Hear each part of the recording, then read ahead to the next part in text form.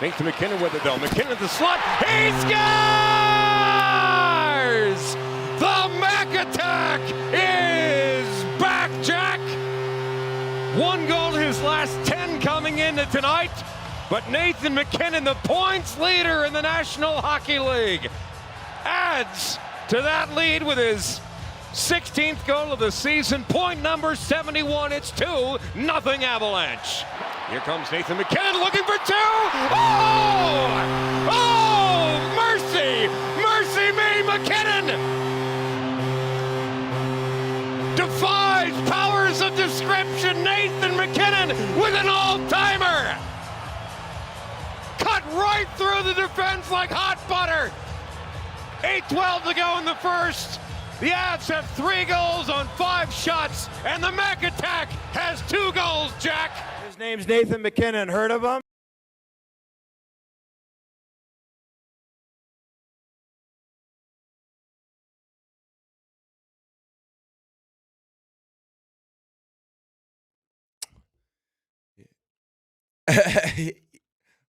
Mixing it up there, Nelly. Yeah, that was really cool until it wasn't. I mean, the explosion in the first period, Nathan MacKinnon with those 2 goals, especially that. His second, the Avs' third. Weaving playing ping pong with the skates of a defender only to throw it right past Skinner. I'm not too happy about that game this morning. That is one where you jump out of the gates like that and you start putting it on them. It's like part of you kind of understands when the second period starts. All right, first few minutes in, you give one up. You're like, all right, understand that you're up 3. Maybe you take your foot off the gas for a second. But it was complete and utter domination for, I'm going to say the first period. I know that the Oilers got one within the last minute. But bottom line is, you had everything you wanted rolling your way. You got the goal from LSC. You got a couple from Nathan MacKinnon where he looks like he's the best player on the planet, as he normally does. But then, as the game continues, Edmonton knows this game well because the Avs have done this to them before. And I know that because I was at the game last year where it was in Colorado, in Denver, and they had a giant lead. And I was sitting there looking at a buddy of mine like, are we going to watch this entire thing if Edmonton gets another one here? And then the Avs scored.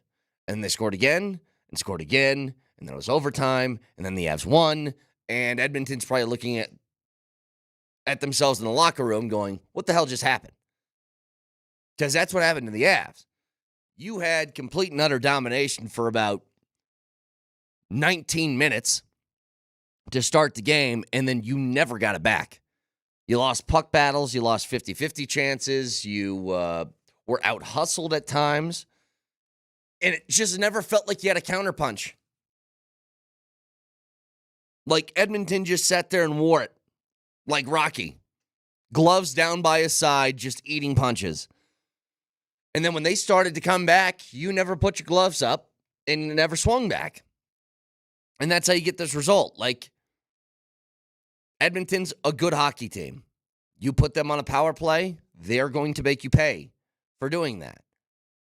The Avs are struggling in that department right now. You know, and to the Oilers' credit, it's not that they scored on a power play. They had 4 of them, no goals. But they're going to spend 2 minutes inside your zone. It's something that Jared Bednar talked about after the game as well.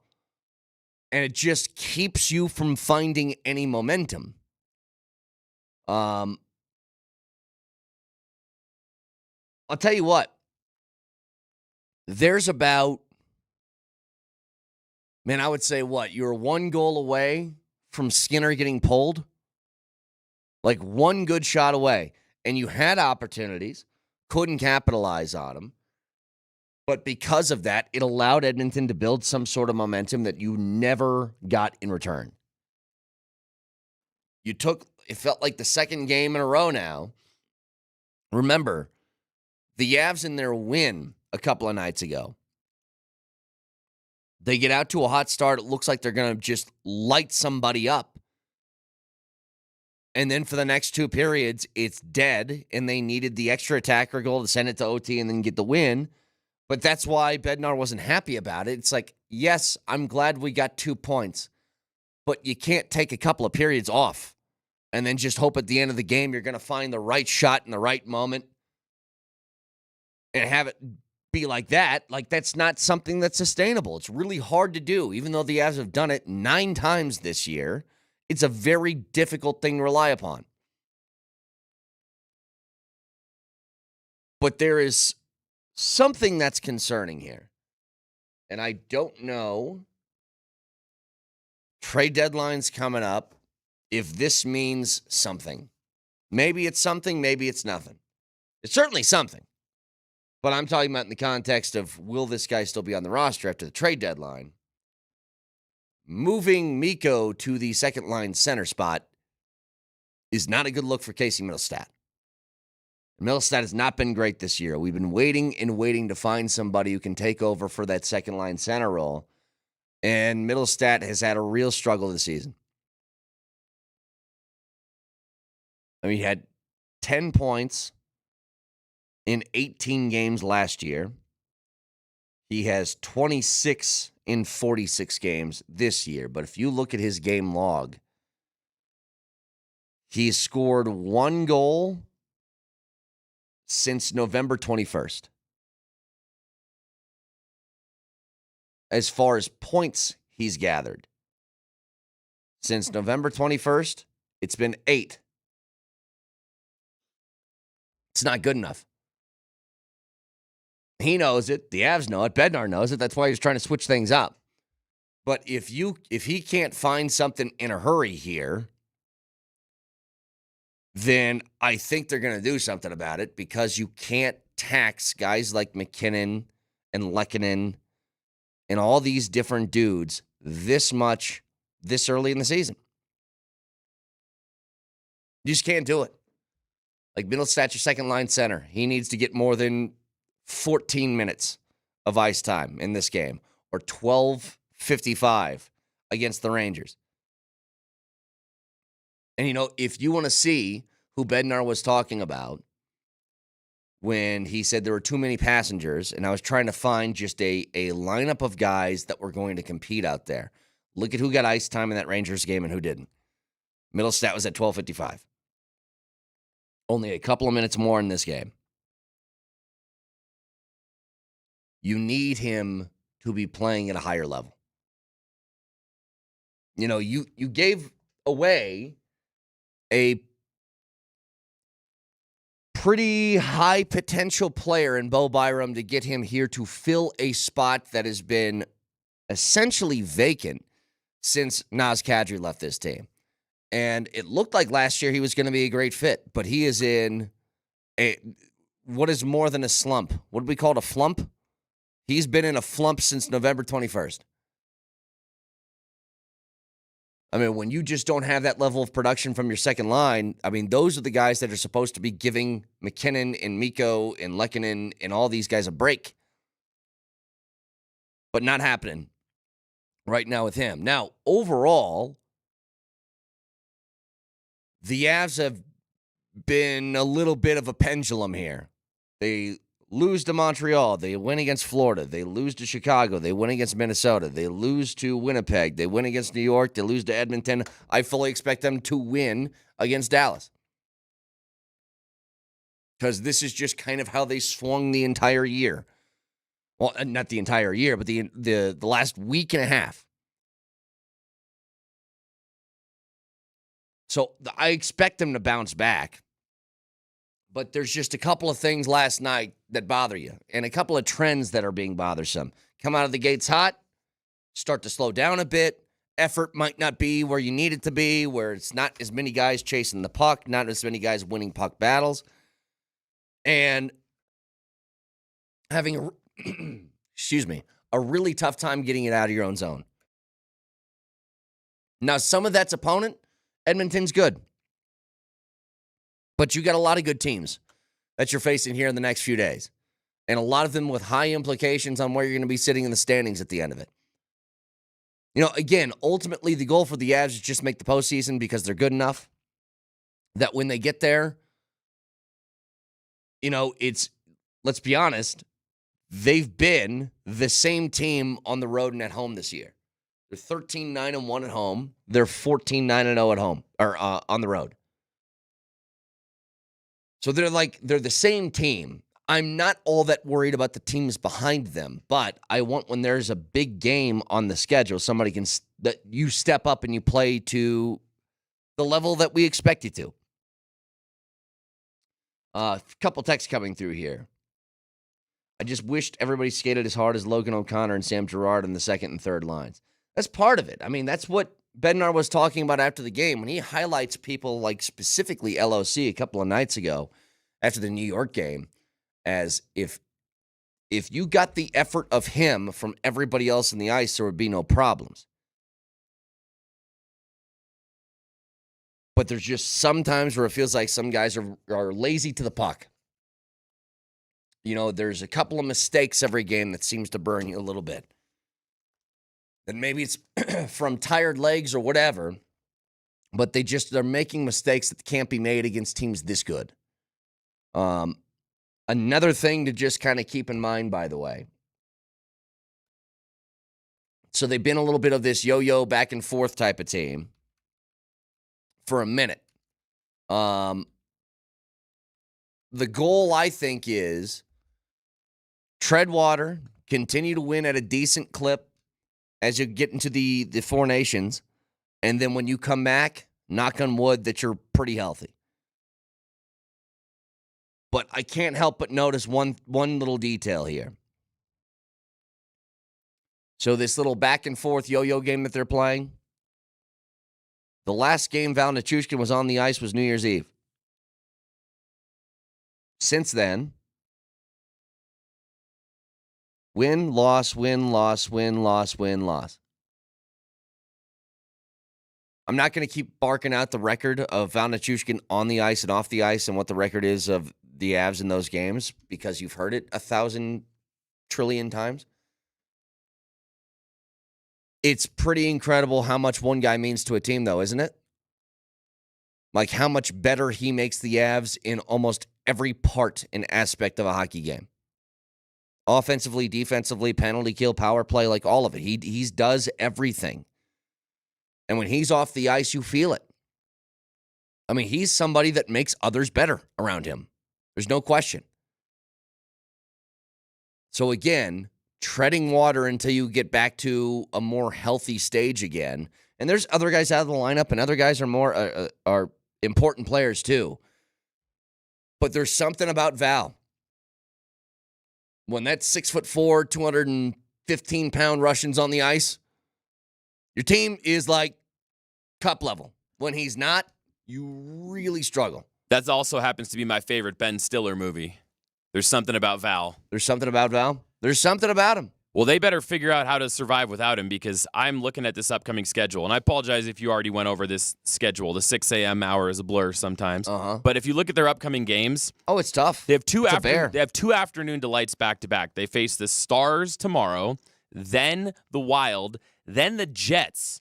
Then they go on the road and play the Bruins, the Rangers, and the Islanders. That is kind of... That's crazy. You mentioned this, by the way.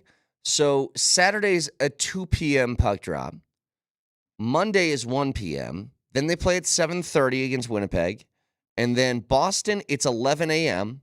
And New York, it's 11 a.m. Which is 1 p.m. local time for a puck drop. Right. But 11 a.m. for us back home. 11 a.m. here. And I remember anytime the Nuggets have a matinee game, Berto always asks Kaz what he thinks, if he likes matinee games. And he always bellyaches about the same thing where he says, I don't like having to get up early. And then Berto goes, oh, you think this is early? And Kaz always says, think about it this way.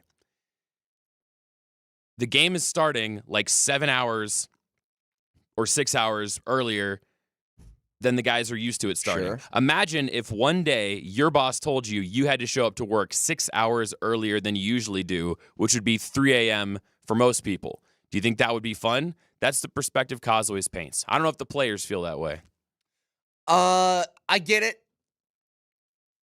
I don't think that's applicable, Kaz. because it's not 3 a.m. It's the middle of the day. Now, yes, you got to get there earlier.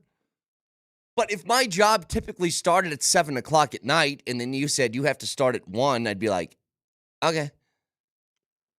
And I get it that these guys probably aren't. It messes with your sleep cycles and stuff like that because you got to get to the rink early, you got to get to the court early, whatever. But it's not quite apples to apples like that. Right. It's in the ballpark, but it's not quite the same. So Monday is going to get weird because we're still live doing our shows, even though it's a holiday. We'll still be here. So it's going to be our show normally. Then the morning sprint with Coach and Raj is going to go an extra half an hour. Then at 12:30, we start pregame coverage, and then we're going to take the Wild and Avs game all the way to a shortened Kreckman and Lindahl. Correct. Yeah, so it'll we got be a lot here. going on. Yeah, exactly. So congrats, DMAC, Tyler, and Scotty. You get the day off. There you go. 303-504-0925. I want to talk about these playoff games, and I just want to ask a basic question here. It's one that's been ballied about. What's the But question? there's a huge matchup this weekend between a couple teams in the AFC. I want to get to it next.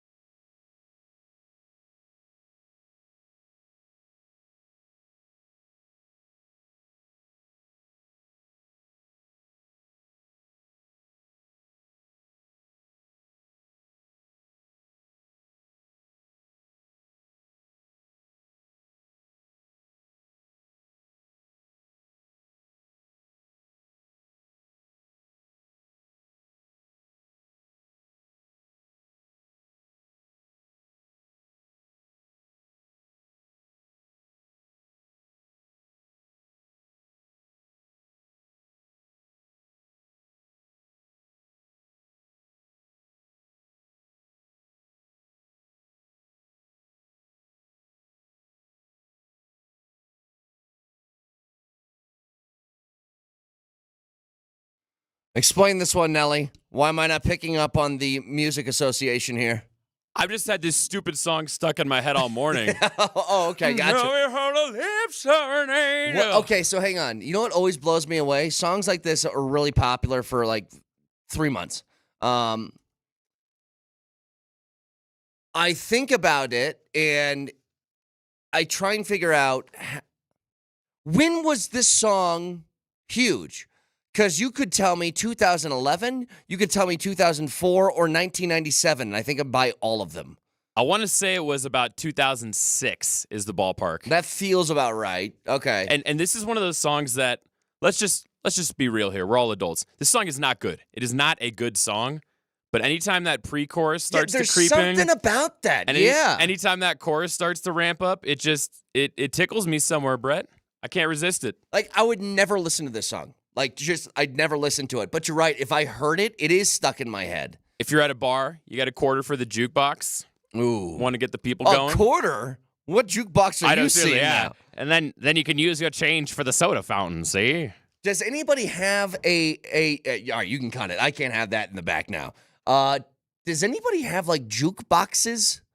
Outside of like old cafe diners, like they have a few for novelty reasons to make it look like an old diner, but like everywhere else is touch tunes. It's touch tunes, right? I think they still have a jukebox at Lion's Lair on Colfax. I'm not sure if it's operational, but I remember one time my the one that cycles the pages. Yeah, and because I remember one time my band was playing there, and I went over to the jukebox, and they had a big sign on the front that said something like "Winner of Denver Westward's Best Jukebox 2004." Cool. Like it's a category. How many? Did you walk over there with your leather jacket, put a quarter in it, and hit it? Yeah, like hit Fonzie. It. Yeah, and then "Ain't No Mountain High Enough" came on. Okay, so I want to get to the playoffs in a second, but I gotta say, I am actually pretty shocked here at how much the Deion stuff is continuing and like thriving. This story of him and the Dallas Cowboys. Again, I would put money that he's not going to take the Cowboys gig. But it's one thing when like, I read this story on this Cowboys cheerleaders fan blog, whatever. It's one thing if somebody says that, hey, I know a guy who knows a guy who says Jerry Jones wants Deion to be the head coach. That's We're one sitting thing. here again talking about the same things. It's another thing when Ed Werder and Jane Slater and a whole bunch of people with some reputation start to put their name behind this story. So here's what's from Jane Slater here regarding Deion and Jerry Jones. One thing to watch following Jerry Jones and his initial discussions with Deion Sanders, two people with knowledge of the situation tell me Sanders approached Colorado AD Rick George Tuesday about additional money for NIL and his staff, and he was met with resistance. The University of Colorado would neither confirm or deny the information when I reached out. Deion didn't respond when reached out multiple times for comment. Here's the situation, and this might be where the rubber meets the road. I think CU is giving Deion everything they got. I don't think they have additional resources that they're refusing to find or refusing to relinquish. Deion asks for something. He says, jump. You say, how high? And what do you want for the top shelf? Like, whatever he says, you will respond to. I'd like to throw out just one little qualifier here. On behalf of CU, I don't know that Deion either understands or cares. I don't know which one it is. If he is looking for more money for NIL and his staff, then I understand it because that is just the going price of college athletics. You want to be a big boy program? Well, then find the money. The other thing is, I don't know if CU has it. And I don't think he understands. He took over at a place that did not care about that football program a tenth of what the big boys did.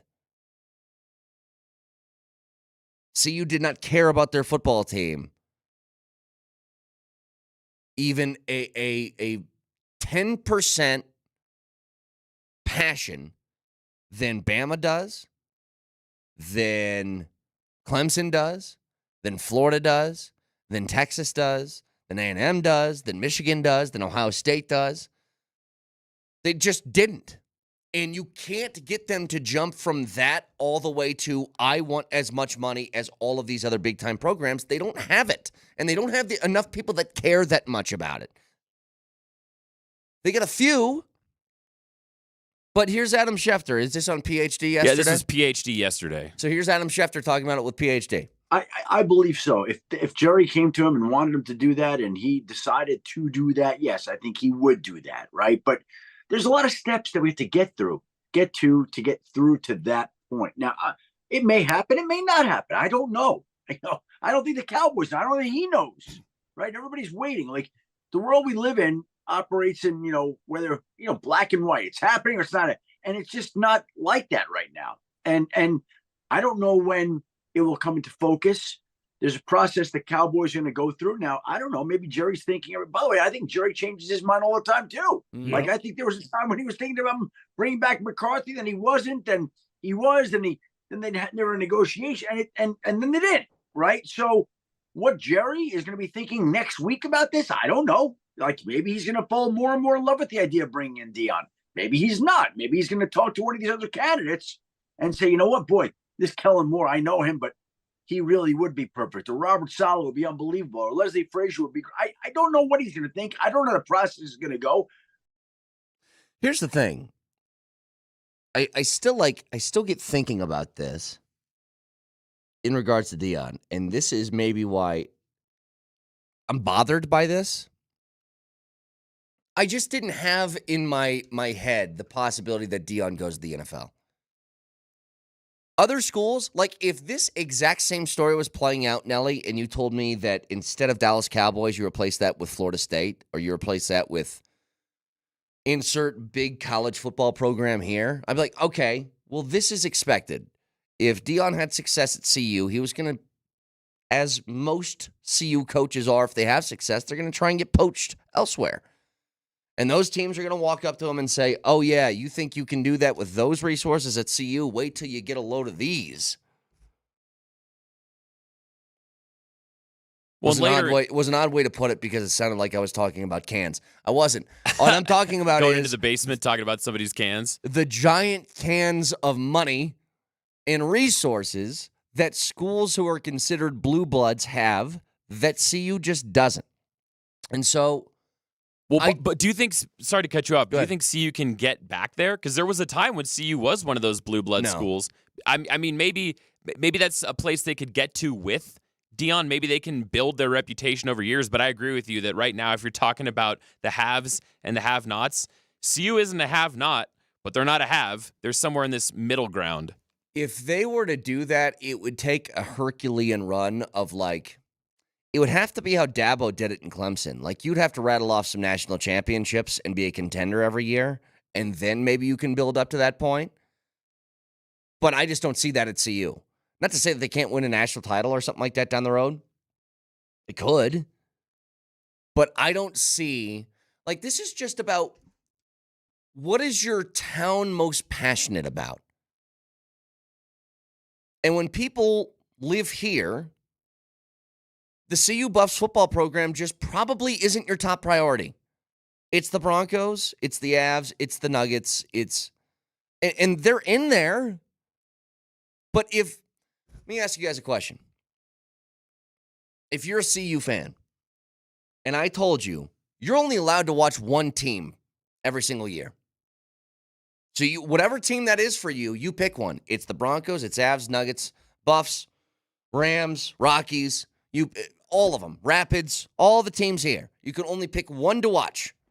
And I said, I will ban you. I will scramble your television sets for watching any other game. Who do you choose? So let me tell you right now, an Alabama fan's going to say Alabama. Ohio State fans will say Ohio State. Michigan fans will say Michigan. Like, you don't have that here. And that's the separator between the kind of money we're talking about that Deion is going to want. And so maybe if these things are true about he went to Rick George, he wanted more stuff, and they were kind of balking at the idea of giving him more resources. Like, I don't know if that's from, no, you have enough, you aren't getting any more of this, or if it's, no, this is all we have already. Like, I don't know what it is. Well, let me ask you about your question about watching one team. I think you're right. I see where you're going. Most people would, if you could pick one football team, you're picking the Broncos. There was a time, though, and I know I keep bringing up the past, but that's what we Buffs fans do the best. Like 20, 30 years ago, CU was appointment television, and people would move mountains to go to those games and watch those games. And CU versus Nebraska, that game was on par with any rivalry in college football. Any rivalry at the time, that game went toe-to-toe with it. And so because of 20 years of mediocrity, if I'm being polite, that has gone away. See, but hang on, Nelly. This is what I'm getting at, though. The difference isn't like just the football record, okay? Every single town in America, if you give them a contender, if you give them a successful program, they'll pretty much jump on board. They will. To a certain extent, every single sports town's a bandwagon town. But here's the issue. Mediocrity is not a problem because of this. You know who else has sucked for about the same amount of time as CU is Nebraska, and they pack their stadium every single game, no matter what happens. And you can say, well, it's because they got nothing to do. Okay, that's fine. But the point is the passion's still there. Like, CU suffered from apathy, and that's a lot harder to dig your way out of. Now, Deion's brought that back. He's brought passion back. But it would take a long, sustained run for people to get back to that level that they were maybe in the 90s again. And that's all I'm saying. And to your point, a lot of CU fans are still apathetic because even when Deion Sanders came in, a lot of Buffs fans said, this will be fun for a few years. He's going to use us as a stepping stone, and then he's going to go somewhere better. And let's fast forward 2 years. Everybody's kind of going, well, thanks for the memories, Deion. Yeah. Enjoy Dallas. And so I guess I see what you're saying, that there are places where football is king, win, lose, or draw, and Boulder has lost that reputation in recent history. It's again, I don't want to get caught up in like reputations and stuff like that, but when a texter says, when the Avs and Nuggets are bad, Ball Arena is a cavern, very well might be true. Here's the difference. The Avs and Nuggets don't get the money to pay their players from ticket prices. They get it from television revenue and revenue sharing across the league. You get NIL money from people who love your team that are willing to give up their own dollars to make sure that you have a good roster, okay? Dave Portnoy, who's a Michigan guy, has said, I'm willing to give up $2 to $3 million a year for a quarterback in the transfer portal. He said that about his team. You don't have that level of passion between, and this isn't knocking CU at all. It's not. But it's just, I think it's seeing a reality here. Because even if you have that level of passion, it doesn't guarantee success. Like, I have no idea, for even what I just said about Michigan, Nelly, that they got one donor is willing to give up $2 to $3 million a year for a quarterback in the transfer portal. I don't know if Michigan's going to be any good without Harbaugh anyway. They weren't this year. So it doesn't even mean that translates or not. But this was always going to be the fear. Because if Deion hit a certain level of success, bigger schools and bigger names were going to come calling that, quite frankly, you just couldn't match what they have. You couldn't. And that's why we've all kind of had in the back of our heads, do you see Deion coaching here for a decade? It's like, yeah, probably not.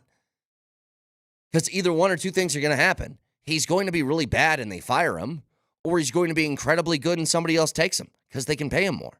Well, and they can give him more resources. One thing that Schefter went on to say in that cut we played from his appearance on PhD yesterday is he said some people have been saying that Deion is doing this for leverage. Like he met with Jerry Jones to see what Jerry was going to offer him, and then he went and he put that on Rick George's desk. And Schefter said, I don't buy that. I don't either. Everybody knows what Dion's worth. Yeah. He doesn't have to play these contract games. You either know what he's worth or you don't, and everybody knows what he's worth. And he's well aware of what he's worth because look at how much more money they've made when Dion got there.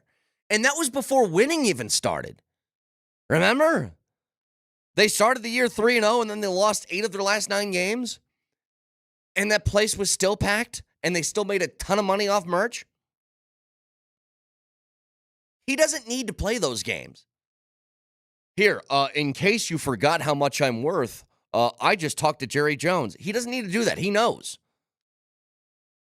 You just got a Heisman and a potential number 1 overall draft pick and potentially another top 5 pick at quarterback on the roster at the same time. Nobody else was doing that other than Dion at CU. For where they were at, there's no way. Within 2 years, get bent. No chance. But I'm with Schefter. Like, he doesn't need to play the negotiation game. His negotiation is this: I want it or I'm out. Like, that's all he needs to say. And anytime you turn on the TV, he's either trying to sell me insurance or wings. Yeah, and that's the other thing, though, Nelly. I don't even think it's about his money. Exactly. No, I that's don't my even think point. it's not even his paycheck. I think what Slater said is probably true. That he went to Rick George and goes, I need more for NIL and I need more from my coaching staff. I don't need the $10 million pay bump, which I'm sure he would take. But Right. still. It's more about being able to back up the Brinks truck for, okay, you want to recruit? Do we have $10 million to pay a quarterback? I think Dion is much more concerned with what his resume says than what his paycheck says. Now, he's going to be paid equal to what he brings to the table. He's not going to do this for, $100 and a couple of coupons, okay? It's not going to happen. But this is more about, do I have the things that I need or I find necessary into building a winner here long term? Because here's what I think could be a reason for going to Rick George and wanting more NIL money. Every coach wants that. You ask every coach in college football right now, hey, do you want to go to your AD and ask him for more cash for NIL? They're all going to tell you yes. But here's the difference with Dion. He had a nice little transitional phase with 2 guys who are the 2 of the best players in the country that came along with him because of their relationship. Do you know what he wasn't worried about, Nelly? Somebody outbidding Dion or somebody outbidding you for Shedeur for NIL money. He was coming here because Dad's here. Travis Hunter, who is seen as he sees Dion as a father figure. Same thing. But you can get outpriced for Juju Lewis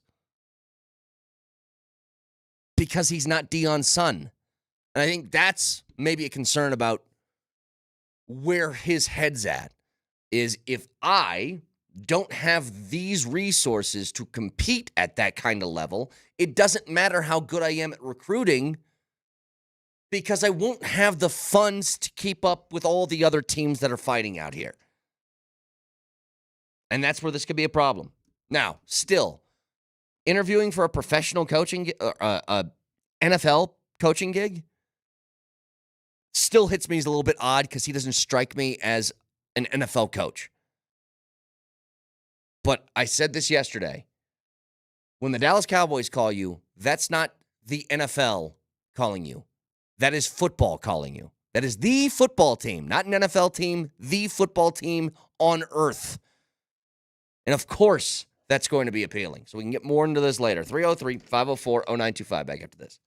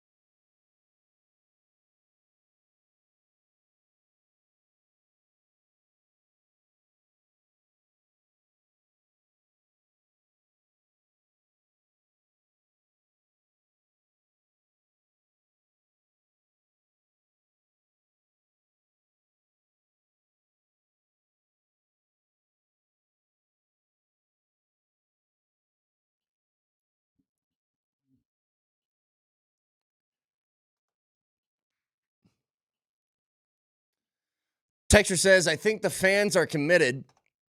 The regions and powerful administrators are not. Hopefully, with the revenue this team has brought in the past year, that changes the way the powers that be see the benefit of a strong program. Again, I just want to clarify something on this, and I don't think there's anything wrong in what that text was. I never questioned fan commitment. What I questioned was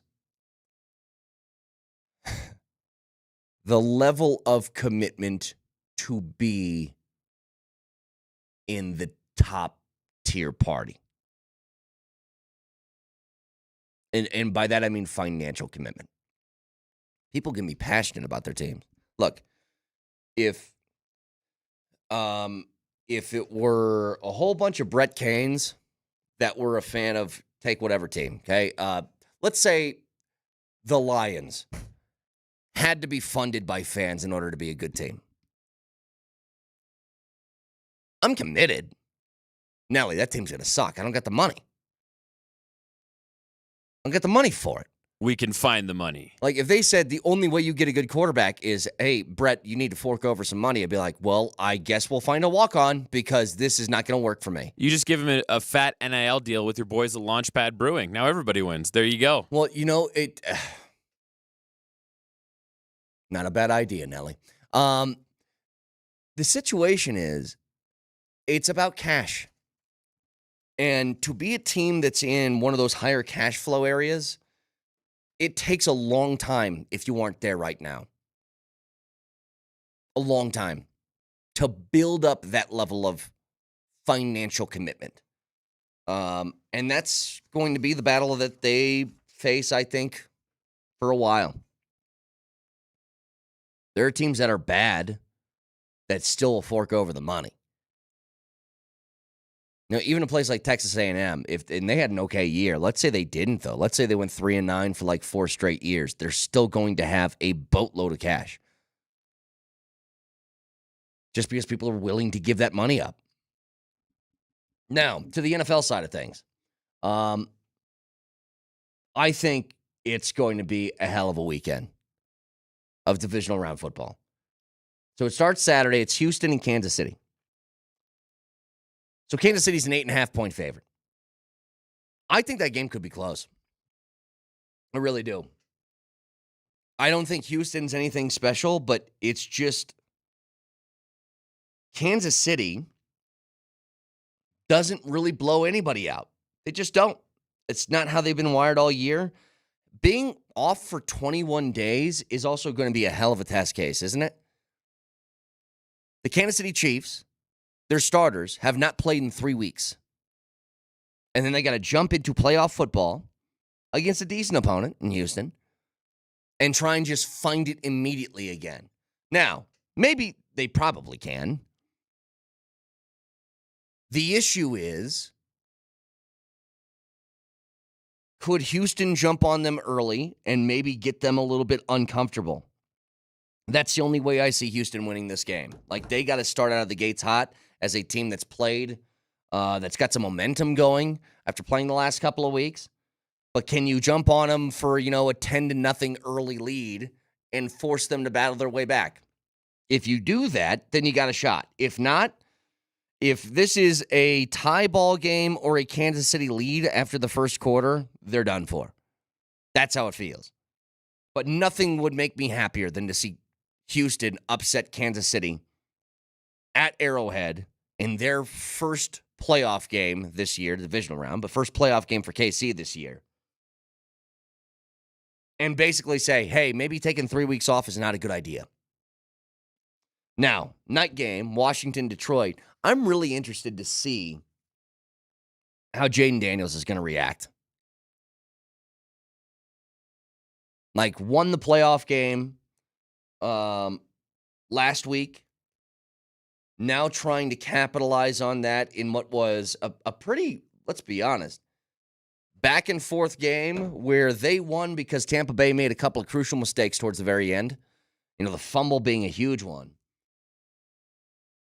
But how does he handle road environment that's going to be incredibly loud against an offense that can put up 30 points? Because if he can do that, then he's having one of the greatest rookie seasons that's ever been had. 12-5 record, playoff win. It feels a lot like C.J. Stroud to me. C.J. Stroud last year did the same thing, won a wild card round, got to the divisional round. Could you do it 2 weeks in a row? No, you couldn't. Part of your rookie growing pains. But then you get to Sunday, and Sunday's just got 2 bangers.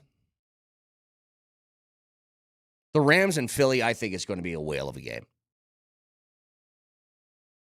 And if the Rams can do that thing with Puka Nacua and Cooper Kupp and Matthew Stafford where they can sort of carve you up, or they can go out there and those 2 guys combine for 200 receiving yards and Stafford's got 2 or 3 touchdown passes, can Philly continue to do the Saquon Barkley? I need you to run for 180 yards to keep us in this game stuff. Like, when is Jalen Hurts going to step up and have a moment, by the way? Guy hasn't done that virtually all year where you've said, who won us the game? Jalen Hurts did. It's a weird dynamic for a team that's a Super Bowl contender to say that about their quarterback. But then the night game, Sunday afternoon, really, 4:30. Baltimore, Buffalo. The question is, who does this game mean more for? Is it Josh Allen or is it Lamar? And the answer is both. I would say more Lamar because he's got more MVPs that he can toss on top of a resume without being in a Super Bowl yet. But the road that you have to take there in the AFC, if you're one of those 2 teams, you have to beat, if you're Baltimore, you have to beat Buffalo and then Kansas City, likely on the way to a Super Bowl. Buffalo is beating Baltimore, Kansas City likely on the way to a Super Bowl. It's pretty nuts that these 2 teams find themselves facing off against each other. Oh, Nelly, before we get to this and the emojis, you got to sing first. I know we got to get to a break, but I got to hear you sing because I got a couple of games I got to pick for you. Sorry, I know this is late. I lost track of time. I'm sorry, but let's go ahead and do it. Everybody in your cars, sing with us. Ready and Brits.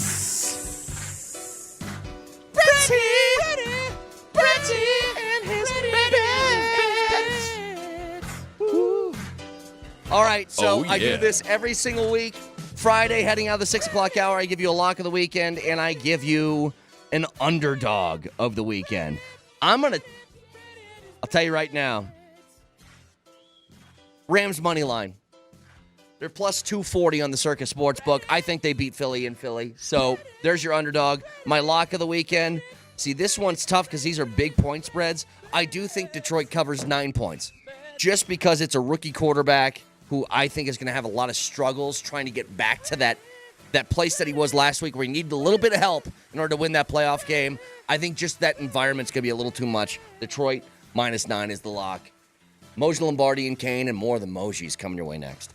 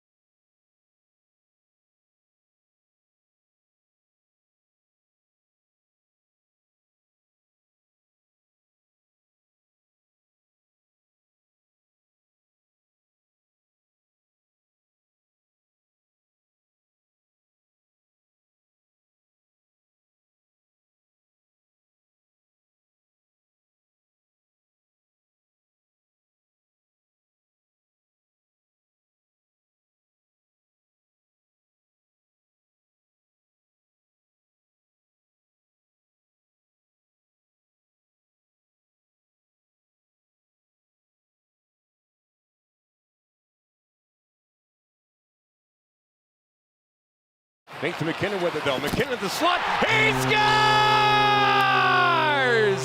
The Mac Attack is back, Jack. 1 goal to his last 10 coming into tonight. But Nathan MacKinnon, the points leader in the National Hockey League, adds to that lead with his 16th goal of the season. Point number 71. It's 2-0 Avalanche. Here comes Nathan MacKinnon looking for 2. Oh! Oh! Mercy! Mercy me, MacKinnon! Defies powers of description. Nathan MacKinnon with an all-timer. Cut right through the defense like hot butter. 8:12 to go in the first. The Avs have 3 goals on 5 shots, and the Mac Attack has 2 goals, Jack. His name's Nathan MacKinnon. Heard of him?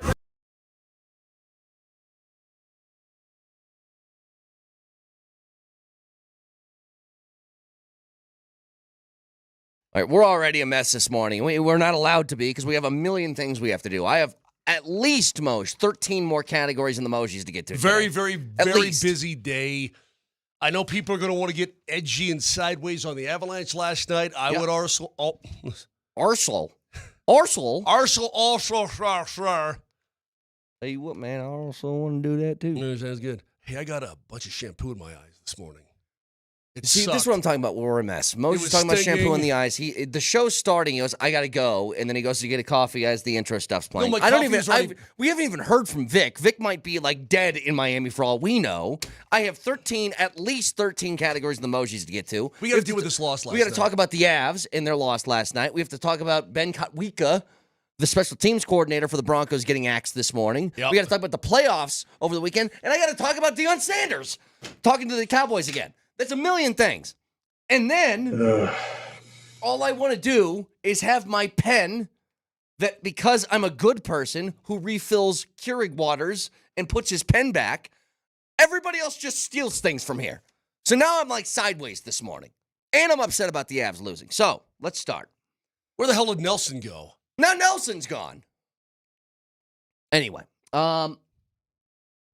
know what? You know what I realized? When Nelly makes me angry, it's like a mother. I go full name. I go, Nelson? Nelson? So, Moj, you come out of the gates amazingly hot. Like, it looks like you were going to boat race So Edmonton. It's not that the Avs lost, it's how they lost. Well, listen, man. Like, you get the goal from LOC. You get the 2 from MacKinnon, and the third goal, the second one from MacKinnon. Just unbelievable, right? Sick, yeah. And then you give one up in the last minute, and you're like, okay, that's not great, but fine. You still, like, crushed him in the first period. Even the goal coming out of the second, Moj, I'm like, okay. You had your foot on the gas. You let it off. Now you got to find it again. And they never did. And I don't know what's happened the last couple of games, because remember, this happened against New York too, Moj. They came out of the gates firing. Looked like they were on it. And then they took 2 periods off. Yeah, they start to go into a lull thinking they've got it won, and that's just not going to in the National Hockey League against teams like that. It's not going to result in a positive outcome for you. It's just not going to do it, Kaner. And again, I mean, I look at that third period. The Avs outshoot the Oilers 10-4. I mean, they're playing. They recovered enough to say, you know what, enough of this crap. Then they start to get goalie a little bit. Here comes Skinner, and Skinner's starting to really find his game, and he's playing well, and he's the only fresh guy on the team, but they're playing really, really good. Listen. You were 1 shot from sending him to the bench last night, by the way. No doubt about it. 1 shot. No doubt about it. Connor McDavid is a world-class star, and he's really the main reason that you're back in that game if you're the Edmonton Oilers and then winning that game. He's world-class top to bottom in what he does. And you are facing a team in the Edmonton Oilers. Which team hangs onto the puck the best in the entire league? Edmonton. Edmonton hangs onto the puck the best in the entire league. Bednar said it in the postgame. He goes, when Parsonen threw it over the boards, over the glass for the 2-minute delay, he goes, you're just guaranteed to spend 2 minutes in your own zone. There's no doubt about it. Whether they get a goal or not doesn't matter. You're not attacking for 2 straight minutes. That is correct. He's absolutely correct about that. So that's 2 minutes you're killing off in your own zone. You're not attacking their side of things. And they cycle you to death. Yeah. What you cannot do when you're being, and I tweeted that out last night, that's the name of our next band. Nelly, if we ever start like a metal brass band, because I know you're in two different kinds of bands, we're going to be called Cycled to Death. All right, I could dig that. And you chase. And I think the instinct is to chase. It's like a cheetah on the Serengeti, right? Yeah. And you see the little gazelle, I don't know, adolescent running across the plain, and you're like, I'm going to get that. I'm going to go get him. And then you chase and you chase and you chase. You're dead tired. They're moving the puck around. They look like it's on a string like wizards, right? And they're going to get repeated chances. Yeah. There comes a time when you just have to go home and pretend it's like a penalty kill. Perfect example, though, of the Avs mitigating it and then still getting their ass kicked in it. Connor McDavid's goal. So they're cycling. Rantanen finally says, hey, enough of this crap. And he goes to meet McDavid at the top of the circle and blows him up. Yeah. And McDavid goes down to one leg, does a little shimmy on one leg, keeps his balance like he didn't go over. Right. Like his legs swung out and he, whoa. Like he's walking a tightrope, whoa. Right? Rantanen hit him pretty good. Yep. Guy's mother trucking strong. Mm-hmm. He flips the puck behind him, goes to the front of the net, and then scores the goal. You're like, okay, what should have happened on that play, don't get cycled to death, fine. But Mikko makes the right decision. He finally says, you know what? I'm going to separate him from the puck. I've got a chance. On his blind side a little bit, and he nails him. Here's the... And so what I'm saying is that play should have ended right there. The puck should be out of the zone, and then you're getting a change. Deep breath, and then don't chase anymore. But that's what the Edmonton Oilers do to you. That one play was a perfect example. Rantanen made the right read. He went to the top of the circle. He met him. He blew him up. And McDavid stayed on one skate, pushed the puck behind him, went to the front of the net. Teicher says, I thought Cycle to Death was D-Mac's nickname. Pretty good. Different kind of cycle. I'll tell you what else is, when's the trade deadline? March. Okay, I'll look. Cool. It's March. Got it. March. Mikko is playing second line. It's got to be like, well, yeah, he did. Here's the thing. Middlestat. March 7th. Who you got last year. Yep. In exchange for Bo Byram. He was pretty good last year. And it felt like you had a solid second line center that you've been missing ever since Kadri left the roster. He was virtually a point-a-game guy. He's not. Right Not now. now. I mean, it's been that way for a long time, Moshe. The first month, the first 5-6 weeks of the season were great. Well, let me give you a stat that I looked The up. last 8 weeks have not been great. He scored 1 goal since November 21st. Yeah, not great. He has 8 total points since November 21st. Not great. How do you fix that? What's going on there? Part of it is, this is his kind of MO sometimes. He kind of slumps. Goes up and down. Part of it is, I'm not saying he's a winger-dependent center, but part of it is things have been so gobbledygook all over the place. You're not playing with your normal guys, okay? Yeah. Now, that's not to say that you can't make hay with other guys, because Bednar has dropped Rantanen down on his line. Bednar has dropped Lehkonen down on his line, right? Ross Colton, for the most part, is playing out of position at a winger spot out of need. Mm-hmm. And Parker Kelly was moved up to the third-line center. Right. You're doing all these things because you're trying to – you heard the analogy from Coach the other day. And Middlestat has to be better. I mean, there's just – if you want to get to where you want to be, he must be better. No doubt about it. But it's that plug the hole in the boat. You plug that hole, another one springs up. You plug that hole, another one springs up. They're plugging a lot of holes right now, Kaner, and last night it bit him in the butt. Hi, Victor. We'll get to the Mojis in a second. Moj, I went to bed last night, and it was 3-1 after the first, because I'm on the East Coast, and I don't know how these savages do it with late-night starts, especially with West Coast or Rocky Mountain time zone. I had no idea when I woke up this morning I would wake up to an Avalanche loss. I couldn't believe it. I went to bed very content, woke up very angry. Couldn't believe it. Well, I'm sorry to disappoint you so badly. Can I say one thing, by the way? Another number I looked up, and this is going to be the least shocking stat I've ever given to you guys. Because I can't say this for the millionth time, but I'll just put it to you this way. Heading into the new year, the Avs won 5 straight games from December 19th to New Year's Eve. Okay? Since then, they've won, lost, won, lost, won, lost, won, lost. What's the common denominator? New Year's Eve was the day that Val Nichushkin left the lineup. And once again, that stat with him on and off the ice and the record of the Avs that they're a 500 team without Val and they are like a team that wins 78% of their games with him, again, proves itself. I don't know what it is that guy brings to the table, but Moj, when he's gone, the Avs just, they're like a 500 team. You know exactly what it is that he brings to the table. He brings size, he brings speed, he brings tenacity, he brings the skill. level of winning that comes with him being on the ice is crazy. Well, do you want to go to the power play? Sure. Let me explain. I don't know what they are now, but what was my key yesterday? One of my big keys? Score power play. Yeah. You were 0 for again last night. By my calculations, you're like 1 for your last 22, 1 for your last 23, 2 for your last 26, something along those lines. It should not be a surprise that it coincides again with the vacating of Val Nichushkin from the lineup. Yep. And he provides things down low that other guys can't provide that open things up for everybody else. He's an important player, which is why they chose to sign him. I mean, that's why you give him the long-term deal, right? Even knowing what you know, I guess, you can't go find that guy in the National Hockey League for any amount. I mean, if you want to pay that money for that guy, you go find him. Well, you can't. He's a unicorn out there with what he does, but what he means to this team. Absolutely. Well, what we have on the agenda today, I have a minimum of 13 more emojis that we need to get to.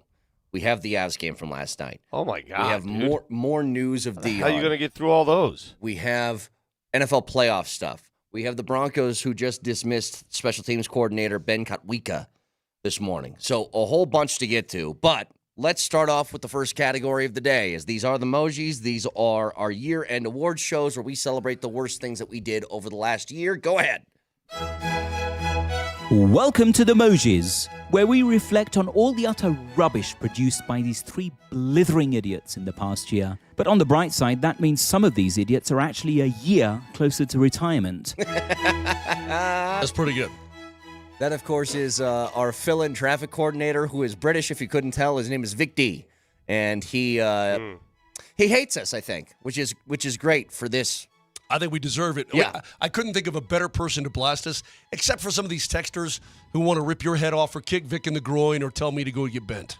And I actually dug up from our interview with him. One of you asked him what he does on the 4th of July, and this was his response. We cry because that's when we got our butts kicked.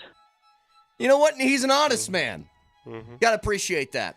I like him. So this category that we have to kick off today, it's a new one because we haven't had many long off seasons here lately because the Avs and Nuggets have been making championship runs, so it's been shorter. Well, the worst things we did during the long off season. 5 nominees, Nelly. Oh, as we have a map now of where Mazatlan is located. That dot is Cancun. That's Cancun, yeah. Anyway, continue, Vic. Tell me about this international thing. You're right. It is. Yeah, you're right. Oh no, I like looking at maps. Sorry, you stole my attention. Yeah, it is closer. It is closer to get to Cabo. How about the Sinaloa cartel? Remember, you watched. They're right there. Yeah, it's right there. Yeah. Baby. Nelly, on the end of Baja, that's Cabo, right? Down, Yeah, down, keep down, going down. Tip. down. The tip. Go to the tip. Show me Lands the in. tip. There's Cabo, right at the very bottom. Right there. Right there. That's Cabo. By Modesto. Can you zoom in, Nelly? By Modesto. Oh my God, this is terrible. Okay, come down. I have about 4 minutes of us Modesto, looking down, at maps on the okay. big board, Yeah, so I'm just going to let's fade this not. one. You know what? Antica. That's horrible. That is horrible. That is so what we bad. did. So bad. All right. Can you beat that with the next nominee? Go ahead. We got a couple of fact checkers. doesn't want to do her job, man. I'm not on the clock yet. Yeah, she's not on the clock. That is true. That's very true. Oh man, this beer's all over my drink. This bee. They're Never mind. That didn't come out right. Uh-huh. He's trying to take It's out a the little, wasp. it's a little too Where high, is it? so he's chilling up Come there on on the down, chain. Waspy. He's chilling up there on the chain, and he's just waiting for – you know what he's doing? Gosh, this is really smart, actually. He's taking the high ground, and he's waiting for Moj to sit down Yeah, and be there he is. unassuming again. Oh, he dove bombed. Did he dive bomb him? He just jumped right after him. I saw that, dude. He knows what we're talking Yeah, about. that was He the knows. wasp or the bee. I know it's awful. This is really bad. That was a I'm, like, Broncos training cringing. camp, yeah. I'm cringing. You did get. I said dove bombed. He Dive dove bombed him. He dove bombed him. Durr. What's next, Nelly? Well, you're not on the actual Denver Post. I'm reading the paper. What do you mean? You're just. I'm on the Denver Post. Are you in the paper? Like, do you subscribe to the paper? Yes. So you got to get in the paper, read the paper. What is it? What are you talking? I'm on the Denver Post. Oh, you read it digitally. I still read it like it's a paper.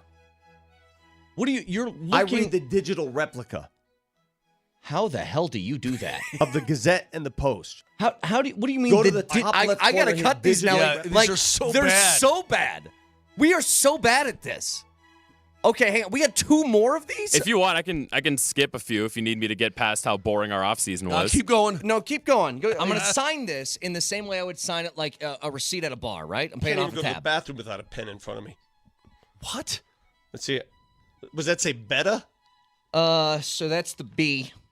This is the R, and the other squiggle is for 2 T's, and when I cross it, that's how you know. All right, here's Yours is me. better than mine. Here's me. Does it say James Franco? Let's see it. That is not your signature. Are Mom. we That is talking that is about not our our We're signatures? so dumb. Yes. God, we're idiots. Okay, last one. Please make this end. All right. Yeah, see this 2x4? By the way, here, Eat 2x4. Here, real quick, give it a little thunk. Oh, put it in your mouth and go knock wood together. Go stand up. Go do it. We'll go to break on this. Stand up. Give me a little 2x4 mouth. That's what I was hoping for. All right, back after this. Okay, now, that was so bad. The winner of the things that we did. No, during we're the all long losers. offseason. We're all losers. The Mosier bee wasp that dove bombed. Yes, yes, that one. I actually agree. Good Lord, we were bad. What is that? We were at training camp. He literally was sitting up there, Brett. He looked at me, and he flew right at me and chased me out of the tent. And I didn't even include any of the stuff where we spent 2 consecutive months talking about aprons, Brett. That's it was a true, long yeah. offseason. It's a long offseason is right. All right, we got more emojis to get to. Got to talk about Dion, the Broncos letting go of their special teams coordinator. Here's the thing. With them letting go of Ben Kotwicka, this is right. It's a week after they executed a fake punt on 4th down. Do you think this all stems from the loss in KC? Is that what this firing is about with Ben Kotwicka? Because I want to talk about that a little bit. We got a couple more categories. One of them coming up next. Best play-by-play, always a great one. So a lot more emojis to get to. Stick around.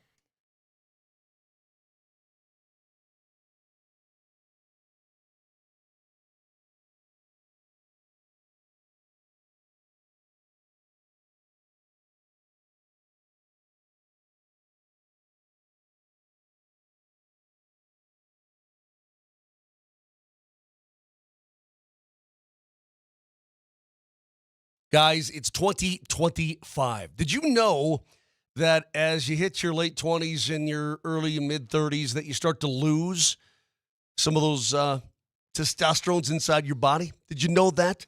2 to 3% every single year. Well, there's something you can do about it like I did and go to Rocky Mountain Men's Clinic. You're going to wake up feeling like a different human being, like you used to feel back in the day. And it's important because you need to get back to being yourself. Don't let Father Time ruin you right now. Maybe you have the brain fog. Maybe you're a little bit sad. Maybe a little bit depressed. Whatever the case may be, the Rocky Mountain Men's Clinic can help you.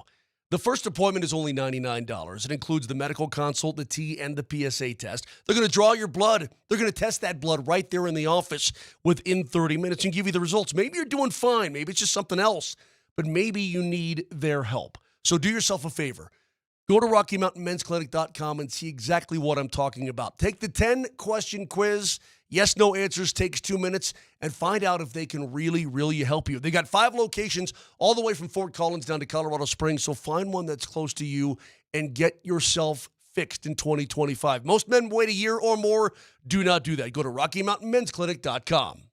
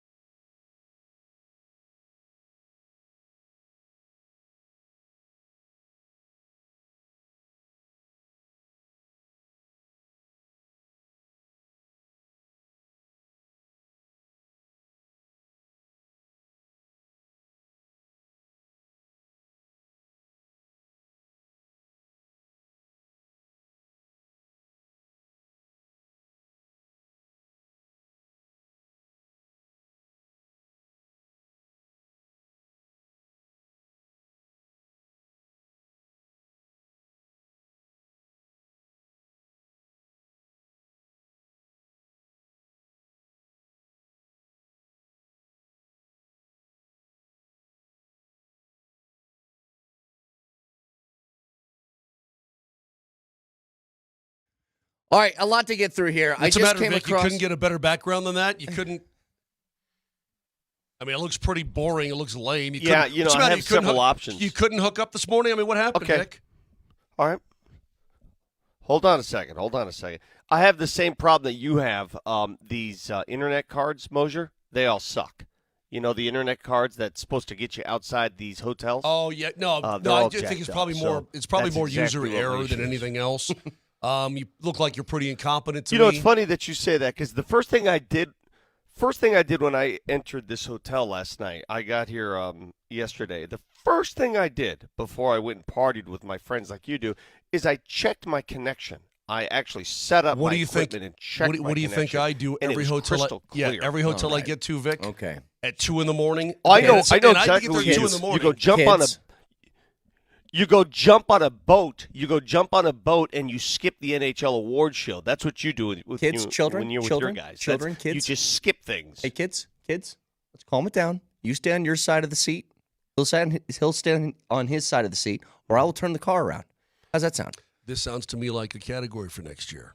Well, we have something similar to that we'll get to later. Now, just a couple things real quick. These don't mean anything. We can spend 2 seconds on it if you want to. I just want to say it out loud that I read a tweet that says former Jaguars and Raiders head coach Jack Del Rio has been named the head coach of Mississippi the Paris Musketeers of the European League of Football. Didn't know that was a thing. I didn't know that was a thing either. The European League of what? The European League of Football. I sure in the heck wouldn't want to coach in Paris. That sucks for him. It is a professional American football league based in Europe, continuing up but about. I bet they have some That's neat. Teams are located in Germany, Austria, Spain, Poland, Italy, Switzerland, Hungary, Czech Republic, France, and Denmark. So there you go. So that's a thing. I would pick any other spot except Paris. Can you imagine coaching football in Paris? Here's the other thing. Crazy. When we were coming back from break, me and Paris. Moj were looking at this TV, and it's our TVs are weird right now. We don't have this.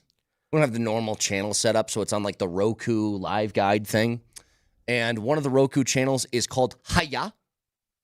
Hayya. That's the name of the channel. And it's all karate and martial arts movies. Yeah. And I thought to myself, what a name. What a name for a channel. I know exactly what I'm getting when I sign up for Hayya. I'm getting Bruce Lee, and I'm getting Jackie Chan, and I'm getting Mike Tyson was on there for some reason. I don't know what his Hayya is. Reruns of the Karate Kid. I mean, you could do Karate Kid all the way 1 through 8. Run that sucker all day. Just quickly here. The firing of Ben Kotwika, the special teams coordinator for the Broncos. This is just me. I don't know. I didn't notice the Broncos special teams being some big thorn in your side. Now, they had big moment mess-ups. Like they had the block kick at the end of the KC game, the missed field goal heading into halftime of the playoff game, but they had a really good returner in Marvin Mims and Will Lutz for missing that field goal. He was 34 of 37 on the year. You pinned a punt inside the 1 yard line in that playoff game. Like, I don't know. I just didn't notice special teams was some big problem. Now, I will say, perhaps this has something to do with the New Orleans Saints are looking for a brand new head coach. Do you know who their interim was after letting go of Dennis Allen this year? It was their special teams coordinator. I think his name is Reese. Yeah. So maybe remember he's the guy who had that toilet story. Yes, remember he talked about the toilet. Maybe Peyton is looking to line up his former guy in New Orleans for the gig. Who knows? That would be my guess. But it was just weird because I didn't think special teams was a big enough issue to get let go of that job. Maybe I'm wrong. You guys disagree? It feels a little sacrificial lamb-ish. Little bit, right? We'll put it this way. I didn't notice that special teams were so awful that it warranted a change. There has to be something else involved in it. Disagreement on philosophy or kick coverage or something like that, that maybe even it's somewhat effective, but it's not the way that Peyton would do it. I mean, I don't know. It doesn't. I guess it surprises me, but is it that big of a deal? I don't know if it's that big of a deal. I can tell you that Kwiatkowski was just one half of the special teams coaching staff. Remember, the other half left after that KC game. Yeah. And that was part of the package. It was a two-man show. And the fact that special teams is the first domino to fall in the offseason is surprising on this line. I thought special teams was fine. Yeah. Number one in punts. Number one. That unit. I mean, hell, look at the playoff game. What was you tell me. Will Lutz missed a kick. He hit the pipe. But you got a fake punt that's executed. Right after the fake punt, you downed it at the 1 yard line. Right. I thought special teams was fine this year. Also, Mims was great. An all-pro returner. Yeah. Also, who led the league? Who led the league in 3 and outs? So you did. You're putting yourself. You're putting that team, that special team unit, on the field plenty, and you're stressing that unit more than other teams do. Look, By the way, I don't know. I'm not freaking out.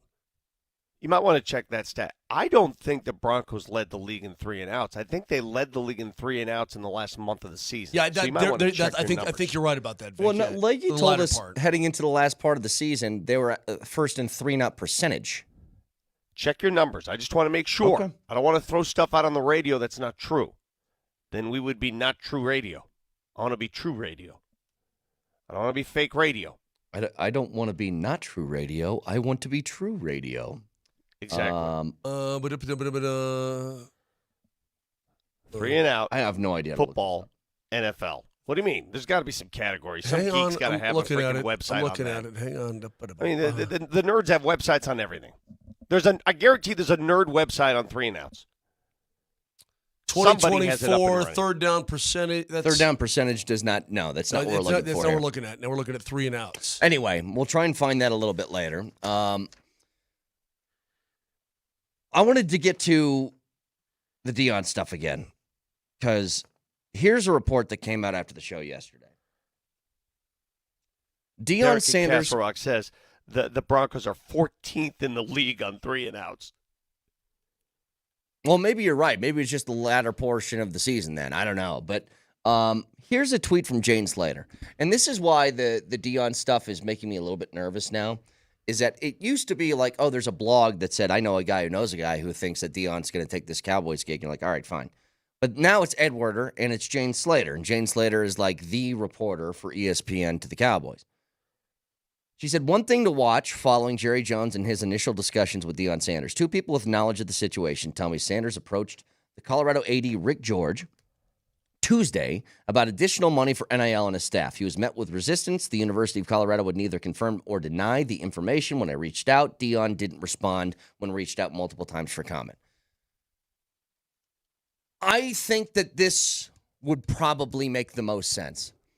Schefter said it with PhD yesterday, and I think this is absolutely true. Deion's not doing this for his own paycheck. He doesn't need to prove his value to CU by bringing up other offers that could be out there. Now, if he wants NIL money or he wants extra money for a coaching staff, that would make more sense. But here's the issue. Does CU have it?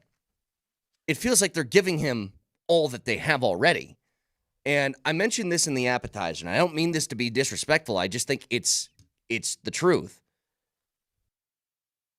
CU and the passion of their fan base right now is great.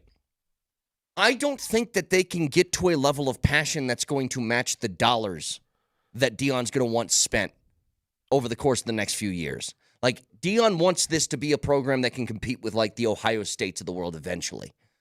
I don't think you have the cash. I don't think you have the donors to get there. And I don't think you ever will. Somebody said to me, Kelly. Somebody said to me, Sup, Kelly? Word on the street is that he wants more money for his staff and he wants more money for NIL. Well, staff money's always been an issue at CU. If you know the history of CU football, one of the reasons why it's been so difficult to maintain coaches is that they underpay coaches comparatively to some of the other big schools. It's been a problem for years, all right? So you go back and you ask the AD and you ask the board and you ask the regents, give me more money. Well, what if you don't have it? Yeah. What if you just don't Vic, have it? I mean, you can brought ask, in, you don't have it. He's brought in so much money. Moshe. Are you alleging then that they're just refusing to pay money to a guy who is the Pied Piper of money? You don't think you don't think Rick George and company are business minded? You don't think they understand the value of Deion Sanders up there? You don't think they see what we see, what he's done to that economy? Of course they see it. They may not have the money. Yeah. Well, all the money that he brought in, they had money before. They had some money. All the money that he brought in, where's that money go? So what are you alleging? What are you trying to get to? I'm not alleging anything. I'm curious. All the revenue from jersey sales and merchandise and tickets and sponsorships and that's probably going to the right places, Moshe. But the issue is, I just don't know where it goes. And why is it there? Here's an example. If he needs some of it. Hang on. Here's an example I brought up. Michigan is one of the highest spending universities in the country. Okay. Why? Well, first of all, they didn't have a run of apathy for a while where the dollars might have dried up and now you're trying to get that stuff back. And look, they've done a great job with Deion. Has Michigan football ever had a run of apathy? Ever? No, that's my point, in the history of mankind? That's my point, though, is that there's some schools that even when they're bad, like Michigan was really bad with Rich Rod. Ohio State, Notre Dame. Nebraska's been awful Alabama. forever. And they still get people that give a bleep ton of money. Michigan Moj. has like a Dave Portnoy who says, I'll give $2 to $3 million of my own money for a quarterback in the transfer portal every year. He says that. Moj, I'll go ahead and sit back and wait. You know, we just named specific boosters on specific programs who give money. I'll go ahead and sit back and wait. Go ahead and give me the CU boosters who give ridiculous amount of cash. Sup, Kelly? Yeah, that's what I thought. You don't have any. I don't have any. That's the problem. And that's where Deion's asking for more money, and I think Rich George is emptying out his pockets and saying, they're turned inside out, bro. This is what I got. This is all I have for you. So either it's good enough or it's not. But let's jump back to that a little bit later, get to a couple more categories as we re-enter the Mojis. Welcome back to the Moji Awards, a retrospective full of tomfoolery, but not enough football if you ask me, and I mean real football, actual football, the beautiful game where men and women play with real balls, not the funny-shaped balls you colonies play with. Colonies. That guy. Next Moji, up for grabs. Best play-by-play. How many nominees do we have here, Nelly? 5. 5 nominees for best play-by-play. Go ahead. Oh, I can't even tell who's batting first. It doesn't matter. It doesn't matter. Balls hit to left field. It's actually a caught ball at the fence. Oh, wait. The guy did catch it with the Trout jersey. Home run. What a call! Hey, Jesse. No better home run call than Jesse Trio right there. What's next? Plateau, batazo! ¡Feliz Navidad! ¡Feliz Navidad! ¡Con Kelsey Noel! McKinnon shoots! Nathan McKinnon wins it in overtime. Feliz Navidad. Baby. Feliz Navidad. Feels good to win, doesn't it, Moj? Oh, I love it. It's a great call. Mosier I love wins Feliz hands Navidad. down. Yeah, I love Mosier it. wins hands down. Even though you stole it, it sounded better than the original. You told me to do it. You did it great. I know. It was beautiful. awesome. It was great. I'm giving you credit. What's next, Nelly? There's Gerard bouncing that one wide of the net. Wanted a redirect, couldn't get it as Kelly turns and fires. It might have been deflected, it might not have. Well, butter my butt and call me a biscuit. Parker Kelly finally gets his first goal in a Colorado Avalanche sweater. Yeah. That's the one. That's the one right You told there. me to do Sorry. that one, too. Yeah, and it's great. Yep. Why are you saying And it you like pulled that? it up was perfectly. awesome. This is Yep. best, not worst. What's next? His 25th goal of this season.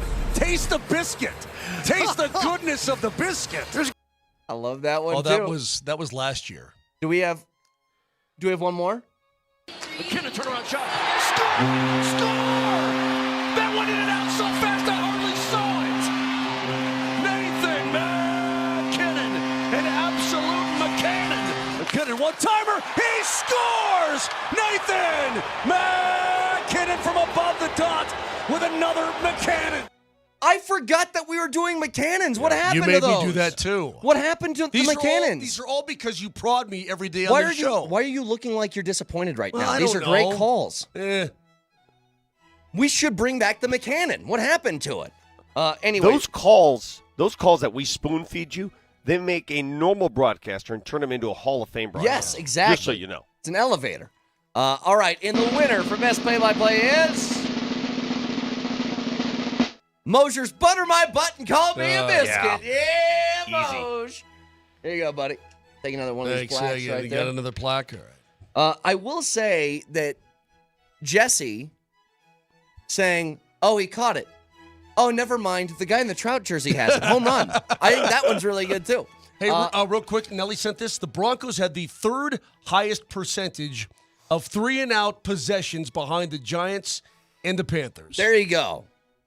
Despite being seventh in red zone efficiency, they were all feast or famine. There you go. 303-504-0925. Back after this.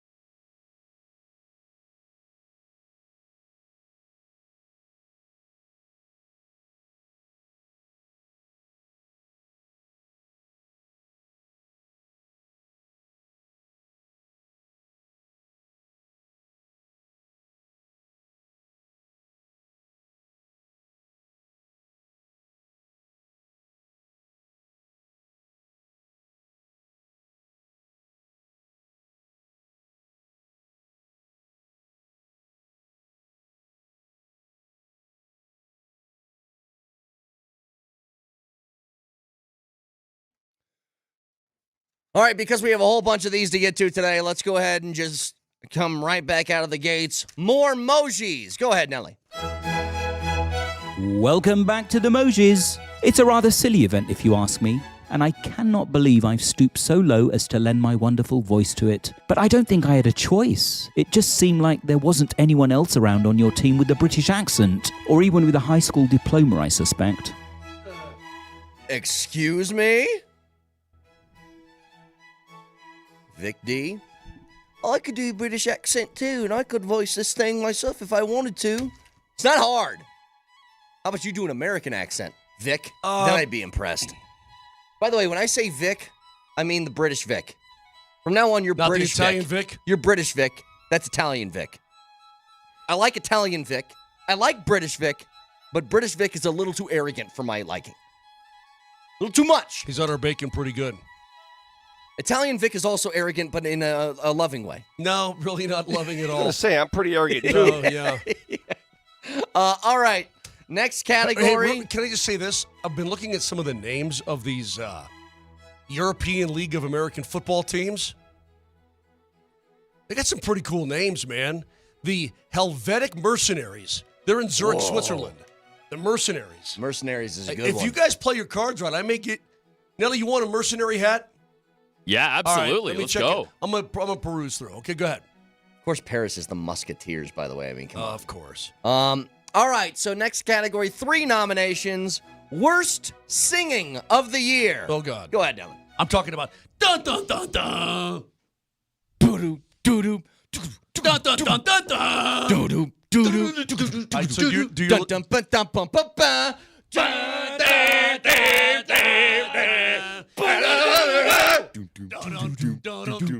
dun. Yeah, it's so flipping good. Nelly, it's the best. No, I think that's great. That's really good. I think that's really good.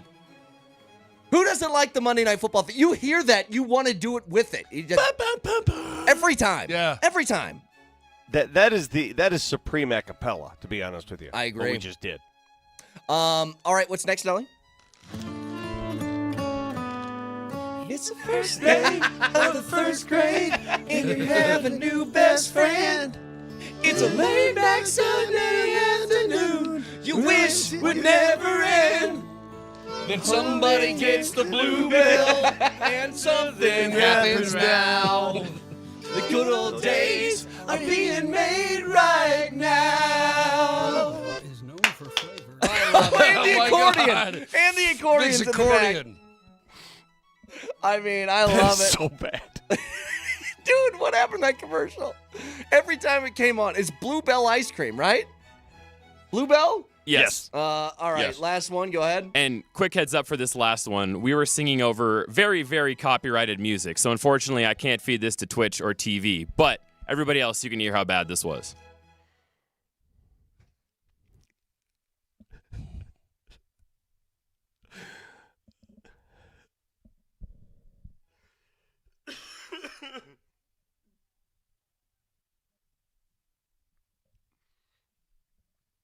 That's pretty good, dude.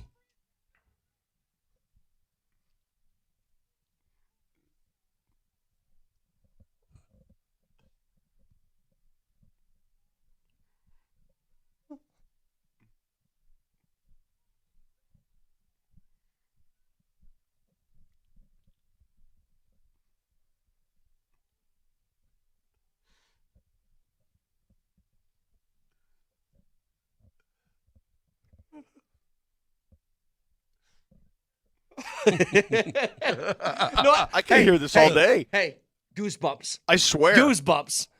Who I doesn't swear to God, like- I can hear this all day. Wait, why? Oh, I yeah. would rather hear this than this radio show. So that was before the Seattle game. Correct. Because their head coach was Michael McDonald. That is correct. Yes. I think.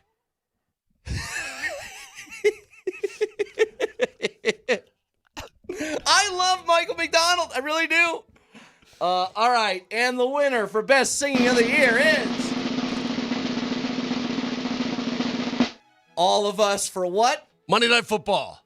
The good old Oh, days Bluebell. are being made right now. Yeah. All right. Congratulations, all of us. We all get a And, little and if dingy you remember, plug. the context of that is we were talking about how Nathan McKinnon won MVP, Jokic won MVP. We had two MVPs in the same Oh, yeah, city. we're in the good old days. And the good old right? days are being made right Yeah, now. these are the good old days, That's right? what I looked at Moshe. I go, you know what you could say, Moshe?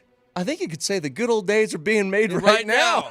And then I think I said That's something so about, funny you say that. I said something about We're gonna Carly tell- Simon, like these are the good old Yeah, days. yeah. Yeah.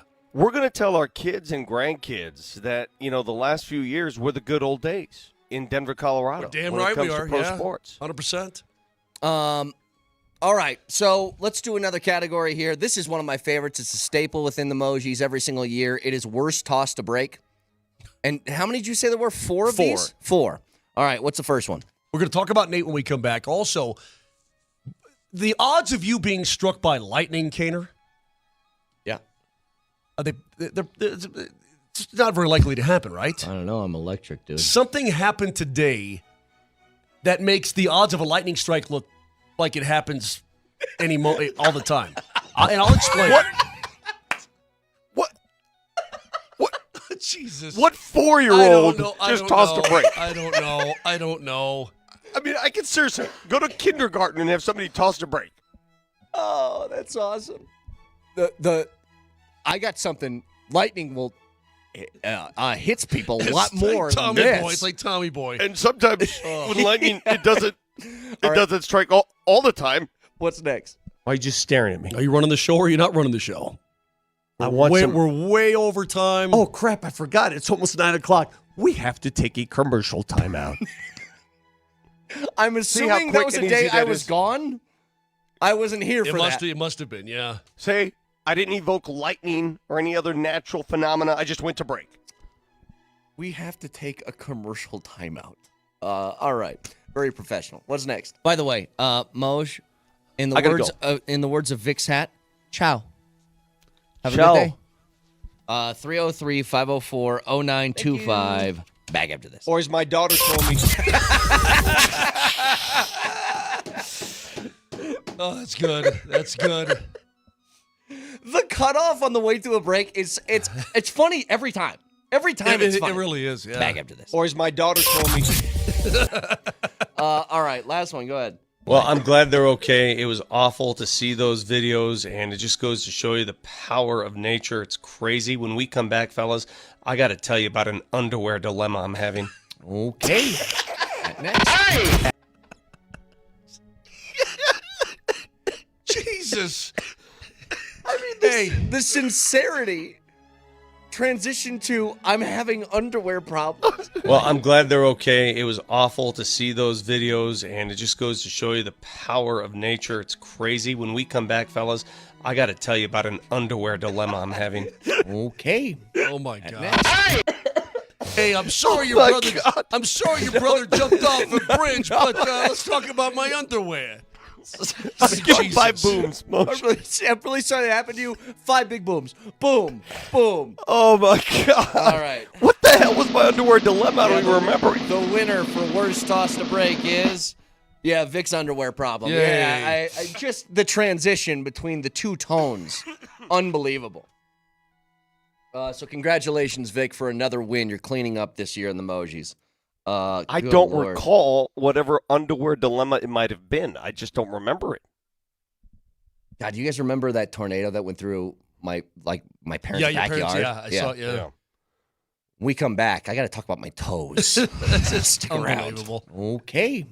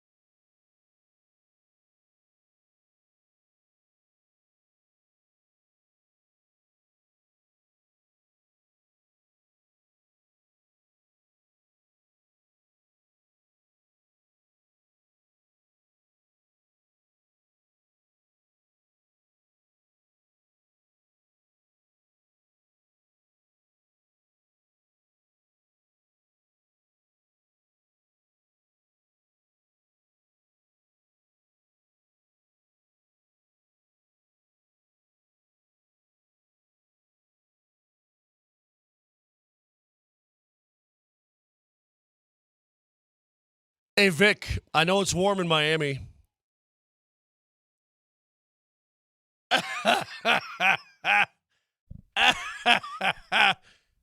Oh, yeah.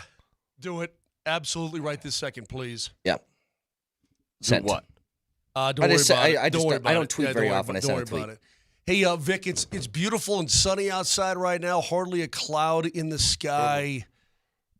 And It's cloudy and rainy here in Miami, by the way. good. It's like A little bit of mist. I like your attitude. So it's going to snow this afternoon.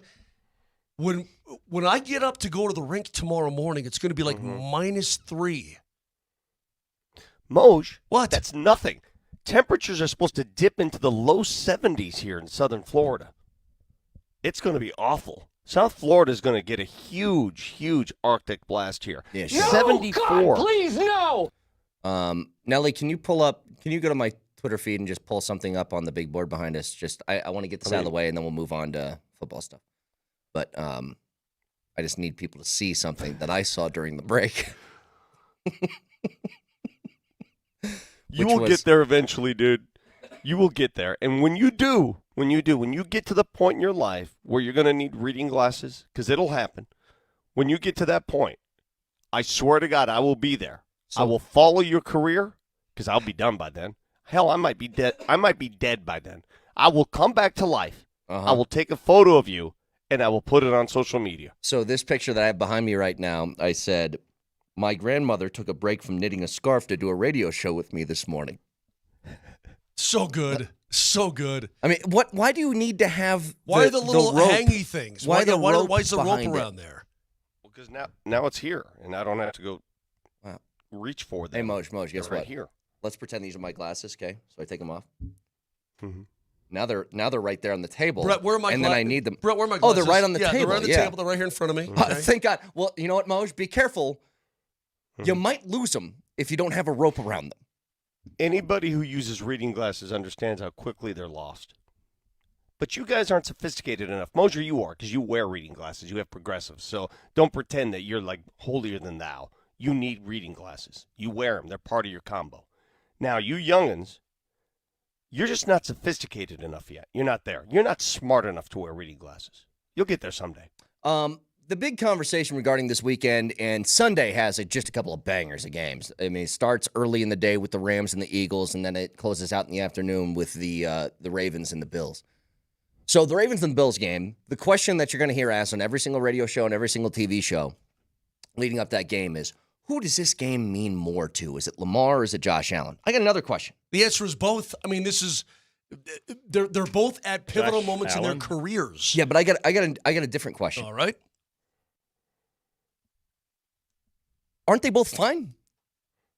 Why do we feel the need to put these kind of stakes on two quarterbacks who are really good, who are going to be in this situation over and over again for another 5-10 years? Well, because I think both fan bases have been waiting for them to not only get to this moment, but advance through this moment and carry the franchise further. The expectations on both of these quarterbacks is immense. I guess that's probably why. I understand the pressure on them. I would also say that this feels a lot like the Jokic discussion regarding Lamar Jackson. How can this guy potentially win a third MVP and never been to a Super Bowl before? Remember? Yeah. That was the whole thing around Jokic. Jokic keeps winning these MVPs, and you know what? The Nuggets never been to a title. You can't have that. It's actually you can, because it's not always down to just a single guy. Now, I will say this. Lamar Jackson's numbers in the postseason compared to the regular season it's a big contrast. They're a lot different than one another. But I've seen this story play out too many times where you start to doubt somebody who gets in a big game and they can't seem to win, and then that guy's tabbed as a loser. I'll give you an example. Peyton Manning used to be that guy for a long time. Remember when Peyton Manning was a loser who could never win the big game? And then he did, and then he won another one, and then another Super Bowl. And I think it's like a waste of breath when people start to talk about it in that context. Yeah, I don't understand your argument here. Nobody's calling Lamar Jackson a loser. It's just you got to get past the next level. You sure about that? That's all. Is it fair to say until he gets past the next level, until he can prove he can win in the playoffs, it's not a complete career? Is that fair to say? Is that a fair argument to make? Well, the situation the situation is this: those guys, I think Lamar this year is a little bit different because it feels like he has a full team around him. Like he's got a running back who is all world, like one of the best ever.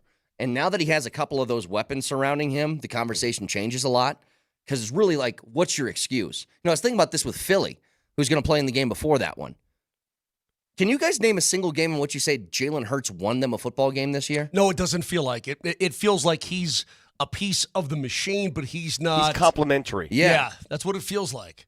I mean, when you're running at that back, position to be complimentary is crazy, by the way. When your running back rushes for over 2,000 yards, you probably, you don't need to go out there and win a ton of games. I think you're soft pedaling this a little bit. I think those expectations for Lamar are healthy. They're expected. There's nothing wrong with it. So if you lose to Buffalo, everything's cool. It's all right. Everything's, hey man. No, it's not. Whoever loses that game, let's be honest about it. They'll be viewed like this because Allen's in the same boat. I really wish that this was the AFC title game so that one of them would be in the Super Bowl and ready to win it. But whoever loses that game is going to be viewed as this guy still can't get it done. This guy can't get over that hump. I know. Well, then go get it done. Exactly, Vic. I'm just saying that's what the narrative is going to be. Okay, can I put it to you another way? It would be different than if Lamar lost last week to Pittsburgh. I think that's a terrible look. But I've always wondered in the context of Jordan. MJ is seen as the greatest winner who's ever lived, and if you played against Michael Jordan, then you were going to go down, and there's nothing you could do about it because he was that good, right? That's the whole thing surrounding the legend of Michael Jordan.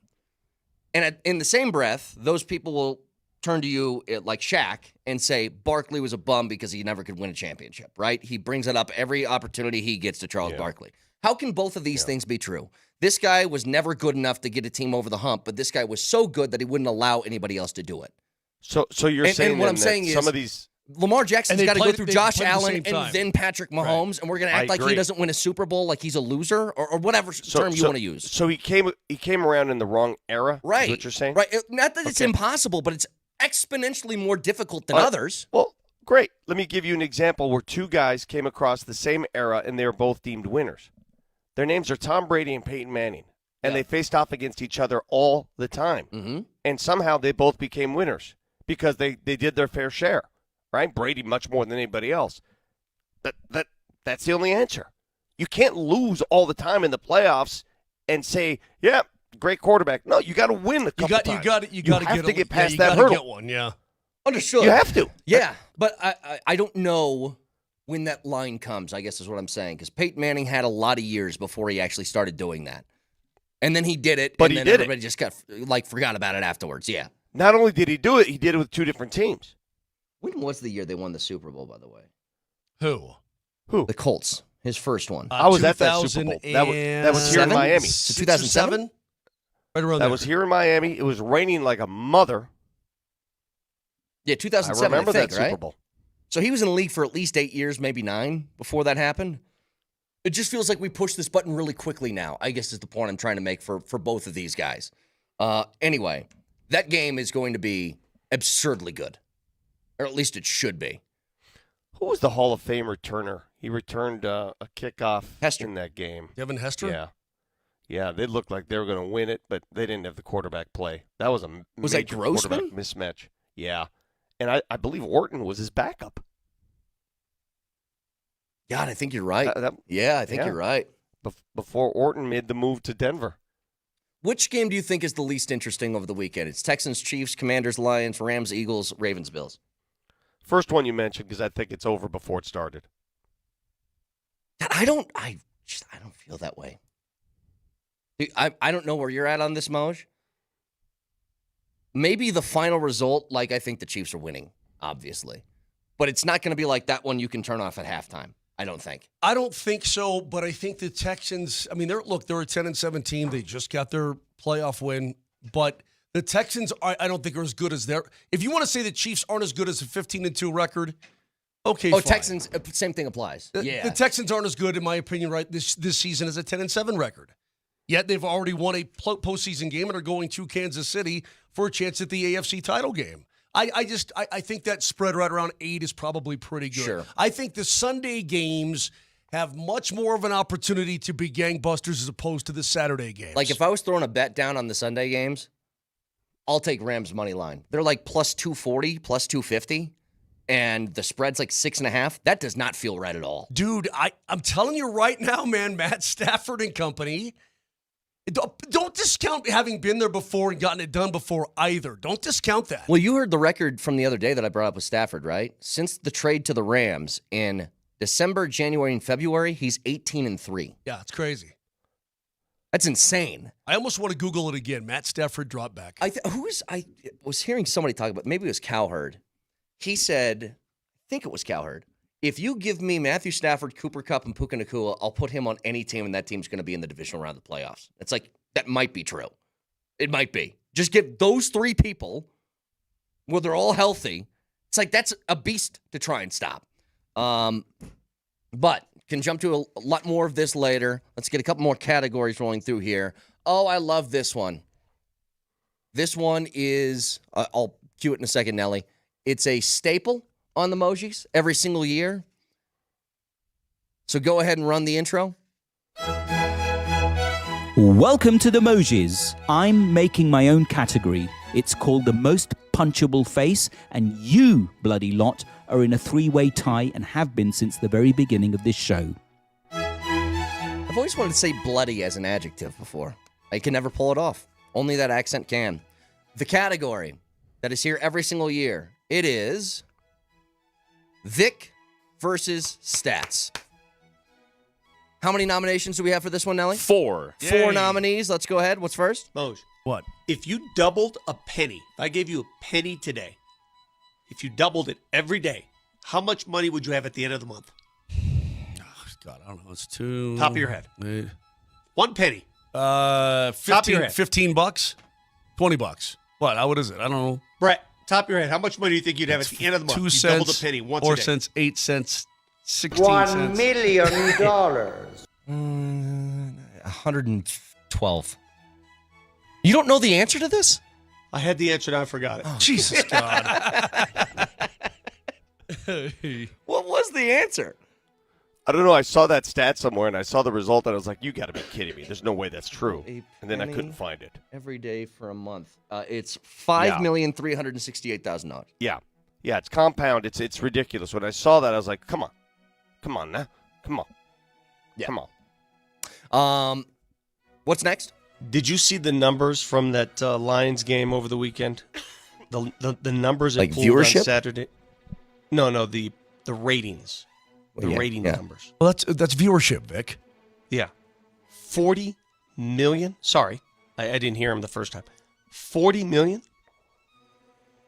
That's insanity. Yeah.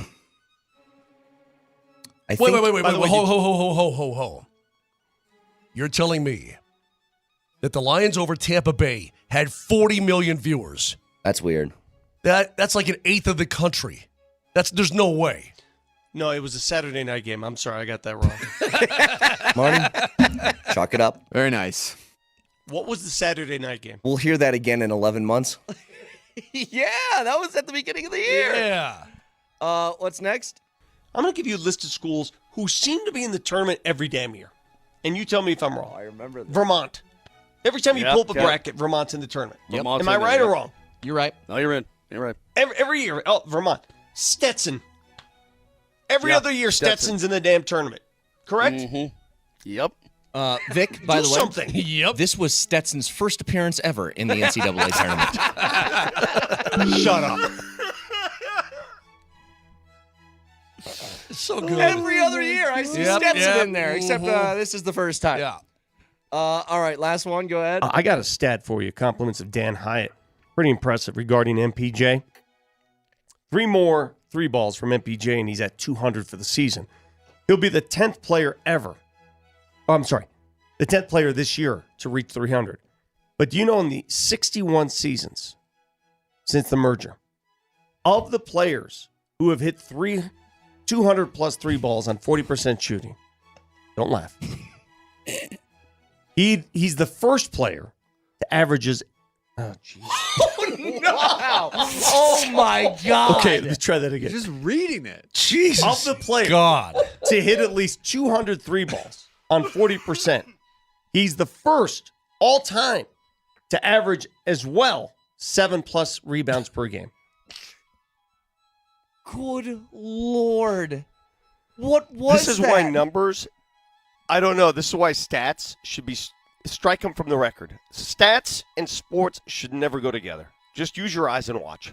The winner. Do I even need to open this? It has to be the last one. Yeah. So here's what it says. Vic, I genuinely have no idea what that MPJ stat is supposed to be. That's so funny. Yeah, exactly. All right. Let's roll through. Actually, let's get to a break. We'll do a couple when we return. 303-504-0925. Again, we'll get back to the Avs in a second, Moj. It's a disappointing loss last night. The way that it happened. A 4-3 loss against Edmonton on the surface isn't bad. The way it went down 100% makes it bad. We'll get to that next.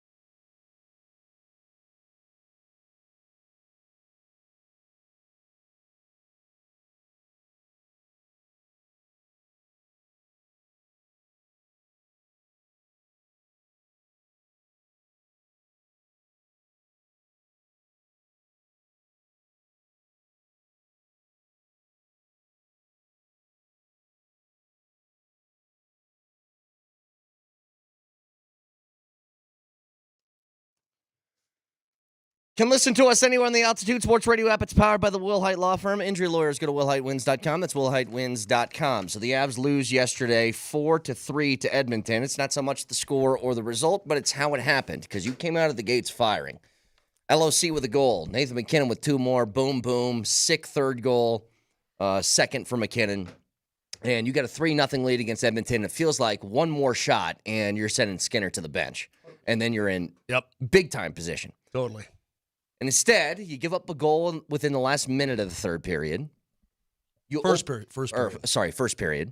You open up the second, and in 5-6 minutes? You had 3 goals on like 5 shots. Yeah. And then 5-6 minutes into the second, it's a 3-2 game. But you just never. That's the Kulak goal, and you're going, okay, I can take you through every goal and tell you why it happened. Remember I was talking about getting cycled to death? That's the name of my new band. Yeah. So you're getting cycled to death. The puck comes around the boards, and Kivi Ronta makes the right play. He's sitting there at the boards. He intercepts the puck, okay? Tries to clear it. But here's the point. He's got time and he's got space. Just because you've been cycled to death for a minute and a half doesn't mean he's panicking. Your brain shuts off, yeah. Right? But your brain shuts off. And so he gets the puck and he just throws it, not up the middle of the ice, but close to it, but not enough on it, not enough height, obviously. It's gloved down, sent to the front of the net, score. And you're like, oh, God, that's an unforced error. Now, you got cycled to death. You were chasing. There's no doubt you're probably tired. When your legs get tired, your brain gets tired, right? And you panic a little bit that, God, I can't turn this over. I just need to get it out of here. Well, hell, if you just took a full-on slap shot and iced it, you'd at least buy some time. Yeah. The one thing you can't do is give it right to them again. And that's exactly what he did. Well, and there's a few different factors to all of this. You just never had the punch. You started losing puck battles. You know, the opportunities you did have, you got it had to look like a dinner plate. It's just sitting on the ice next to Skinner. Middlestad's right there, and he just whiffs trying to get it in the back of the net. I know. And that's just been sort of the theme for Middlestat. The stat I had how it's gone for him. Stat earlier for that you missed, Vic, about him. Since November 21st, he has 1 goal and 8 points. And he's your second line center. And that ain't going to cut it. Yeah. No, that ain't going to. Listen, the thing that's hard for me to stomach last night is, what you always aspire to do, especially at his home, is get off to a good start, right? You're at home. You're in front of the home crowd. Get off to a good start. Okay. All right. Did that. First goal scored. Second goal. Wow. Third goal. It's 3-0. You're not off to a good start. You're off to a great start. Mm-hmm. You cannot ask for more than that. 3-0. And you still lose the game. That to me is, it's just so hard to stomach that. Yeah. Vic, before you joined too, I was talking about. You lose confidence. Yeah. So the game tying goal in the second period, the McDavid goal, you're getting cycled to death, and the puck control is unbelievable. Everybody's got it on a string. You're chasing, so then you get tired and you can't chase anymore. Rantanen finally says, okay, let me lay a lick on him. Goes up to the top of the circle. It wasn't a blow-up hit, but he laid a pretty good lick on McDavid. Gets McDavid, woohoo, off balance, down to kind of one leg. Whoa, walking that tightrope. Flips the puck behind him, and then he wheels and turns right to the front of the net, bang in. Mm-hmm. And you're like, geez, Louise, but that you did not separate McDavid from the puck. But again, he's that strong, and he's that good, and he's that good on his skates. So it's difficult to do, but you made the right play. It just didn't finish. Then, because you were cycled to death, your whole defensive zone coverage is blown up. He wheels to an open spot, rifles it home. I just saw the video again. What did you think of Draisaitl's hit on Drouin? Didn't like it at all. I mean, he goes up and basically has an upward motion into the face of Drouin as he's pushing him against the bench. Not only that, but Drouin, and he, when you saw him on the bench, his lid was almost off. Yeah. I mean, it was Ekholm took a liberty with Drouin earlier in the game, too, and then Drouin slashed him on his way through the door. And neither one was called there either. And then, listen, you get to the third period, you're tied at 3, okay? You outshoot the Oilers 10-4 in that third period. But you know what happened in that third period, Vic? Skinner found himself. Yeah. And then all of a sudden, the Middlestat the Middlestat whiff aside, Skinner found himself, and he made some pretty damn good saves. Not a ton of them, but some pretty damn good ones in that third period, and they sneak one home on the Bouchard shot that somehow found its way in. What's sad is if you get to Skinner in that first period one more time, they probably send him home. Well, I don't know that you could because you played the night before, and Calvin Pickard had played and got the win the night before. So maybe just leave him in there. But listen, if you're up 4-0, you're going to win that game. Yeah, no doubt about it. And I would argue to you if you're playing, I don't know, out of the other 31 teams in the league, you're playing 28 other teams in the league, you're going to win that game no matter what. But it's the way that Edmonton plays the game. They got you playing their game, and you couldn't have that. I'll bring this back up, by the way, if you guys missed it earlier. There is a thing happening where the Avs are doing a little bit of a pendulum here. They beat Buffalo, they lose to Montreal. They beat Florida, they lose to Chicago. They beat Minnesota, they lose to Winnipeg. They beat New York, and they lose to Edmonton. All of that cycle started the second that Val Nichushkin left the lineup. Now, I thought originally that was going to be like a week and a half type injury, and he's still on the shelf and still not on the ice, which is not good. How long has it been? Well, since New Year's Eve, so we're going on 2.5 weeks. I mean, longer than they thought, for sure. And it doesn't look like he's coming back tomorrow, Moshe, so maybe tack another week on top of it? Well, Coach indicated that it was a next week thing when he was on with us 2 days ago. Mm-hmm. That it looks like next week. So I think we've said this a couple of times already over the last couple of weeks. It's tread water, get yourself to the Four Nations, and then hopefully you're healthy after that and you can move forward the way that you want to.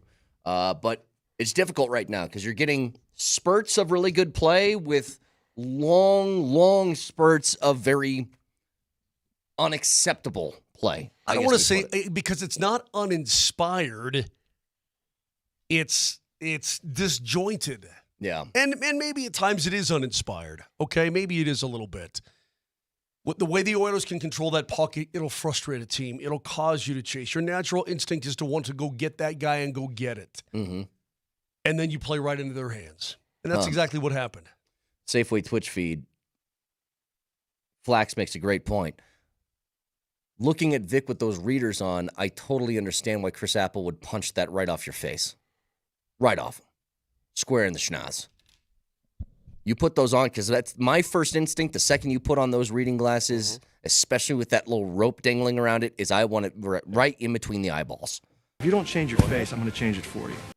Take your shot. Don't the old ladies have it's like a little gold chain, right? A little gold chain. It's gold chain. Like a gold chain type of thing. You guys going to ask me about Joker? He's fine, right? That? Is he fine? Tell me he's fine. He's here.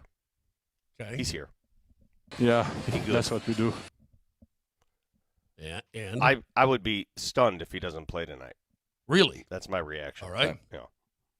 That's my official reaction. So maybe was it just a load management day that they didn't call a load management day? I don't know. Stinger? I don't know what it was. But I would be I will wear these glasses for life if he doesn't play tonight, put it that way. Yeah. How about AG? I don't know about AG. I would be surprised if he doesn't play. I think, playing him back-to-back is one thing, but that made sense. Not pushing AG on the second night of a back-to-back. I get that. I think the entire outfit goes tonight in Miami. What do you think the plan is for AG? How much longer are they going to do the you come off the bench and you play 18 to 20 minutes thing? Like, how long do you think it takes before he's back in the starting lineup? I think it's another week. I mean, dude, he's missed 20 games. They brought him back the first time, and he re-aggravated the injury. Right. I think you just really ramp it up slowly, to the point where he feels confident enough, because you could sense there's a little precaution with the way he moves, even to this day. With those muscular injuries like that, you just never know if it comes back. So take your time. This is really a delicate dance, though, is it not?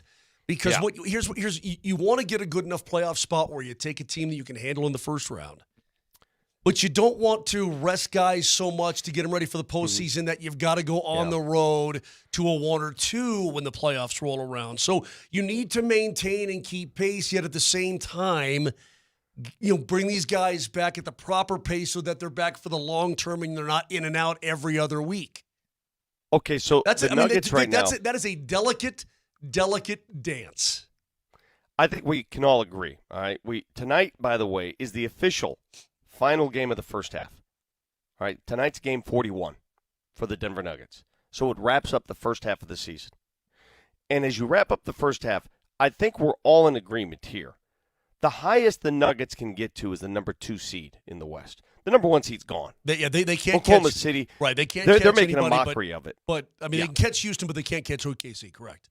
Okay, what OKC is doing, and if you watched last night in the rematch against Cleveland, oh my God, like a boa constrictor defensively, what they're doing to teams.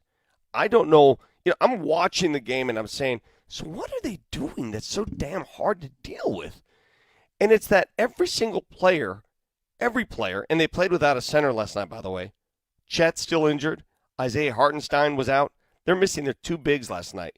And they still win by 100, whatever. The game was over after 1 quarter. Well, Shea, and I'm watching the game going, Shea went off last night. What are they doing? What is it? But it's their defense, Moj. It's their defense. It's their ability to just match up against anybody. Even a Cleveland team that came into Denver, and you saw what they did.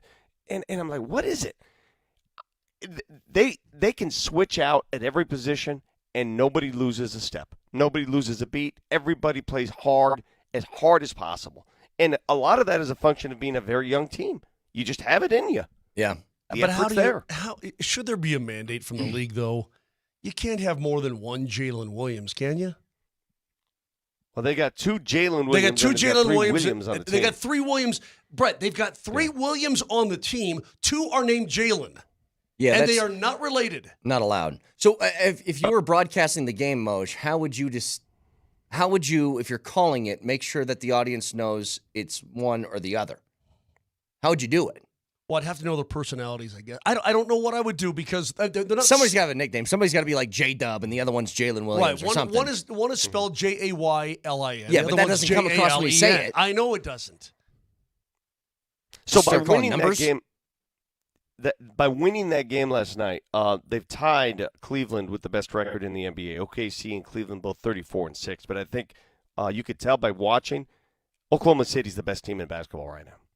And I don't think it's particularly close. I think they're head and shoulders better than anybody in the NBA. Now, there's still some questions.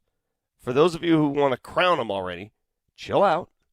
Because this is all fun and games in the regular season. I love it. But when you get to the postseason, and everybody plays defense, and everybody plays with their hair on fire, and everybody's got the same thing to lose, things change. We'll see if it carries over. You can get back to this in a little bit. Chomp Mazda text line's open for you guys. One price, 1 person, 1 hour at 303-504-0925. Let's hit a couple more of the Moji categories here. Where's that intro? Welcome back to the Moji Awards. I don't know why we're paying tribute to this messy, disjointed disaster of a radio program. Your show is more boring than Brett's hometown, more shriveled up than Vic's prostate, and deader than Moja's bees. How dare you, Vic? How dare you, Vic D? All right, so this is a new one. If you're new to the program, the Moji Awards, there are year-end award shows where we celebrate the worst things that we did over the past year. This is Worst Weird Noise. How many nominees do we have for this? 4. 4 nominees. Go ahead, Nelly. Oh, that's not the sound a toaster makes. Yeah, what does it make? Like, ching. Okay, your ching is my katoo. Your ching is my katoo. Oh, man. You ever heard that in radio history? Your ching is my katoo. Okay, your ching is my katoo. I would argue it's the first time in human history that has ever been uttered. Ever. Should be like a romance movie, like some sort of rom-com. It's like, honey, your ching is my katoo. What's next? Hey, Vic, Nuggets with a big NBA. It sounded like a goat on acid.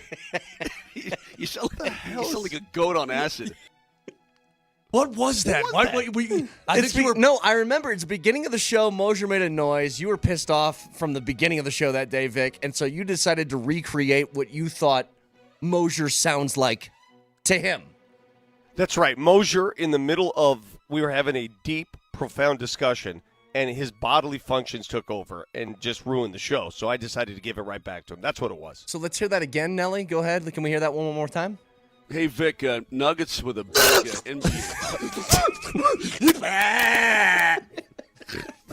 It sounded like a goat on acid. I think that's how your nose polyp started. I think that's how it happened. All right, So Nelly, sophomore. what's next? Oh, this is hot. Ting, ting, ting, ting. Tong, tong, tong, tong, tong, tong, tong, tong. Oh, I screwed up. Oh, no, I made a mistake. I was like, ting, tong, tong, tong, bang, bang, bang, bang. That was Mosier unaware that Einstein was an accomplished pianist. I really had no idea, but that was me. We were talking about being smart. You can be smart in one thing, but not smart in another thing. Can I say something? We got another category that we'll get to in just a second. That's worst accent is coming up. That's a horrible Einstein, too. He was like kind of Italian, kind of.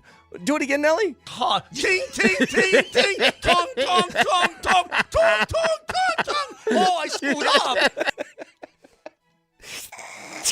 All right, one more. I thought that was outstanding. One more, go ahead. And as soon as I get parallel, what does that dog do? Oh my! It scared the living hell out of me. Yeah. It's. I mean, I swear, I just sped up like I couldn't stop running. I'm just walking through the parking lot. Everything's totally cool. And then, oh, there's a Buick. Then. Okay.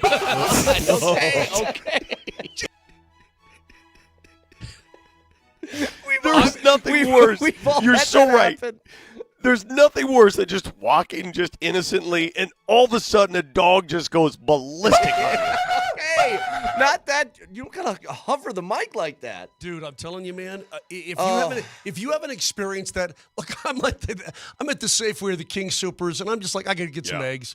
I'm not even thinking about it. I'm just cruising through the lot, and here comes Cujo to the window with a slobber spitting out at me. Yeah. Gee, it's gonna be a heart attack. Hang on, I want to get another category in, so let's go ahead and see who the winner is. The winner is Vic for your Chingas Mike. Yeah, yay. I actually, you know what? I think the Academy messed that one up. It's got to be either Vic's goat or that. The ting ting ting ting tong tong tong tong. Oh, I screwed up. That was a packed category It there. That was a difficult one. All right, we got 3 nominees for this one. This is worst accent. What's first, Nelly? Hey, you ever get hit in the little dingy? I mean, that is a classic. That's the name of these awards. That is the award, is the little dinghy. That's right. What's next? Let me ask you this, Knicks fans who are listening. I know there are a lot of you out there, and you'll be at the game tonight like this, talking like this. I know you're going to be there. Huh? That was my New York attempt. Again. I'm not good at it. Again. Like this, talking like this. I know you're going to be there. I mean, that's That's not really even bad. close. Yeah. All right, we got one more. Go ahead. He's now moved to the Wyoming Cowboys. Well, we're going to saddle up here. We're going to do a good job. How about Miami? I'm telling you, What's that? It just sounded like you said some Schwarzland is coming out right there. Yeah, Schwarzland. we heard That's the gross. Twadula leave. All right, let's take a look around the league. Say hello next. to my little friend. Okay, it's so bad. Was that because Brian Kelly did the LSU accent thing? Is that I what forget that what it started was. with? Yeah, and something. you guys did different accents for if he was announced in different geographical regions of the country. Has your Tony Montana gotten better, Vic? You want to try it again? Say hello to my little friend. That's better. That's better. Yeah, it's better. And the winner Power. Have the power, this money. for worst accent is Vic's Tony Montana. Yes. Yay. Yep. Vic, again. The amount of awards that are just named basically Vic does this, you're just cleaning up. I don't even know. We shouldn't even call them the Mojis anymore. They should be the Vickies. They should be the Vickies. I'm telling you, This award show used to be dominated by Mark Mosher. I don't understand. You've taken over. I've cleaned that up my changed. act. I have really cleaned up my act. Taken over. All right. 303-504-0925. Back after this.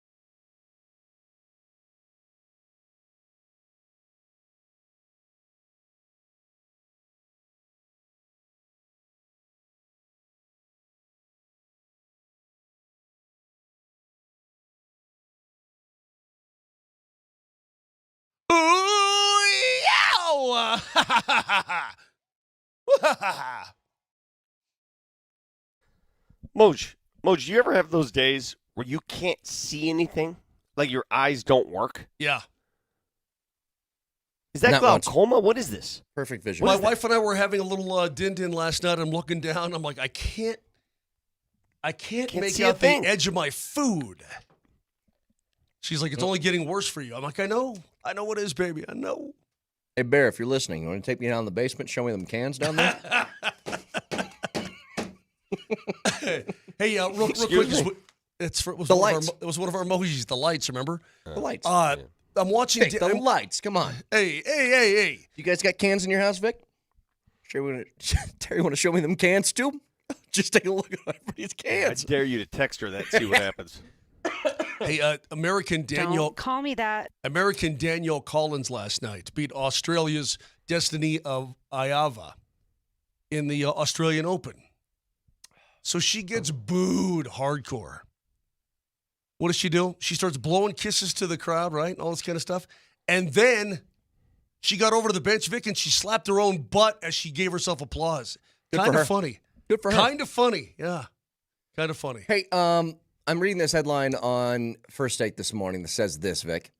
Maverick Carter advising $5 billion effort to start a new basketball league that would rival the NBA. So this would be an international basketball league.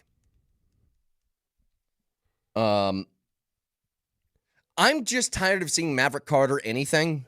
I'm tired of it. But by the way, I think the verbiage you use there is wrong. It's not going to rival the No, NBA. that's what he says. He wants it to rival the NBA. It says right on ESPN, International Basketball League would serve as rival to the NBA. All right, that's stupid. Yeah. That's pretty stupid. Good luck with that. My final thought on that is good luck with that. And if you can run your own league, I've always said this before. Everybody says, this league needs to do better. Okay, start your own league. See what happens. If you want to throw $5 billion down the tubes, Go ahead. Be my guest, because that's what you'd be doing. Yeah. How many leagues have tried to rival the NFL? How many times have we seen leagues come up and say we're going to become a complement to the NFL, a supplement to the NFL? And how many have failed miserably? The only one that really had a shot and actually had good crowds was the USFL. I mean, Vic, the Denver Gold sold a lot of tickets. And Did then they it not? failed. Yeah. Yeah, and then it Live failed. Golf has actually good golfers in it, and no one cares because it's Nobody not what they cares. grew up watching. Now, I will say this. You want to start an international basketball league, I'm sure it can be successful because they're everywhere. There's a whole bunch of international basketball leagues, right?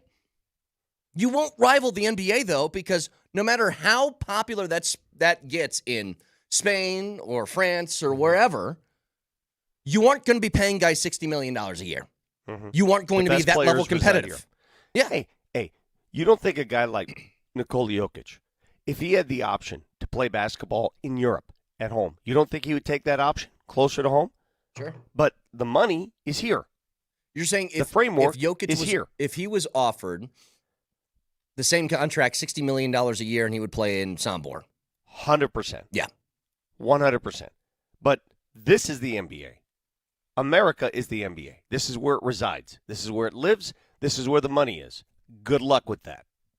And you can probably have a decent league, but you aren't keeping Luka there, and you aren't keeping Wembanyama, and you aren't keeping Giannis, and you aren't keeping Joker, and you aren't keeping any of them because they can make 60 to 70 million per in the NBA. Again, I just want to go back and for just a couple of minutes, basic question surrounding Deion. 1 to 10, 10 thinking he's gone to Dallas, 1 being like there's no shot. Where are you at on the Deion to the Cowboys sort of thing right now? With all the information that we've gathered right now. My meter's moving. At first I said 0 chance, right? 0 chance. I've picked it up to about 8.5% chance he goes. I'm kind of with you on that. Like around 10% maybe is kind of how I feel now. Something that I mentioned yesterday after you left, Vic, and this is scale of 1 to 10. I'm about a 3. Okay, that's actually a little higher. I would have said like 1 or 2, 1.5. But it's not zero. So we're anymore. using different scales, Mose. You're at 30%. I'm at 8.5%. Brett's at 10%. Well, you told me on a scale of 1 to 10, where are you? And I thought 3. And then you guys started getting into percentages. Well, true. We're using kilograms. We're using pounds. Vic, you didn't follow the rules, but I just went with you because you answered first. Thank you. Here's something I said yesterday after you left, Vic, surrounding this thing and why I think it's not a 0% chance, right? Because any other team, if you told me this is the Jags, 0% chance. Mm-hmm. The reason the Cowboys are different is a couple of things. One, it's the Cowboys.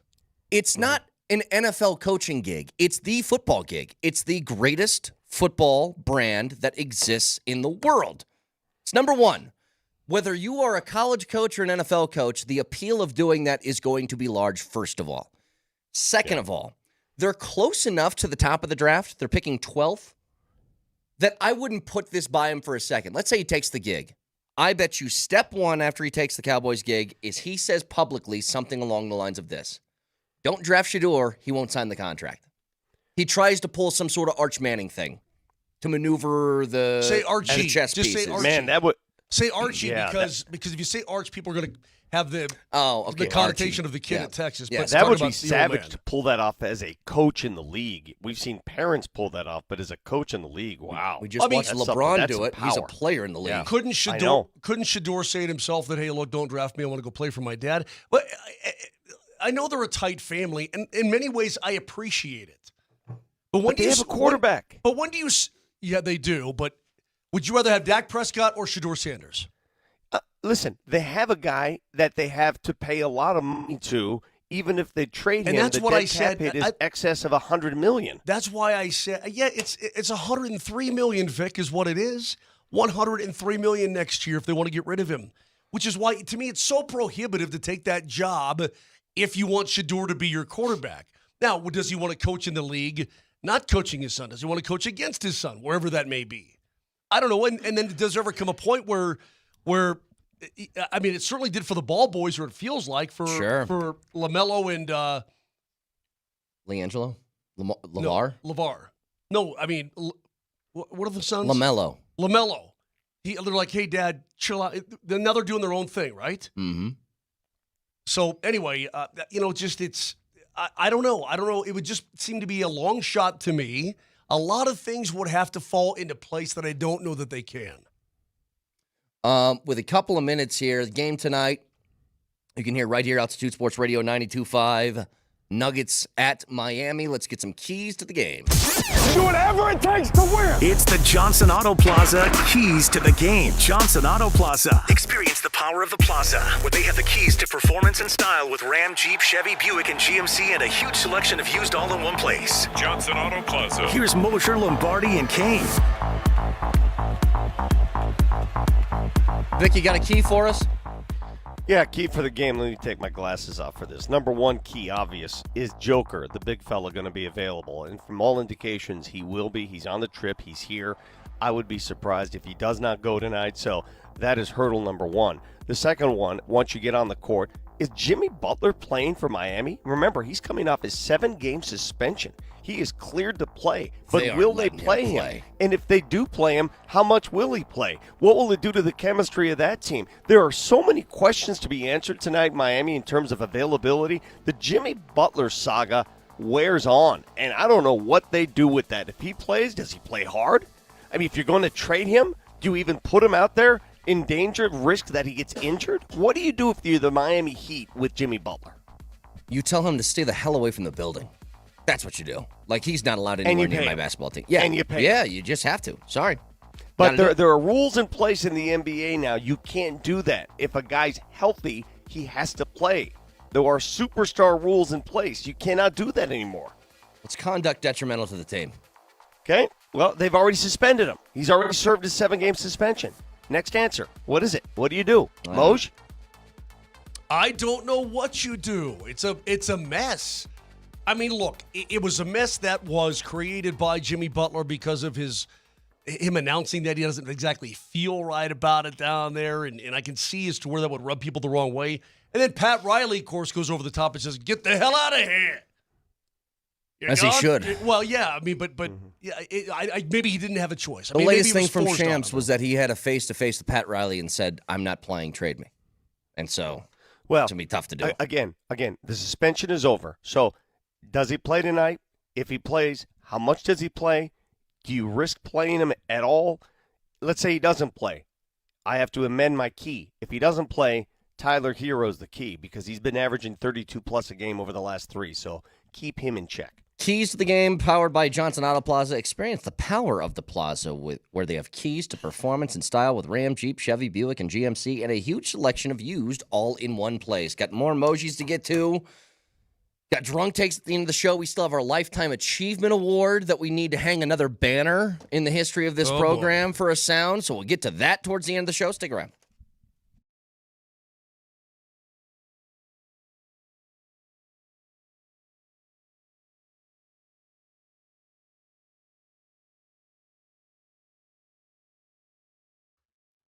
Guys, how old are you? Did you know that in your early to mid-30s that guys start losing 2 to 3% of their testosterone production every single year? How you feeling right now? Is your sex drive MIA? You don't feel like the guy you once were? Is your energy down? Well, it may be low T, and there's something you can do about it. You can go to the Rocky Mountain Men's Clinic. Do yourself a favor. Go to RockyMountainMen'sClinic.com. Take the low T quiz on the website. Simple 10-question quiz. Yes, no answers. Takes 2 minutes. Then, if you think that you may have low testosterone, schedule a consult with the Rocky Mountain Men's Clinic. They're going to draw your blood, have your results within 30 minutes. The Colorado licensed medical provider going to go over all the results with you. And if you need treatment and you sign up, well, that appointment is free. It's only $99 to begin with anyway, which includes the medical consult, the T, and the PSA test. You're going to get back to feeling like you felt earlier. High energy levels, better gains in the gym, sleeping better, waking up more refreshed. All that can be yours. Most men wait a year or longer. Do not do that. They've got 5 locations, so give them a call today. 720-440-7900. That's 720-440-7900. Or go to RockyMountainMen'sClinic.com.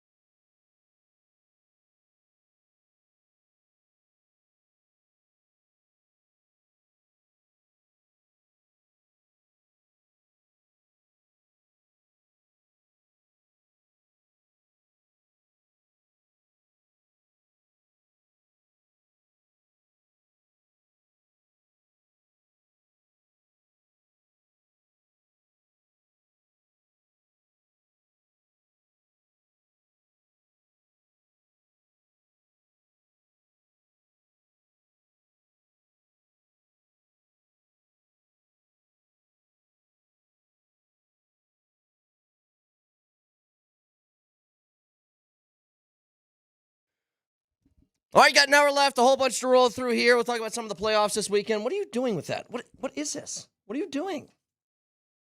What is it? I don't know. I brought it from home. You brought it from home. You don't know what it is. Is that like a pointer? No, this was supposed to be a flagpole, and I guess in some ways it is because you can attach a flag to it. But it's more. Actually, it wasn't. I'm sorry, it was not supposed to be a flagpole. It's supposed to be a stick. It's a long story. Okay, yeah, but very it's cool. it's a portable flagpole. Sounds like a great story. Yeah. Speaking of stories, let's go back to the emojis with these categories. Go ahead, Nelly. Welcome back to the Moji Awards, as we pay tribute to the worst radio program in the United States and its apparent attempt at disguising just how bad it is by getting a British guy to do the voiceover. Don't think I don't know your game. The next category in the emojis, our year-end award show that celebrates the worst things that we did over the past year. How many nominations for this one before I say the name of it, Nelly? 3. Yep. Worst analogy. Oh, no. 3 nominees. No. What's first? You always get more bees with honey. And what my first attempt would be is probably to turn that wasp into a bumblebee that's going to come and want to drink my honey. That didn't come out right.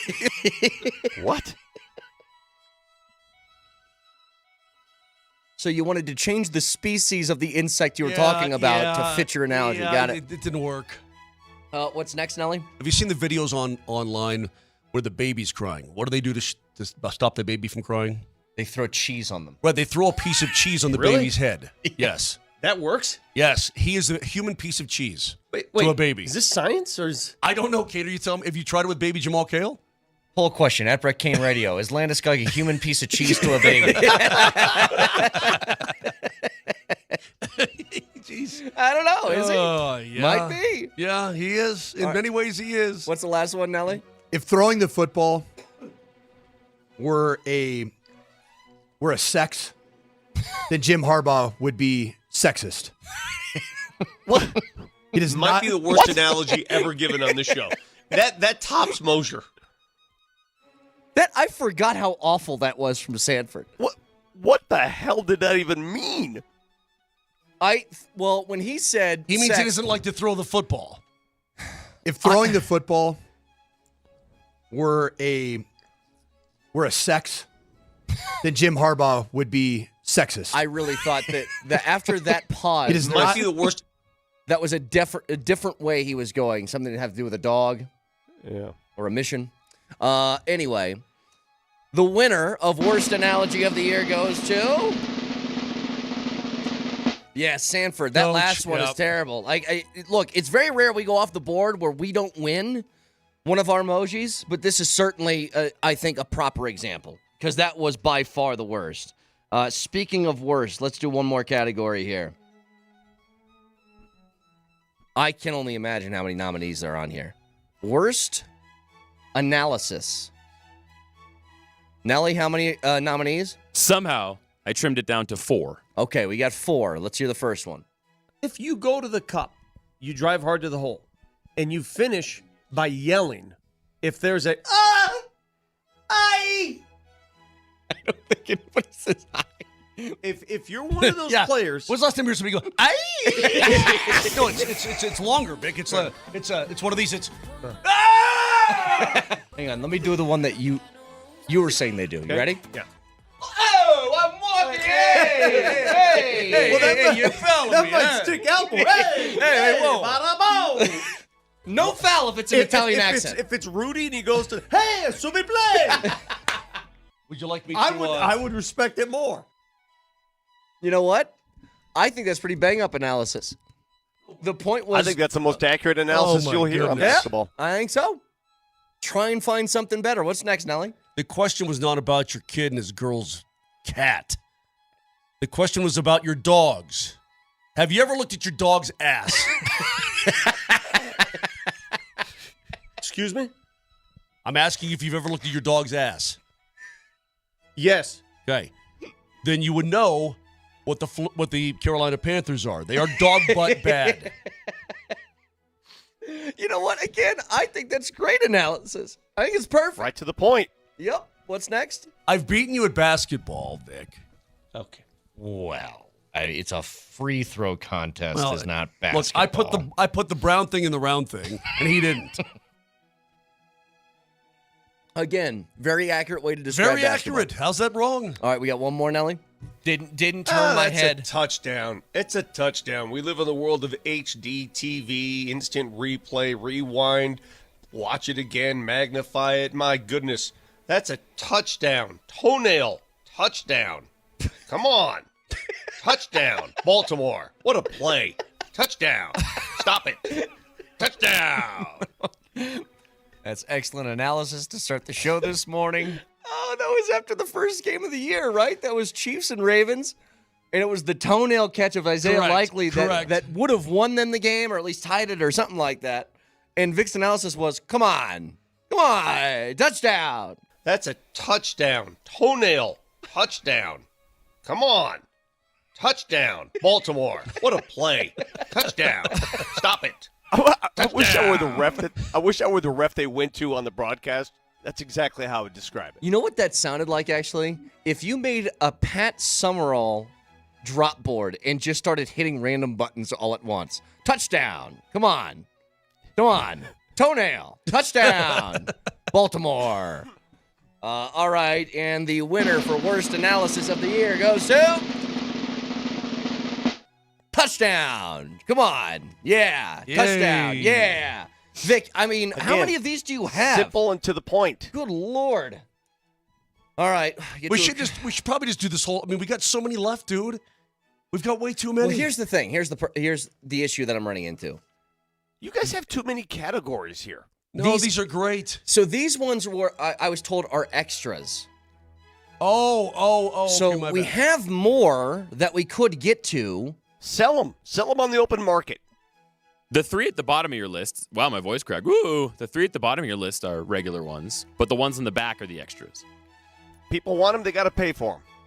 All right, you know what? Let's Nelly, make do some money. Let's do some of the extras, Nelly. Let's do some of these extras. How about worst eating on the show? Oh no. Worst eating.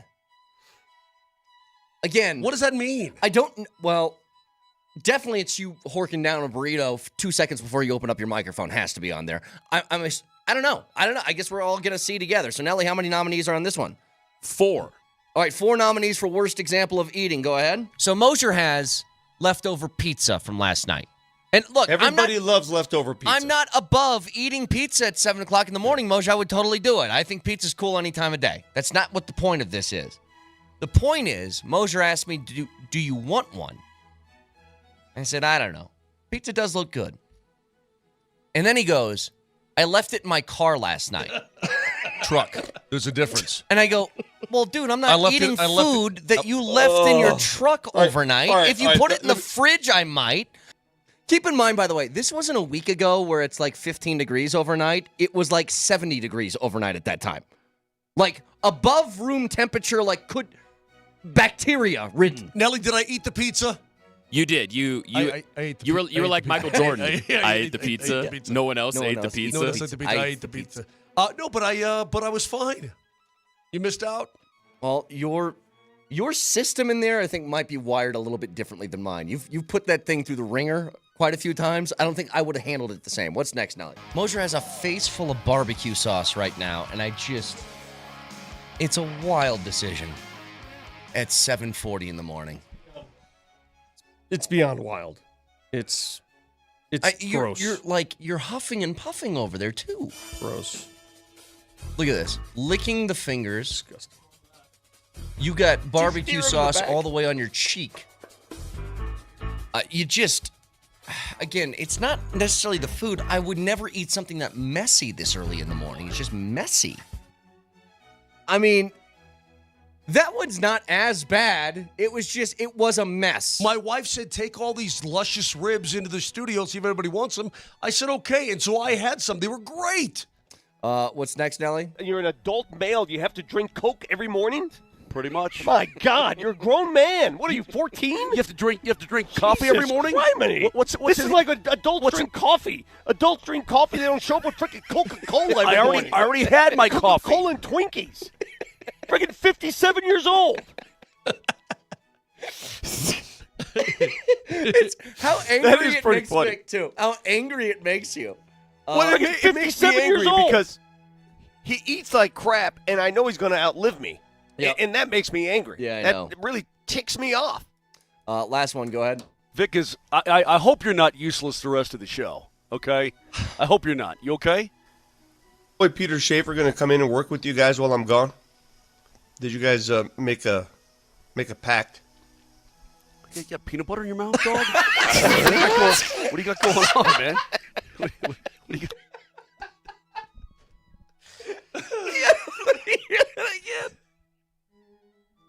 Boy, Peter You know, you Schaefer can going to always come in tell and if work some- with you guys while I'm gone? You can always tell if somebody's eating something. What do you got, peanut butter in your mouth? You got peanut butter in your mouth, dog? And the winner for worst example of eating during the show is Mosier's Truck Pizza. Yeah, I mean I still am blown away by that. Blown away. Tasted And great. Way to go, Moj. Tasted great. It's the fact that you didn't even tell me it was going to be truck pizza too. Like you were just going to offer me a slice like that was a regular pizza that was in the fridge overnight like a normal human being. And you were just a ticking time bomb you were handing over to me. That's what you were doing. All right. In the meantime, let's do one more. We got time for one more. Oh, this one's good. Let's go back to the mains here, Nelly. I wonder who's in this category. Worst question that isn't really a question because it's more of a statement. How many nominees do we have for this? 1 million? 3. 3. Okay, go ahead. What's first?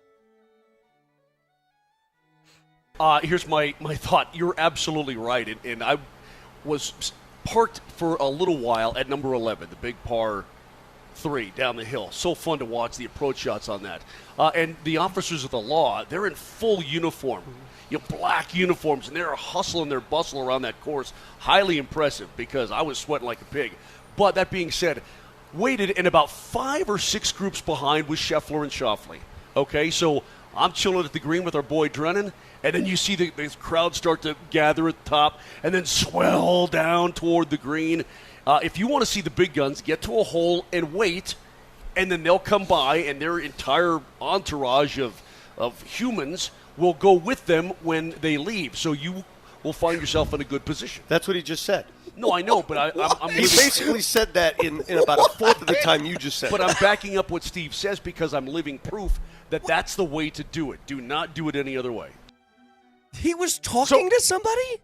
Yes, we had Steve Garcia, yeah. Steve Garcia. We had How long was that? How long was He's that? the head of security for the PGA Tour, our old buddy. A minute. That was about Yeah. 50 So we- seconds before Vic interrupted you. Yes. So we're lobbing questions to the head of PGA Security, and that was your turn to ask a question. And it wasn't a question at all. It was your adventures for the day. Oh, and also, by the way, I even trimmed it down. There was more at the beginning where Mojo was like, Steve, love to have you. Good to see you, buddy. Great to have you on the program. So it was probably even longer. All right, what's the next one? Couple things. Number one, I bought 2 new pairs of pants. That's a big deal. Yep. All right. Okay. That's good. We're talking to Bednar, Yeah, and yeah, that's the first yeah, thing that you said to yeah, him yeah. was, "I bought 2 new Yeah. pairs of pants." Yeah, I Did you? guess. Hang on. I want you to hear Bednar's laugh, and you tell me, is this a genuine laugh or is this shut up? Couple things. Number one, I bought 2 new pairs of pants. That's a big deal. Yep. All right. Okay. That's good. All right, and then lastly, Nelly. God, that's such a great point. It's just dawning on somebody's got to get in that room, and this is hey, decide what we want to be, who we want to be. Just a bunch of dudes making plays or trying to make plays, or do we want to be a team and actually accomplish something? You know what I mean? There's got to be a vocal, not from the coaching staff. It's got to be inside that locker room. And I don't give a crap what side of the football it comes from, but somebody's got to step up, or some people have to step up and take command of this thing, right? That I'm not going to be. exactly. I'm not going to be. Nobody's going to throw anybody under any bus or anything. We got to win games. I mean, look, we had big expectations. And look, I didn't go to CU, but I want them to win as bad as anybody. I want all college football here to be great. I don't see that happening, Marcus, and that concerns me, I guess. It needs to happen, but I don't know if it will. Is that Marcus Washington? Yes, you're talking yeah, he to? was kind enough to join us on the program, and I went crazy on the CU Buffs. Yeah, pretty much. All right. So the winner is obviously Mosier, but which one? He says, honestly, they're all winners. They're all winners. So congratulations, Mosier. Very nice job. Well done. 303-504-0925. Back after this.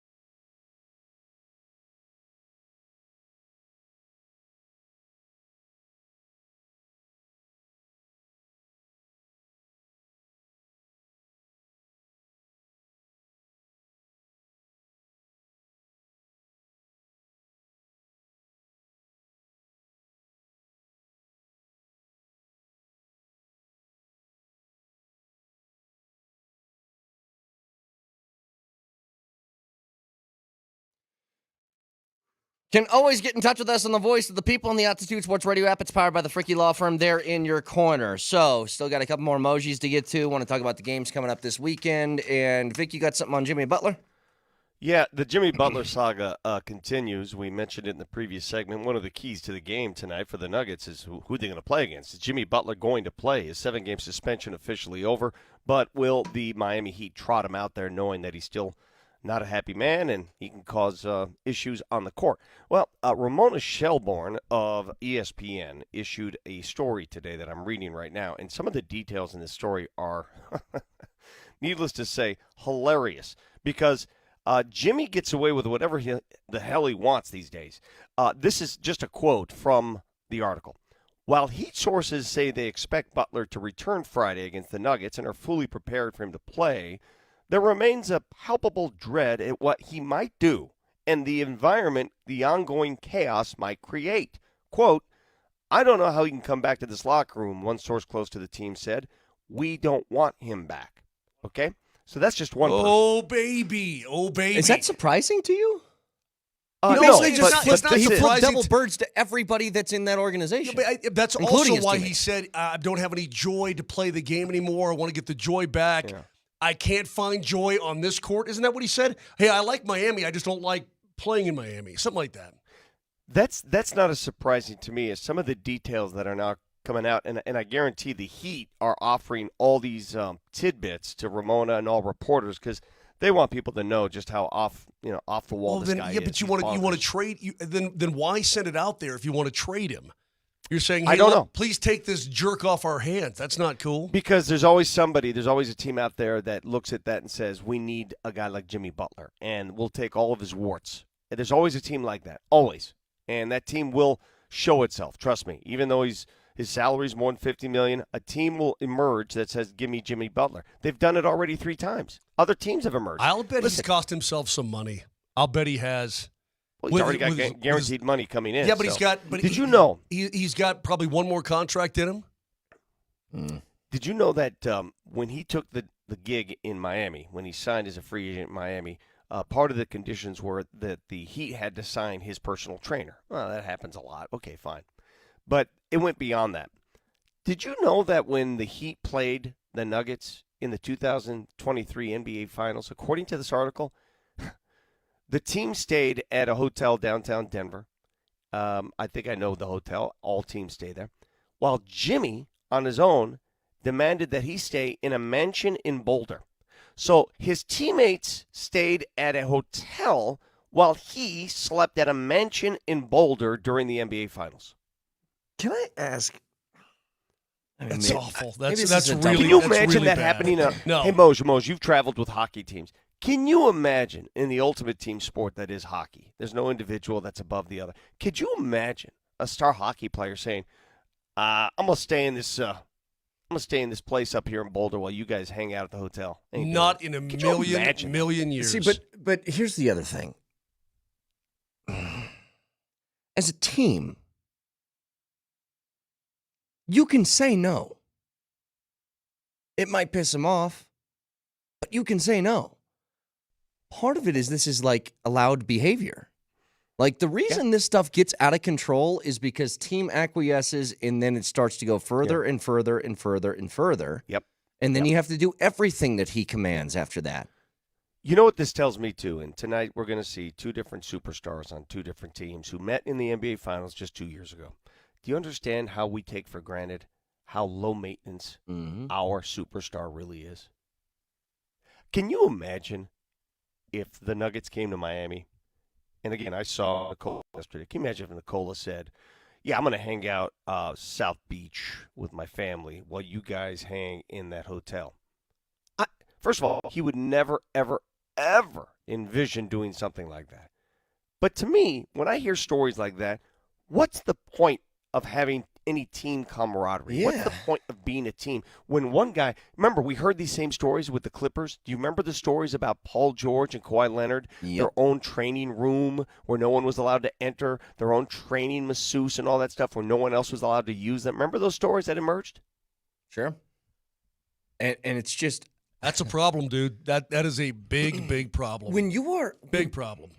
When you're a superstar, I think you have to acknowledge two things.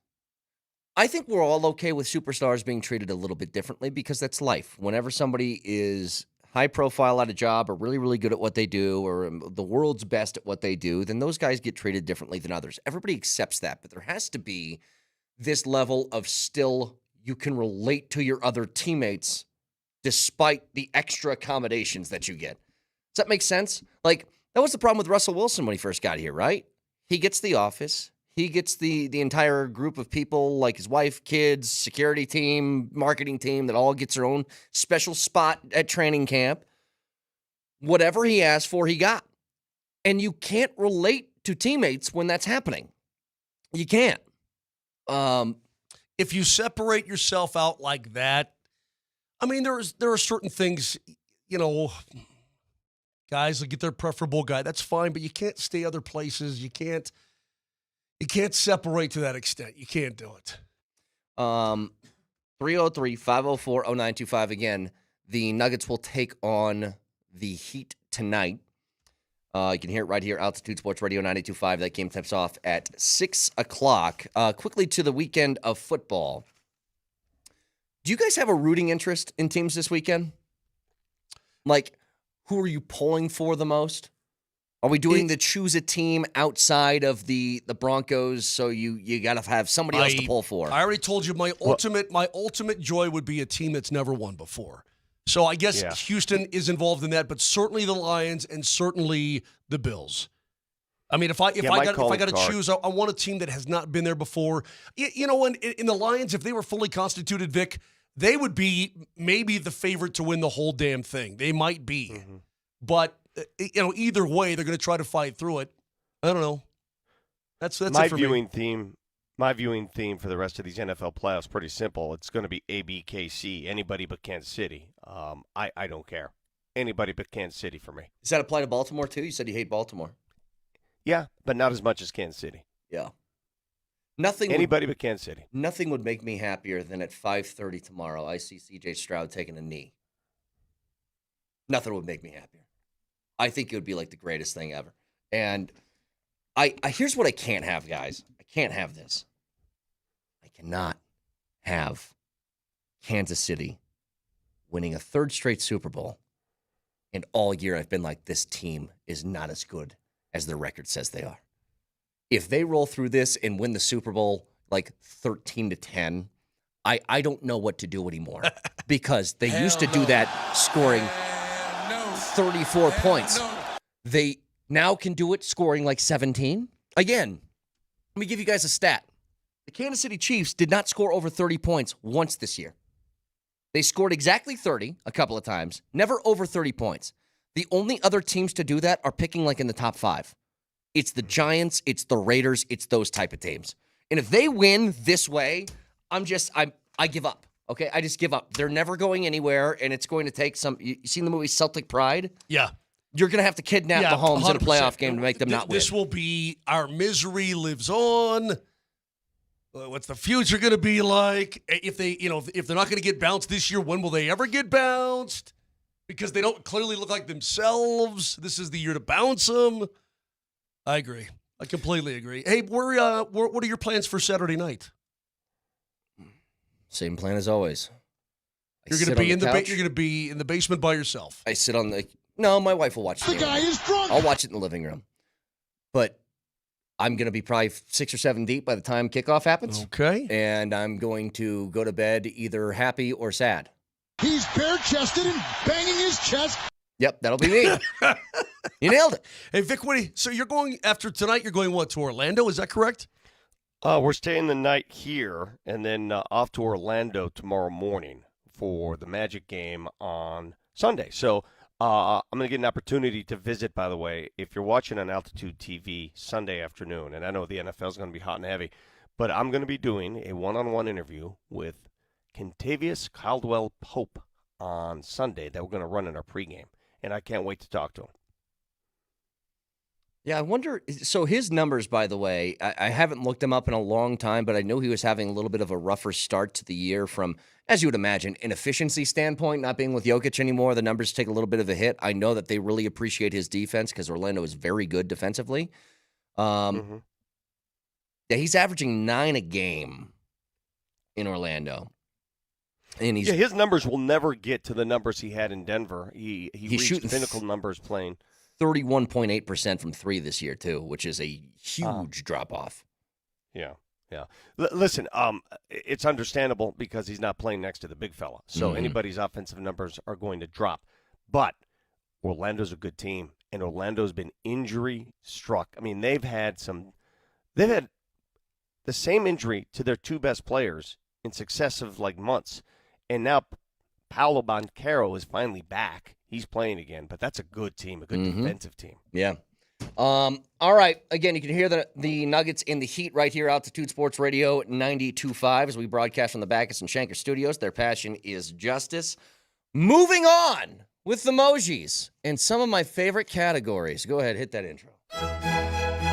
Welcome to the Mojis, where we reflect on all the utter rubbish produced by these 3 blithering idiots in the past year. But on the bright side, that means some of these idiots are actually a year closer to retirement. Boy, Vic D. All right, Mojis, they are our year-end award show, or it celebrates the worst things we have done on this radio program over the last year. This, I'm being told, not only is a repeat category that is here every single year, it has the first ever in the history of the Mojis, a video entry into the award show.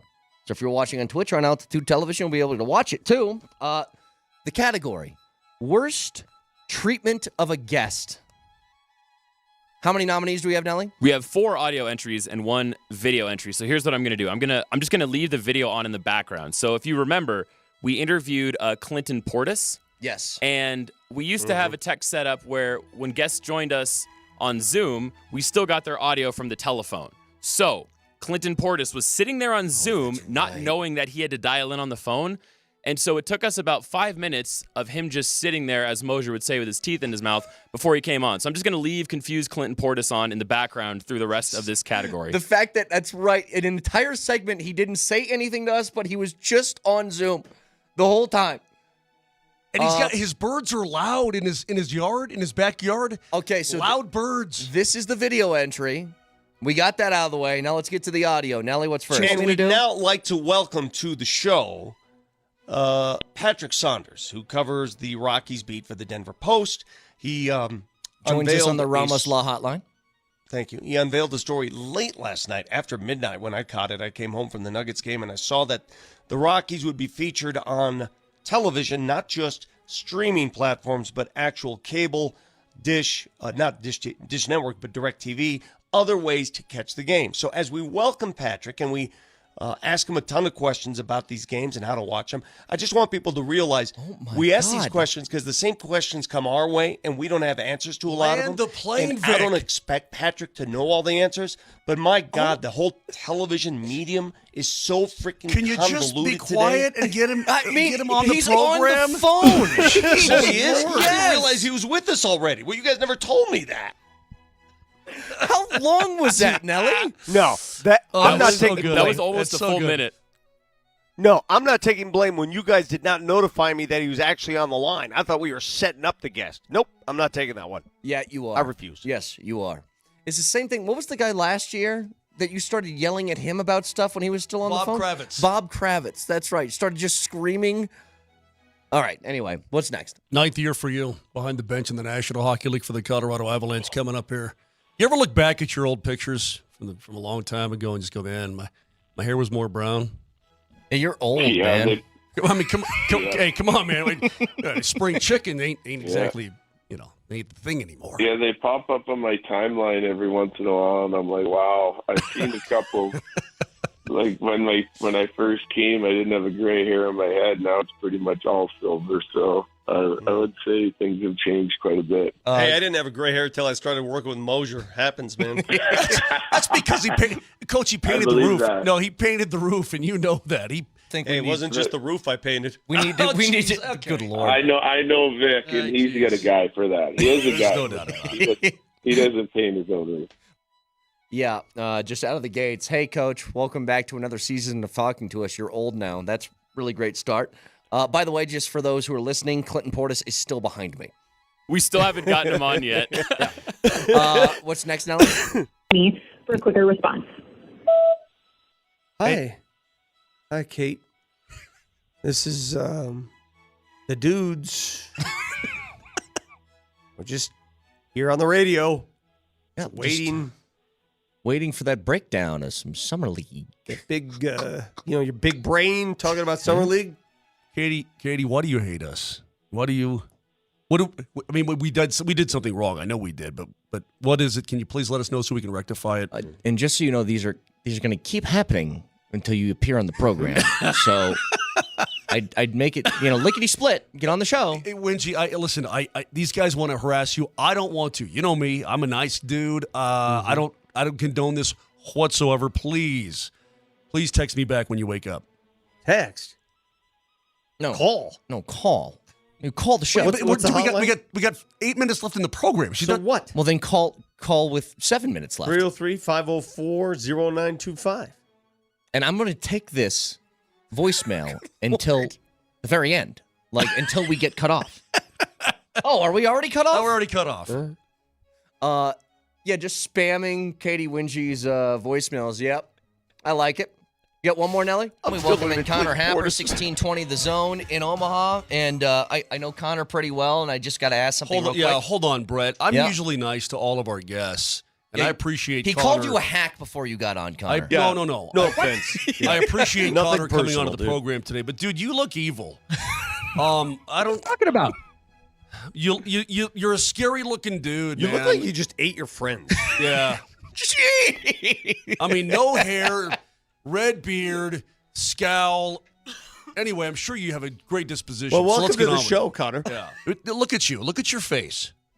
Oh, don't get your hand off your face, please. You got such a weird attitude. Well, everybody's this got morning. a red beard. I mean, everybody is it like a law to Again, be on Omaha and Lincoln Sports Radio? It's all red all the time. You got to have red hair and a red beard. Does everybody look like you back there?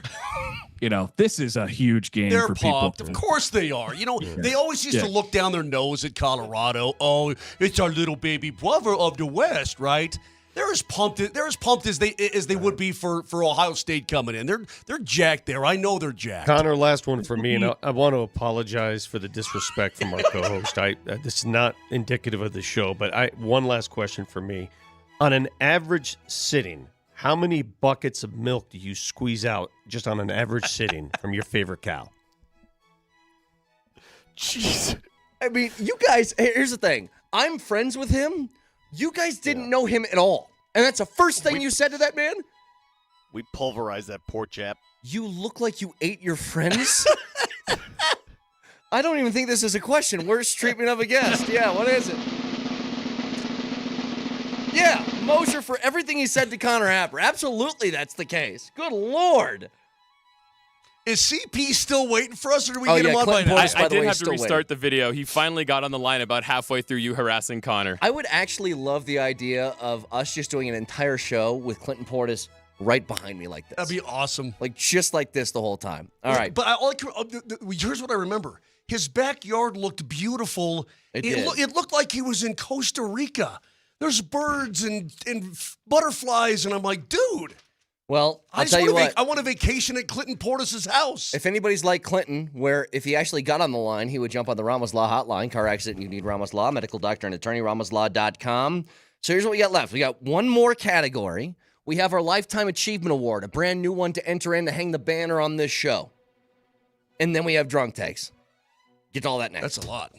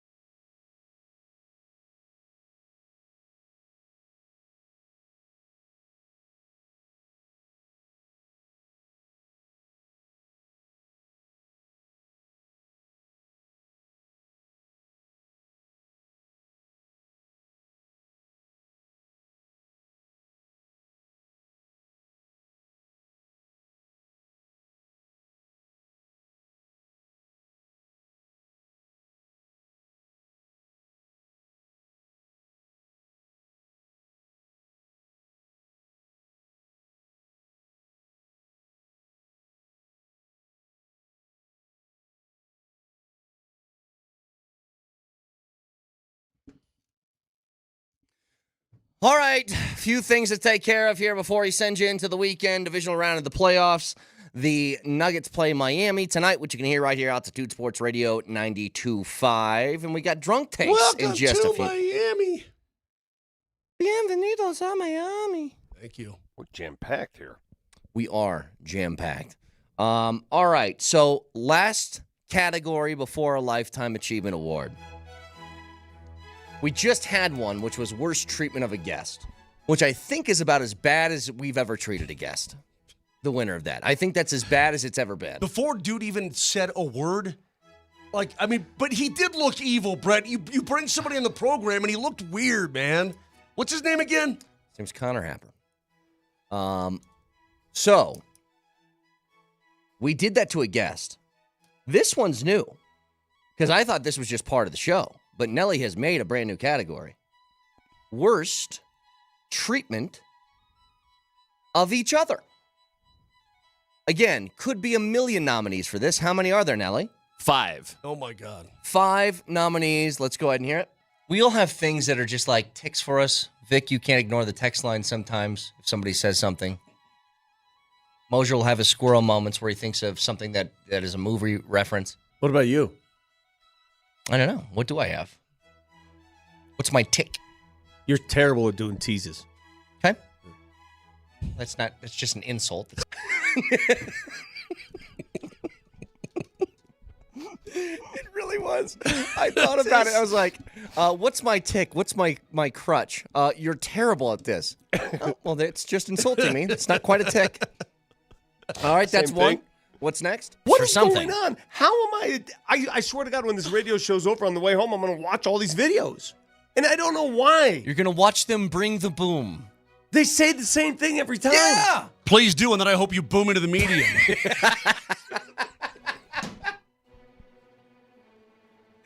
Uh-oh, Vic lost control of his car. That gave 3 big booms. Boom! Boom! I'm sorry your brother overdosed. Anyway. Okay, all right. Those people know no They're shame. horrible people. They're terrible I hate 'em. people. I hate them. What's next? I feel like I'm an honorary Lombardi. I obviously traveled to your friggin' parents' village. Yeah. All right, now degrade me. Go to the next one. I swear to God, if I had as many family members close to me as you do, I'm not even exaggerating. I absolutely would go to a deserted island. Yeah. I would cut my own wrists and I'd wade into the shallows and let the sharks eat me. Okay, It's a problem. man. So, let me get this straight. You'd be upset if you had loved ones? You don't have loved ones. You've got just a bunch of people. You yourself know there's too many people. Every damn wedding you go to, every damn christening, everything. There's too many Lombardi. There's too many people. What's next? Is the only player in the play-by-play era, so it's 97 to 98, to score 2 game-winning field goals in the final 5 seconds of a playoff series ever. Wow. In the history Wow. of the game. Well, I mean, since they said in the play-by-play era, I don't hell does know that what, mean? I have no idea what that means, but it's since 97, 98. Wait. Hold on a second. You read it, Vic. What is the play-by-play era? What does that mean? Your era starts in 1997? Don't point to me. Look at where it's from. Moj. Their era starts in 97. That's an era. Look at what I'm showing you right now. I don't want to look at your era. This is from the NBA. You can't give me an era that starts in 97. You read it. Yeah. Look, that was almost a Vic versus Stats thing that I pulled up right there. Now, again, that tweet did say in the play-by-play era, and I don't know what that means. Anyway, we got one more, Nelly. Go ahead. Those two guys Nelly would build. Look at Nelly. I mean, look at his head square. He's got a Yes. square head. Yes. Yep. Get them in charge of building the float. Nelly's head looks like a friggin' block, like a milk cart, a milk crate. Jeez, man. Who do you want on top A of the milk float? crate. You want to build the float? It's on you. Who do you want waving? Look at it. Tell me I'm wrong. Look at his head. Look at his head. Mosher said, "Hey, milk crate, build a float." Build me a float crate. That's before Nelly was even on the show. He was just wasn't filling even in. part of the show Dude, yet. I'm I was sorry. just sitting there in the 950 studio catching strays. Hey, Milk Crate, go build me a float. That's got to win. All right, and the winner for worst treatment of each other is... Steve, I'm sorry. It says Vic for the 1997 play-by-play era. All right. Nelly, Steve, I'm Milk sorry. Crate. Okay, I'm hey, sorry. we still got to get the drunk takes. This All is a right. high honor, though, okay? Every year at the end of the Mojis, we hang up a rafter, okay? Or we hang up a banner into the rafters. And so it's a sound clip from the show that has been so played that it needs its own wing in our stupid little Hall of Fame. So what we're going to do, I'm going to go through past ones first, okay? So the first year of the Mojis, 2020, this is what started all. It's the namesake of the Ed Sprinkle Lifetime Achievement Award. Who the hell is Ed Sprinkle? Played 1944 to 1955 for the Bears. You know what I'm saying? Ed Sprinkle was one of the first African American players. I do with know all that. due respect to all these guys who played, all due respect. Listen, when he's gone. but for God's sake, Wait. what? What did you say about Ed Sprinkle? I thought he's one of the first African American players. No, Ed Sprinkle's white. my bad. Still love that one. Oh man. So that was 2020. 2021 is this. No, this team is too good. I think it's too disciplined in too many departments to fall apart. And you can write this down. Hell, record this. I don't think this is a fluke. I think the Rockies, and I said this a week ago, I think the Rockies are playoff bound. I think your Colorado Rockies are going to be playing for something in October. The Vic Rockies prediction Oh also my God, has a banner. Yeah, it's probably the worst of all time. The recipient of the banner in 2022 was... McKinnon's behind the net, passes the puck to McCarr. McCarr's behind the net. He comes around, spins back towards the net, back up against the goal. And then last year's. Now this has been redacted. It's been told. I've been told we have to redact this. But It's here been was- vacated like when a team gets Correct. hit with recruiting violations. But this was last year's winner. Oh yes. Okay. We can't. I can't do it. Can't do it. I was told I can't. Okay. So What good is that? You basically just said, Well, "Hey, we got can you this remind great us what thing, it and was? we yeah, can't it anybody was. hear It had to do with the parade. Oh. And Vic's extended family tree. Oh yeah. Yes. Okay. Took a DNA test. Turns out. Copy. Yeah. Copy. Yeah. Okay. So the winner this year, the one that is hung in the banners for 2024. What an exciting moment, Nelly. Oh, I like it. Oh my God! Oh no! No! Jesus God, no! What the holy? Mosier. I'm sorry. What the holy bleep is now? I'm sorry, I should have muted. I'm so is now in I'm not our. the only one anyway. I'm sorry. Did they hear that? I'm sorry. What happened? Congratulations, Moj. Hung for John all Moj. time in the history of this program. What the holy bleep is now in our Hall of Fame. The winner of the Ed Sprinkle Lifetime Achievement Award. What does it feel like to be a Hall of Famer, Moj? How does it feel? Feels exactly like it did 2 minutes ago. Um, That was embarrassing. I was out in the hallway. I was not even. It doesn't matter. I know we got to leave time for drunk takes. I want 30 seconds, so just give me a winner or loser. Texans and Chiefs. Kansas City. Chiefs. Commanders, Lions. Lions. Lions. Rams, Eagles. Rams. Eagles by a nose. Ravens, Bills. I think this is Buffalo. It's going to be 18 degrees, Bills. bro. Buffalo. All right. Bills. Get to our favorite part of the week, drunk takes.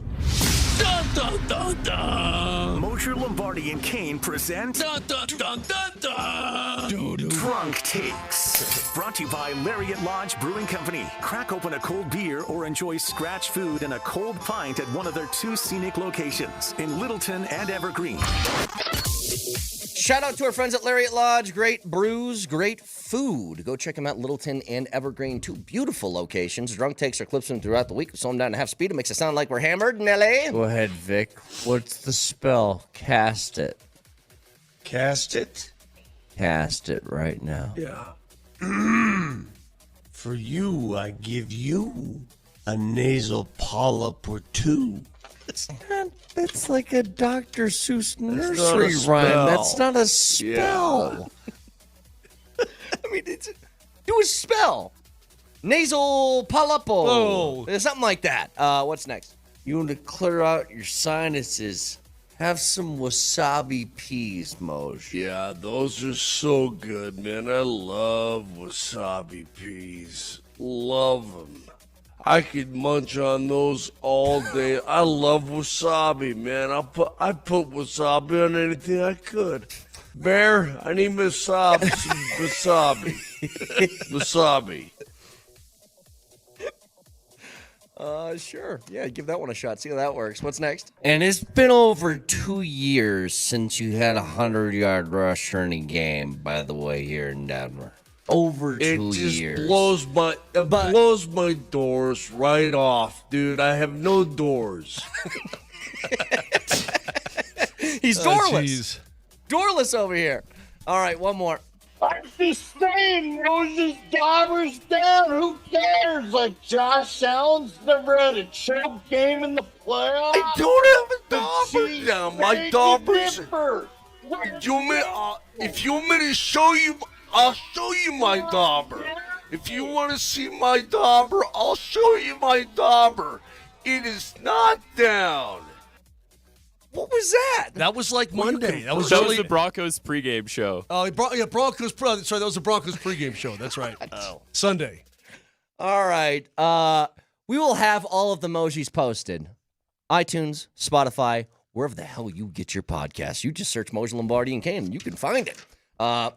Fun last couple of days. I hope Hey, you give guys... it up for Nelly for the Nelly, emojis this year. Steve Give it up for Nelson. Steve Nelson. The amount of work taken from that man in Dude. the tie right there. Very nice Nelly. job, Steve I Nelson. promise never to call you milk crate, blockhead, none of that. Yeah, get back to work, blockhead. You damn milk crate. You guys have a wonderful weekend. We will talk to you on Monday. Love you all very much. Goodbye.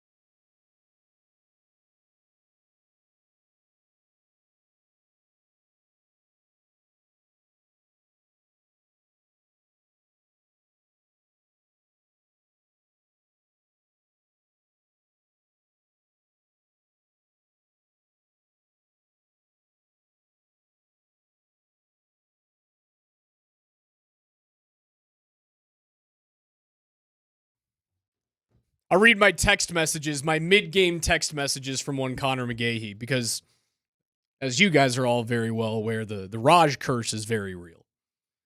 I like to call it a Raj jinx. Yesterday at It's a Raj jinx. Yesterday at 9:23 p.m. Next time you get the urge to tweet, don't. Period. Said me saying the game's over and a tweet caused a second period meltdown. We got bigger problems on our hands. He goes, well, it did. He sent me a very mean hand with a finger raised as an emoji and then follows it up with, and this is late at night. This is at 11:20 p.m. I can't tell you how actually mad I am at you. I have 2 middle fingers. I would like to start out the program by saying, Coach, while the Raj jinx is real, very, we established yesterday that I have immunity because anything bad that happens for the rest of the year for the Nuggets and Avalanche is squarely on the shoulders of Steven Nelson and Brett Kane of the Morning Show. Well, I have an alibi. So anything that I do is superseded by the fact that they brought the little dinghy painting back into the studio. So I can do whatever I want. I have carte blanche. I have immunity. Excuses, Raj, are like little dinghies for all of us males. We all have them, and they're all liability. Stop blaming little dinghy for your own Raj curse, because that preceded little dinghy. That's been going on long before the bear, Karen Mosier, painted a beautiful nude of Vic Lombardi. I'm not criticizing. My favorite. I'm not criticizing the workmanship.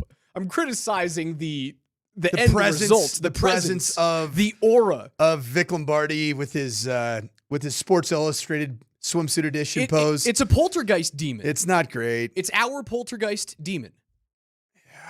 You know, I won myself a little dinghy award today. I won emoji. I heard that worst analogy. Worst analogy. Congratulations. Thank you. Congratulations. One of my Very former good, very good. bosses. One of my former bosses. I was talking about Jim Harbaugh and his overall, this was months ago. It was beginning of the season. Remember Justin Herbert hadn't thrown the ball more than like 15 times in a game. It was his run for the Chargers. And I said that if throwing the football was a gender, Jim Harbaugh would be sexist against throwing the football. Yeah. Today, I do not apologize. Oh, back to the Raj jinx. Is that even an analogy? Raj, I need to coach you. Okay, I've coached for a long time. I've coached, right? I'm a coach. They call me coacher. I call myself coacher. Can I coach you real quick? I'll Raj? let you in on a secret. What? You're not very coachable. Wasn't a very coachable player. Okay. Well, you know what? You're going to test me here. Okay? You're going to test me here. We have a show called The Morning Sprint, correct? We do. It's actively going on. We are sprinting. It would be very counterproductive for us to grow our show if all people do is tune in to hear things about their beloved sports teams that are going to ultimately cost them joy when watching their favorite sports teams. So, Raj, Connor McGahee told me last night at 10:50 p.m., this loss is on Raj. From the show today to the tweet he sent out an hour ago.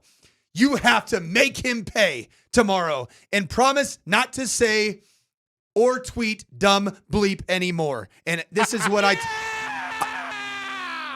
In my defense, it was 3-0, and if they don't give up a chintzy goal with 45 seconds to go in the first, it's probably over regardless. I woke up to this text, Connor McGahee text. I was asleep at 10:15 last night. Very disappointed, very angry. Loved the game last night. I should have been there. Remember I talked about it? I should have been in the building. I told you missed out. Yeah, I was there for the Rangers come back at the end. I was there. All right, I'll give you that. And I texted back at 12:35 a.m. Just simply, he will learn. He must learn. And then this morning at 6:47, Connor McGahee said, must. So, Raj, are you putting me on a pip right now? Are you pipping me? Just analyze. Let's just analyze the Avalanche. Let's just analyze the Nuggets. Okay. Let's not throw bold proclamations into the universe so that we can keep this great show, The Morning Sprint, going for the few that do love this show. Isn't that what our business is though? Like you have to be audacious, and you have to come out and you have right because it's receipts world. So I have to make a proclamation, and if I'm right, then I get to give myself flowers, and if I'm wrong, then everyone keeps my receipt. The problem with your proclamations that are then receipted They're always wrong. They're not wrong. They're actually bad towards the local teams that everybody loves. That's what's like, have crazy takes about the teams that we want to lose, not the ones we want to win. It's a jinx. Well, I see this You're the from guy who's sports. watching a no-hitter and you're like, we're like in the 4th inning. You're like, boy, he's got a perfect one going right now, doesn't he?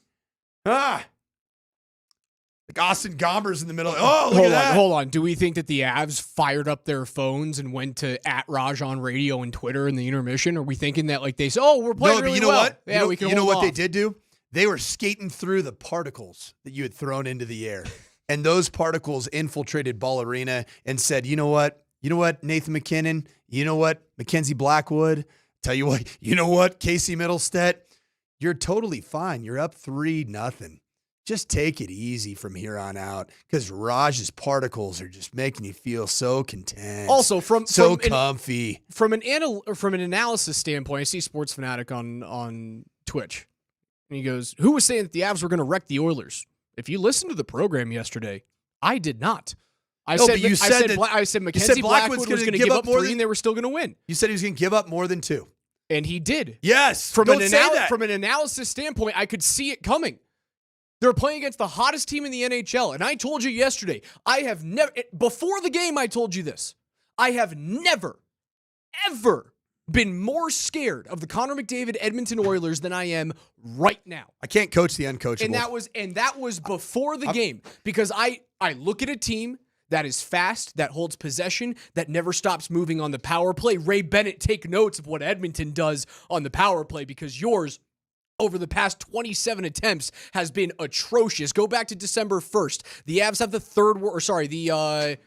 I have it in front of me. They're third worst power play in the league, 8.3%.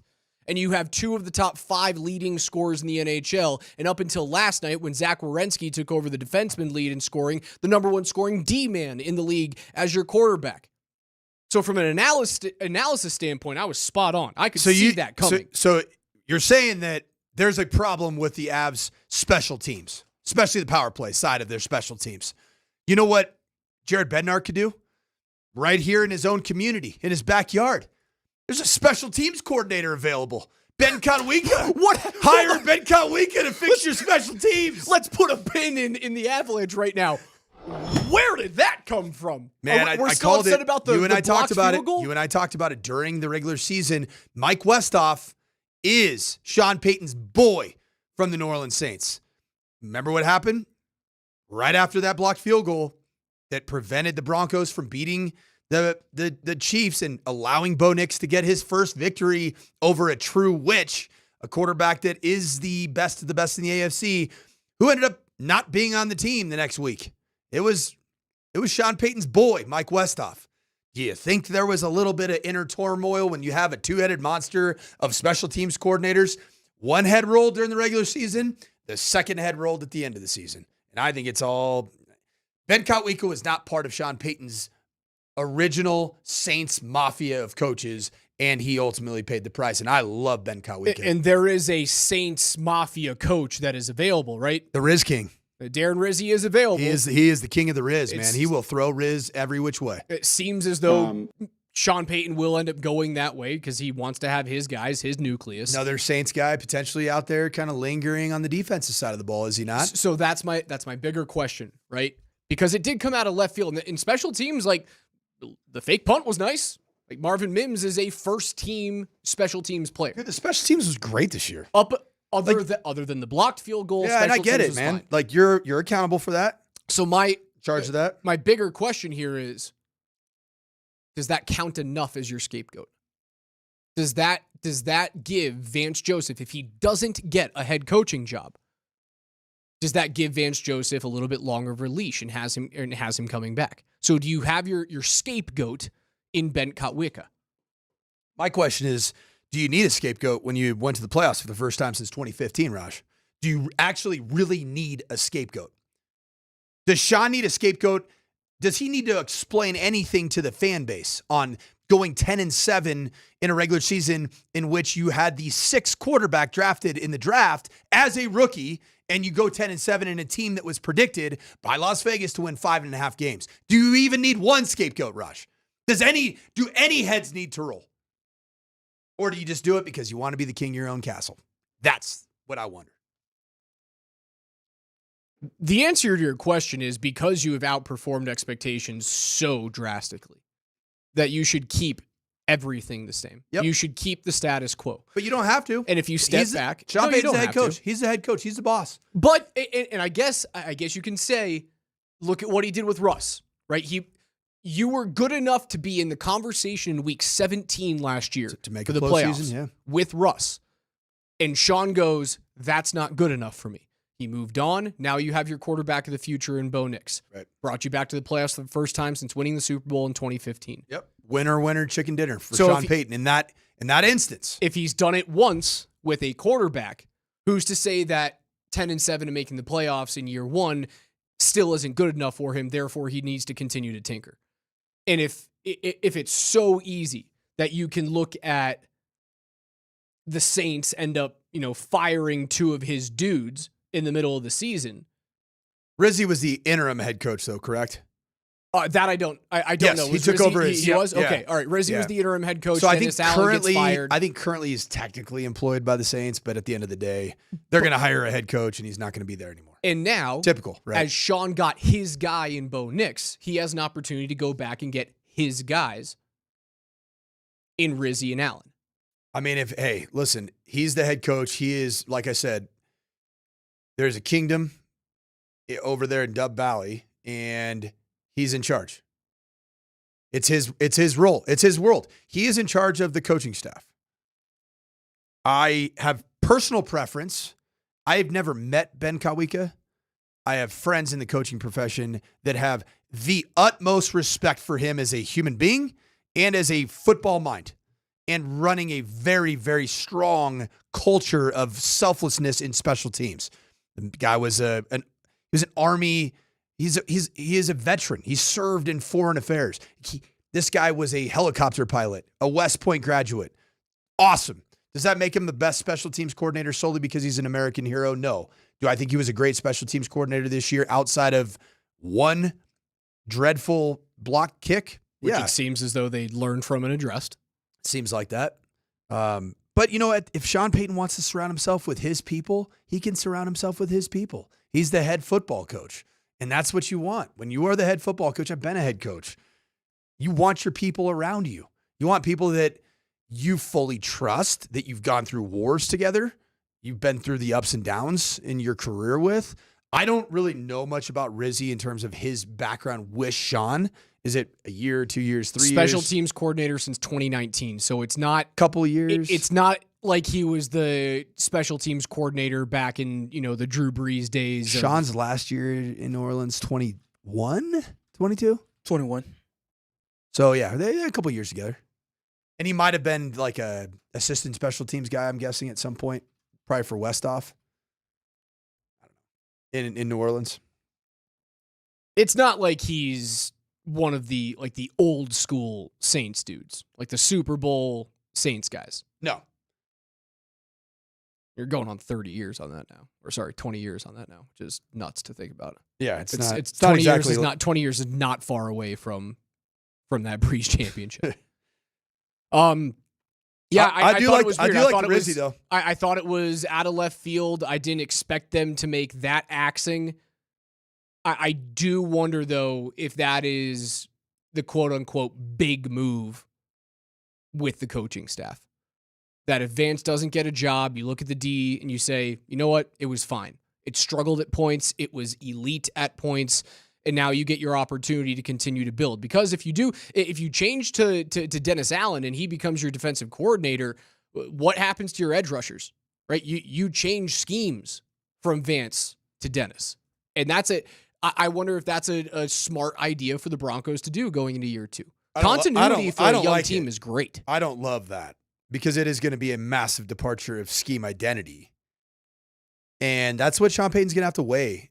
I don't believe he's going to have the ability to just fire Vance Joseph. Nor there really is no world that exists where you could justify the termination of Vance Joseph if you're Sean Payton. No, it would have to be, as I Kind said, of a few weird, days strange ago, mutual parting of ways. mutual parting of the ways, and then he goes and takes another DC job somewhere else with and- somebody he's maybe closer linked to. Probably. But, at the end of the day, man, Sean Payton hired Vance Joseph in a very strange hire at the time, right?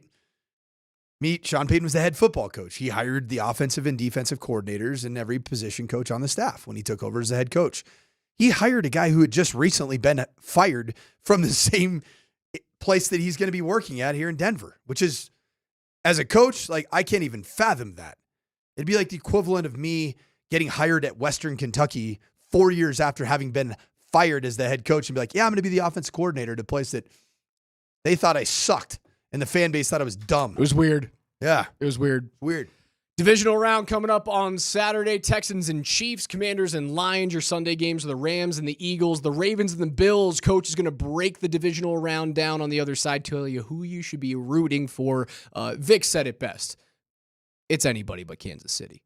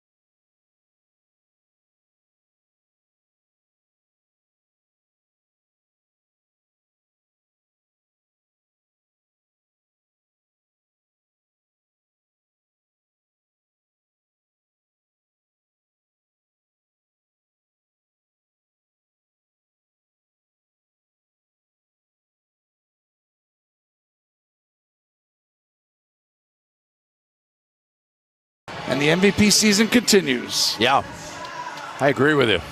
We ought to wait till next week. Let that one play out. I agree. And then take the vote. Yep. There it is for the AFC brackets. Houston at Kansas City, Baltimore at Buffalo next week. Two good ones. Oh, outstanding. Houston dominated that game as well. And Kansas City, they've been off for a while, but they're Kansas City going for a three-peat. The AFC theater this weekend is going to be nothing short of phenomenal. Shabuzi also is a boogie. Coach, before we get into breaking down these AFC and NFC divisional round matchups, I, Alex Ryanemi, you guys know me better as Raj. Is this a big moment? This is a big moment. You're showing that you're coachable? I pledge. Yes. For the remainder of the season, both regular and post, to only tweet analysis. Thank you very much. I appreciate that. I pledge to only tweet analysis in games. I pledge to only give game predictions when prompted by coach. Or potentially KJ. Or DMAC, because DMAC loves a prediction. I'll always help out the midday show. And he makes us do it. I will not unwarranted give my own score predictions. In your analysis. Yes. In game. Yes. While live tweeting. Yes. Can you also refrain from analysis that could potentially steer all of us towards a likely outcome of a game? I believe that's in the eye of the beholder. So no, I can't commit to that. Then, I told you I'm tough. Then you're showing that you're not coachable. I'm somewhat coachable. Just like, what do you need me to say here? Just say like Casey Middlestead is not active in the fray. He's just a perimeter player. Cool. Like that works. It's not like Casey Middlestead's going to score the game winner. He's been terrible, but he's going to go score. All right, I can commit to that. I promise you guys. I promise. No more score predictions for the remainder of the year for Colorado sports teams. I will, however, give you a prediction in the Houston-Kansas City game and say that Kansas City's going to win this thing by 30. Let's because go. If the Raj curse is real, CJ Stroud's going to be taking a knee with 2 minutes to go in that game. Amen, brother. Your spread right now, Kansas City at -8. The total is at 41.5, 2:30 p.m. On ESPN and ABC. The Texans on the road at the Kansas City Chiefs. This thing opened at -7.5. It is ballooned. Oh, I wouldn't say ballooned. It's risen up to -8 there. Walk me through how Houston can beat this version of the Chiefs. They won't. Oh, God. Here's why.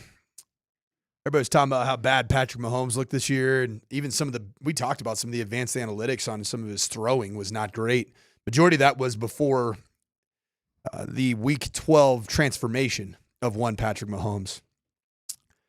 A little insight here. Since losing to the Bills in Week 11, Patrick Mahomes has thrown 11 passing touchdowns and has 0 giveaways of any kind. Strip sack, fumble, interception, which is the most passing touchdowns without a giveaway in the NFL over that span of any quarterback. Mahomes has also gone a career best 237 consecutive pass attempts without throwing an interception. Patrick Mahomes is going to be just too good for old CJ Stroud. I like this one too. Patrick Mahomes. That's why he's the witch. Let's make sure we acknowledge the witch here. With the win, Patrick Mahomes will have 16 career playoff wins, tying Hall of Famer Joe Montana for the second most in NFL history behind only one Tom Brady, who has 35. He's 29 years old. Keep at my home because I'll be riding with Drew. There's no path forward. No path forward. No. At least Houston has a running game this year. Mm-mm. Like adding Joe Mixon was on the injury report yesterday. Is he not playing? Go ahead and tell you that here, young lassie. From my last look, I thought he was expected to play. Didn't like the ESPN's reporting that he's questionable. He's questionable? Like his status is like really up in the air. If Joe Mixon isn't in that game, that's a tough go, man. He's a big part of that Texans attack, man, and he is good. I love Joe Mixon. I would love the Broncos to have a Joe Mixon type back. You look at what happened with Cincinnati this year, and I know that the pitfalls of Cincinnati was the horrid defense, and they did well enough replacing Mixon. Well enough. I'm not saying you got I'm not saying you got requisite value. Dude, Mixon's a baller. You throw Mixon on that team, Denver probably doesn't make the playoffs. Mm-hmm. They probably find a way to win one of those one-score games that they lost early on in the season because that guy he changes he's a guy that you must game plan for. Not only in the run game, but he's lethal in the passing attack. Lethal. You're saying there's no path forward? CJ Stroud's got no chance in this one? 0. Oh, that's... You don't think the Chiefs have heard the narratives that people like a lot of our hosts here in Denver on the airwaves have talked about, that the Chiefs just are the worst 15-2 team in the history of pro football? First of all, I think they might be the first 15-2 team in the history of pro football, one of the first. They're really good, Raj, and they know how to win football games. There's a reason why the stats into the regular season for Patrick Mahomes, for the offense, heck, even for Harrison Butker. They're whose line is it anyways? Yeah, it's like, hey, do you want us to start playing for real? They're made up. They don't matter. Cool. Okay, we'll go win. That's what the Chiefs are. You can hate them for it. You can be mad at them for it. You can talk about it in your postseason presser if you're Sean Payton and say that, yeah, we should have beat them twice. We beat them once. Should have beat them twice. We would have beat them in the second round of the playoffs. All right, cool. I'll believe that when I see it. I want to see it. We all want to see it. But until it happens, it's not real, Raj. From 1 seed to another 1 seed. Commanders and Lions, 6 p.m. on Fox. 9.5-point spread for Detroit. Whoa, what is that smile that I'm looking at? Man, You're a Jaden Daniels guy. Yes, I am. I love this player. I love Dan Quinn. I like this defense. I like the pressure on the Detroit Lions. And I also don't love the amount of injuries that continue to show up on the injury report. I mean, some of them are just, they're regular season out for the season type of injuries. But, dude, I think the Commanders are the real deal. And I think that Jaden Daniels, what did he do in the first round as a rookie quarterback? He won. Close game, didn't he? Won a game. They've won a lot of close games this year. I told you a few days ago, what was it? It's now 5 walk-off victories or close to walk-off victories for them this season. They've been playing on a knife's edge. Notice that Ben Johnson is like interviewing for every head coaching job, negotiating, already talking about that he's going to bring Hendon Hooker from the Detroit Lions as his backup to the Raiders to be his. You want to know what Cliff Kingsbury's been doing to prepare for this game? Has he been interviewing for the Bears job? Nope. He's told everybody, you can wait. You want me? You can wait till potentially after our season is over. And I plan on our season being over, not after this week. Isn't that a little weird? It's always struck me as a little odd that the NFL doesn't have some sort of rule in place that it's not like you have to go out and recruit. Yeah. I mean, what's the hurry?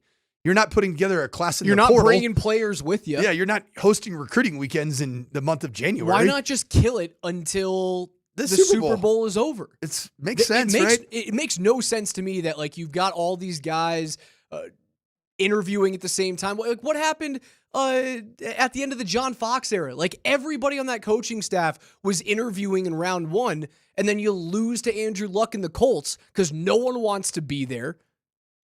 Guys are getting jobs left, right, and center. I feel as though it diminishes the product. I don't like it. I'm not a fan. Maybe that was the reason why the Broncos defense got shredded so badly against Buffalo. Maybe Vance wasn't as focused on the task at hand as you needed him to be. Well, let me ask you this, Raj. Do you subscribe to D-Mac's theory that they should do a hiring freeze until after the Super Bowl? Yes. Of course. Yeah. That's what I'm saying right now. The minute the Super Bowl ends, free range, go crazy. And yeah, you're going to have tampering. Like, that's always going to happen. Guys are going to be making calls. I think you could look at that with Sean Payton right now. Is like, you don't fire a special teams coordinator if your dude in New Orleans didn't become available. You don't start floating this idea, not floating the idea, but building the narrative of Vance Joseph being the problem, even though his defense was so damn good this year. You don't start building that narrative unless Dennis Allen gets fired by the New Orleans Saints. Because now you got your guys there. Like, that's tamper adjacent. Yeah, freeze that stuff. 9.5-point favorites for Detroit. Wow. You think Washington's going to come Look back at on this stat What's up? right here about Jaden Daniels. 9.5-point underdog, right, Raj? Isn't that what they say? Isn't that what they tell you? The pundits and scribes and the Vegas odds makers tell you that the Lions are going to boat race the Washington Commanders. How about this for a stat? Rookie Jaden Daniels has a 108.5 passer rating in 9 road games in 2024, including the playoff opening round, which is the best by a rookie quarterback in NFL history. Legend in the making. Watch history made. Is this a Saturday game? This is the Saturday night game, God, 6 it's gonna be p.m. so on fun. Fox. I'm so excited for this game. Sunday, 1 p.m., NBC, Rams at Eagles. We were talking about finding teams to root for. And yes, it's very easy. It's anybody but the Chiefs as a Broncos fan. Probably anybody but the Chiefs, anybody but the Ravens as well. I'm in Vic's camp of I just can't watch the Ravens march to a Super Bowl. I don't know why I've got a bad taste in my mouth about them. Maybe it's a Harbaugh thing. The Rams are the team that if you're looking for someone to grasp onto that isn't Buffalo or Detroit, LA's the team. It is. It absolutely is. And there's some numbers against the Rams in this game. All right, here's one of them. Teams to play on Monday in the wild card round, which the Rams did, have gone on to be 1-3 in their divisional round games since Monday Night Football wild card games were brought back in 2021. So the odds are not great against that one. Just a little bit of a reminder from week 12. Saquon Barkley had 255 rushing yards against the Rams in week 12, which marked the 9th most rushing yards by a player in a game all time, NFL history. Saquon Barkley has 2,124 rushing yards in 2024, which is the 5th most in the season all time. Saquon Barkley is healthy, came out of first round of the playoffs looking good. I still like the Rams in this spot because I still think that there is a unique outlier in the sense that they played their best football. They gave up 255 rushing yards in week 12. That feels like a generation ago. Their roster's completely different. Remember how far out of the playoff spot or the playoff race they felt? They felt like they were a massive distance away. Puka Nacua and Cooper Kupp weren't really even a thought at that point in time. They have the ability now offensively to be a really good catch-all for their defense, to keep their defense off the field. Their defense was on the field a ton earlier in the season. Up until about week 14, week 15, when it started to really turn around. The Rams have just been winning game after game after game. Plus, don't forget the fact, I think that this is a time that the Rams are unified like no other team in the National Football League because of what's happened in their backyard. I asked you the question yesterday, which head coach gives the greatest rise to his team? And I think smartly you went, Andy Reid's the guy. Yep. But Andy Reid and the Chiefs, for me, are so much farther ahead of everybody else that I feel as though you could have someone else coach the Chiefs with Mahomes and they would be just as scary. Sean McVay is my dude. Sean McVay in the playoffs for the remaining coaches is the one guy that I think I could look at Nick Sirianni and go, you just got to outcoach that entire game. Is Sean McVay one of these coaches where you can tell if he's got that look in his eyes and that light about him, he's on? But he also is like that wired look. Yeah, but then there's other times in his career where he looks like he's like going through it. Disinterested. Yeah, like he's like this. He does. Should have taken the damn TV job. Yeah, I mean, I think that he is one of those coaches, and I've worked with guys like this. They're evil geniuses, and at times they make themselves go crazy because their care factor and creativity is so through the roof that they don't even know what to do and how to function when it's not on. And right now, Sean McVay's got that look in his eyes like it is on.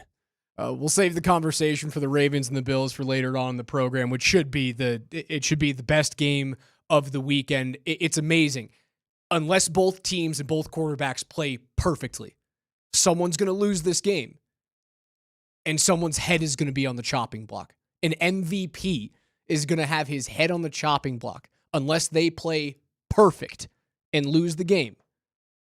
That guy's going to be looked at as he's really your MVP. That guy's going to be the one that you model your entire franchise about. I can't wait to watch that one. It's Coach Mike Sanford. I'm Alex Ryan. Join us 303-504-0925 on the Shop Mazda text line. You've got the Nuggets and the Heat tonight, 6 p.m., 5:30 pregame show right here on 92.5.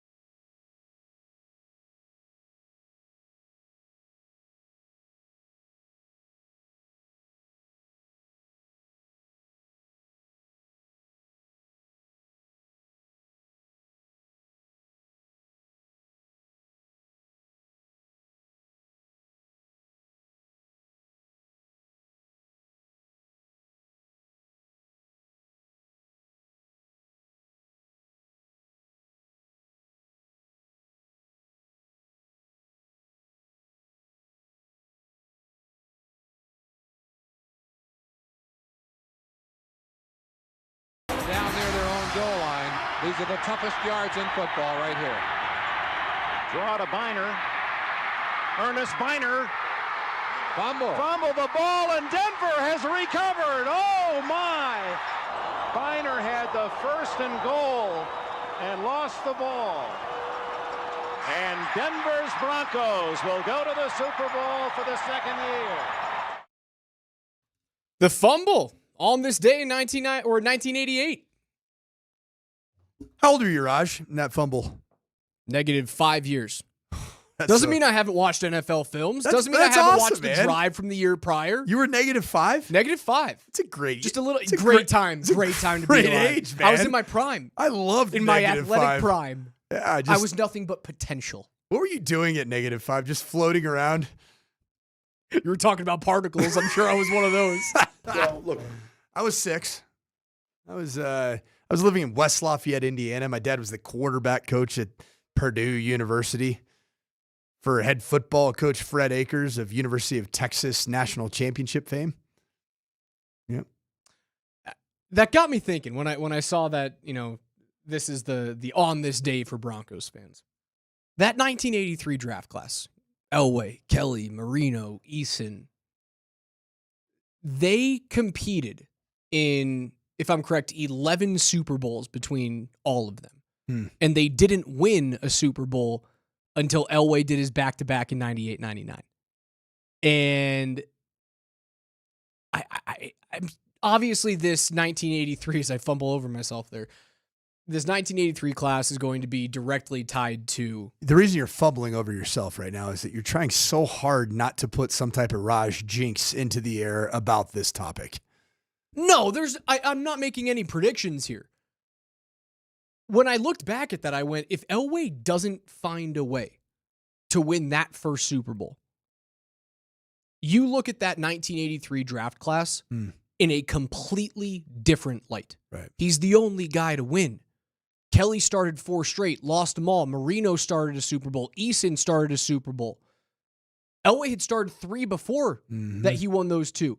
And they got blown out. It was a record breaker, 42-10. Against Washington. They followed up the next year against, the next Super Bowl that they got into against the 49ers and got beat 55-10. So how many years was it until this vaunted 1983 draft class won a Super Bowl? 15 years. That's insane. Right? Because they won the Super Bowl in the 97-98 season. 15 years. Whoa. 14-15. Yeah. That's crazy. It's forever. So that's when I look at this draft class. Jim Kelly was in there? Jim Kelly was in there. Yeah, he started 4 consecutive Super Bowls, 90, 91, 92, 93. How old was Elway when he won it? Elway would have been 35? That's about right. It's not a young buck there. No, so when I think about this draft class, and it will be directly tied to the 1983 class because of how many quarterbacks were taken in the first round and how relatively successful they've been right off the bat. All right, let's can we play a game real quick? 9 of 11 Super Bowls lost. Jeez. By that class. And that's the greatest quarterback class in the history of the league. They lost 9 of 11 Super Bowls. 2 and 9. One guy won. And it was Johnny. Can we, I'd love to have our Twitchers and Texters jump in this conversation as well, but I'd love to ask you guys right now, who is your confidence highest in to win the first Super Bowl of this 2024 quarterback draft class? We got Caleb Williams, Chicago Bears, Jaden Daniels, who's currently still in the postseason with the Washington Commanders, Bo Nix, who got to the first round of the playoffs and did exit the Denver Broncos. As we know, Michael Penix Jr., who took over as the starting quarterback at the tail end and unseated Kirk Cousins in his $70 million contract or whatever it might be. J.J. McCarthy, who appears to be back in the driver's seat to be the starting quarterback for the Minnesota Vikings. And then Drake May, who's going to most likely get some proper nurture going forward, but showed a lot of promise with the New England Patriots. Who will win the first Super Bowl from this draft class? KJ. I am going to go, and this guy will have to leave his current team to do so, but I am going to go Michael Penix Jr. Mm-hmm. I just think Michael Penix Jr. has everything it takes to get there. And it's not to say that Jaden Daniels won't. It's just we've seen it before. When you have a quarterback who's run first, they tend to get injuries that eventually catches up to them. It's just human nature. So I have Michael Penix Jr. Raj. It's hard not to say Jaden Daniels right now, man. He's the guy. He's transformational. Yep. He's transformational. You have to trust your eyes. And he's available and playing currently in the divisional round of the playoffs. The question, I think, though, is who's got the best situation. I think Bo Nix does. Bo has the best situation. The Washington situation isn't far behind. It's pretty dang good. It feels pretty so dang drastically different after the change in ownership, after finding their dude and Dan Quinn as the head coach, pairing him with a really good offensive coordinator, at least for that quarterback. And I know Cliff failed marvelously Somebody in just told Arizona. me. So from the Shot Mazda text line, Coach, you just told Rod she's not allowed to make predictions. Yeah. So who's uncoachable now? Yeah, that was my fault. Gosh, it's really hard to do this job. It's kind of the time. This reminds me of the time I tried to come in with the silent treatment because of actually one of your jinxes. It was a weekend of jinxing. And then realized we do a radio show Yeah, and I have to having one talk. guy be silent is not a winning formula. No, it turns it into the Cowherd, Colin Cowherd show. No, we don't want that. You don't want that from me. You want that from Cowherd. Cowherd's very good. You don't want that from me. You can take it every now and again when I fill in for Brett in the morning. I'm going to have a very wild proclamation of the first quarterback that's going to win a Super Bowl. Is it going to be Caleb Williams? It's going to be J.J. McCarthy.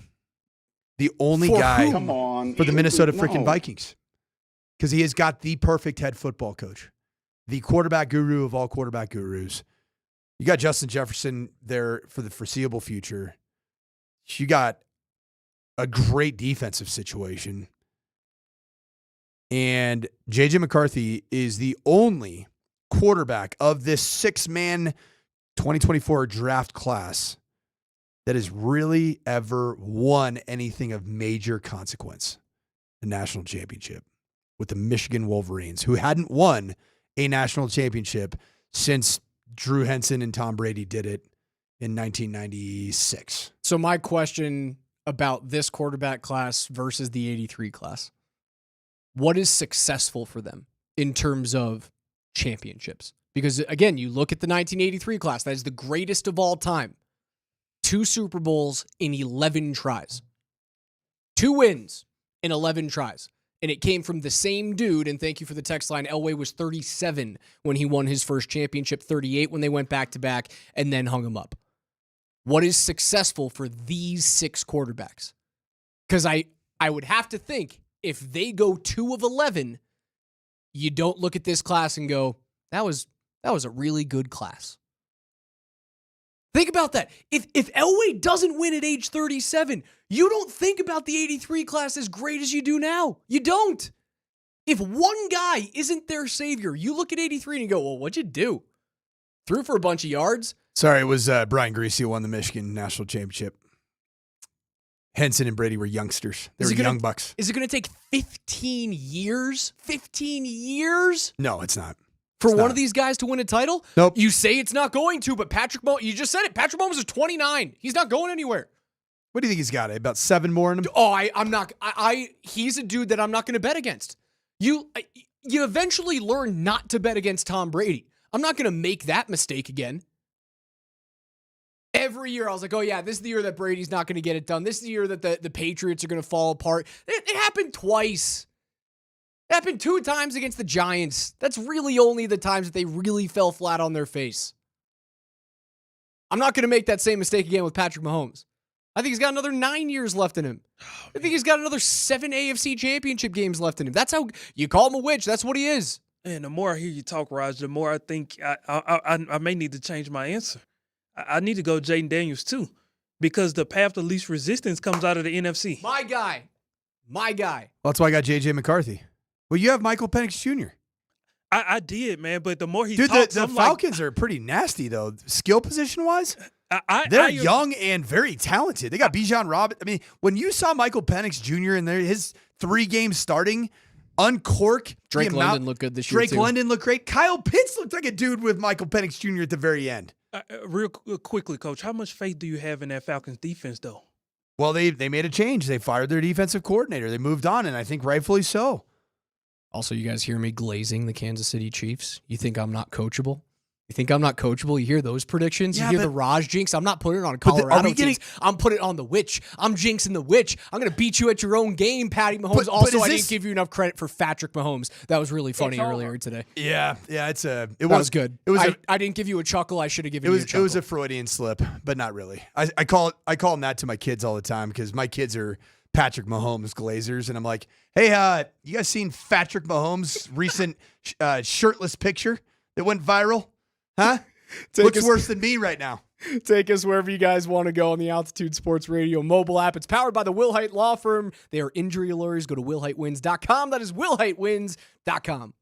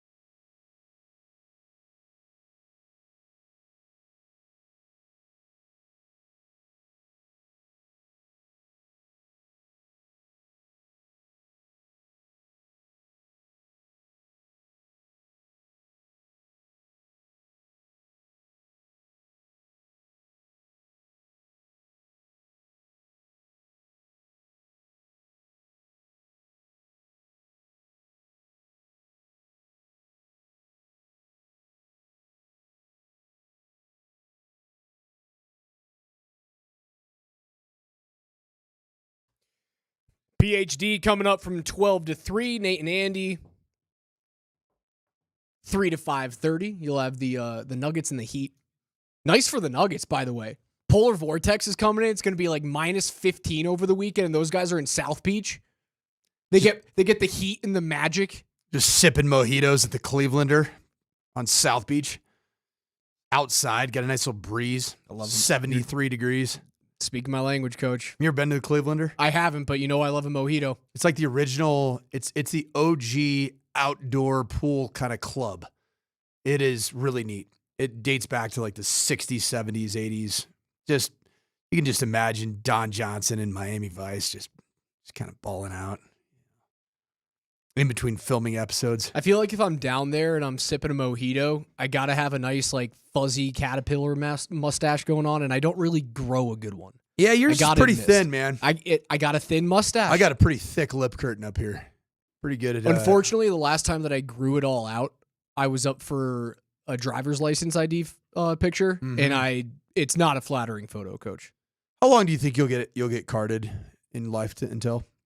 I got a baby face. I look like I'm freaking 22, dude. I get carded all the time still, like without question. It's funny because I look at you being 6'4" and I go, well, that guy's very clearly not a young human, but there's many 6'4", like 18-year-olds in the world. It's so weird how I've always done this. I've always equated height with age. And I know that's something that you often do when you're a kid, right? But you grow out of that thought process. But unfortunately, I did not grow along with my peers. So everyone that's taller than me, I'm like, oh yeah, you're 35. Who do you think?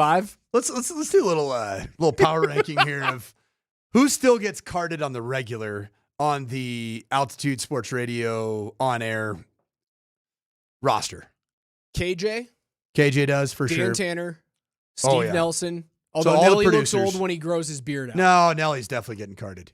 Alex Ryan Emmy, 100%. I get carded. Let's go morning show. Brett Kane, carded. Vic and Moj are not carded. They've got silver hair. Also, I don't think Moj, with just kind of the state of how he takes care of himself with his diet and just different substances, whether it's tobacco or, I don't think he's been carded. Throwing strays at Moj for no reason. I don't know if do you think Moj has been carded in the last 20 years? Yes. If you look at the pictures, man, from Moj back in like 2015, 16, 17, when he first switched over from radio play-by-play to TV play-by-play, young-looking fella. Because I think both Vic and Moj at different points of their careers, they've put some snake oil up there in their silver. Well, the TV silver guys fox. TV guys do. Yeah. I wonder if Vic with the little snake oil up top, I wonder if he's the guy that got carded much about a decade ago. Nate and Andy? I think Krecker gets carded. Krecker gets carded every now now and and again. again. Surprisingly, Andy, he's pretty young looking face, man. Andy does He's got it. I agree. Andy's been carded in the last 2 months. All right, here's the question I've always wanted to know. Can Andy grow a beard? I've never seen it. Dude, it's like a baby's butt, man. His face. There's no doubt. I've never even seen him with like a 5 o'clock shadow. I don't think he can grow hair. His show is 5 o'clock shadow time. And he's got good top coverage. He's got good Speaking good of lettuce, mustaches, man. you know who grows a great mustache on this station? Krecker. Nate Kreckman. Oh, yeah, it's glorious. All-time mustache for the It is station, man. glorious. It is glorious. Josh Grismer still gets, although Josh, he's a mixed 100 guy. Yeah, I mean, he'll get carded until he's 55. Especially when he's talking like this. Like, welcome. It's a great day. Have you guys heard about Olivia Rodrigo's new album? Hey, Rodrigo. Not Rodriguez. No, it was kind of my accent with the cool kind of mix 100. That was Rodrigo apostrophe S. All right, I got you. I feel Yeah. Yeah, D-Mac, when's the last time you got carded? 10 years ago? I don't know. We're little guys. Every time that again, it's my correlation between height and age. Dudes under 5'8", you're young, I think. Although, like, when's the last time like Danny DeVito was? If Columbus shaved, 100%. Yeah, but he's got that long, scraggly beard. He's got a lot kind of of cleaned gray up in it, recently, and he looks pretty sharp. If Columbus shaves, card. Yeah, 100%, 100%. And his body type right now, he's like no body fat on him whatsoever. As a former offensive skinny lineman, dude, that you would also think like the body type is like high school athlete that is trying to put weight on can't put weight on. And mother looking is for a 4-year offer. And the mother is shoving protein shakes down their throat. Like, we got to get him a scholarship. He can't put weight on. He's been spending too much time at Revitalized Health. Revitalized and CrossFit. Oh, let's get back into the Avs. 4-3 loss. It was disappointing. The loss to Edmonton, just simply losing the game is not the disappointing portion of last night. It's how it happened, where you did have them on the ropes. You were up 3-0. If you don't give up that goal with under a minute to go and give Edmonton a spark, some hope, I think that game goes in the opposite direction. That second period, man, that's the most dominant puck possession period I've seen by an NHL team this year. It was really, really hard to watch as an Avs fan, because there was some beautiful hockey being played by Edmonton. You can see why they're the hottest team, without question, in the National Hockey League right now. But my gosh, did you have a hard time getting the puck away from them? You couldn't. They cycled the puck with ease. I thought the defense I thought they were passive on the perimeter, which it'll kill you. When you have an opportunity to take a stride and close gap in the D zone, you have to do it against that team. You can't just like sit back and watch them, because they'll zip past you. They never stop moving. It's why their power play is so good. The uptick in minutes and shifts for Middleton, the big fella, I think it correlates with not being sharp enough, fast enough, swift enough on your skates to dispossess a team of that nature. You just want to get length and size out there. Middleton has been hit or miss for me, and he's been a little bit more miss as of late. Just looks a little like he's slow. Yeah. He's slow. And that's what happens when you get those big guys. Really struggles to redirect. Yes. And Middleton's been bad recently. I think Valinsky's really struggled recently. Getting Girard back last night I thought was going to help, but he goes -3. Yeah. The entire D-core was off after that first period. You were just on your heels the entire game. And you saw an Edmonton team that is a complete hockey team. They're healthy right now. And what's concerning to me, the power play is most concerning right now. You're at an 8.3% clip since December 1. Yep. And shockingly, in that same time, the numbers are good on the kill. Kill's been better, right? You kept Edmonton off the board, and that's a terrifying power play. 100%. The power play is issue number 1 for me. Issue number 2 is the 200-foot identity of this team is so very clearly tied to one player. And his name is Valeri Nichushkin. Gosh, when he is out of the lineup, man, they sit back, they're passive. They are, and this is the worst, one of the worst things you can call a team. And Bednar would agree. You've heard him say it. They become perimeter. When he's not in the lineup, there is no attacking the hash marks. There's no attacking the blue paint. And what did you see from Edmonton yesterday? You didn't see all these you saw one wild goal, and that was when McDavid was going nutso through the middle. Yeah, stumbling. Puck out of He's midair. stumbling. It was like Mike Alstott scoring a touchdown and Chris Berman calling it. The rest of the goals, the net front presence from Zach Hyman and Corey Perry, that leads to the scores. It came off the heels of cycle play. Yeah. But they go to the paint. They get into the middle of the ice, even though they are they're wildly skilled, just like the Avs are. They get into the middle of the ice. And when Val isn't here, the Avs don't have anyone that wants to do that. That's a problem. I have a very hard question to ask, Raj, for all of us, especially of all of us that love the player, Val Nichushkin. Given historical context of the last 2 postseasons and current disconcerting injury updates and statuses of Val Nichushkin, is what we're dealing with right now as an Avs faithful a sign of things to come? Not being able to count on Val Nichushkin. I don't think so. You're always going to have that monster in the closet, right? Of what happened the last 2 postseasons. What about the bad nature of what seemed like it was going to be a week, and now it's turned into 3? I think they look at his importance to this team and go, we don't need to rush you back in January, man. I think they look at what's happening ahead of them in the Central Division where Winnipeg isn't slowing down. Dallas is still playing well. While Minnesota has slowed down, they've still kept pace even without Kirill Kaprizov regularly in the lineup. I think the organization looks at the Central and goes, being the 7 seed this year, being the number 1 wild card seed, isn't the worst thing in the world. We can deal with that.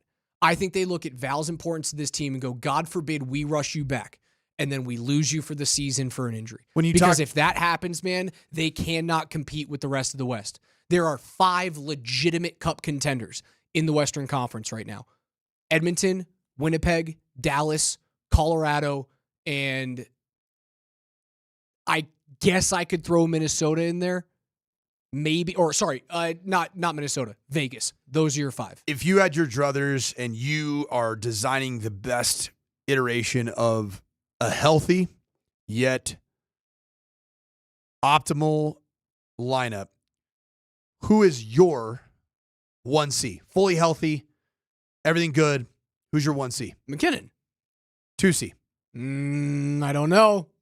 If everyone's playing great, it's Casey Middlestat, but the version of Casey Middlestat we've seen for the better part of 2 months now, I can't trust him as 2 center right now. Ross Colton's production has fallen off, although if you look at his underlying 5-on-5 numbers last night, he was one of the better Avs players on the ice. I could throw Ross Colton there. If you are convinced that Casey Middlestat isn't able to rise to the occasion, I saw Dater was tweeting this out yesterday because Rantanen played 2 center yesterday for a little bit. Dater tweeted out that like there's a possibility that Middlestat could be on the trade block. You would have to find the perfect guy is JT Miller. But then you got to find $2.5 million of cap space, and the Avs are in a cap crunch. You'd have to move money out to bring that guy in, and he's pissed off in Vancouver. He hates playing in Vancouver right now. There's another part of the equation with Val in terms of not rushing him back. This is a really, really good text from Stacy. I worry a little bit about pain management for Val, given what I assume are some of the limitations on medication. That's part of the issue, right? All of this stemmed from back when he had his foot injury in the playoffs when they won the cup. What's the buzzword around Denver sports right now? Anti-inflammatories. Inflamación. Maybe that's something that the organization looks at and goes, we're going to give you the extra 1, 2, 3 weeks to get okay so that you don't have to play through injury with painkillers because of what we've seen in your history the last 2 years. That is a very, very legitimate concern. The anti-inflammatories, man. I feel you, Jamal. I feel you. But some people have problems with them. A lot of people have problems with them. Yeah. There are some issues with the Avs right now. They're fine. They are fine. They're fine. But there's a few issues. Okay, let's talk about the most important and pressing issue. You get your captain back, who, by the way, I watched him skate. It's different. It looked a lot different. It's different. And tell me a little bit about the the clip I saw. So Landy's already on LTIR, by the way. So you're actively utilizing his money. What did you see from the little loop-de-loop that he did while sliding on his knees? Looked pretty good at the end. He's moving faster than we've ever seen him move in the last 2.5 years. And he typically, when you see him get on the ice, this is where we don't see from him for another 2 or 3 weeks. We didn't see from him from like 3 or 4 or 5 days, and now he's back on the ice. He's more regularly out at morning skate, moving faster. I think him coming back in the playoffs is a real possibility. So when we have our show, hopefully next week, live from morning skate, that's what the hope is Wednesday. Hope is Wednesday. And I go to my first morning skate, and I am, I'm a little bit of a fish out of water, if you will, a football guy at a morning skate, first time in my life. And I see Gabe Landeskog just carving up, looking great, doing all different kinds of movements. I'm like, hey, Gabe, you coming back this week, bro? No, do the old Scotty Hastings with Jermichael Green. Hey, Jermichael, you going tonight? What do you think Gabe would say? He's not going tonight. What would Gabe say if he saw this 6'4" aging bearded wonder that looks like he's so uncomfortable on the ice or around the ice? Just be like, Gabe, you playing next week? Be back in 2 weeks? What are we going to do? What would he say? What would he really say? He's going to look at you and shake his head. Shake his head and keep skating. Yeah. You're not going to get a rise out of that guy. I could. He is so even keel. By the way, so is Nathan McKinnon. Watching him in his ESPN interview last night, right after he'd ripped off 2 amazing first period goals.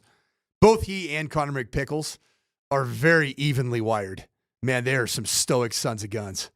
There is not a whole lot of until you piss him off. And right. You saw that changed. I never thought McDavid was going to have that.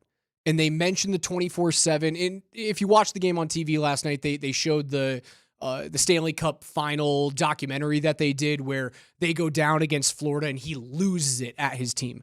I didn't think McDavid had that in him. I thought that was the one separating factor between him and McKinnon was that Nate can see red. Nate can snap like a bull seeing a red cape. Yep. He can snap. McDavid's got that in him now. Mm-hmm. I told you yesterday, I've never been more scared of the Edmonton Oilers how about than my I guy am right now. How about my guy Draisaitl just giving Drouin the business near his shift? I saw people got pissed off about that hit. It's a hockey play. It was right. Like he was a little high, but it wasn't crazy. Wasn't it also just the timing of it was a little different? Like a little late? Yeah, wasn't Drouin coming off the ice? It was fine. Okay. It was a fine play. It wasn't dirty. It's a hockey play, man. Draisaitl's the truth too. Tough loss, but good player. We'll see if they can How bounce big is back. Draisaitl? I bet you he's 6'4". Yeah, he looks like a big joker. I bet you he's 6'3" or 6'4", 225 is big my guess. German. Big old German. Big old German. Yep. Big old German guy. Draisaitl. NFL notes are next. Jeez. I must break you. I'll ask him. Where'd he go? Yeah. Hey, Jermichael. Hey, Jermichael. You playing? No, he's not playing.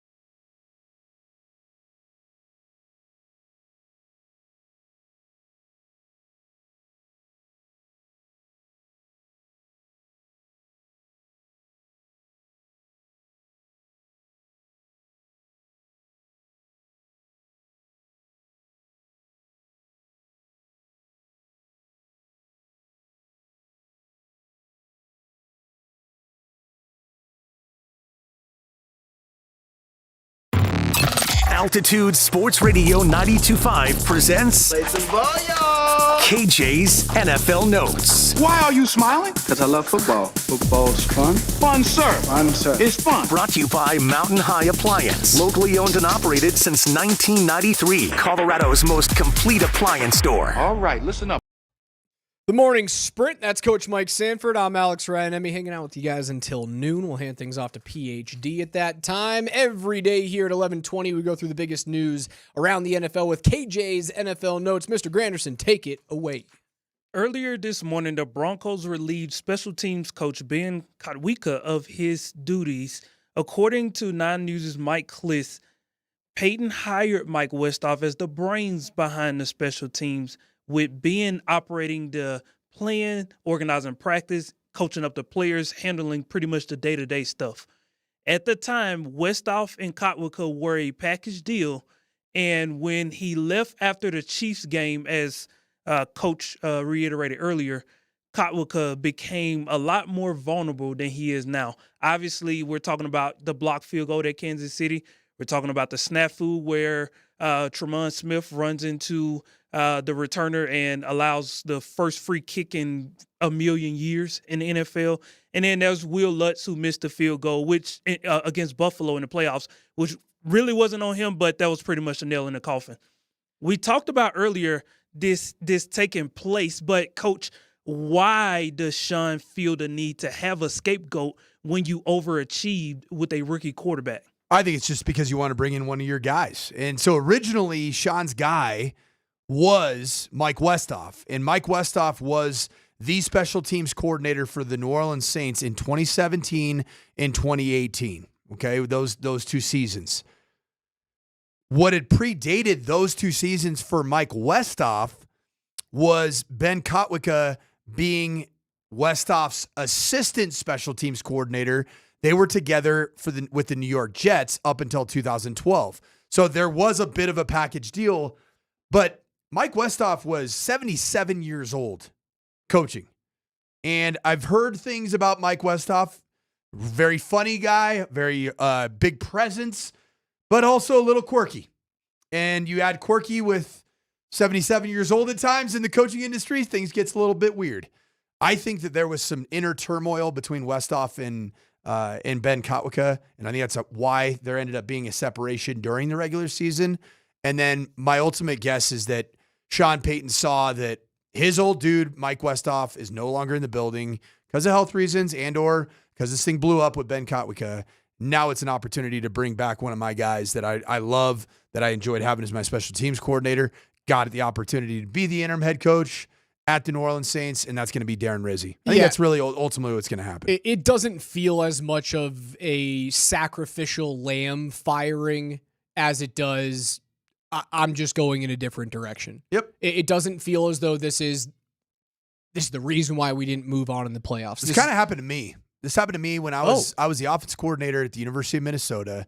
That's how I ended up in Colorado to begin with. We won 9 games. My final game coaching for PJ Fleck at the University of Minnesota, running an offense that wasn't even an offense that I brought. Did you ever throw a tie and a vest on? I never did, and I never will. Thank you very much. And I will never say row the boat, Ski-U-Mah, go Gophers. But after a 9-win season and the first win over the University of Wisconsin in 20 years in Minneapolis, I was relieved of my duties the next day. I was like, what? Huh? What's this? And we won 9 games, so it wasn't like you needed a sacrificial lamb to justify it. It's the best season Minnesota's had. I was going to say since 9 then. games in the Big Ten that's solid. But it was because Kirk Shiraka, the guy who I had replaced, he had left Minnesota to go be James Franklin's offensive coordinator at Penn State. And 7 games into his tenure at Penn State was fired by James Franklin. And then he wanted to come back and work for his old boss. So guess who was the odd man out? This guy right here. And guess who had to move their family for the, 17th time? This guy right here. But hey, but I got you, man. We got the morning sprint now because of it. Am I not a great consolation prize? Very good. Thank you very much. Very good. So, yeah, Ben Kotwica will be a sports talk radio host, and we'll say, Chicago, Illinois, within the 2-3 years from now. I feel like the guy's going to probably have a job around the NFL. He absolutely will because he's a tremendous coach. Come on. He's a really good coach. KJ, what's next? McPickles, as they call him. Oh, I love it. The Buffalo Bills and the Baltimore Ravens, the game of the weekend in the divisional round of the NFL, which means Lamar Jackson versus Josh Allen. Josh Allen? Mm-hmm. With that being said, the Buffalo Bills defense knows their top priority is stopping Lamar and then stopping Derrick Henry. But D lineman for the Bills, Ed Oliver, said this week that Lamar Jackson's similar to the late great Kobe Bryant in the way that he plays football. And it was an interesting comparison, and he explained where he got that comparison from. Can you talk about how difficult it is to deal with a guy like Lamar, where the play is never over? Kind of like Josh, for that matter. Our coach had a coach said something that really stuck with me, and he was like, he's like Kobe Bryant, and like how you can't necessarily stop Kobe Bryant. Kobe Bryant's gonna get his at some point, and that was a great analogy. Lamar's gonna get his at some point, and we know that, and everybody knows that, and everybody watching knows that. We just have to limit him, but he's gonna get his. We all know that. We all aware. We're not ignorant to the fact, but he is. I said this last night on the Avs postgame show. In the National Hockey League, it's very rare that you see an all-time great not get their cup ring. And I was talking about McDavid and Draisaitl. McDavid's an all-time great. Eventually, those guys get it done. Like the Joe Thorntons with the San Jose Sharks are far and few between, where you have surefire first ballot Hall of Famer that doesn't win one. There's a few of them sprinkled in there, but more often than not in the NHL, the greats eventually get one. Right. It's not the same in the NFL, man. So I disagree with that. He's going to get his in a given game. But if we're extrapolating that out to championships, and I think that's where that conversation, that comment was going, it doesn't always happen. Look at the conversation that we just had about the 1983 draft. You can get there. You're not guaranteed to get it done. And unfortunately for these guys, they happen to be in the same era as Patrick Mahomes, and they unfortunately happen to be in the same conference as Patrick Mahomes. They have to go through that guy. It's not guaranteed that either Josh or Lamar is going to, quote, get his. Well, and you've already made it very clear in your reverse Raj jinx that Patrick Mahomes is completely untouchable. Unbeatable. He is unbeatable in this postseason. Pencil it in. Three straight Super Bowls. Why even play the games? Why play the games? I agree.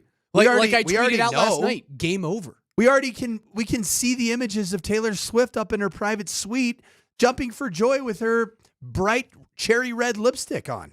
It's already done. It's done. Like, we don't even need to talk about Lamar Jackson, Josh Allen. Also, not a lipstick guy. Never have been. Just kind of a chapstick guy. You're a lip gloss guy? Not saying that I'm utilizing any of those things. Yeah, my preference on my women is more Blistex. I like Blistex. Big guy. Just bury your face in a vat of Vaseline. Real big fan of Burt's Bees on my lady. Wait until the bacon grease from the pan dries a little bit and then just I was trying to give you guys a kissing sound there. My lips touched the microphone. Oh, and that means D-Max. Like I might have Ebola. I might not come back after this weekend. Based off some of the smells and overall vibes of Lysol in my mouth Darren. right now. So, Brett Kane's he's a fairly clean dude, right? Clean dude. Yeah, clean dude. Doesn't always shower before the morning hit. I think you kind of... It's because he gets on air at 6. Can't blame the guy, although you're a child if you don't shower in the morning. Like if you get out of bed... I completely agree with you. And leave the house without showering, child. Child. Children do that. KJ, are you a morning shower guy every day? I am a night shower guy. Child. And then I freshen up in the morning. I am a child. You don't shower in the morning? No. So you got that sleep funk on you? No, sir, man. You come in with that sleep funk. I freshen up every morning, man. Hey, listen, man. How you freshen up if you don't shower? Hey, listen, man. Bird bath, baby. Bird bath. When you put the deodorant on and you put some cologne on, come on now. The old PTA bath, Hey, you already know how it is. Hey, when you just got to get going where you got to go, you know? Child. We were talking about Lamar and Josh. I can't even remember what the line of questioning was. Yeah, I mean, weird. Yeah. You're talking about quarterbacks who have to get it done. They usually do most of the time. Oh, no, I'm saying that, it's not a guarantee in the NFL that quarterbacks are going to get their championship.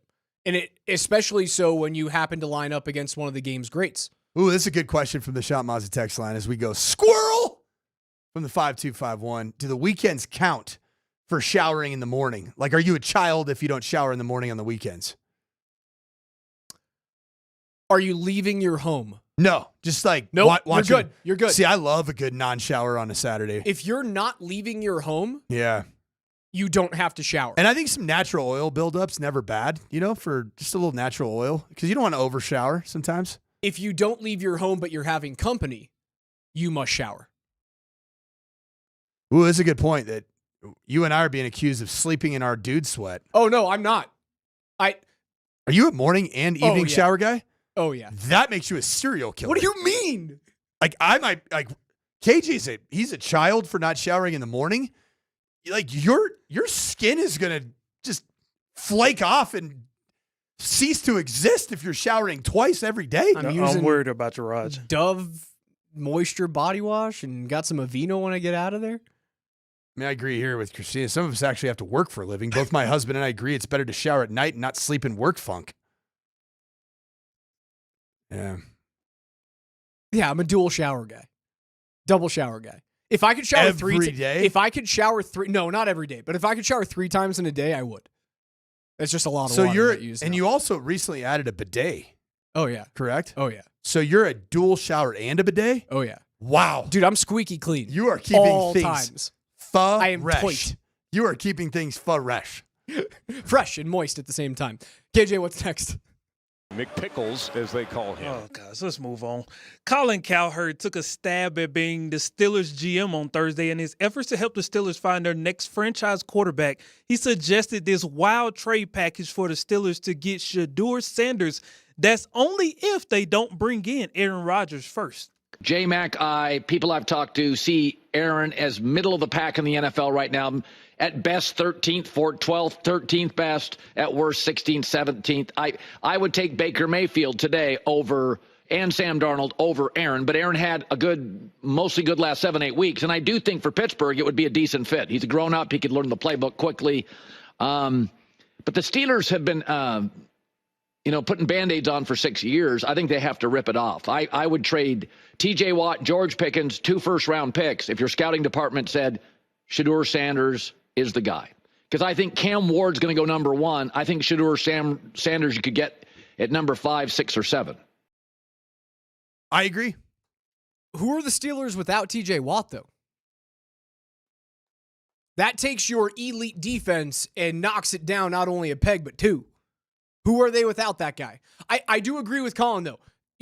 Drastic changes need to be made if Mike Tomlin wants to stop this 8-year drought of winning a playoff game. They have to find a quarterback. You must. What are the scenarios in which case Shedeur Sanders is the first quarterback overall selected? If Dion goes to either Dallas or Oakland and they trade up to number 1. That's what I think, too. Oakland. Vegas. You know what I'm talking about. Who knows where those guys are? Dude, I have to fight that.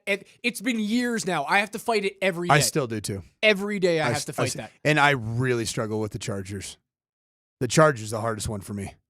My dad coached for the San Diego Superchargers, man. I was a ball boy for the San Diego Superchargers. So it's ingrained in your brain. Yeah, that's a tough one. Junior Seau.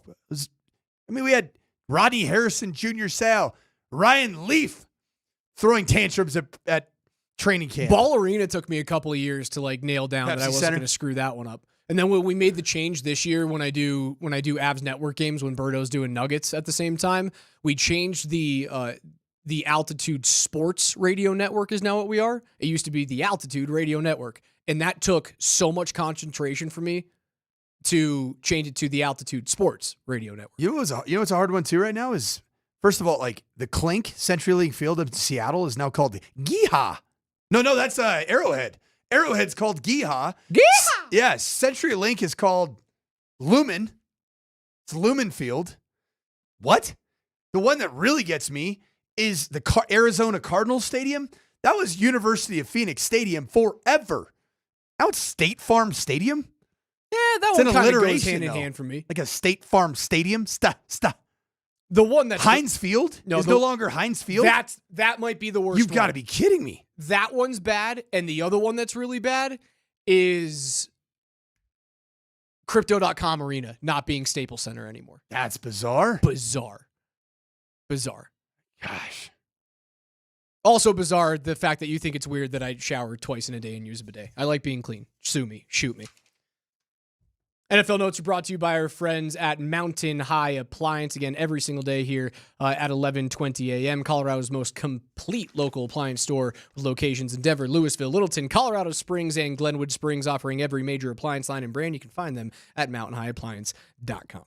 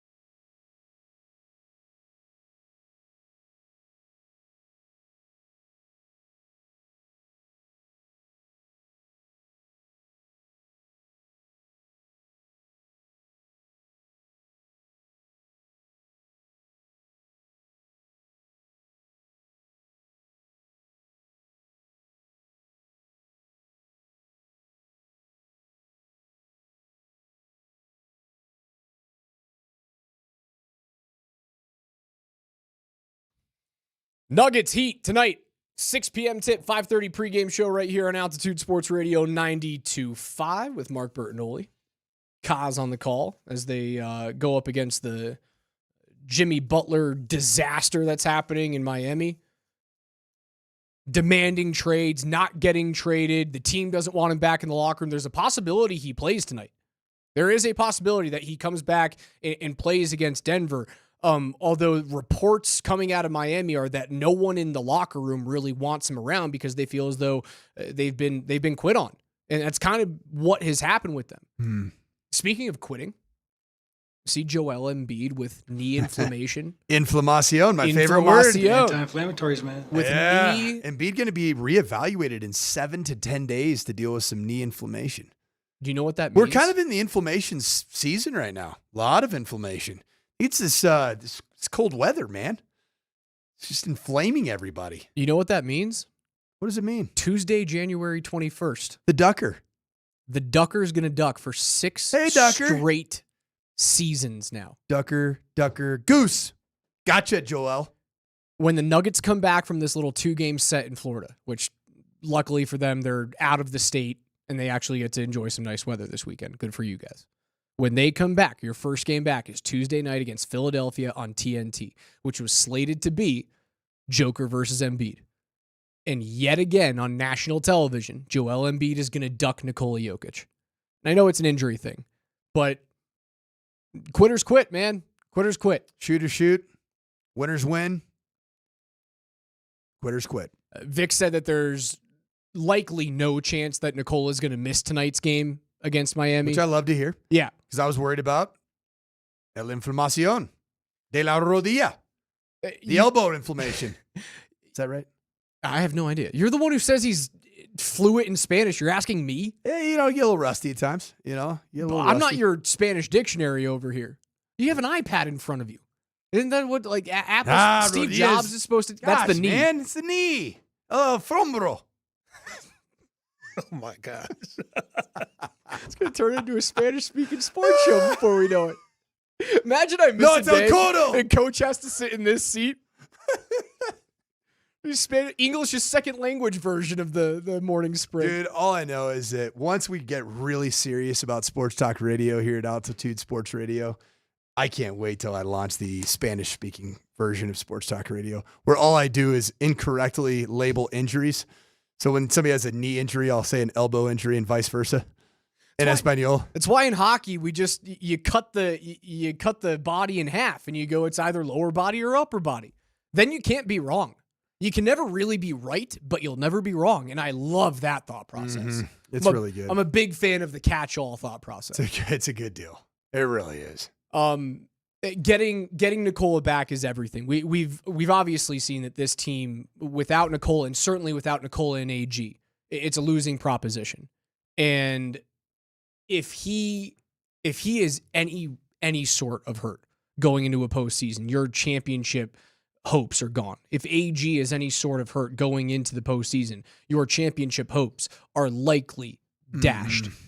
I'm okay with more of these games where Nikola sits out every now and again because I know he's not Joel Embiid. I know he's not a guy that is ducking players. That's not who he is as a player. It's not who he has ever been, right? He has to be forced to stay out of the lineup. He's not a quitter. He's not a ducker. But I need the organization to sit him out every now and again and to sit AG out every now and again so that when everything matters in the spring, you are healthy. Raj, you remember about a year ago when we were fortunate enough to have the Michael Malone show on the 10 to noon time period here on Altitude Sports Radio? He's now on the 12 to 3 time. He is. D-Mac just stole him.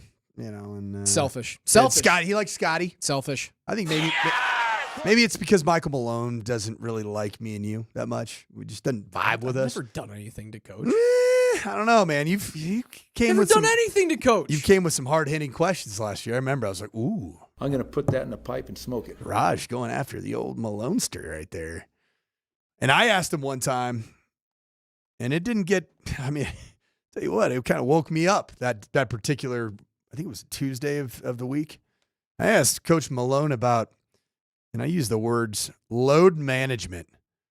He almost jumped through this microphone and into my earpieces and beat the brakes off me. He hates the word or the phrase load management. You know what I about say? injury prevention? You know what I say?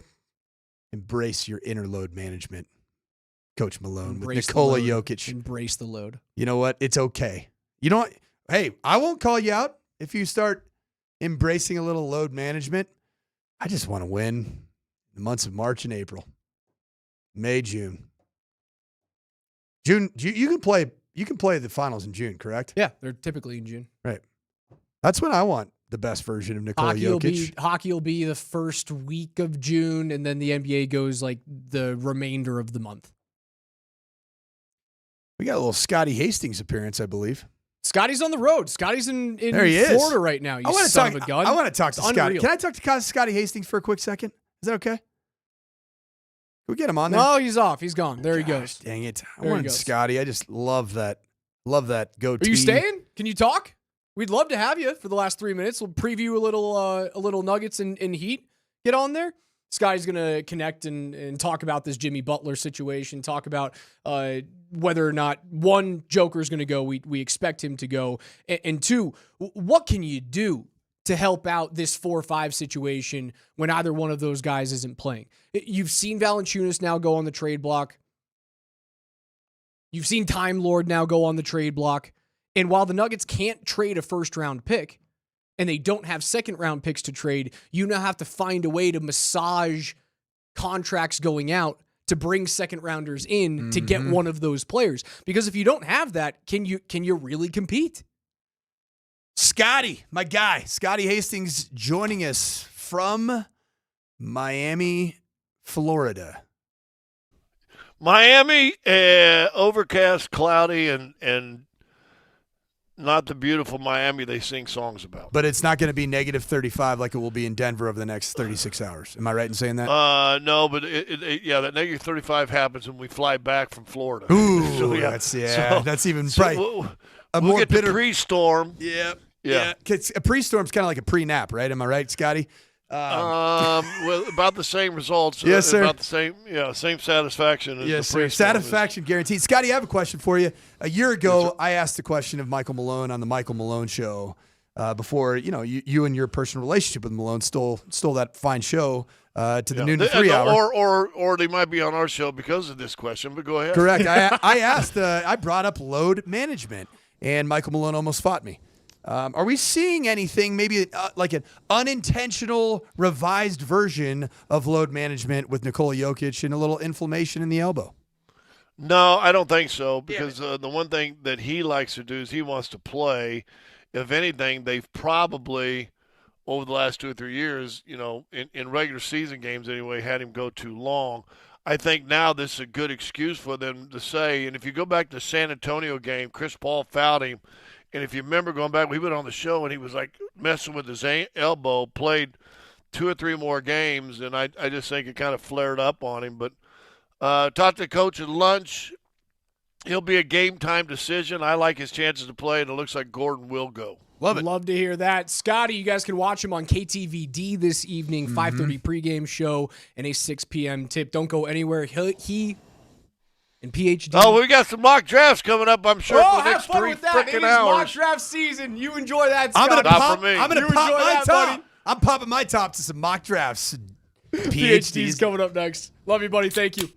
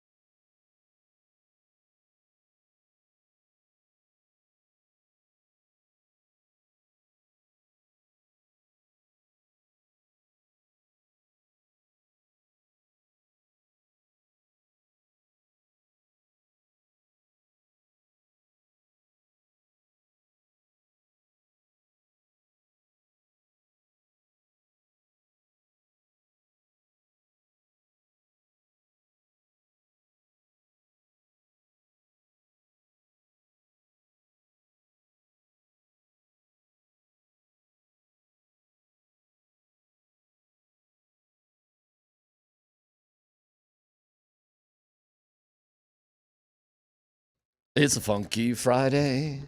The sun is out. And it's going to be minus 50 tomorrow.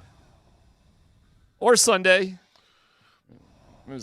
Or overnight on Monday. I don't know what the hell it's going to be, but I wish I was in FLA right now. Actually, right now is pretty freaking gorgeous. Right now. Not bad. Right now is... It's on the bike. It's on the rocket bike. Not even a mountain bike because I'm like, I got to go fast today because it's dry. I don't know if I'd refer to it as gorgeous, but not bad. I think this is freaking wintertime, like a little chill, like, tight. Little Breaking Bad reference. But Florida, I don't know. Scott Hastings, you're looking out that window. What are you seeing in front of you, Scott? UGLY, you ain't got no alibi, you ugly. Did Scott? It is nasty, ugly, gray, rainy. It rained earlier today. What? Rained earlier today. I think it's supposed to rain here this afternoon, this evening. Here. What? Yeah, it's pretty. Yeah, it's not what you hope for. You in Miami or St. Peter? One of them. Where are you guys actually at? We are in Miami proper. Did you get a buzz cut?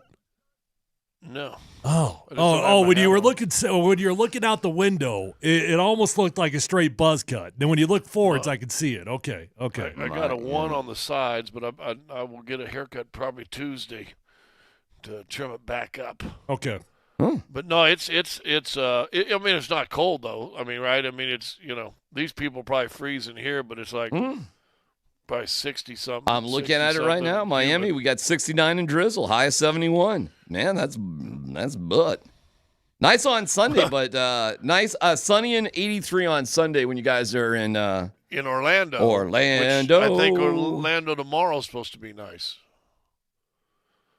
You can check Orlando for me. Yeah, but Monday is supposed to be garbage. But you'll be out of there by then. Yeah, we'll get out of the 70-degree weather into the minus 7-degree weather. Dude, holy cow. When are you guys flying back? Sunday night, so we'll probably get back midnight, 1 o'clock, something like that. Let me check out what Steve Jobs says about the weather then. Chilly. I don't know if you can see this, but I got a low of, I kind of can't. I got a low of the wind chill. That's not with the wind chill. That's -4. And, -4, not even counting the wind chill. Not counting the wind chill. Oh, no. I'm just hoping the truck, these are the trips where you land, you get there, and all of a sudden it's so cold the caboose doesn't start, right? If the warden wants to be, do you leave your car there? Yeah. If the warden wants to be a hero, go get your car and tuck it away and come and get you. I'm telling you. Well, there's no place to tuck it away because I have nothing but Christmas and Halloween in my garage. Oh, my God, that's right. Yeah. Yeah, but at least if she took it home, she could, start it up every now and then. You know what I'm saying? Like, she could keep it going. Yeah. Or not, or whatever. It'll be fine. It'll be it's a truck. I got a Dodge. You got I think you're going to be all right. You're good. Yeah. I'm just saying, I wonder flight-wise if that, I don't know. I don't know what cold does to you. The day after tomorrow for Dennis Quaid, it was killing people. They were their planes were just freezing in the air in that one. Solid movie. Good movie, right? Yeah, solid. That was not a bad movie. I love that movie. There's two, that one and the day after tomorrow. Well, wait, is that the same movie? That's what you just said. Yeah. Well, which is the Tom Cruise movie? No, that's Tom Cruise is like the Ed. It's like Edge of Tomorrow. Edge of something. Oh, yeah. Man, Edge of Tomorrow. Edge of All Tomorrow. right, so there's the day after tomorrow, which is where the world freezes. Yeah. And then the Edge of Tomorrow, where he keeps doing the same thing over and over again. Which started out which annoying, is good. but turned out to be a damn good movie. Dude, I think because Emily Blunt is awesome. Awesome. How about the John Cusack movie where he rescues his family with all the earthquakes and stuff in L.A.? Yeah, it's a good one where the Earth shifts. I don't know that one. I think it's like 2020 or something. I think it's like 20. It's like 2020 or yeah, something. it's something like that. That's a good one. That's a freaking awesome one.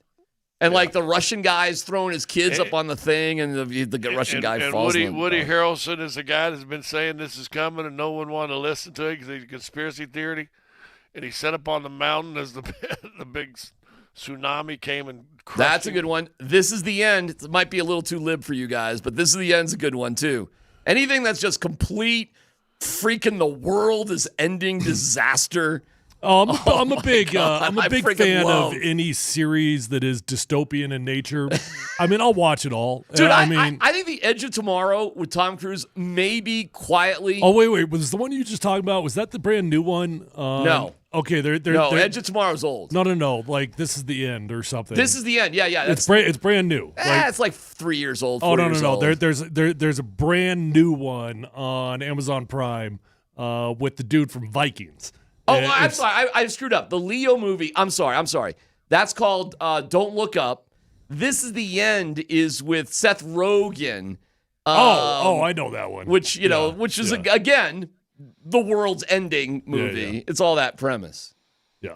Okay. All right. The Edge of Tomorrow with Tom Cruise is sneakily maybe one of the best action movies of all time. Seriously. That is one where I fall into it. I don't, I'm in. You got me. Let's go.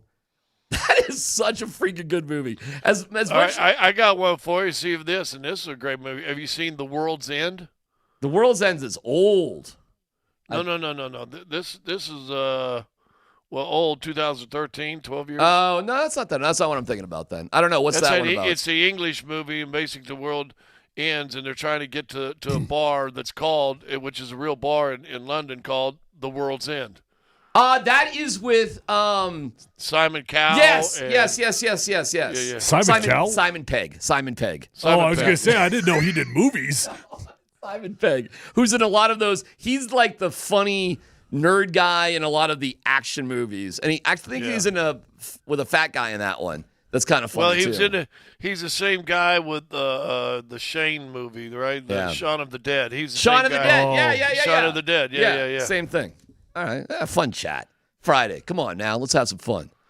Casey Middlestat. Whoa. Yo. How we doing? Not good. Not great. Not great. It's funny. Not great, Bob. When Bednar the other day came out and was like, only 8 guys were playing. Passengers on the bus. Wheels on the bus don't go round and round. This was awful. And they won. Yesterday, they played better and lost. But it was so. Can I just say this? I was watching the entire first. Oh yeah, that was good. They got up 3-0. That was good. Nate Dogg was on a breakaway. I thought he was going to get his hat trick in the first. There, he had a great opportunity. He had a couple, but yeah, he had a couple great opportunities at it.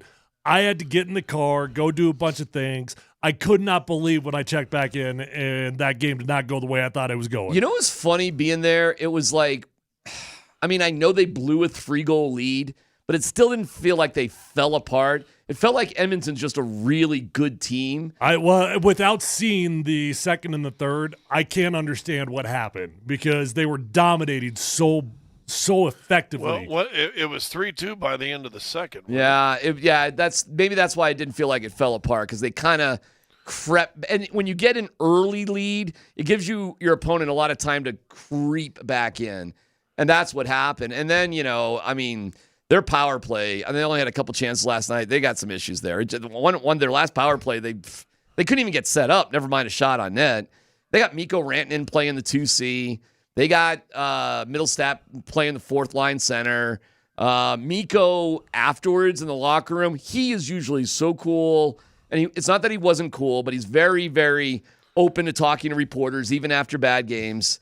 And it was the first time I've seen him just say, not tonight.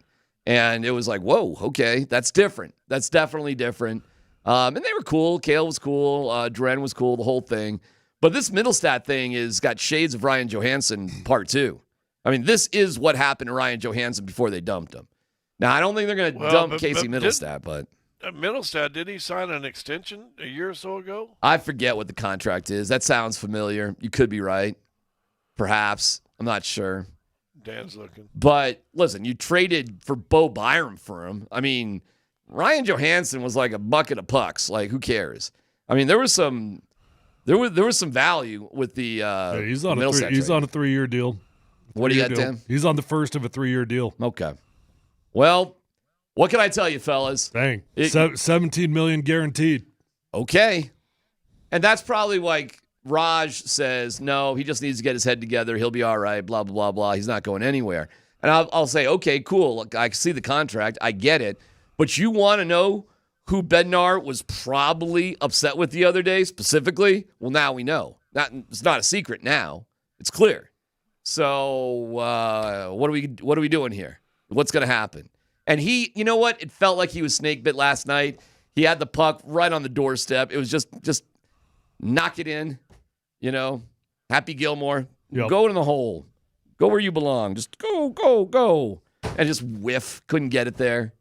Like, when you're in just such a rut, like you're gripping on everything. Scott, I don't know in basketball, it's got to be at the free throw line, I would guess. Like if you're just gripping, or maybe you just, you're Zeke Naji and you're playing basketball. You're just everything is just I can't make a layup. Well, some of the comments Jamal Murray's had, I think Jamal's been in funk, that, right? Just from his own, just using his own words, right? Yep. Listen, I'm gonna take. We haven't even talked to you about that Houston game. Forget it. I don't. It's annoying, but to be so successful in back-to-backs, that wasn't gonna last forever. It was gonna catch up with you at some point. And I don't know if you got an update for us about the Joker with his sprained elbow. That apparently happened in pregame warmups, according to Michael Malone. Yeah, I guess. It happened in the San Antonio game at San Antonio. Okay. If you remember, Chris Paul, he went up for a layup, grabbed his arm and jerked it back. I do said remember something that on the broadcast, remember? And interesting. I said, listen, he was sitting there doing something with his elbow. So just maybe over wear and tear and and then all of a sudden you do something wrong. Talked to coach today. He said they'll wait till game time to do that. Some of that might just be for gamesmanship, right?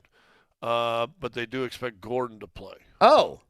Well, good, because you can't win with both those guys off the court. There's just no way. Yeah, I don't think so. Now that you bring that up, I do remember it because I remember you pointing it out on the broadcast. However, my take on it yesterday was I couldn't remember an incident. I couldn't remember like a thing that happened, and that was concerning to me because if there was not a thing, it's probably overused, tendonitis, Lord knows.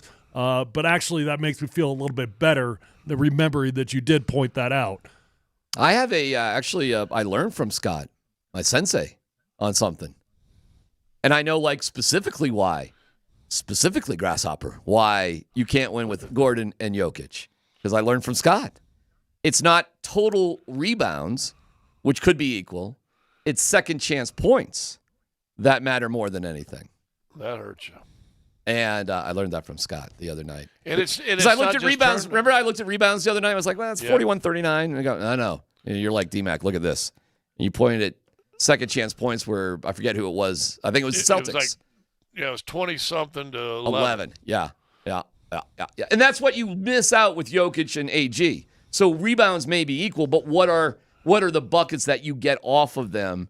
And without them, you're just too small, too weak, too everything on the inside for these other teams. They're going to kill you. They're going to kill you points in the paint, second chance points. And that is literally, in my opinion, why you just cannot win against any NBA team without Jokic and AG. Well, and then also you go back and look at that Houston game. You're undermanned, and you give them 30 points off of your turnovers. You can't do that either. Can't do that. Right? No. Your starting backcourt had 10 of the 21 turnovers. By the way, this is going to be great because Jimmy Butler's back, right? That's going to be interesting. We just had lunch.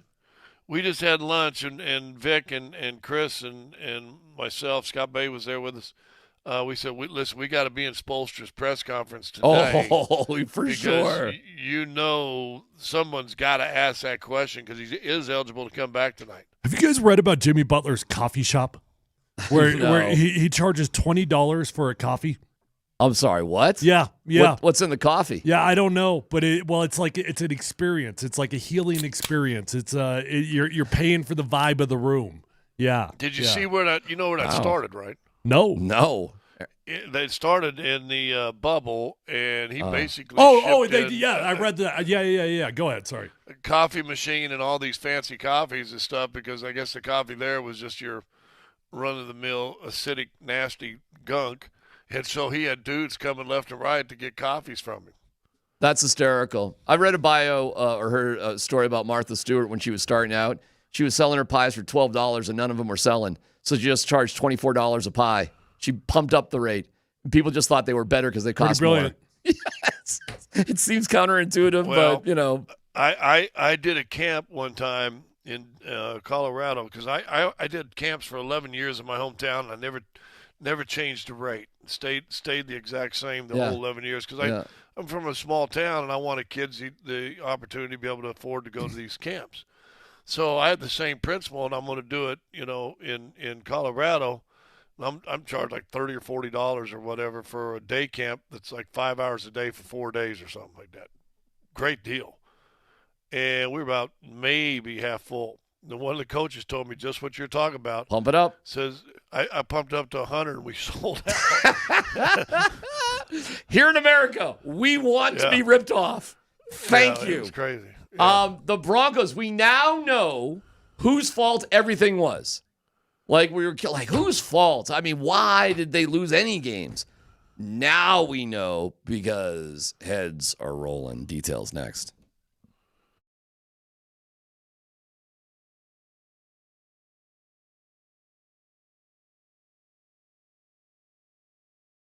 All right, guys, you don't have to settle with hair loss. So if that's you, if you started to notice your hair's falling out on you, why don't you do something about it? Invest in yourself and do it the right way. Don't waste all your money on the lotions, the pills, the creams, the potions. It's not going to work the way that you want it to.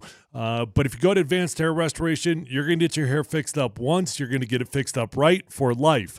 A matter of fact, when you go to Advanced Hair Restoration, they guarantee your hair is going to grow for life. Your own natural hair is going to start regrowing the very next day.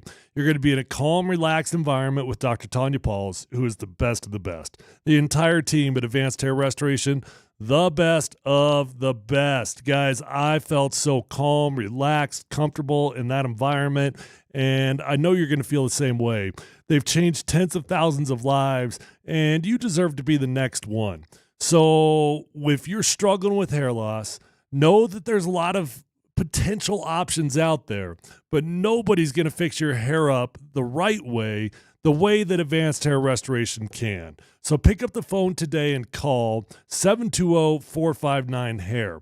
You're going to get $250 off and $250 free hair grafts, but that is a limited time offer. So pick up the phone and call today, 720-459-HAIR, or feel free to check out those before and after photos at advancedhair.com.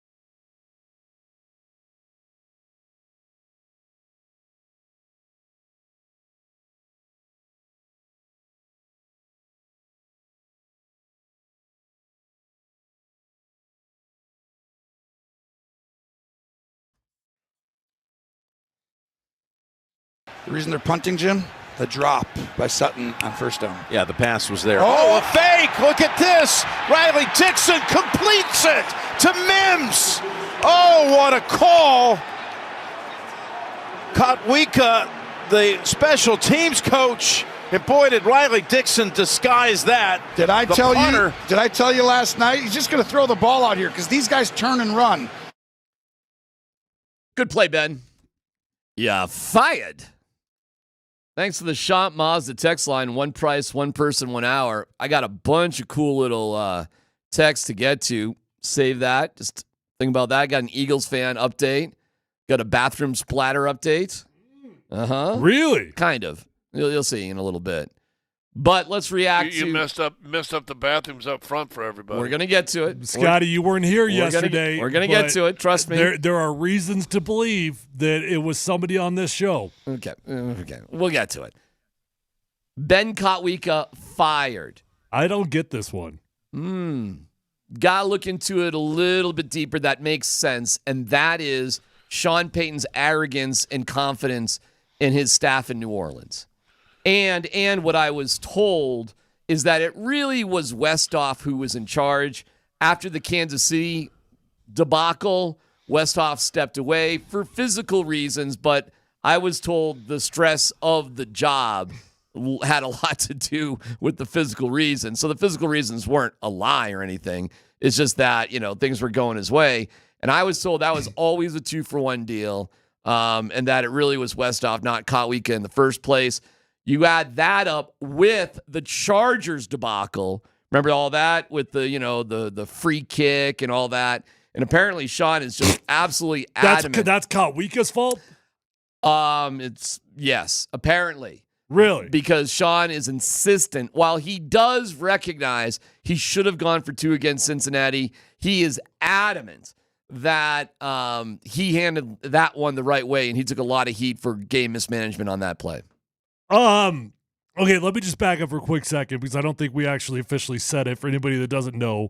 Ben Kotwika is the special teams coach. Okay, so he was let go, and on the surface, but he was really the assistant special. He really was. It really was Westhoff. Sorry to interrupt, but okay. Well, I mean, at least for the remainder half of the year, he was the fair.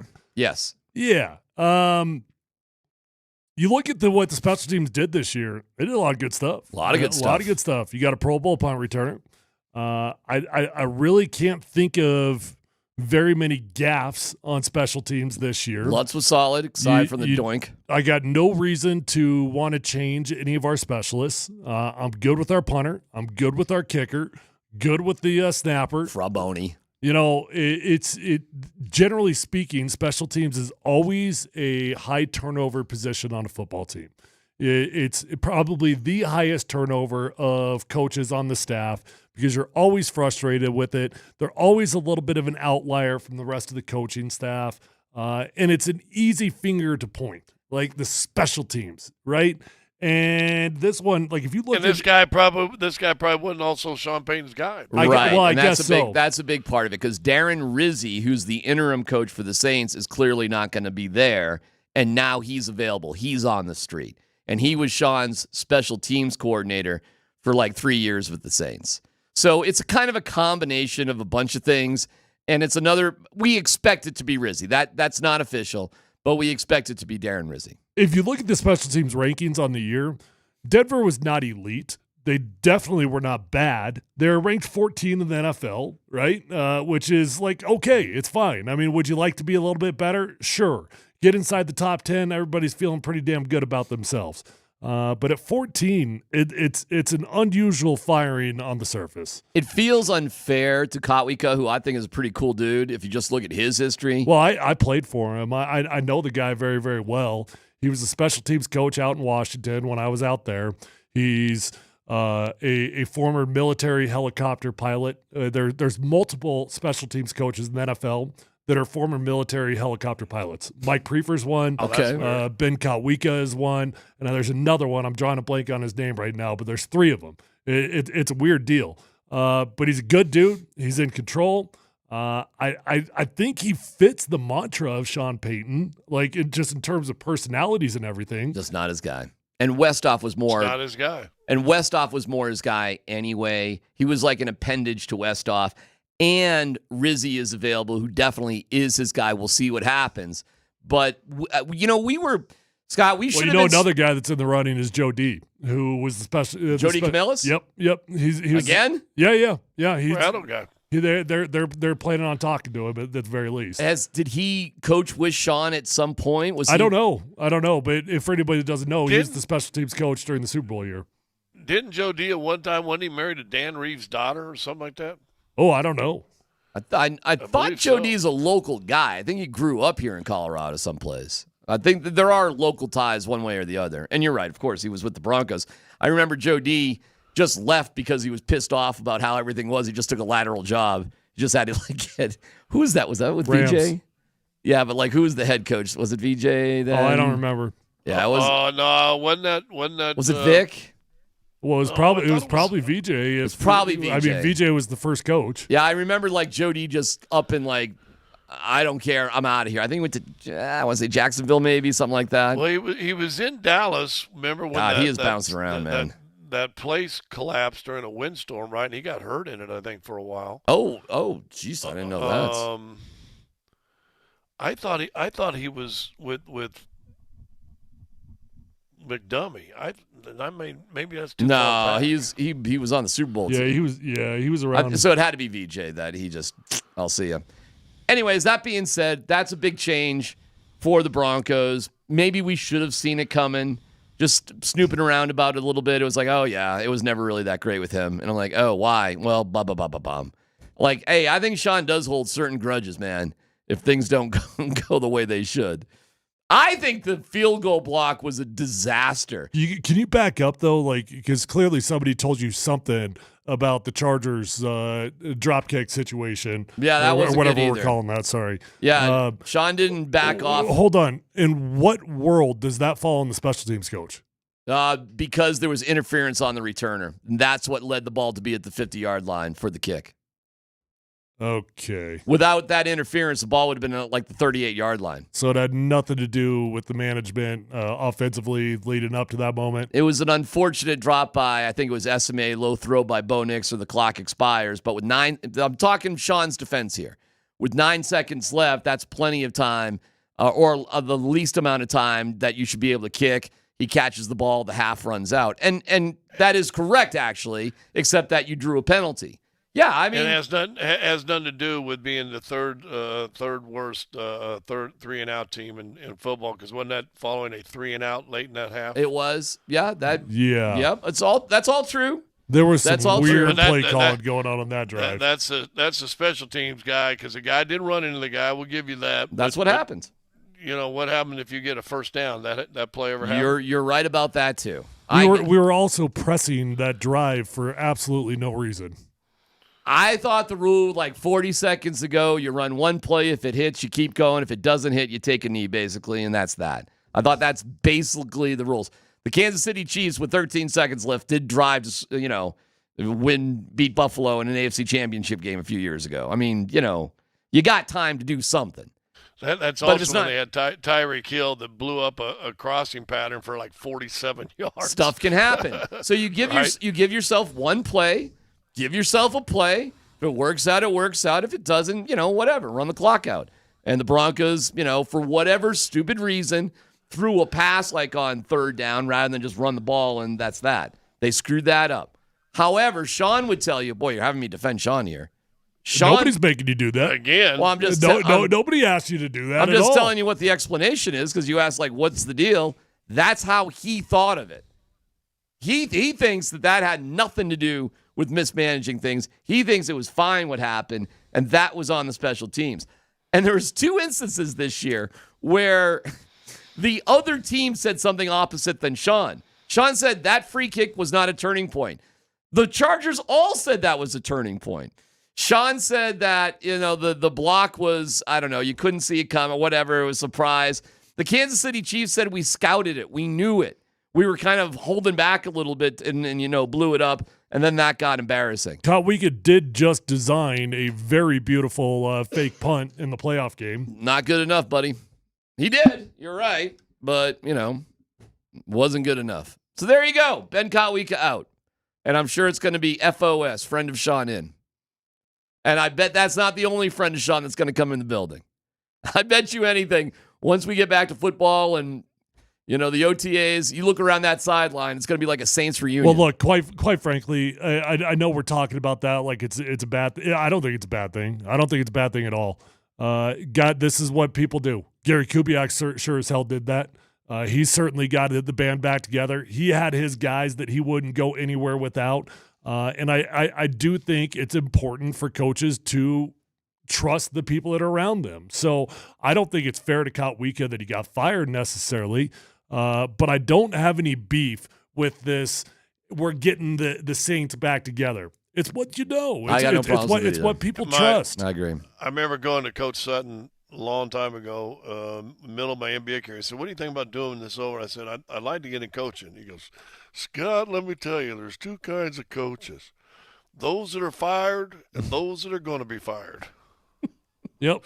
Well, we were talking about that yesterday. Sure. We were talking about that yesterday with Deion Scott, and when Deion left Jackson State, he was very upfront with his team. In his exit meeting with his players, he said, "Look, in this industry, you either get elevated or you get terminated. One of the two things. And I'm choosing to get elevated right now. And that's why you see the coaches that survive the longest in this league, they get ahead of things. And they get out of town before they can get terminated. They see what's coming up in the next year or two, especially at the college ranks. You see guys bouncing around all the time because they know the younger players that are in there because they're saying, look, I'm going to elevate myself before somebody else terminates me.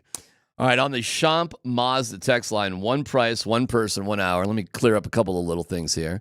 I think DMAC will happy to know the Eagles fan who was verbally abusing the female Packers fan has been fired from his company, and the Eagles banned him from the stadium for life. Okay. Have you seen the other angle of that story now? That the couple was a couple of jerks too? The dude in particular is a huge turd. Is that right? He started a GoFundMe to get to that game, and in the GoFundMe, he talked about how he's been into the eye of the tiger. He'll poke that tiger again, and he'll provoke those Eagles fans. The dude's clearly a turd also. Not defending what that guy did. Battle of the turds. Speaking of that, hey, Tyler, any news on the toilet splatter situation today? No. Scott? But apparently D-Mac's got an update. Scott, are you? I had calls, and they blamed you. Yeah, well, that's hysterical considering I hardly ever use those bathrooms at all. And I know it's not me. Tyler was the instigator on that one. Look, you had a lot of holes in your story yesterday. That's all I'm saying. A lot of holes in your story. Toilets! We both know. Everybody here, and Dan can confirm, the two dudes who use those front two toilets the most are yourself, Tyler, and Mr. Hastings. And who knows what damage has gone on there in the past. No. Also, we were. Well, I use them. I use them on the way out of the building. Like I'll take a leak before I leave. Mm-hmm. In fact, the last time I was there to do that, you were walking out. We almost ran into each other as you were walking out of that bathroom. Well, Scott, that's what happened the other day. Yeah. And when I walked in there, I lifted up the toilet lid that was closed. Okay, not closed, just the one that you sit on. That was down. I picked that thing up, and there was splatter all over the place that DMAC claims he didn't poop in, but the seat was down. And he also, even though he peed, he didn't see all the splatter that was on the toilet. Yeah, I had nothing to do All with I know, it. I don't know if I used that one or the back one. One of the days last week, All right. we went in there and somebody had blown it up. Okay. So, what is your reaction, Scott, to the we are no longer allowed to use the front toilets? I reserve the right for opinion because it may incriminate myself. I do wonder who will be the first person to break the rule. Like, who will it be? Dan, what bathrooms did you use yesterday? The back ones. Tyler, what did you use yesterday? The back ones. I used the back ones as well, and Scott wasn't here. Yeah. Now, we'll see. Scott's a rebel. I think he'll be the Scott first will? one. He's a rebel. Well, it'll be interesting. Now, will I be tempted as I walk in the building and I see nobody's there to know that I go in that bathroom, will I be tempted to use that front bathroom out of convenience? Yes, I will. You know what this is? Gosh, I can't think of the name of that movie. What was the Gone with the Wind? The old war movie with Humphrey Bogart, and he Casablanca. took the metal balls and he'd rolled in his hands, and he was trying. Who took the strawberries? Who ate the strawberries? You're going back, man. If it's not Casablanca, dude, I have no idea. Count of Monte Cristo. Count of Monte Cristo. You guys. It doesn't matter. We are. I think Henry Fonda was in that movie, too. We appreciate you listening wherever you are on the Altitude Sports Radio app. It's powered by the Wilhite Law Firm. Injury lawyers, go to WilhiteWins.com. That's WilhiteWins.com. It's time to preview the rest of the NFL. There is some action. And it's going to be brought to you by the Sean Payton Travel Agency. Nice. Coming up next.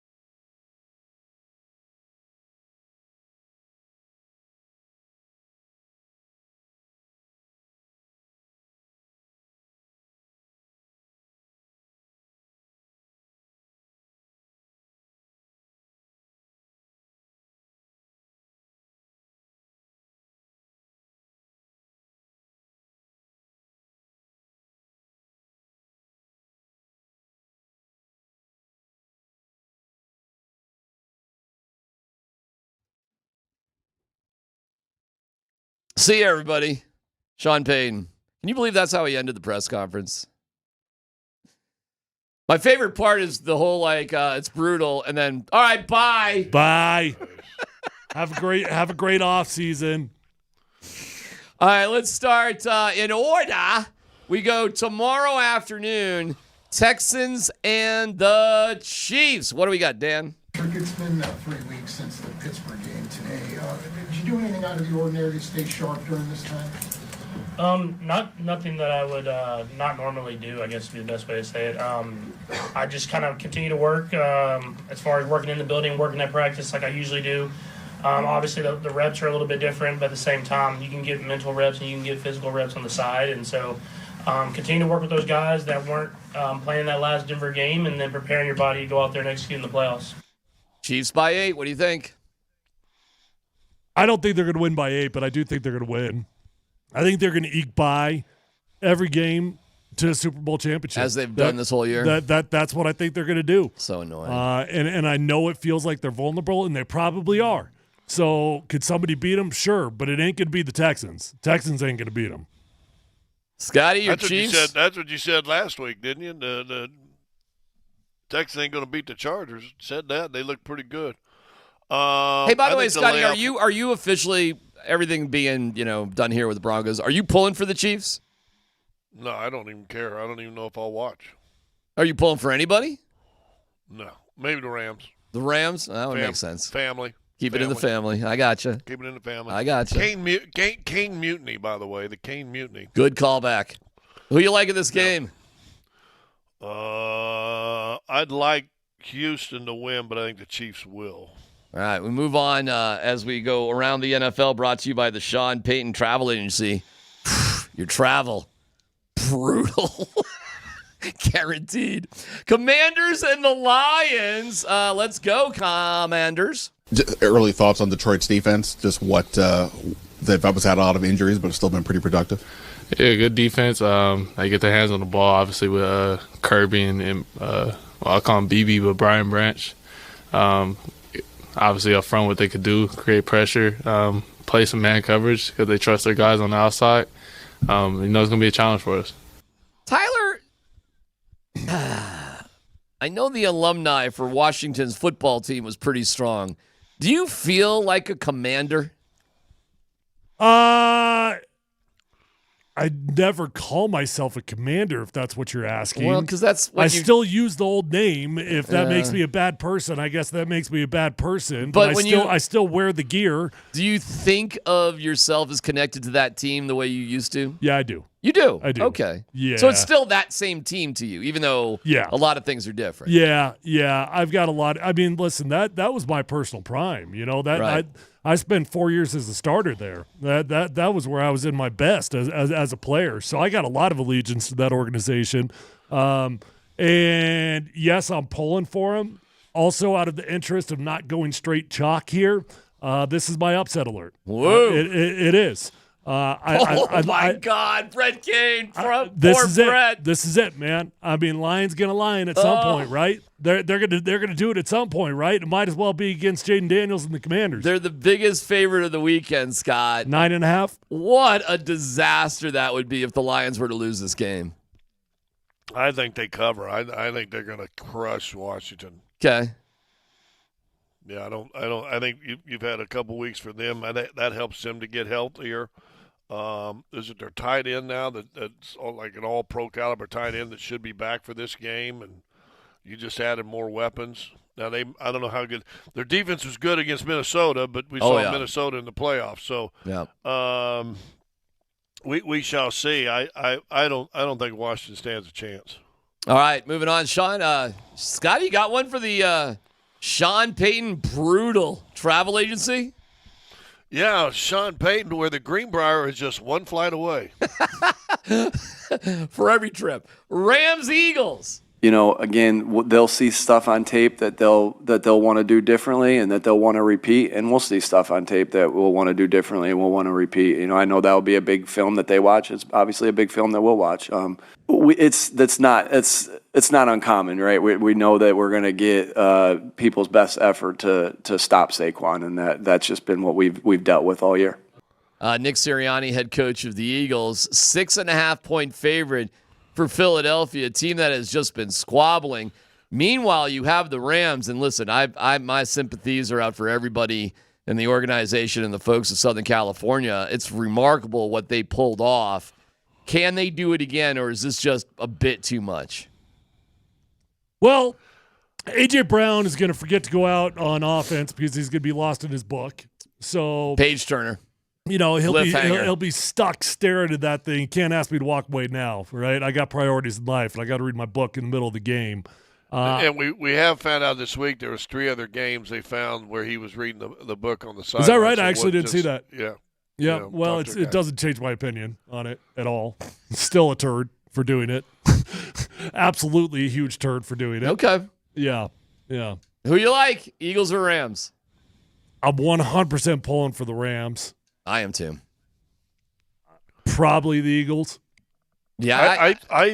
I think there is some turmoil in Philly. Here's the wild card, and I think that the Rams have now played themselves into the Cinderella team that's left in the playoffs, with the fires and everything else. And I think they're going to get the casual fans, these poor guys will tend to root for them. That being said, that don't mean they're playing for them. I like the Rams' makeup mentally. I think they got a good young defensive line. Here's the wild card. All the storms are supposed to be hitting this weekend on the East Coast. Okay. So how much does weather play an effect on this game when you got nice, hot, warm Southern California guys going in and playing? Check your weather Doppler there, D-Mac. Sure, Philadelphia. If everybody else is going to be cold and snowy, why not there? That would benefit the Eagles, you would think, right? Yeah. Well, the running game, maybe. Yes, sir. I mean, you got 2,000 yards out of Saquon, you know what I'm saying? So, I don't know. But that also could be cold, and in his past, he has had some fumble issues. Hadn't been a big issue this year. I heard Kevin Demoff on with Andy and Nate, and he was talking about how everything lines up. That when they won the Super Bowl, this was their seeding, this was the matchups when they were at home, when they were on the road. That's cool. This is it. We're gonna do it again. All right. Well, it's going to be a high of 36 and 80% chance of snow on Sunday. So pretty nasty. Nasty conditions there in the city of brotherly shove. Yeah, can the Rams fight through snow, which I'm assuming they are not very accustomed to? I'll say the Eagles are going to probably win, but I'll be pulling for the Rams, no doubt about it, for a million different reasons. So there you go. Last one. I mean, you could say these are the two best teams. You could say this is the actual Super Bowl to wrap up the evening, and we're going at 4:30 in the afternoon, 6:30 at night there in Buffalo for the Ravens and the Bills. Going against Lamar Jackson, you don't want to rush too conservative, but you don't want to be too reckless at the same time. You just got to play your game. And at this point in the season, our coaching staff has to trust us, and we have to trust those guys. He's going to make plays, but we got to be able to be in situations to make plays as well. Okay, the Bills are actually a 1.5-point dog in this one at home. How about that? And will Josh Allen or Lamar Jackson, one of those two, is winning the MVP unless Saquon Barkley can sneak in there? And this segment is brought to you by what is it? Sean Payton Travel Agency? Sean Payton Travel Agency, where Bo Nix will not only fly your plane, he'll serve your drinks. There you go. Who you like? I got the Bills. I think this is a year for them. I don't know if they'll win the championship or not, but I think they'll be in the running, man. They'll be in the running, and they're definitely going to beat the Ravens this weekend. Will the winner of this game win the Super Bowl? Are these the two best teams in the league left? Yeah. I think so, too. Yeah. No. No? I would say Bills, Lions are the two best teams. Oh, according to Brett Kane, the Lions are falling apart, and you just picked them to lose to the Commanders. Yeah, but that was just a stupid allegiance. You going back on that like a minute later? I mean, that was just a stupid allegiance. So for everything you said a minute ago, never mind. We'll just whatever. All right, Scott, who gets this one? Ravens, Bills. I'm still saying the Chiefs is best in the league. You're still the defending two-time champion. We heard from Sean Payton that they would have beat the Chiefs. We heard. Which was the dumbest thing he said in that whole presser. Yeah, they had relax, buddy. Maybe don't give up 30 points and a half. We had that. Yeah. That was good. clueless. I don't know. Listen, both quarterbacks. This is the all-pressure game, and again, I'm sure that'll be a terrible weather game. But there's probably not more pressure on two quarterbacks to advance and get to a Super Bowl. That's true. Than Jackson and Allen. So this is like the all-pressure game right here. Yeah, that's a fact. It's a heavy chance of snow on Saturday. No snow apparently on Sunday in Buffalo, but a high of only 23. However, that game's going off at 6:30 East Coast time, so it'll be certainly colder than that. Yeah, so good one. Good spate of games, man. Really exciting. I'm sorry the Broncos aren't in the mix, but for what is going to be a brutally cold weekend here in Denver, you got some stuff to hunker down to. Plus, you got the Avs in town. Sunshine Boys are in Miami. That's the Denver Nuggets. What's the latest with Nikola Jokic? We'll find out firsthand from Scott Hastings in Miami next.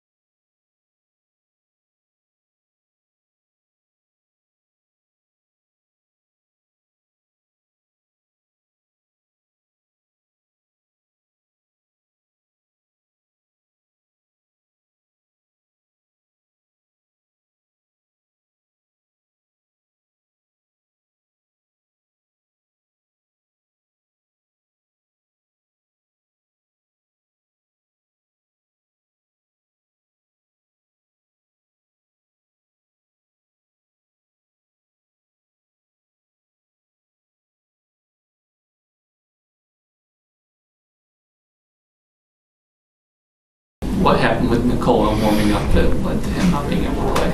He hurt his elbow. He had a sleeve on warming up. But was there anything discomfort-wise that he had going into that, or was it just... No, it was just something that popped up last minute. And then severity-wise, is it I haven't talked to the training staff yet, so I'll have a conversation with Steve Short and kind of see where we're at with that. See, that's why he's scary, Scott. Joker or Mike? Mike. Or Bennett? Michael, not Bennett. Mike Bennett or George or Hey. Steve Short? I'll give Bennett credit, man. He kept going.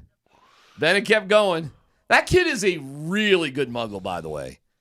I mean, he's super smart. I don't know if he's 25. He was on the hockey beat. He went over to the he asked really good questions. He's one of the better writers here in town that I'm not sure if people know or not. I'm not even sure how to say it. His dad was a longtime journalist. I did not know that. I did not know that. Like award-winning in the Midwest somewhere. Well, it goes down successfully to another generation. It's pretty cool when you see really talented young people in this business, and Bennett's one of them. So I don't know how you feel about him, but I have a lot of respect. No, for I Bennett. like him. He's a nice guy. Yeah. All right, Jokic. What's the deal? What should we know? Well, I would say this. I've had a couple people talk. Well, is it just is he resting? Is he? And the one thing you got to know about Joker. In fact, I think Marlo said something to me. He goes, well, he's got to be worried about if he has enough to win the MVP. A, he doesn't care, and B, he's still 21 games away from missing. I don't see that happen unless there's a catastrophe. I think he's bruised, bumped. Had a good conversation the other day about what he's doing and how he's playing this year. That I don't know if I'll share with you here, but I'll share with you when I get back, that I think you guys will find very interesting. He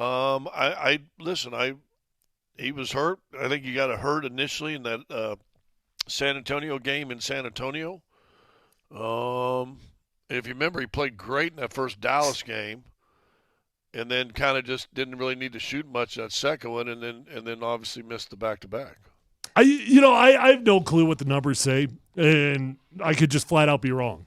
But it does seem like he's giving himself a little bit more time this year. Like if there's something going on, it feels like he's being a little bit more cautious than he usually is to me. Am I off on that? Well, I'm going to follow that with a dumb question because I think I know what you're doing. What's an elbow sprain?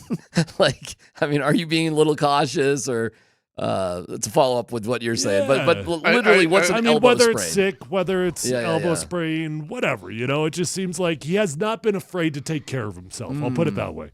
It's an interesting question. Well, I talked with his brother. I think he had the same thing that the coach had on the show before us. He was definitely, yeah. He was sick with something that hit hard and sort of washed away. But when he came back because he missed 2 games, he came back for that third game. I forget who that was against. But he's doing the presser, and I'm like, oh my God. Like, why is he even here doing this presser? He looked terrible. Remember he said he almost died in the first quarter? Remember he came out and he went straight to the locker room. I don't blame him, man. He went straight to the locker room and they subbed him. And they subbed him earlier. Usually he plays the whole first. I think he came out with 2-something left in the first. Yeah. And ran. And I said, well, that's a dude trying to pinch cheeks right there. He's trying to get to the locker room. And then turtle-headed. He's doing the presser. Yeah. Don't use the front bathroom. He's doing the presser. And I almost died first quarter. But didn't he have 40 points that night? Something like that. He had a stupid number game again, but he might be more cautious. But all right, concern level with a sprained elbow, Scott. We were talking about it yesterday. I was a soft 6 in my concern level, but I don't know what a sprained elbow really is. I'm not sure what that is. Have you had a sprained ankle? I have had a sprained ankle. It just has to do with the ligaments in your elbow now instead of your ankle. Okay. I mean, everything to me with the elbow seems like Tommy John, more serious, like just a sprained elbow. I just haven't heard of that often. I mean, I've had it. I've definitely had elbow issues in my life that were easier for me to play through because I didn't have to shoot a basketball with touch. And it's his right hand arm, right? And I was able to put a big old Don Joy elbow brace on mine, It didn't tape move. that sucker up, and prevent it from moving. Oh, Right? gotcha, so gotcha. like that's what I did. I prevented it from moving. Having to shoot a basketball with touch would be a radically different story than what I was having to do. How long did it take to feel somewhat better? Well, I mean, and again, it's two radically different sports. But for me, it was a season-long deal because every time I went out there, it re-aggravated that thing. As much as I tried to prevent it from moving, it was impossible, right? So that it was a season-long deal. For Joker, it's the same side where he's had kind of a sprained wrist issue he's had to deal with too. So, and that's been lingering for about over a year. So what's your concern level here, Scott? 1 to 10. When Joker misses, probably 8. Oh, okay. Because Wow. I don't think Joker misses games unless he's hurting. Huh. Okay, well, now I'm a little bit more nervous. Yeah.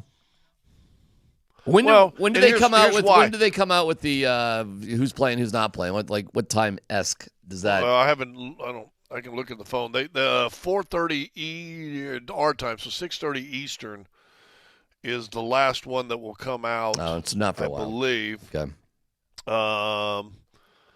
And the game here is late. It's an 8:00 start here. Did you know that something was bugging him? Because he did go and warm up the other night, and then it seemed like not great, and he was hugging. Well, Jeff. I'm on the pregame show, and so I'm sitting down, and Katie asks a question, and we're talking about Joker and comparing him to Bird, right? Because he just he eclipsed Bird by 90 games as the fastest guy to 15,000 points, 7,500 rebounds, and 5,000 assists. Bird was the fastest in NBA history. He just beat Bird's record by 90 games. So we were talking about that, and then they cut to a live shot or a shot they had taped earlier when Joker came to work out, and I'm talking, and I went, "Ooh, he's got an elbow sleeve on." I said, and I interrupted myself when the video came out. I said, "I don't like that he's got an elbow sleeve." Blah, blah, blah, blah. Started talking. And then Katie goes, "We're just getting word Joker is out for the game." Well, that was a red flag for me when I saw the elbow thing. And then out for the game, she goes, "Well, what's your initial thoughts on that?" And I said, "Can I go home?" I think Jamal Murray and the rest of the basketball team felt the same way as you. Oh, that's funny. Yeah, but listen, here's what Joker's done this year, and there are guys that have got to step up and step up more consistently, and step up in particular when he's gone. Michael did not do it last game. I thought Murray was okay. He was okay in that game. But you've seen games when there are guys around him lacking. Joker has changed his game this year. And people have asked, why is he shooting it 28 times? Why is he shooting? Because no one around him is on and playing and being aggressive. So Joker has said in a number of games this year, "You're not going to be aggressive, I will." And people are like, "Well," the Muggles, I heard the Muggles, like, "Well, Joker's shooting." Well, quit looking at Joker and look at what's going around him. He reads the game. He's the best I've ever seen as far as reading the game. In fact, I talked to last night. I talked to Kevin Willis, who played 22 years in the NBA. I was a teammate with him for a while, and so I always ask, especially when I talk to big guys, "What do you think?" He said, "Man," he said, it took me a couple years. I said, "How's this slow dude can't what?" And then you realize how smart he is. What's he doing? How his hands, his touch, it's unbelievable. And so he's going off on him. And but that's true. He reads the game, and this year in particular, he's got guys that haven't stepped up and been ready this year, and Joker's had to take the reins. I think this is an opportunity when he misses games. You didn't see it in those first 2 games when the kid was born, when his son was born, but by that third game was pretty good. And then he missed another game, and same thing, stepped up. Well, the game happened in Houston, and it was like the whole building was deflated again. Listen, this guy ain't going to be here forever, first of all. Now, maybe he'll be here as long as everybody who's on the team will be here right now, but, dude, hey, if you want to win an NBA championship, and I've said this before, it's time for Julian Strawther to be a man. It's time for Peyton Watson to keep doing what he's doing and take it a step higher. It's important for someone who's going to back Joker up to get off their ass and play. There you go. And Jamal Murray can't be having these, I don't really feel it kind of games. Okay. Let's go. If you want to win a championship. If you don't want to win a championship, just do what you're doing, and they'll win 50-some games, and everything will be good, and they may win the first round, and then it'll be a struggle in the second. Rack 'em, as Jim Rome used to say. Get Hastings in the locker room, man. I love it, man. Get this man a speech. The voice of the people on the Altitude Sports Radio app is there, powered by the Fricky Law Firm. You got a take as strong as Scott Hastings right there? Go for it. Get on the voice of the people, Fricky Law Firm. They're in your corner. Give us some Jimmy Butler drama. Suspended for 6 games, eligible for today. Still, what do you do with Jimmy Butler? What happens tonight, Scott? Well, I'm going to go to Spoelstra's press conference just to hear what he says. I'll be 100% shocked if he plays. Now, he's unsuspended, so I'm assuming he'll be there and whatever. Well, it is his job that he gets paid for. He's got a coffee shop. 20 bucks a pop, dude. And a coffee shop. He's doing okay. That coffee shop, 20 bucks a pop. And green braids. My take is he'll be inactive tonight as part of the 13 that plays, or he'll be CNP or DNP CD. What is the problem? Did you guys see this coming with Jimmy Butler? Yeah, I don't know what the problem is. I don't know. I've always thought him as a pretty damn likable dude. I knew him as Demaryius Thomas's best friend, and I just this kind of caught me by surprise. This whole thing this year. What is the nature? Well, he talked his way out of Chicago. He talked his way out of Minnesota. He's talked his way out of Philadelphia. Now he's in Miami. So I'm not sure what everybody's surprised about. It's like the 7-year itch, but for him, it's a handful of years, and he's had enough. So, man, enough of what though? I don't get it. He's just restless. Enough of what? He left Minnesota because he thought everybody was too soft on Towns and everybody else, and they didn't want to compete to win it. And then the same thing happened in Philadelphia. He thought Joel Embiid and those guys, they want to do the process. He wanted to pay. They didn't want to pay him, so he left there. Now I think he's going into the last year of his deal. Is it this year? And he's got an option for himself for next year. Is it all money or whatever? Maybe he's tired with what Pat Riley's doing as far as bringing. And I'll say this. Pat Riley's catching more heat right now as a general manager as he has in probably the last 20 years of his tenure here because people like Jimmy Butler. Well, I'll tell you this, bro. I mean, okay, you're not near the top with the Cavs or the Celtics. You're only 2 games out of 4th place. Okay, you're only 3 games out of the running at all, but you're right there. They're 13.5 back. Hawks are 13. Pacers are 12. Orlando's 12. Milwaukee's 11.5. I mean, you got a great coach. You got a great leader behind the coach. I kind of don't get it. You're not out of it by any stretch. You got a shot. I guess I don't get it, Scott. So. Well, you and I don't see why he would be unhappy. A great place to live, and he's even said that. And my problem isn't with the city. I love the city. But something has gone on, whether he wanted to extend his contract and wanted to put up this year now or what, I don't know. But I feel this ties back to – God, his contract. How old is he? Ties back to contract. I think he's 35. Yeah, he might – yeah. What are we talking about here, man? What's he looking for? How much money has Jimmy Butler made in his life? Well, he's got a player option next year, like 45 or 46, doesn't he? You know what? And sometimes in sports, I really, literally just don't get it. I just don't get it. You're in your mid-30s. You'd had one hell of a career. You live in Miami. You're making $40+ million a year, and you're unhappy. Okay, I don't know, man. I don't get it. By the way, for whatever it's worth, and I don't think it's happening, I have zero interest in trading for Jimmy Butler for the Denver Nuggets. I mean, literally zero. I've actually changed my mind on what the Nuggets should do trade-wise. Nothing. No. They do need to do something because Saric, DJ, and Zeke are a freaking disaster. Okay, fine. Disaster. So you Listen, this isn't world changing, but I think you have to change your rotation a little bit. I'm very curious to have AG just come off the bench because of the energy he brings, but you got to have something better than, and I like DJ just as fine, but I thought he was going to be Udonis Haslem, not playing every single night. So in my opinion, Saric is a waste, total waste, and Zeke is too. So I don't know, man. I don't know who it is. I don't know who you can find, Scott. Give me some names if they're out there. I always just default to like Mason Plumlee or somebody like him, but you got to do something there. Something. Am I out on my own on this? Well, you guys I think DJ has been better than we thought he would be playing the minutes that he's played at his age. But how long does that last? Not long. long. What happened to Reggie Jackson? We wore him out. Just remember, Michael year. Malone was talking about DJ being on his coaching staff near the end of last year, okay? DJ's a great guy, and he works hard. He stays in shape. He is ready the best he can for every game. But this is ridiculous.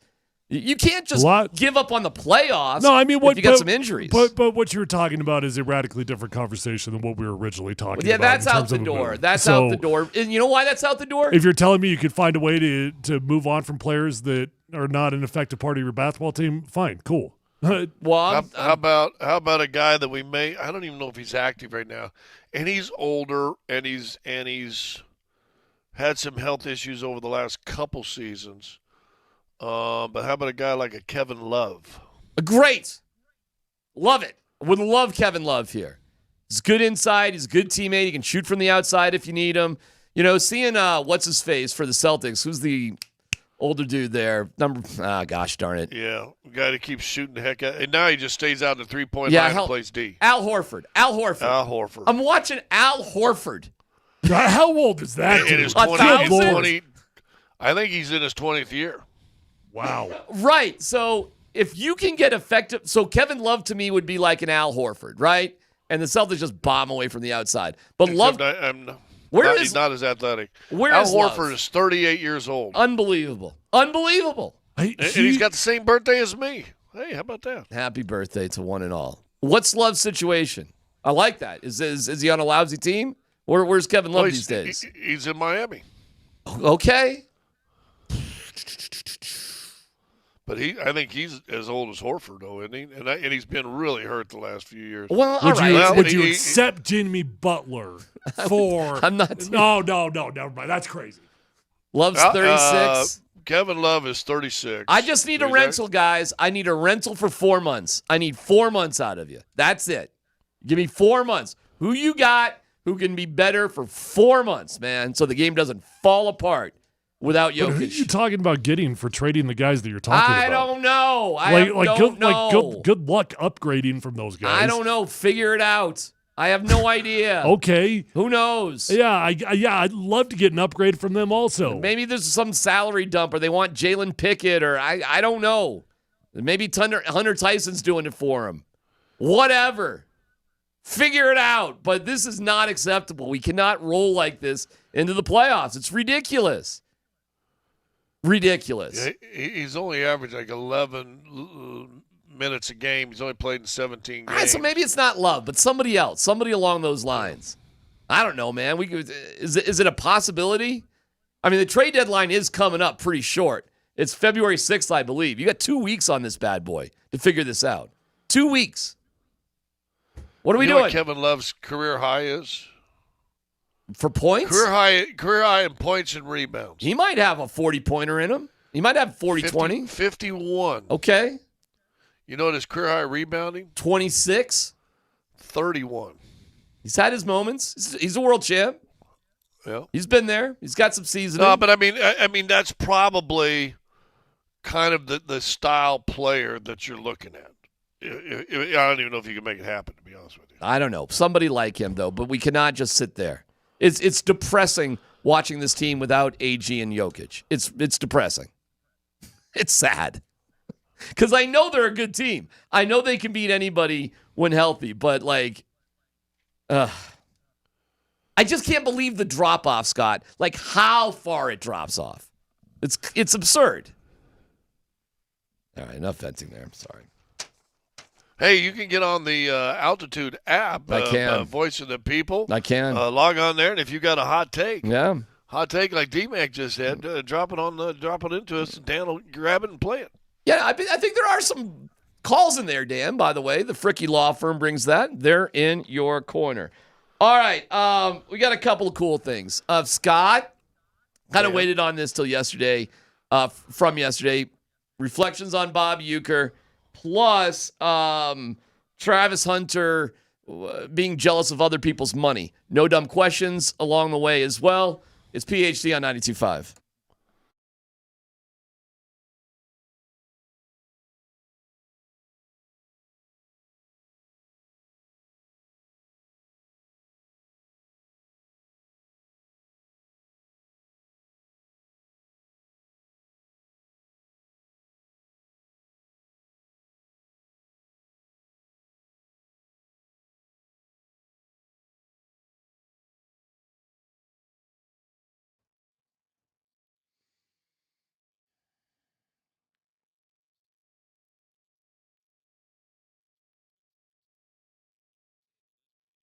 Hey, it's C-Mac for the Rocky Mountain Men's Clinic. If you suffer from erectile dysfunction, this is a rough deal, but the weekend is upon us. Come on now, let's go.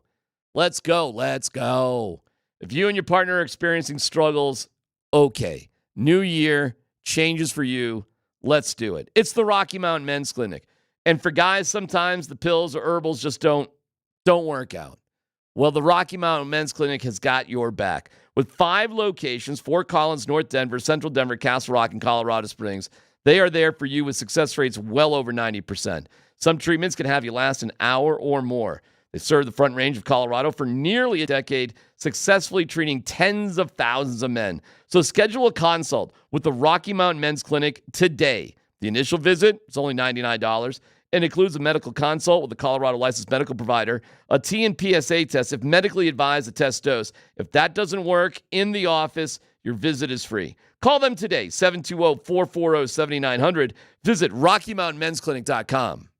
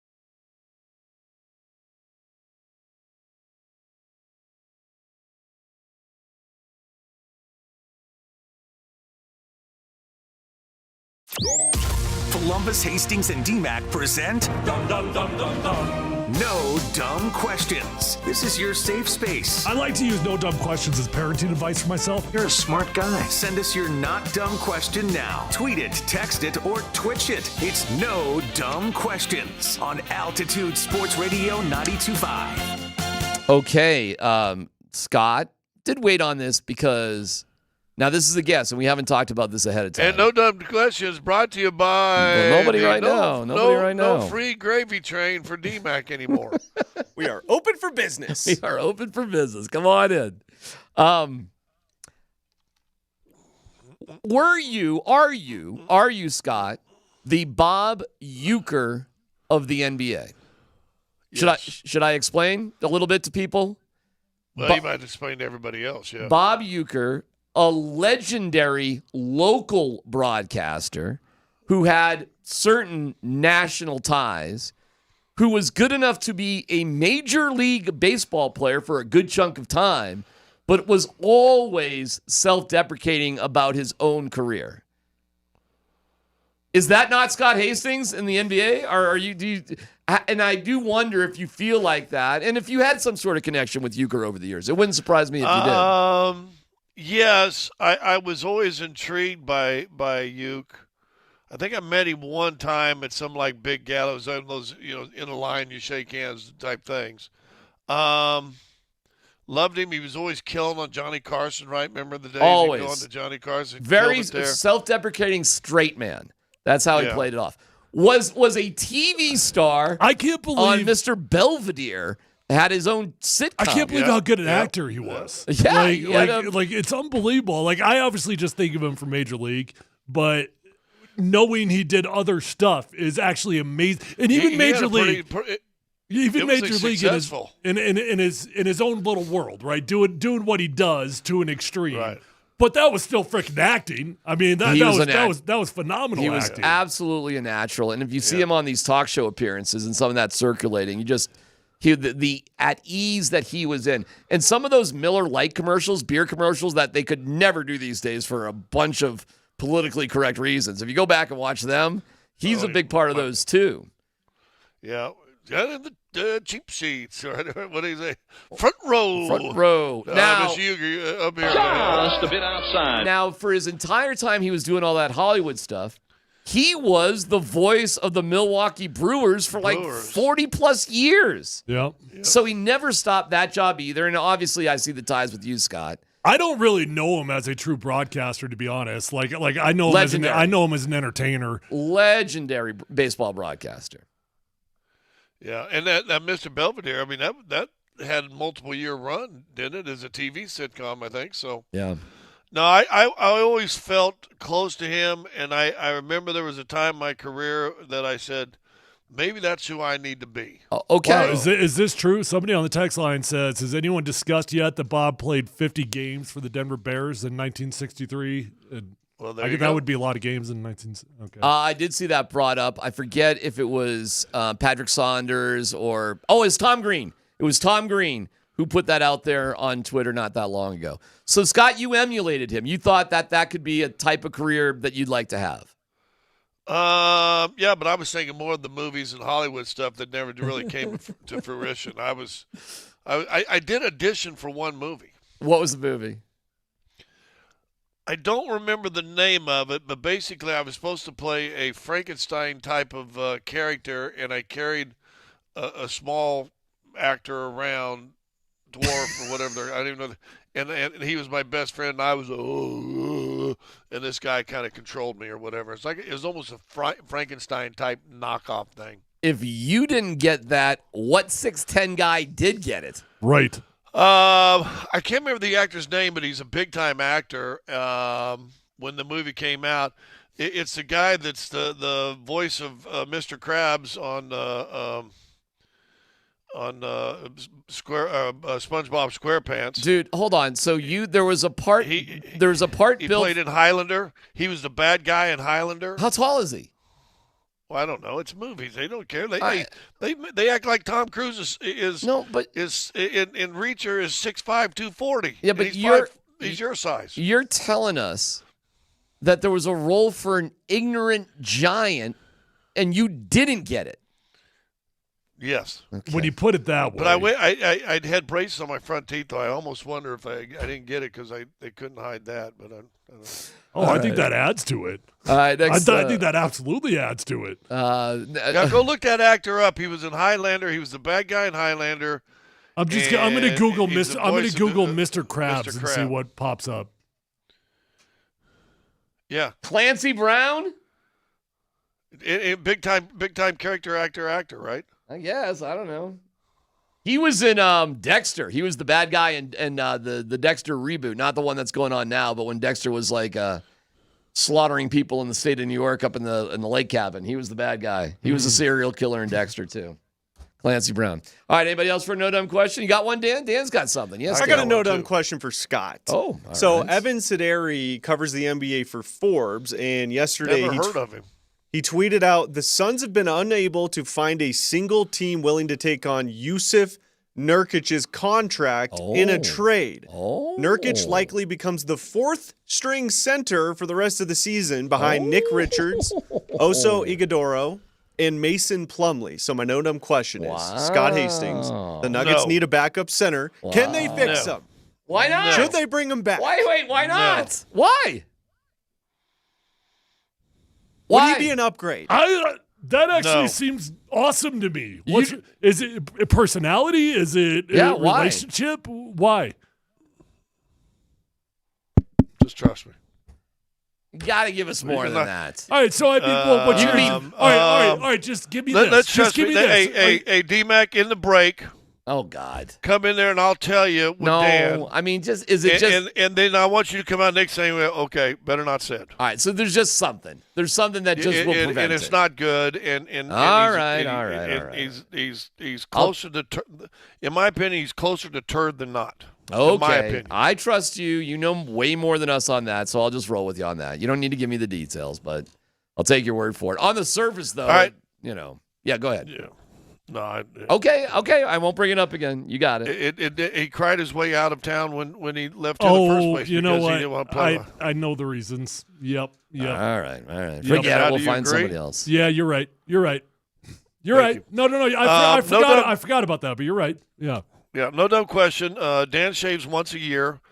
D-Mac, you shave once a month. Tyler probably. never shaves anymore. What But do you no mean? I'm dumb question. groomed When you right guys when you guys shaved, have you noticed when you shave that even hairs on your face grow in different directions on your face? I have not noticed that. Yes, I have because not noticed that. on this side, I've That's got funny. an awkward patch that will not grow the right way. That's and funny. it drives me insane. That's so hysterical. You got a cowlick on your beard. I brush the hell out of that outside. Oh, that's all right. And it needs a little product in it to not be a problem. Funny. My left side of my face grows up, up towards my top of my head. That's the direction it wants to go. And this side goes completely sideways towards my mouth. I'm like this.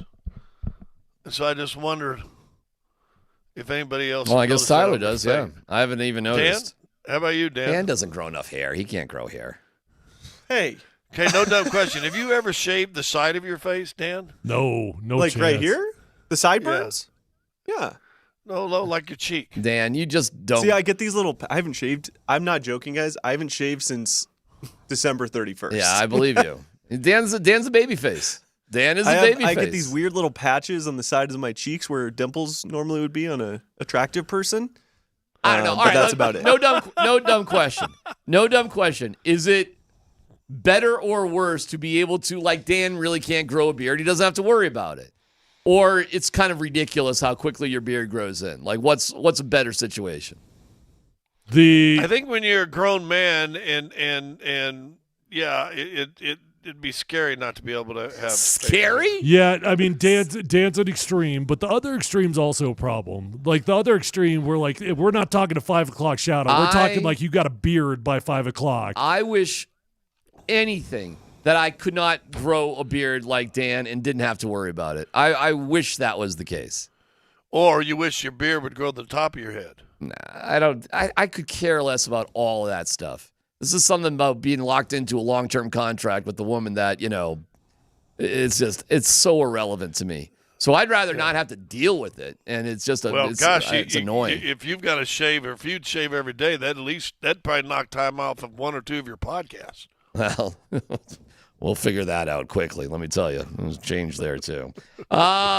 We have a crazy story, a great sports, not sports story, with one of the ex-coaches here in Denver, Colorado, and you will be stunned. There'll be information in this story I promise you've never heard of before. That's coming up next.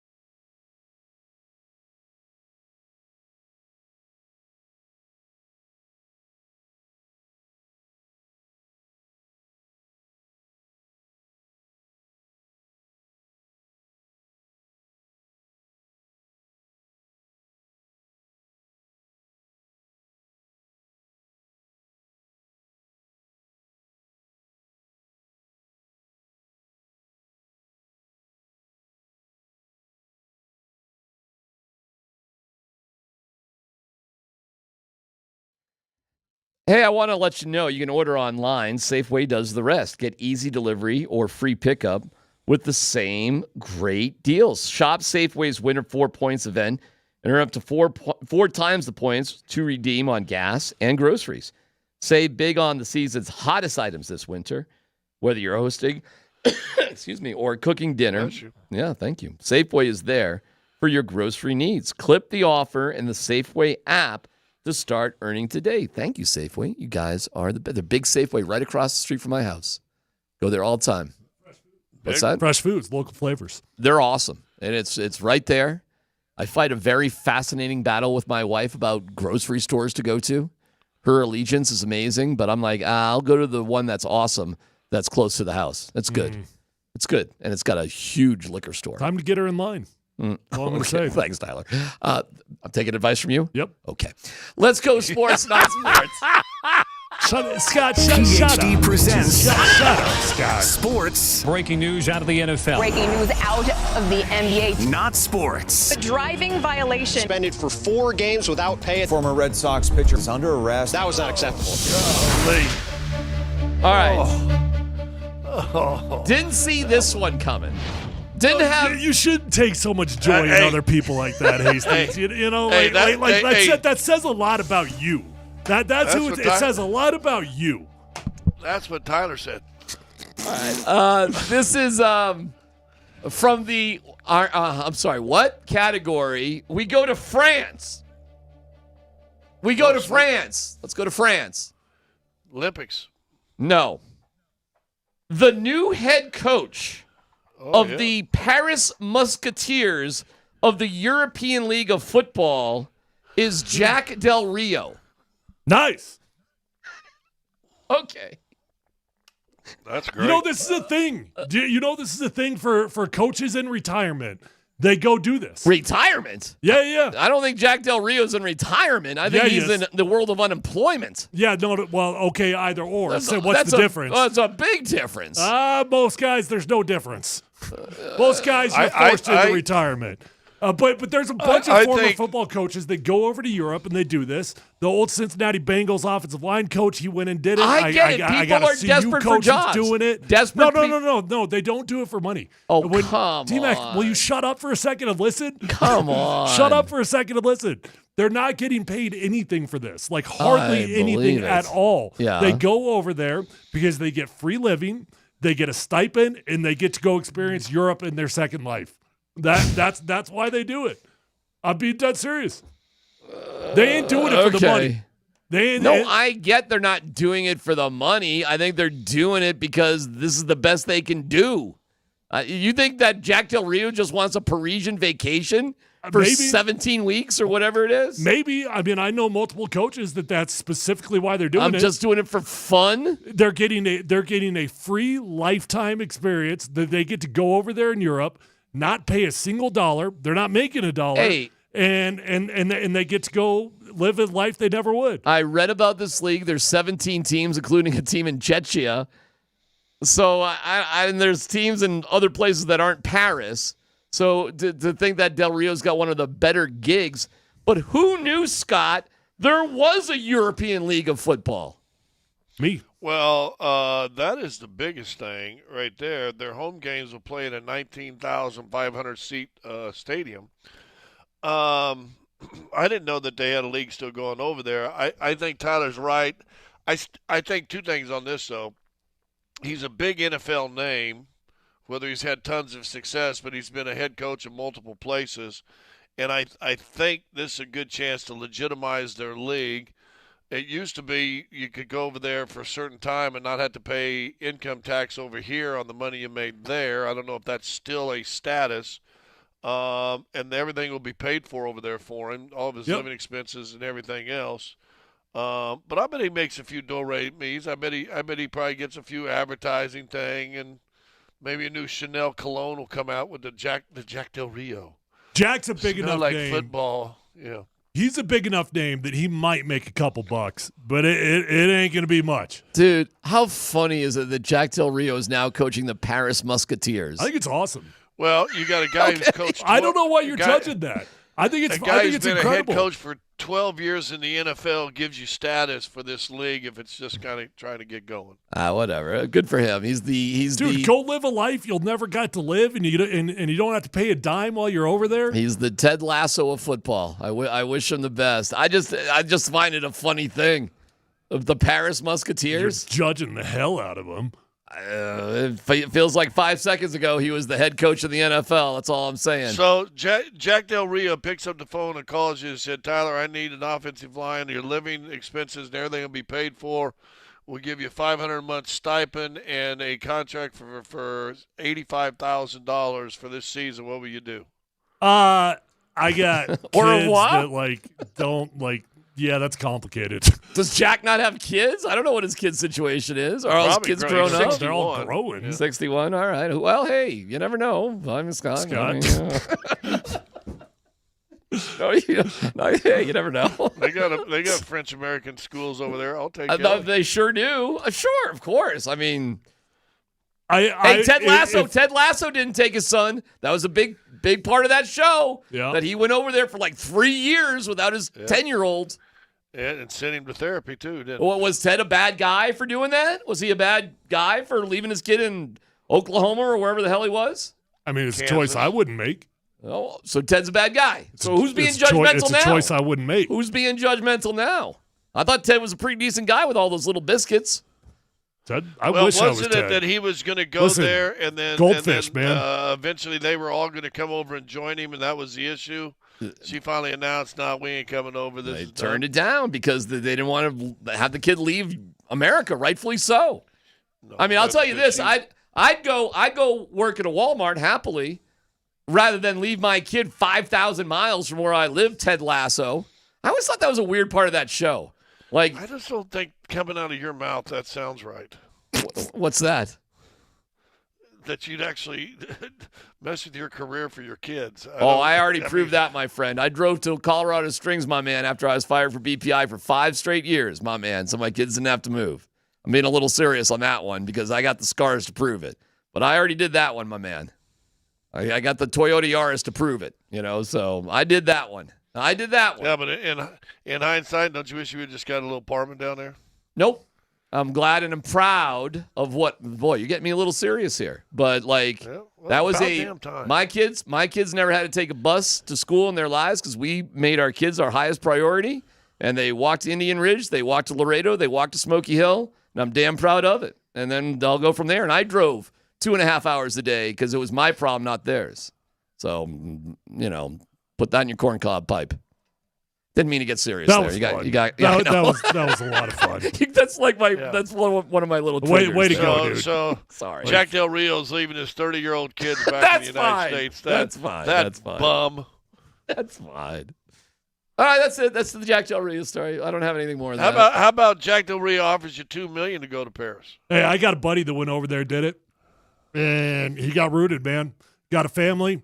Make no money, got a family, got kids over there, and now he's got kids that are Austrian. Okay. All right. Hey, listen, the concept in life, if you could do it, would you go somewhere like that for a year? The answer to me would be 100% yes. Right. And 100% yes. And if you put it into context, right, like where you're at in life, like, hey, your NFL career is probably over. Like I still know ball, and I can go live somewhere for free. Hell of a deal. Yeah. See, the problem for me and most people is like once you get up to move somewhere, it's not a convenience. It's not just for fun. You now live there. Like you can't own multiple homes. I mean, I guess if you're saying he lives for free and I'd Airbnb my townhouse or something, I guess that's what you're saying. Yeah. That's exactly what it is. And I would never do it without my wife. My kids can come visit me now. They're in their 20s. I'd be interesting. Scott, would you ever consider it? Well, I tell you what, sitting outside on your veranda on a Tuscan valley overlooking wine fields and olives seems awful neat. Yeah, but you're still probably grinding 12 to 16 hours a day looking at film, even in the European Football League, because you're still a football coach. I mean, Ted Lasso still had to go to practice. Yeah, but with a nice Chianti and some fava beans, he can get through it. All right. Big question of the day surrounds what are the Avalanche going to do with Casey Middlestat and how are the Nuggets going to do tonight with or without Joker next.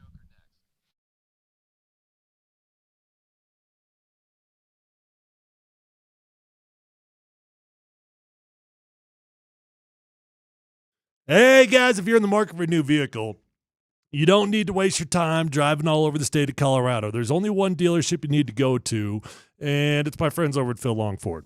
You're going to love your experience there, guys. Once you buy your first car from Phil Long, you'll be a customer for life. That's what happened to me. I bought my first car my rookie year, and I've continued to go back there every time I've needed a vehicle. They've been amazing for me. I built a long-term relationship, and that's what I want you guys to have. It's a different type of car dealership. Guys, they're going to take care of you. They're going to respect you. They're going to get you in. They're going to get you out. They're not going to waste your time, and they're going to give you the best price. On top of all that, you're going to find the vehicle of your dreams because they've got over 1,000 cars, trucks, vans, SUVs, electric vehicles, even commercial fleet vehicles on their lot at Phil Long Ford right now. New or pre-owned, you're going to find the vehicle of your dreams. So stop wasting your time. Go to one car dealership, find the vehicle of your dreams, get the best price at Phil Long. Feel free to shop from the comfort of your own home at phillongdenver.com.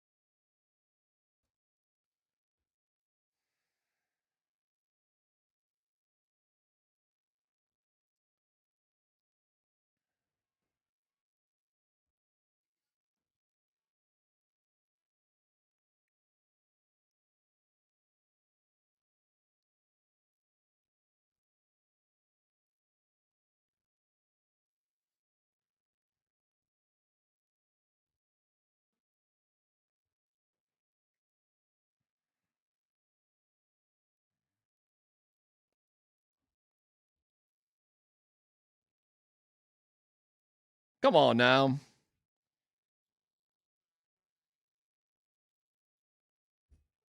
Oh, I love it, man. I love it. Welcome to the weekends. You got through it. You did it. Oh, my God. It's the most important hour of the day right now. And the big question of the day surrounds a couple of different things. Avs, Nuggets, and Broncos. Let's start with the Broncos. We'll get to the Avs and the Nuggets here in a second.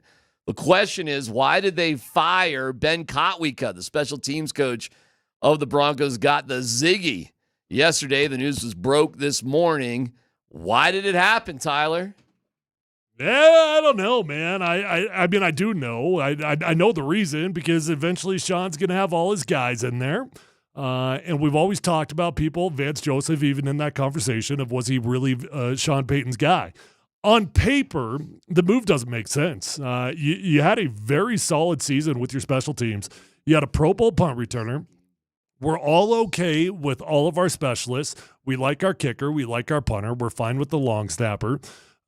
We really didn't have any significant breakdowns on special teams this year. If you look at the overall rankings of special teams, the Broncos are not elite, but they're far from bad. They're ranked number 14 in the NFL, so they're 5 spots away from, breaking the top 10. And it doesn't make a whole lot of sense outside of the fact, I guess he ain't his dude. Scott, why was Ben Kotwica you got a guy that came available from – a guy came available in New Orleans who is his guy. Darren Rizzi. Nothing to do with it has nothing to do with the guy's performance. It's all allegiance to the Fuhrer. Okay. Good move, bad move, right move, wrong move? What's your take on the move? Has no effect. No effect on what? No effect on the team whatsoever. The only thing it could affect is those guys that may not be considered all in the camp of Peyton, who might be going, ooh. Yeah, I don't think Ben Kotwica. This right here. I don't think Ben Kotwica was like driving Sean Payton nuts. Aside from maybe a couple of results during the season that were poor, Tyler. Yeah, it's just his boy. I agree with that. I mean, for all the reasons we just said, special teams are fine. We had no issues on special teams this year, no significant issues, no repeatable issues. But I'll say this. It's absolutely normal in the NFL, whether it's Gary Kubiak that had to get the band back together, whether it's Mike Shanahan, it does not matter. It is perfectly normal in the NFL. You go back to the people that you trust, whether that's players or coaches. Players will go from city to city with the same coach. Coaches will go from city to city with the same coach. So it's not a complete surprise that Sean would see somebody available. He's like, yeah, that's just my dude. I want him. Mike Westhoff was really the guru. He stepped away after the Chiefs game. Was Kotwica, who was close with Westhoff, dead man walking the minute that Alex Forsythe got blown up. Yes.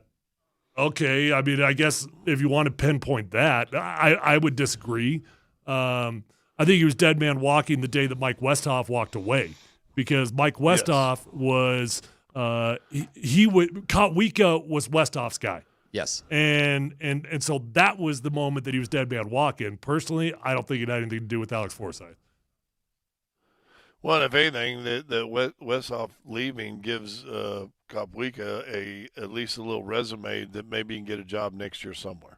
I will say they did not yet fire the assistant special teams coach, who has one of the greatest names.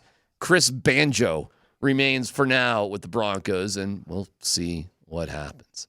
Is that his brother Ben? Ben Banjo?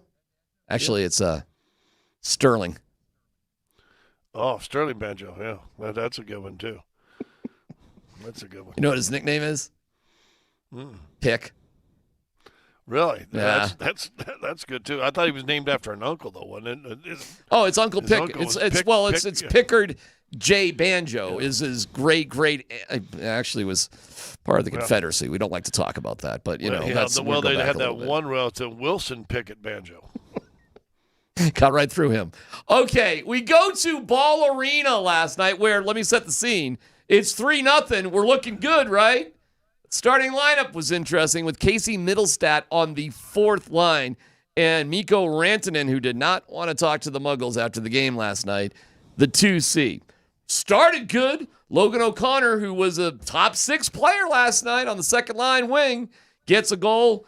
Friggin' Nathan McKinnon. He gets 2. It's 3-0. We're rolling. We got the energy. And then tick, tick, tick, tick, tick until Bouchard.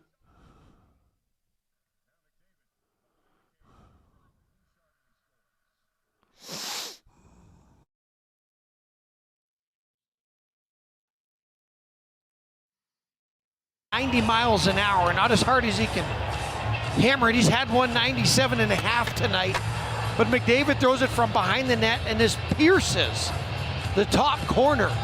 As heard on Altitude Sports Radio 92.5. Where's the defenseman's body in front of the net keeping people out of the way? Dude, that was be careful when you say boosh bomb, but swear to God, it's something when you see a puck hit that hard. It's like, wow. Like, really, moms and dads, you want your kid to be a goalie? Really?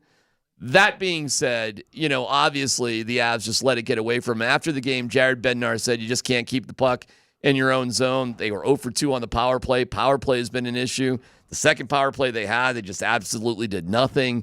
And they cannot figure out 6-on-5 as they have been figuring out how to get a goal. So even though they play better than they did against the Rangers, they don't get any points. You've got Dallas, Minnesota, and Winnipeg still to come with a couple of afternoon games.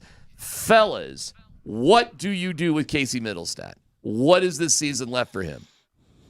You figure it out. I guess you kind of bury it as much as you can in the interim with the long-term approach of, hey, we are pot committed. We are pot committed to this dude. I mean, he's got $17 million guaranteed. He's on the first year of a 3-year deal or 4-year deal, I forget. But you're pot committed, right? So I think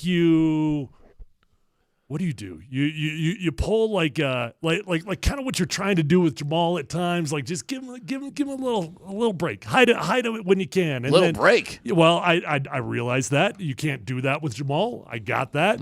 But in a perfect world, you would find a way to demote him without demoting him. Well, you're putting him on the fourth line. You're giving him a little break. Ain't no doubt about that. I heard a phrase yesterday that sometimes coaches, for players that are on the struggle bus, they have to create an alternative reality.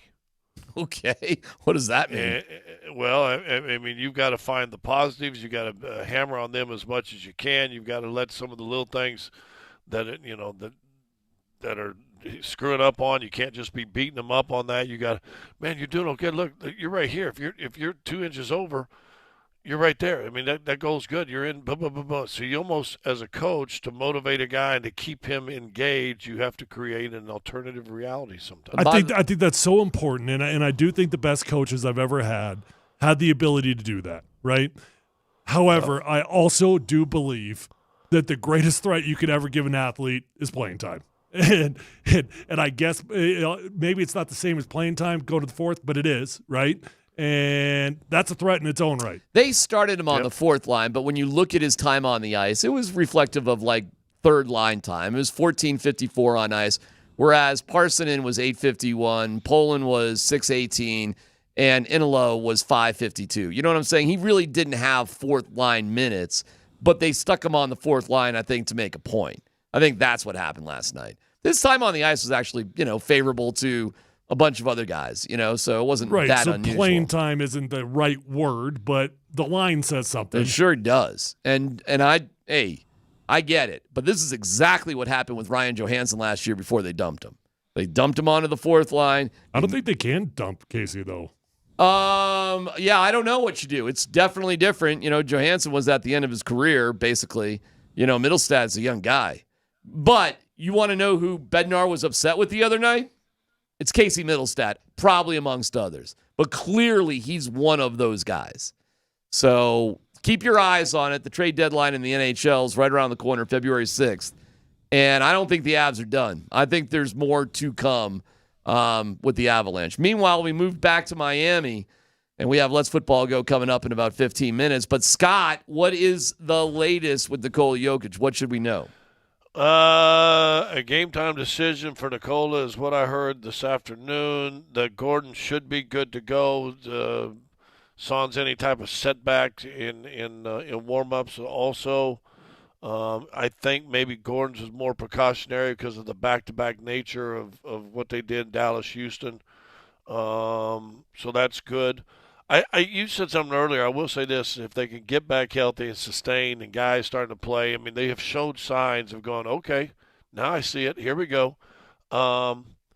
I'm not so sure the Gordon thing on the bench may not be a longer-term thing than we realize. So I kind of flirted with that question with Coach Malone last time we had him on the show without directly asking it. But, I did ask him, when you see these alternative lineups have success like this, does that tempt you as a coach to reevaluate things? And he was very careful at the time to be like, no, this is injuries. This is a playing time issue. We're limiting the minutes. But I am curious, Scott, your gut. Does your gut tell you that this is something that Coach Malone is legitimately considering long term? I don't know. I think you got to look at history. And again, I was talking to people yesterday. You got to look at history. And as guys get older, you mentioned Al Horford. And I know he's had to start in place of Porzingis, but here's a guy, playing his 20th season, I think it is. He's 38. That all of a sudden, starter. Okay, I'll come off the bench, and now all of a sudden you almost have a resurgence of your career. You're playing a little bit less against the top line all the time, and yet you're still available. That if you need to close games, you're having one of those games defensively. You're still available to close some games. There's a guy in your dad's heroes of the decade list, and a guy named John Havlicek that's in the Hall of Fame that basically all was known as a guy coming off the bench. That's right. And what a weapon. I mean, and Havlicek's as good as starters, but can you imagine going back at that time and the talent levels and everything else? You got a guy that good comes off your bench every game? It's incredible. I'll give you some positive about AG coming off the bench too that makes sense. First of all, you just don't have a better backup five than AG. So there's that. And if you had one, you'd probably play him. You don't. However, that being said, one of the problems the Nuggets have had is slow starts. As dynamic as Aaron Gordon is, you don't need Aaron Gordon for a fast start. You are way better off taking your chances with Russell Westbrook in the starting lineup and energy in that department for a fast start. I think matchups have a lot to do with that. I think AG gets kind of bound up a little bit in the beginning of a game, Scott, and it loosens up as the game goes on. I really love the concept because you don't have a better backup five than the energy that you get from Aaron Gordon coming off the bench. And then, in all honesty, if you're Michael Malone, if it's not Jamal's night in the final 3 minutes, then he probably needs to be sitting on the bench just like Michael Porter Jr. has done because you have better defensive options with, say, Peyton Watson and Christian Brown out there. Now, I'm not saying you got to do that, but you got to be open to it. And who's closing? You got to be have the ability to do that. I would agree with that. Right. Which if you're going to do that, so then you look at trade deadline. You said 2 weeks away. Mm-hmm. Then you're probably looking at if all of a sudden if you're going to look at keeping Westbrook and Jamal both in the starting lineup, you're probably looking then for a guy who could be a veteran guy, the guy that's got a few years under his belt. That could come in and play some backup guard position. Yeah, somebody who can hit a three. Yeah, I mean, I totally agree. Totally agree. And if you're having AG come off the bench, now you don't need to trade for a big guy, perhaps. You've kind of got that figured out. You're going to roll with that. You're probably right, though. Well, you said earlier, Strother's got to be a man. Is Strother not going to be that guy, or is he going to be that guy? Well, I think he can develop in that guy, and I think they need him to develop in that guy this year. But in reality, it tells you, can he grow up to that guy this year? Can he? I don't know. I don't know. If he can, you're good. If he can, you're good. That's right. You're right. If he can't, then Go get Klay Thompson. It sounds stupid, but when you win it, listen, and all this premise we're talking about, if you just want a good team, don't do nothing. You're going to be a good enough team. You're going to win 50-plus games. That's a great season. But if you actually want to win a championship, and by the way, I read news today, the contract's too big, But Bruce Brown may be available from Toronto. I literally was just going to ask that question. I wish I wrote that down. It was on the tip of my tongue. I heard you affinitively talking about him the other night, and no, actually, you're talking about Jeff Green. But all those guys are. Bruce Brown would be perfect. Yeah. But he still got an $18 million bump. There's no way around that. There's no. That's a lot of money for Bruce Brown, dude. God, I know. That wouldn't still feel, coming off a knee surgery. That would not feel awesome. All right. Oh God, but I mean, maybe I have championship bias here, but God, would that be that's exactly what we're talking about right now. That would be amazing. Can you imagine the crowd if you made that trade? Oh my Say God! Toronto said we'll pick up half his contract. God. Are you kidding me? And you brought him back here. Can you imagine the crowd that first night? Dude, he'd be riding a horse. They'll ride around the stock show. It's great.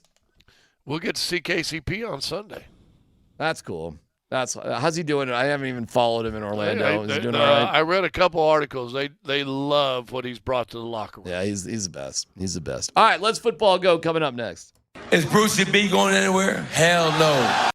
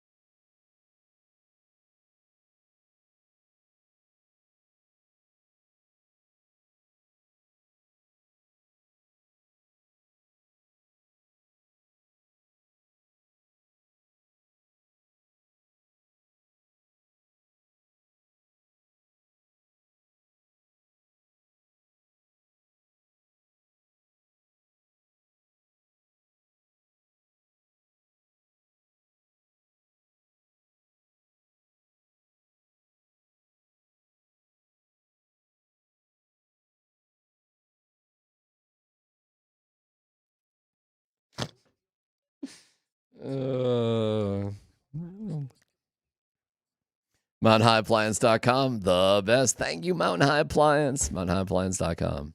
Dan, Bud, Squins, Tanner, let's football. Go!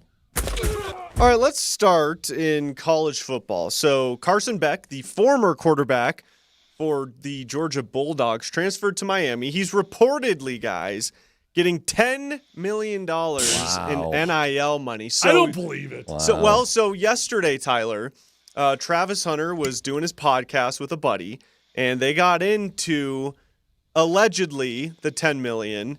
And Travis Hunter might want to make a return if he can make that. How do you get $10 million? Where's my $10 million? Right. Shoot. You need 40. How's all these people getting this much money, bro? Like this NIL market seems like it resets every 4 months. Hold on, let me go test it out, bro. I'm finna go test it out, bro. Let me go back to college. I'm going back to college, bro. Let me see if I can get me $100 million. Want to see what your NIL value is? Yeah, let me see my NIL value, bro. Let me see if I can go back and win another Heisman, and because $10 million, I ain't make that in college. Let me negotiate. Let me go. I hope not. Travis Hunter want to hit the. Let's see what they say. Yeah, let me go hit the portal right quick, bro. $10 million, bro. All right, first off, Travis, shut up. Okay, you're a stupid rich man, and all the rest of us that never got to get paid. Not that I could ever get paid like that, anyways. We're all jealous of you. Okay, all right. I love how he said, "I didn't get $10 million in college." How much did you get, dude? I thought the reports were like 3.8. Yeah, that's just funny how things change. He did okay. He did all right. Okay. He did all right. I talked to a buddy of mine yesterday afternoon, who's involved in the NCAA basketball with the Power 5 conference. And he said 2 or 3 things interesting. He said, and we've talked about on the show, they said before long it's going to be 2 or 3 power conferences. That's going to be it. He thinks the ACC is basically going to go away here in the next few years, or could go away. He said you may have the Big Ten and the SEC just being 2 big conferences, and you have an East and West in both, and the winners, the winners each play a game, and then the winner of that play their own championship, and they screw the NCAA. We don't need you. In fact, he said the NCAA could be going away within 2 years when he gave me all this scenario. But he said, and I said, well, the problem is they didn't get in front of this NIL and the transfer and all this stuff in time. He goes, here's what I was told. They had all the Power 5, because remember, it used to be Power 5 conference. They had 5 of them. Presidents got together, went to the NCAA, and they figured out we can afford to pay, and this was like in 2008, before all this stuff blew up and went crazy. We can pay every college kid a stipend of $20,000, which today and now, what we're seeing NIL, doesn't matter. But he said, you think about it back then, if you'd have got that in, probably all the kids would have been happy and pretty excited about it, and they had all the money. And we're talking volleyball kid, baseball kid, it didn't matter. All of them are going to get a stipend of $20,000. The NCAA came back to these college presidents that actually agreed on something together in 2008 and said, why would we ever do that? That started the downfall. And not only the NIL money, which still eventually got to control something somehow, some way. I don't know if they ever will. But the portal thing, and like I said, he's involved in college basketball right now. He said the portal thing's stupid. He said you're not getting anybody with any loyalty. All they care about is where's my bank, how much you're going to pay me. You're not getting kids that are developing 2 or 3 years. I don't get enough playing time as a freshman. Guess what I'm going to do? I could transfer legally. He said the NCAA could have changed that. He said you have two transfers. One, you get 1 free transfer at any time in your career. And the second time is if your coach leaves, everybody has a free transfer at that time too, whether they use the first one or not. Doesn't count against you. But the NCAA, and this, like I said, this guy's in the middle of NCAA right now, he said stuck their heads in the sand too long, and now they have no control. The bowls are going to go away. College conference championships probably will go away. He was talking about Indiana. He said Indiana's got 2 losses. They lost to Notre Dame in the play-in, and they lost to Ohio State in the Big Ten championship. You know, they wouldn't have had a loss going in. They would have had a higher seed had there not been a conference championship game. So, It's a mess. And talking with a guy last night who's in the middle of it, in fact, he said, I don't know why anybody would want to coach college right now. Everybody should want to get to the pros and coach the pros. It's easier than trying to coach college. There you go. We were joking, Dan and I, before the show that what if some rich billionaire who went to some, podunk school, relative to good schools, would just buck up like $70 million for like the number one quarterback that would have eligibility. Why do you think SMU is back in the mix? Could you ever imagine a scenario where somebody is offered for 1 year of college more money than they could ever reasonably make in the pros? Maybe. Yeah. I mean, I could. At some point, there could be some just stupid rich Elon Musk that is like, yeah, just give me one more year. I just want one more year of fun. Right. Because I can afford it, and I don't care. I was told that the going rate in college football right now for a starting left tackle, like an elite one, 1.5. Starting rate for a really, really good quarterback, like an elite quarterback, about $5 million. That's amazing. $10, $11 million. Like sometimes these numbers get tossed out there, and I'm just like, God. You just don't believe it. Yeah, that's crazy, man. Pretty wild. This did kind of happen to the NFL, sort of. I mean, allegedly, Quinn Ewers turned down $8 million. He turned down $8 million to enter the draft. He wants to be a 5th-round draft pick. First rounder. I'll bet you want to bet on if Quinn Ewers is going to be a first-round draft pick? Pittsburgh Steelers. Take him at number 21. That bet. Make it easy on yourself. Taking him at number 21. Watch. Make it easy on yourself. What do you want? Coffee. Like, you're on. Just that's it? Just that's one it. coffee? Yeah. Okay, you're on. And a coffee for his buddy. I want a You want in on it? Yeah, I think all three of us should get in we on all this want bet. it. White chocolate. White chocolate mocha for the side. They get desperate. Yeah, watch him rise. Hey, I want a Jimmy Butler coffee. Okay. All right, bet. There you go. For the record, I only accepted that with D-Mac. Oh, so not that confident about it, huh? Yeah. Okay. Real confident. Yeah. This did sort of happen before. The USFL came along and just put a bunch of money in front of Herschel Walker, Doug Flutie, Jim Kelly, and others. This did happen. Like, guys said no to the NFL to do something different. Now, I mean, that's pros, not college. But I will not be surprised along the road if there are dudes that just realize I can make 10, 15 million for one more year. I'm doing it. I am going to put off the NFL. It is going to happen. It will happen where somebody is a top 5 pick who says, screw it, and he leaves one school for another school that just gives him the bag. It'll be fascinating when it really does happen. It would have to but be, it's coming. It would have to be equal to an entire rookie contract. Okay. What's that? What's an entire rookie contract? For a top 5 player? Yeah. I don't know. Top 5 quarterback, what is it? 20 million? I was going to guess 30, but I don't know. I actually don't know. I don't think it's that high. I think it's closer if you get a 4-year deal, I think it's closer to 20. Well, I can look up Caleb Williams right now, I suppose, and see just what he is on SpotRack, right? Look it up. How fast can I type? Caleb Williams. Misspelled. Still misspelled. Pressure. SpotRack. Here we go. Contracted salary for Caleb Williams. Any guesses? You guys want to throw us? I guess 30. Number 1 pick, 4 years? Yep. 22.5. 39.4. Okay. There you go. Wow. So you need to offer him $40 million for 1 year. Wow. Because that's what he just got. That's what he just got. Scott, are you blown away by that? I am, because overall. after the Sam Bradford rookie deal, they said we're going to start controlling the early top picks quarterback and keep them in control. This is significantly down from what that was. Yeah, it is down, and it's over a 4-year period. And they can always activate, use the 5th-year option if they want. And the difference was Sam got like 60 up front. Yeah. This is guaranteed over the course of the contract. That is correct. This is what he is guaranteed at signing, 39.4. Yeah. But that's number one. Okay, go. Who was number 5? Now you got me curious. 5th in this year's draft. How's my math? We went quarterbacks 1, 2, 3. It was Joe Alt. Wow. Did you really know that off the top of your head? All right, give me Joe Alt. That's impressive, Dan. Joe Alt. Because like Travis Spirax. Hunter, for example, he could be 2 through 5 in theory. I don't think he'll go to 5, but Joe Alt's guaranteed signing 33-1. Yeah. Pretty good. Sam Bradford's deal was a 6-year, $78 million contract.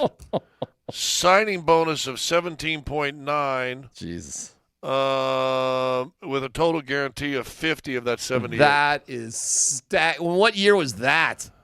That was like 2010, 2015. Yeah. Wow. What would that be in today's money? It's mind-blowing.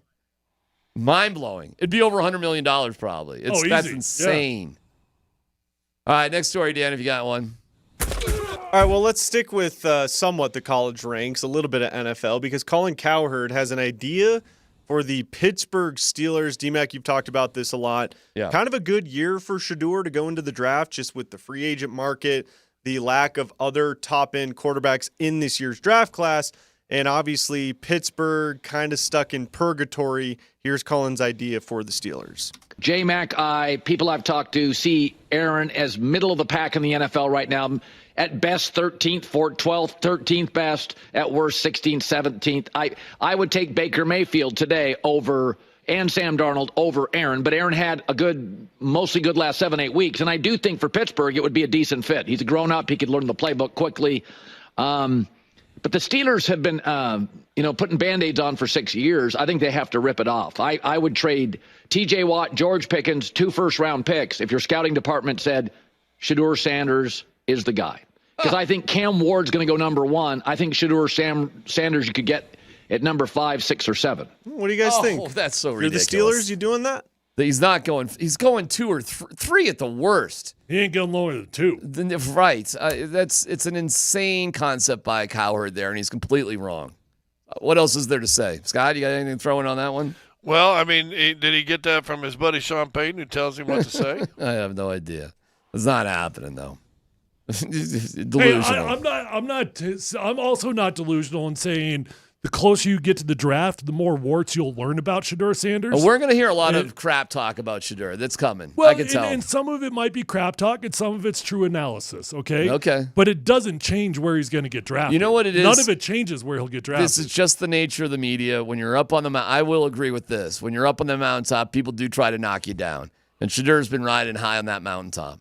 I will say this. It's a coin flip in the, when I... Oh, sorry about that. Wrong music. What was that? Nothing. Ignore it. Oh, don't you dare. Can we go one day without it, please? No, we cannot. Looking at the mock draft, going to happen. It's going to be... I'm not saying Shedeur's necessarily going to go number 1, but you're right. He ain't going lower than 2. And whether Cleveland takes him or they do a deal with somebody else, whatever. First, and by the way, third is going to be Travis Hunter. And, I know if you get bored by the mock drafts, and who could ever get bored by mock drafts? It doesn't take a genius to see 1, 2, 3. Why do I care what do I care what New York, Cleveland, and all them people do? Normally you wouldn't. Do you care what OrangeStickyFingers.com does? Well, you care about that. Well, just if it starts creating revenue, yes. Well, I need to move on that. Might need to put out a little content. Yeah, we might actually have to do something. But, it's not too late. It's PhD on Altitude Sports Radio. 92.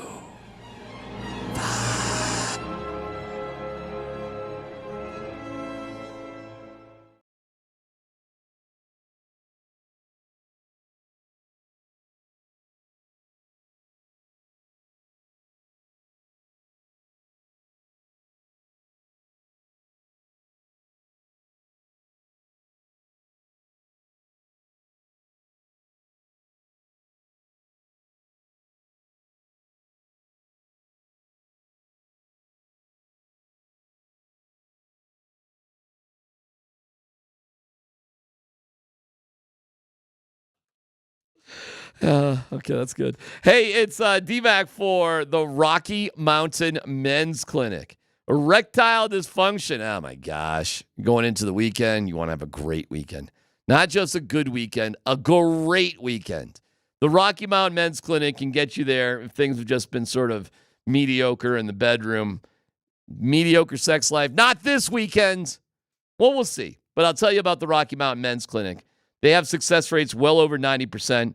Some treatments could have you last an hour or more.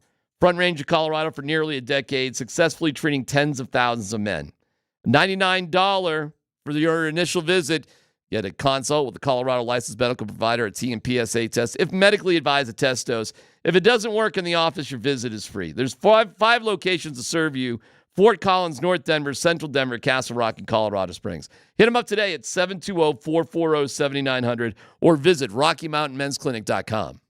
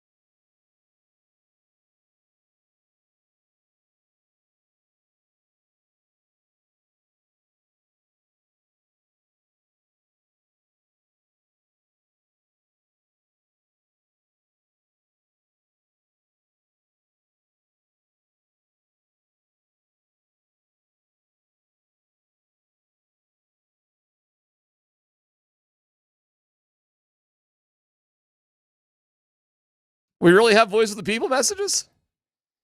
Well, I tell you what, it's awesome when people contact us no matter how. Like, for example, on the hotline, the Ramos Law hotline, car accident, you need Ramos Law, medical doctor, and attorney. You can hit them up at ramoslaw.com. That is awesome. Appreciate it. It's a doctor and a lawyer. It's amazing. But, hey, if you want to throw it in on the voice of the people, that's cool, too. What do we got, Dan? Let's hear some. Yeah, D-Mac, you're welcome for listening on the app. I'm in Kingston Springs, Tennessee. Okay. Sup, dog? There you go. All right. I like that. Very nice. Next. What about Valanciunas for a second rounder and take Dario and Zeke? I don't care. Take them both. Did we just offer Valanciunas? It sounds like that. I'd love to have him. Scott, is that a possibility or not? Valanciunas, I don't believe so. I thought he was going to the Lakers. All right, well, he would fit the bill. That's the big guy. I mean, he's that guy, I guess. What's going on? Let me see who's really crappy. That used to be good. Valanciunas got a nice contract too now, doesn't he? That would not surprise me in the NBA. They all do. Zeke Naji's deal is incredible. Let's see. Who is crap these days? Ooh, look at the Sixers. Isn't that fun? That's good. You guys see Dan's text? No, what? Joel is already ruled out. For when? Tuesday. For Tuesday? Yeah.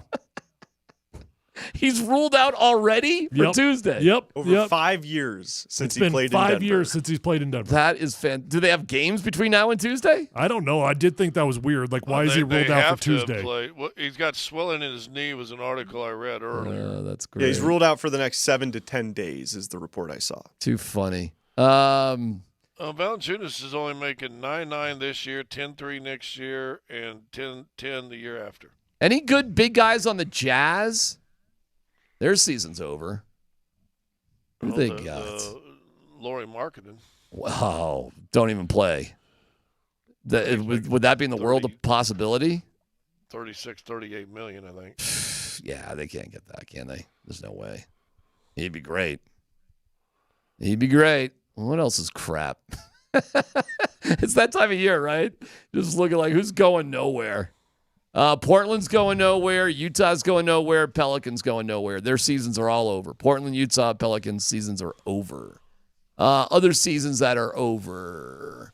Raptors season is over. Hornets and the Wizards, their seasons are over too. Anybody interested in that group? Cherry picking. I'd have to look at all their rosters. Yeah. But I'm basing that on the distance that they're behind the team that are in 10th place.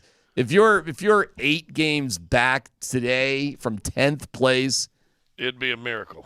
Yeah. So actually, by that rule, I probably should only include New Orleans because the Jazz are 9.5 back from the Suns, but that seems unlikely. Well, they're already looking at their shopping Ingram and C.J. McCollum.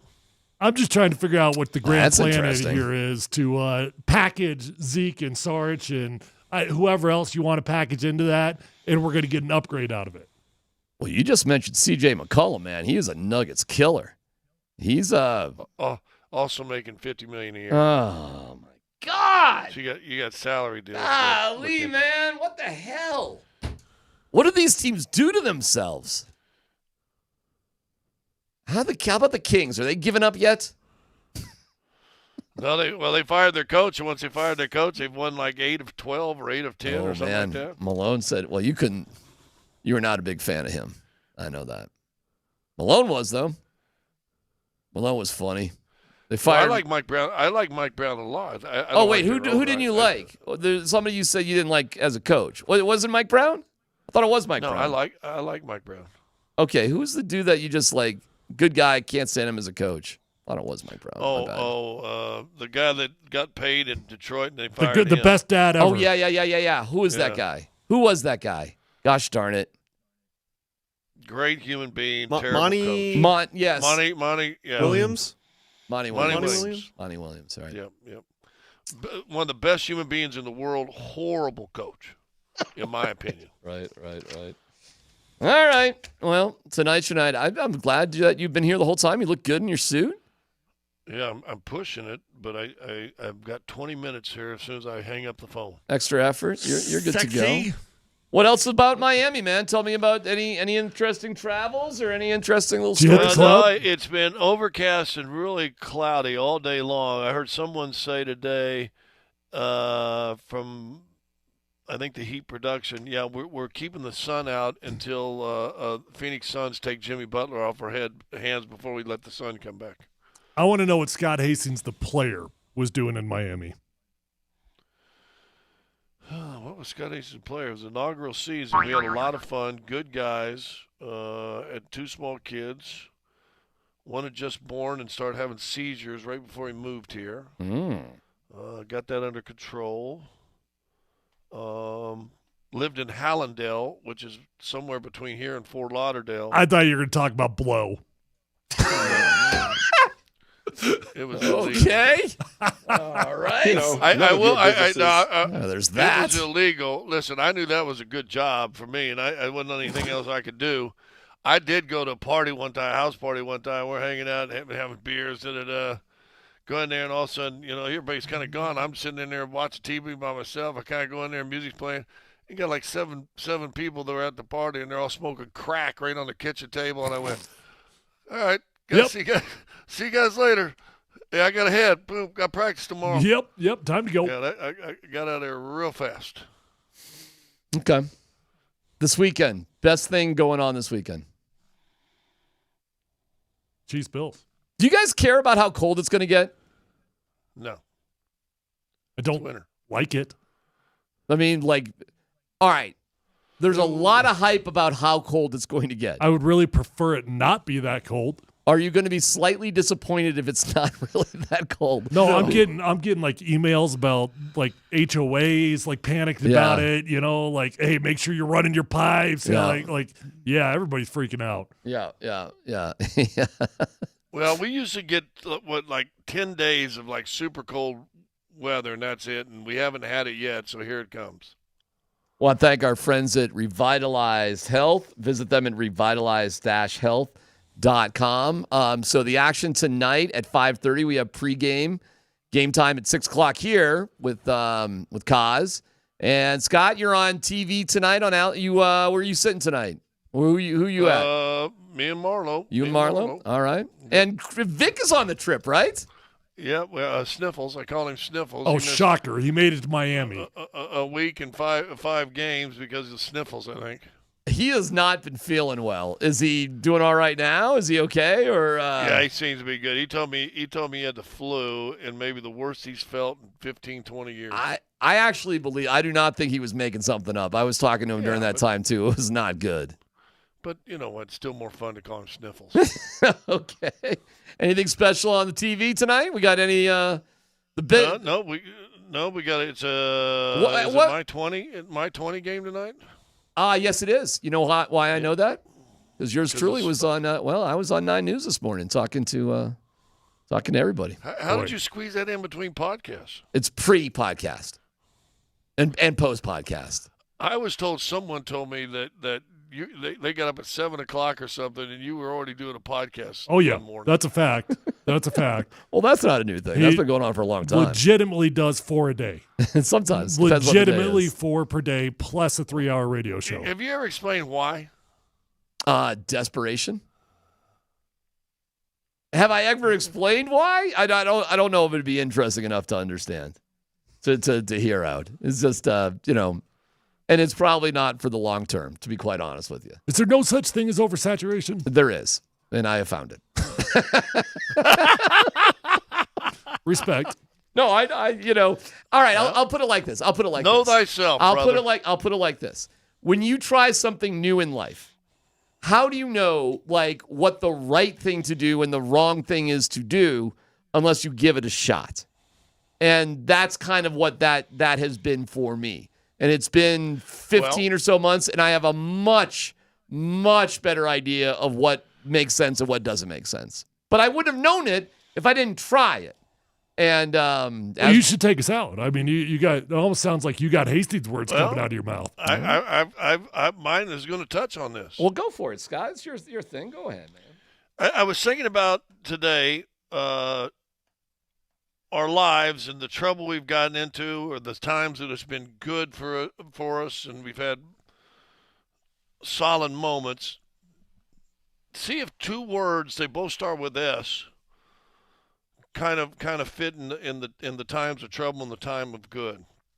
And I would ask you on these podcasts, is it a struggle, and are you doing it for selfish reasons, or are you actually trying to serve somebody? Are you trying to be a servant to the people out there that don't have content or whatever you're providing for these people?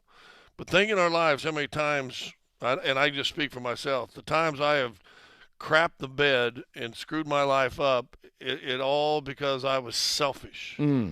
But how many times have you ever gotten in trouble, really, when you're just trying to be a servant to other people and serve them? Worry about their needs before yours. So whether it's for an hour today or this weekend or maybe the rest of your life, check yourself a little bit. And are you selfish or are you serving? What a setup for Nate and Andy. Check yourself before you wreck yourself. We'll see who Nate and Andy are serving coming up next, right here on Altitude Sports Radio 92.5. Pull that trigger. Let's go, Dan.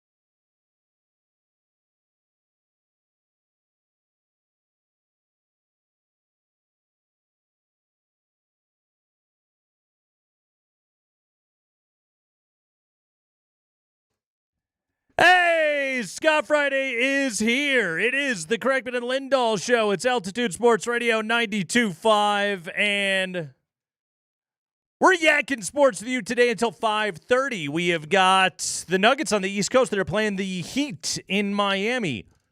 Ironically, we will have no Heat this weekend. Why are you holding a probe? What is this? What is Tyler doing? Should I not have touched the end? Nate, I want to show you here. Here's where I'm going to need you to. We could do this on Twitch in the break. You got to go in the alley. Here and here. In the alley. That looks like you're going to go outside and try and discover Or electricity. it looks like I need to. Yeah. What is this for? I don't know. I don't know why it's here. Laser pointers, people. That thing is making me uncomfortable, quite frankly. We have a lot to do today here on this show. We have got a Nuggets and Heat game this evening. A lot to get into. Jeff Legwold will join us for some after-season hijinks here today. Ooh, big coaching move made today there by the Broncos. Yeah, what? What? Yeah. And then also, don't forget, the Avalanche did play last night, and it was a great game between No, it wasn't. Two excellent teams. No, none of that. You know that Bednar look when he stood up on the bench? Uh-huh. Yeah. I was making that look. I've not yelled at the TV like that in a significant period of time. Uh-huh. That one last night. You went full meatball I wanted last to go night? tweeting like, unacceptable, we can't have this, I'm disappointed in you all. Like, what the hell? You were up 3-0. You were. And then, like, the whole second period was in your zone. Here's a cool thing. It's called clearing the puck. Guess what? They can't shoot on you as much if you clear the puck. It was interesting to hear Bednar talk about it after the game because he sort of he accepted that was going to be the reality in this matchup. He was just like, well, that's the best O-zone team in hockey, and we knew that's the reality when you play those guys. But the counters were not there, and they weren't able to get anything going on the other end of the ice. And in the end, they fall 4-3. But I think I'll put it this way, Andy, the hockey world outside of your basement enjoyed that game last night. I actually was in my back. Yeah, I was in the den. Oh, okay. You got the den last night? Got the den. Big night for you. Yeah. That's exciting. Yeah, man. I was none of it. None of it. We're not putting up with any of it. Bro, here's the problem. You're throwing bros. Bruh. We're going to bruh today. Okay. I meant to tell you that. That's the new thing. All right. My kids just walk around, bro's making a sandwich. Like I'll literally be in the kitchen. Bro's having peanut butter and jelly. It's bruh is whatever. Bro's doing a radio show. You are bruh? Bruh. Everybody's in this bruh. scenario? There's no okay. sexual orientation. There's nothing. So everybody's bruh. His mom can be bruh. His sister can be bruh. Yeah, no. And my daughter says it more than anybody. And I just thought it was like a 15 to 20-year-old thing. Mm-hmm. And then I help from time to time at Rock Canyon. Yeah. And I was over there the other day, and one of the teachers says he said it, little older white guy, but he goes, bro's going to do a podcast. It's like, wait a minute. What is this going to become a thing? Are you going to say cheeks next? What is going on? Bro's blowing a hockey game. That's what I felt like last night. Do you refer, or does your kid, does he refer to the dogs as bruh? Yes. Okay. The dogs are also bruh. Bro's out there taking it. So everybody's bruh. Literally anything's bruh. Like, can an inanimate object be yes. Bruh just spilled the coffee. Although I guess technically, I don't know. It's just my kids say it all the time. And then, like I said, when I heard a high school teacher say it, I was like, all right, this is now, it's infested everything. Okay, good. This is good. So there you go. All right. Bro's playing the Scott Friday song back there. He should be. Bro's ignoring us if he can. That's what he's supposed to do today. Bruh. Bro would like a new lot in life. So no enjoyment of the hockey game, huh? None. Why should I have had any enjoyment? The hell was there to enjoy? It's five of the best hockey players in the world all on the ice at the same time, going head to head. A couple of McKinnon goals last night. I only care about my best hockey players getting a damn dub. That McJesus goal last night, that was something. He can stick it in his pipe and smoke it for all I care. Sick of that guy. Sick of Draisaitl. Just angry. Yeah, I tell you what, man. Like Yeah, I will say this, okay? And again, I get you're doing the meatball thing. Bro's about to empathize. If that's the Western Conference Finals, everyone's going to be thrilled. Yeah, let's get there first. Let's get 7 games of that right there. Like, that's a playoff series. I mean, the Avs got those guys a couple of years ago on the Cup run. Draisaitl was a shell of himself, so we didn't get the series that we could have otherwise. That's one I would enjoy watching. That's some high-level hockey right there.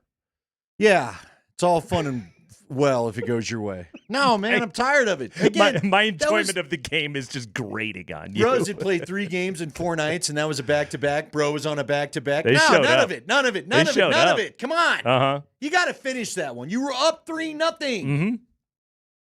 That Blackwood save on Draisaitl, that It's phenomenal, dude. Bro had a good save. I felt bad for. I was like, well, welcome to the club, Mackenzie Blackwood. Yeah. You want to know why goalies get frustrated with this team? Here's a whole bunch of just, hey, good luck, pal. it's pretty good. Pretty good. Mm-hmm. Did Bro have passengers last night?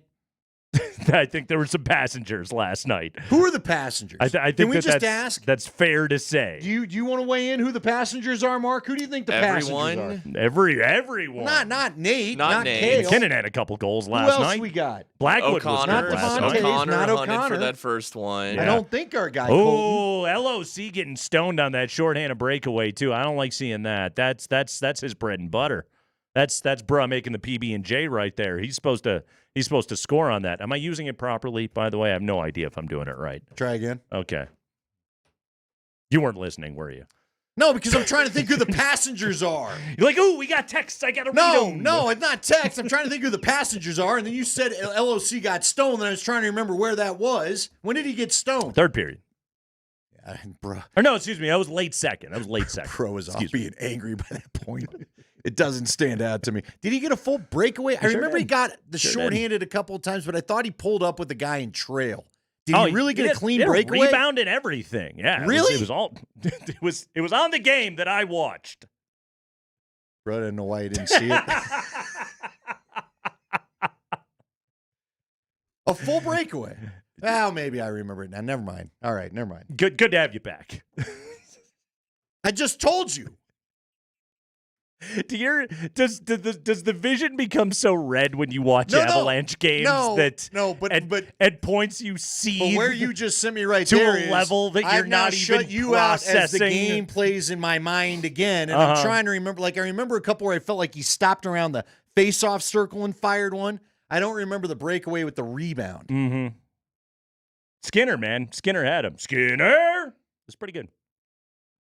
Yeah, you're not. Yeah, whatever. Needed 2 damn points. Where are they?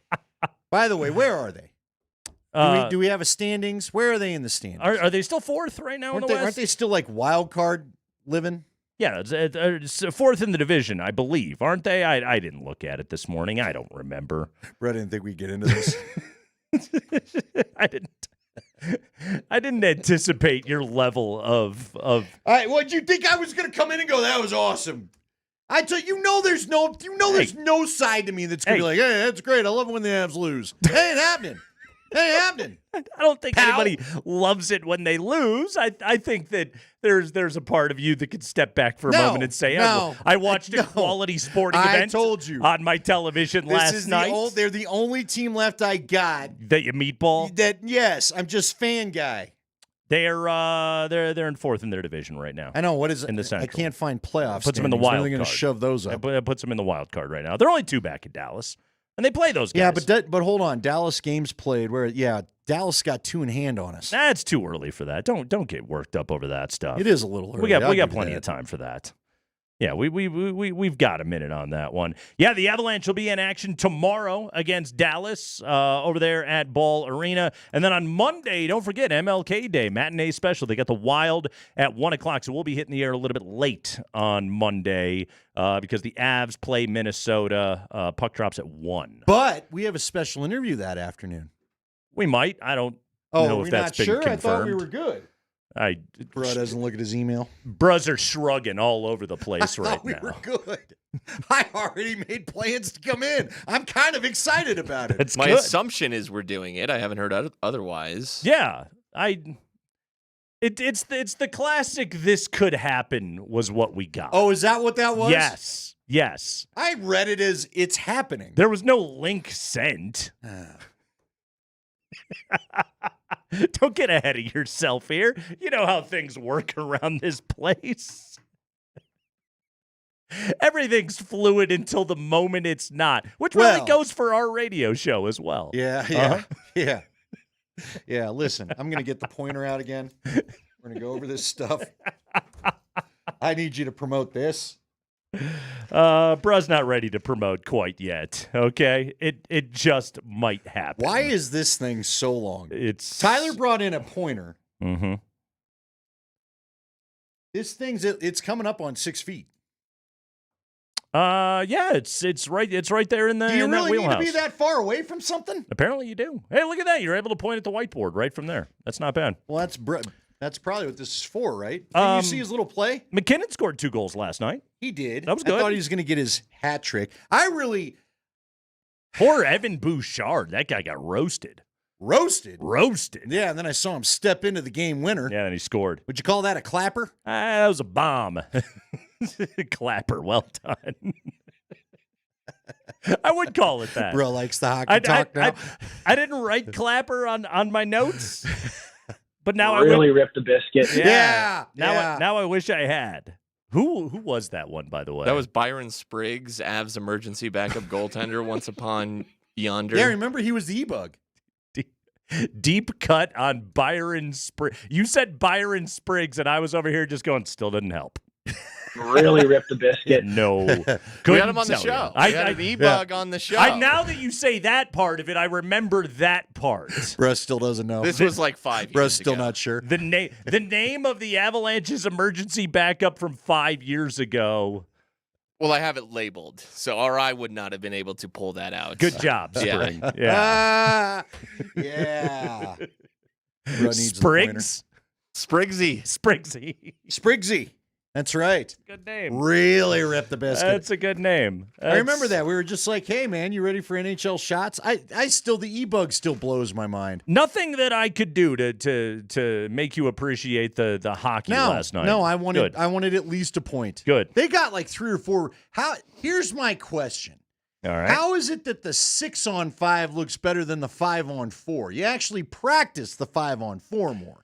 That is true. The power play has been a hot pile of puke lately. Yeah. Not good. No, they need to start declining penalties for a little while, I think is what needs to happen here for the Avalanche. That'd be pretty good. Yeah. Holding. Just we're good. Declined by the Avalanche. We're we'll good. Keep it 5-on-5. Yep. No, we got a better chance of scoring this way. We got so much to do. Our buddy Dan Hyatt, 345 Nuggets Heat. We got to talk lineups. We got to talk defense. Hey, you know what? I didn't get to warn you about this. Mm-hmm. Should they do it? Scotty brought up a person that's apparently available. Okay.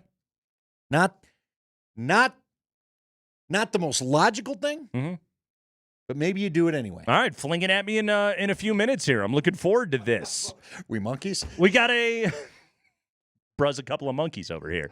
We have got a divisional playoff weekend coming up. We got to dive into that stuff. But after the break, the Broncos made a change to their coaching staff today. Why did they do that? Well, that Nance one hit me different. I love the Broncos! The Broncos! That one is... I feel like it strained him a bit. Just a preview for everybody? Yeah, there was a blood vessel popper right there. He had the vein popping. It kind of caught him. Yeah. His throat tightened on him.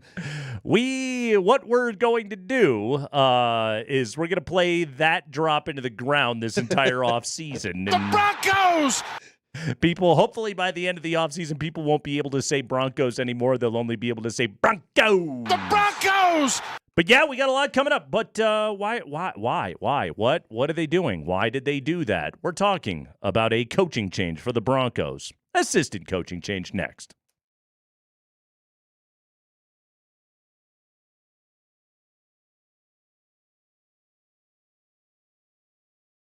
Hey guys, Andy Lindahl here for the Rocky Mountain Men's Clinic. New year, maybe you've got the old New Year's resolution list going. Time to make a positive change in your life. If you've been suffering from erectile dysfunction, no more. Go and have a conversation with the good folks over at the Rocky Mountain Men's Clinic. Don't deal with this frustration. Go ahead and get this resolved right away. Get your sex life back. That's really what this is about. Remember that first time you failed to perform in the bedroom? Probably just laughed it off, thought it was no big deal, but then it happened a second or a third time. Again, don't live with these kind of results. Get your life back the way that you want it. Rocky Mountain Men's Clinic has treatments that work when pills and herbals fail, and they have treatments with success rates well over 90%. Some treatments can even have you lasting an hour or more. Stop by the clinic today or go and make an appointment. That'd be better. First visit's only $99 and includes a medical consult with a Colorado licensed medical provider, a T and PSA test, and if medically advised, you'll get a test dose. If the test dose isn't working in the office, if the Evinrude isn't cranking, visit's free. You could be having sex the day after your appointment. Give them a call today, 720-440-7900, or go to the RockyMountainMen'sClinic.com.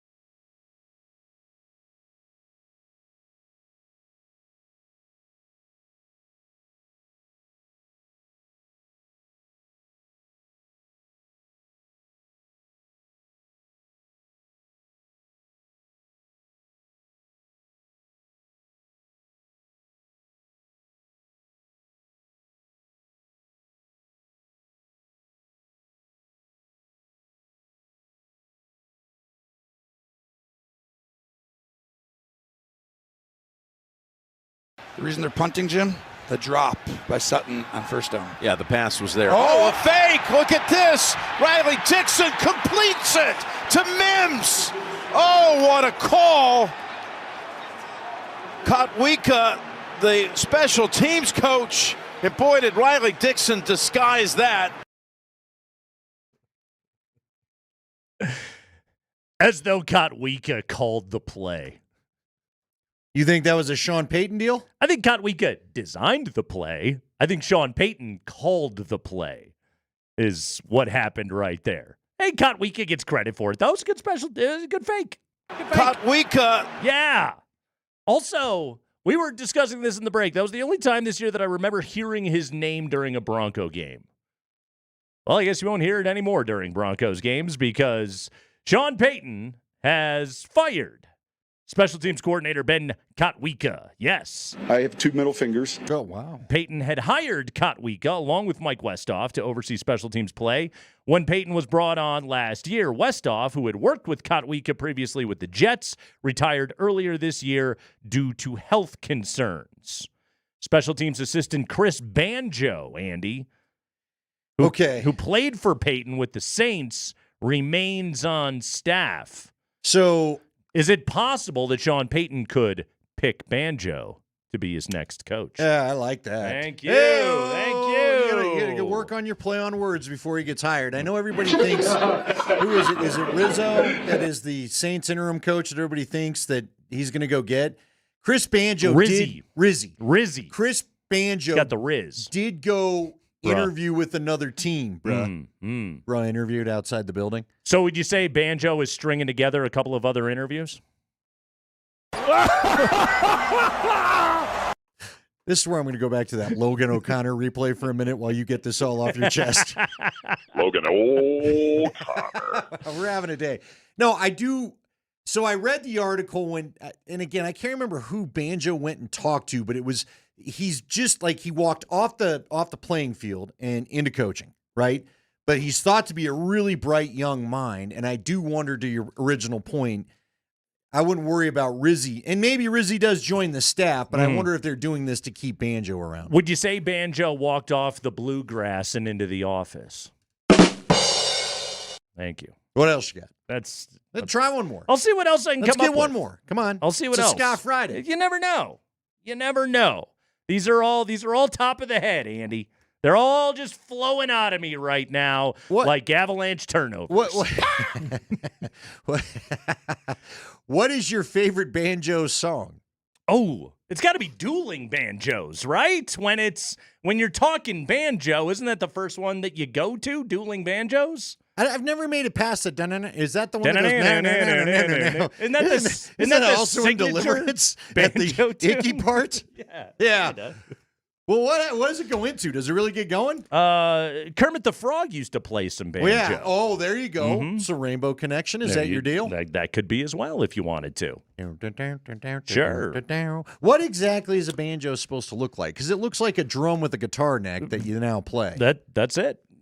I'd say you described it correctly. It's just kind of a circular thing. I don't know that I've ever seen an actual banjo in person. Never. Interesting. Well, Guitar Center's not putting a banjo on sale. They gotta have one somewhere. I'm sure it's somewhere. Should we go over there and find that? Do they got a mandolin? Should we send Spring up to the store right here?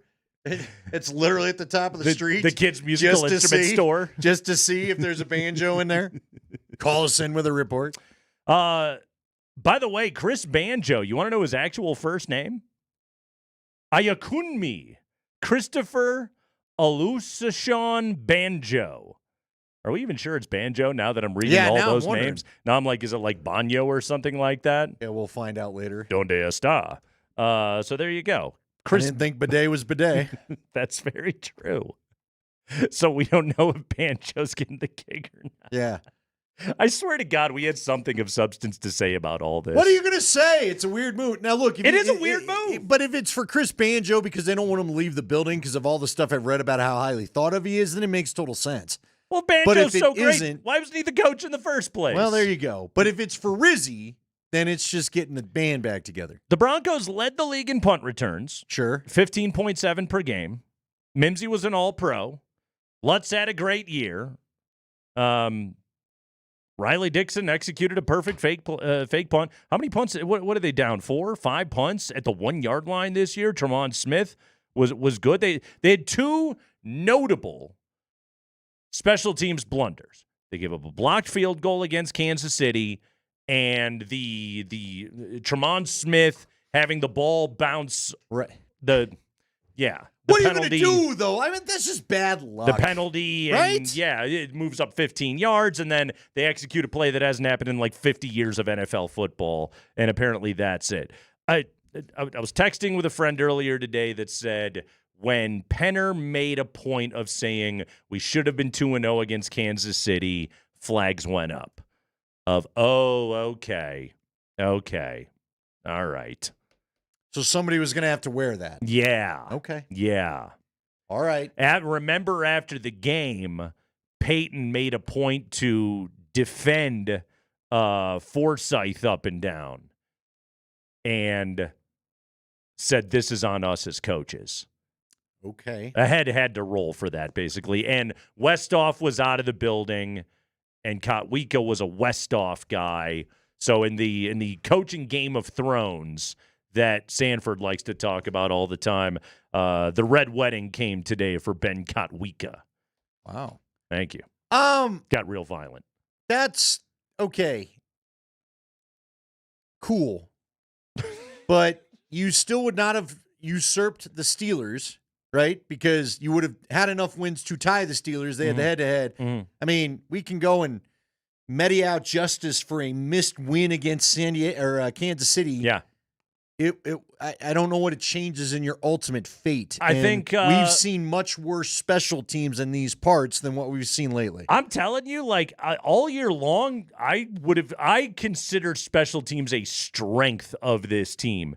And you had 2 notable blunders to be sure, but most teams have multiple blunders over the course of a season. On the balance, because of very good punt coverage, you were one of the best field position teams in the entire NFL. Your field position differential was one of the best in all of the league. You were consistently putting teams into tough situations, which then forced them to have to punt the ball back to you because you had a good defense, and then your offense could, if somebody's punting from inside their own 10, you're a first down away from field goal range, basically. That's winning football right there. And the Broncos consistently were able to take advantage of that this season. So I thought the special teams play was a strength. I think ultimately, Andy, Kotwika had a very high-profile goof and in the end didn't have somebody in the building that could,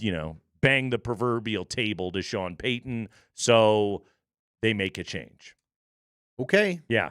Do you think this will be the only change on the staff this year? No, I don't. I don't, and I'm waiting for something else, but this is in the very least the start. What do we think is going to happen to VJ? Let's just cut to the chase. I don't think VJ should go anywhere. No, he should not go anywhere, but that's not the discussion. There's a weird vibe. Yeah. Yeah. The discussion is merely does Sean Payton want to continue with him? And does he want to continue? Right. I'm sure his life's not always. We hear about game day Sean all the time. I think the guys in New Orleans are used to it. Yeah. But most of the guys on the defensive side of the ball are probably new to it, and I wonder how they feel about it sometimes. Yeah, no, I think there's some frustration that is going on. I don't know the personality clash. And I'll say this, I don't think life is easy to be Sean Payton's defensive coordinator. I bet it's not awesome. And again, VJ and Sean didn't have any history with one another prior to this past year. Sean Payton tends to lean into dudes that he had in New Orleans. So that automatically is something that you have to – that raises a red flag right there. When you see the kind of clash that was happening on the sideline, that is something that jumps off the page. And, I mean, look, there is something troubling when you're the best defense in the NFL against the run by success rate and you get the ball absolutely pummeled down your throats against the Buffalo Bills. That was not a good day for the Bronco defense. And I'm curious to see how James Cook and company do against Baltimore this week, because guess who was number 2 in success rate against the run this year, Andy? The Baltimore Ravens. I tell you what, if James Cook can't get anything going, and if the Bills don't have a successful day running the football, although they're going to have to because they're going to be playing on the ice planet Hoth, well then that's not going to reflect well on Vance Joseph. All right, then you know what? Let's do this exercise, okay? All right. I didn't plan on doing this today, but here we are. Are we doing squats? What do we do? Well, you know, warm up for this exercise. Warm up, stretch out the Okay. glutes, make sure that Shoulder. Yeah, do that thing where you grab your back of your I leg. like the yeah. swinging leg thing. There you Like, go. Get the hammies and quads activated. Do the little cha-cha the quarterbacks do down the sideline to get about ready. what about this move? This is every fat guy on the tee before he tees off on 18. Has an exercise in 3 months. Just Yeah, with the golf club on the side. There you go. yeah. Just stretching the back out. Sub 80 round coming today. Look out. Because of this stretch alone. Yeah. So Jeff Legwold wrote the article. We talked about it. The bottom line is the Broncos' offense was not phenomenal against the top teams in the league. I noticed. How about the Broncos' defense, though? Let me go back and, really, I think we all get so hyper-focused on offense around here because we just want better than we've had. But you go and you look, you gave up 34 to the Chargers. You gave up 30 to the Bengals. You gave up 31, obviously, to Buffalo. That Ravens, 41-10. Yeah.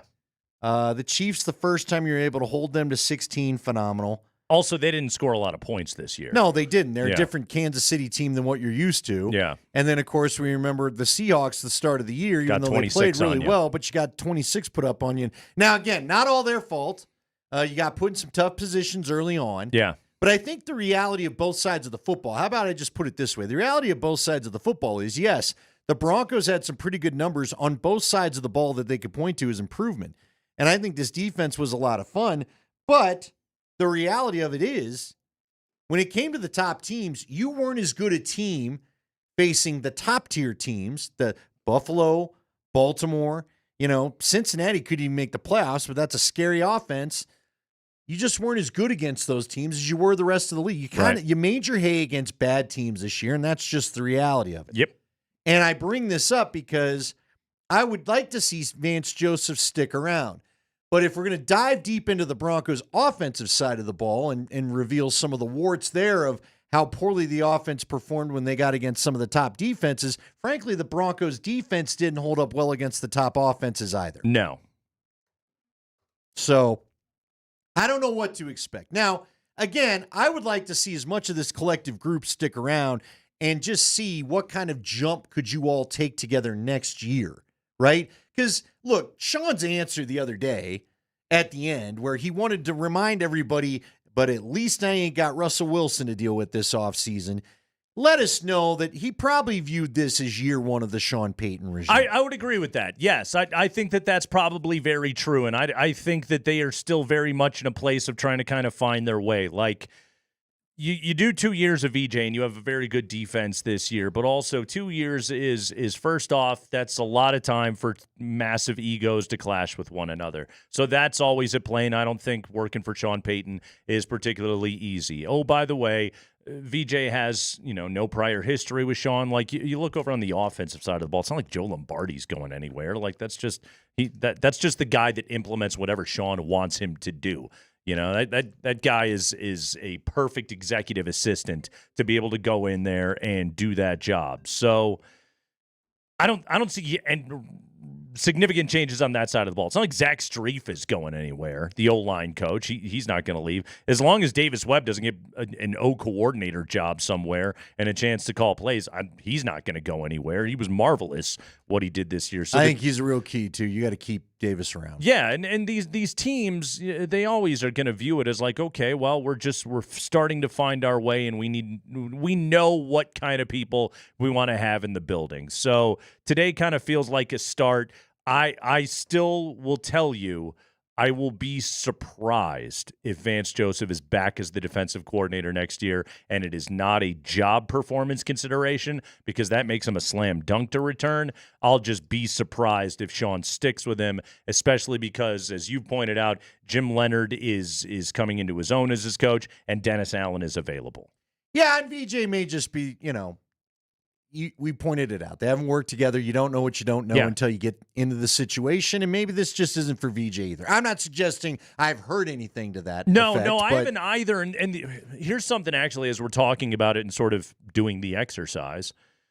If you're Vance Joseph and you want a head coaching gig, you should want to stay here. Yeah. And I say that because you have the personnel in place to execute your defense as you want it to be run, and you have a good chance to have another good defense next year. I don't think it will be as good as it was this year, but you have a chance to have another good defense. And if you can put together consecutive seasons of really high-level defensive play, that increases your likelihood of getting a head coaching opportunity. They do need to upgrade some personnel, though. As much as, again, we talk about the offense because everybody wants to get to the Patrick Mahomes era of Bronco football, which who knows. But you need a linebacker. You need a safety. You might need 2 linebackers. If Cody Barton's not around, Singleton, we all like Singleton for the grit that he brings. Yeah. And he was a good player. But now he's got a knee injury. He's on the contract, another year right? older. Yeah, he's got another year on the deal. He signed a 2-year deal. But Barton's a free agent because he was a 1-year deal. And frankly, they brought Barton in, as I understood it, because they thought he'd be a special team stud. They figured they'd give him a look at linebacker.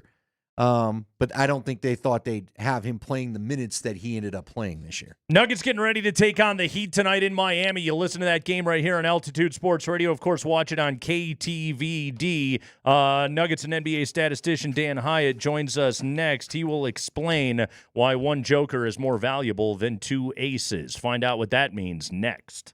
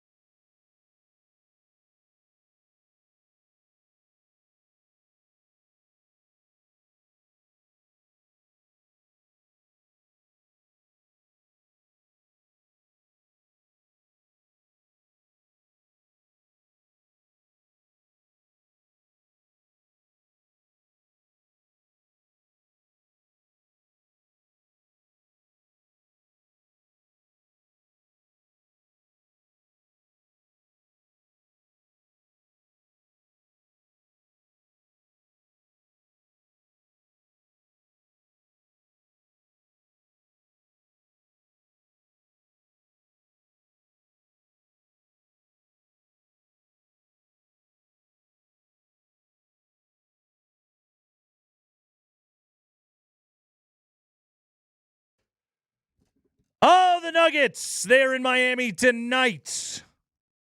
6 o'clock. We'll get 5:30 pregame here on Altitude Sports Radio 92.5. KTVD, Channel 20. The convenience is upped for everybody there tonight to watch Denver take on Miami. Should be a fun one. Joining us right now to help us break down this game and give us 2 Nugget stats we need and one we definitely don't. It's our buddy Dan Hyatt, Nuggets and NBA statistician to the stars. What's up, Dan? Hello, boys. How we doing?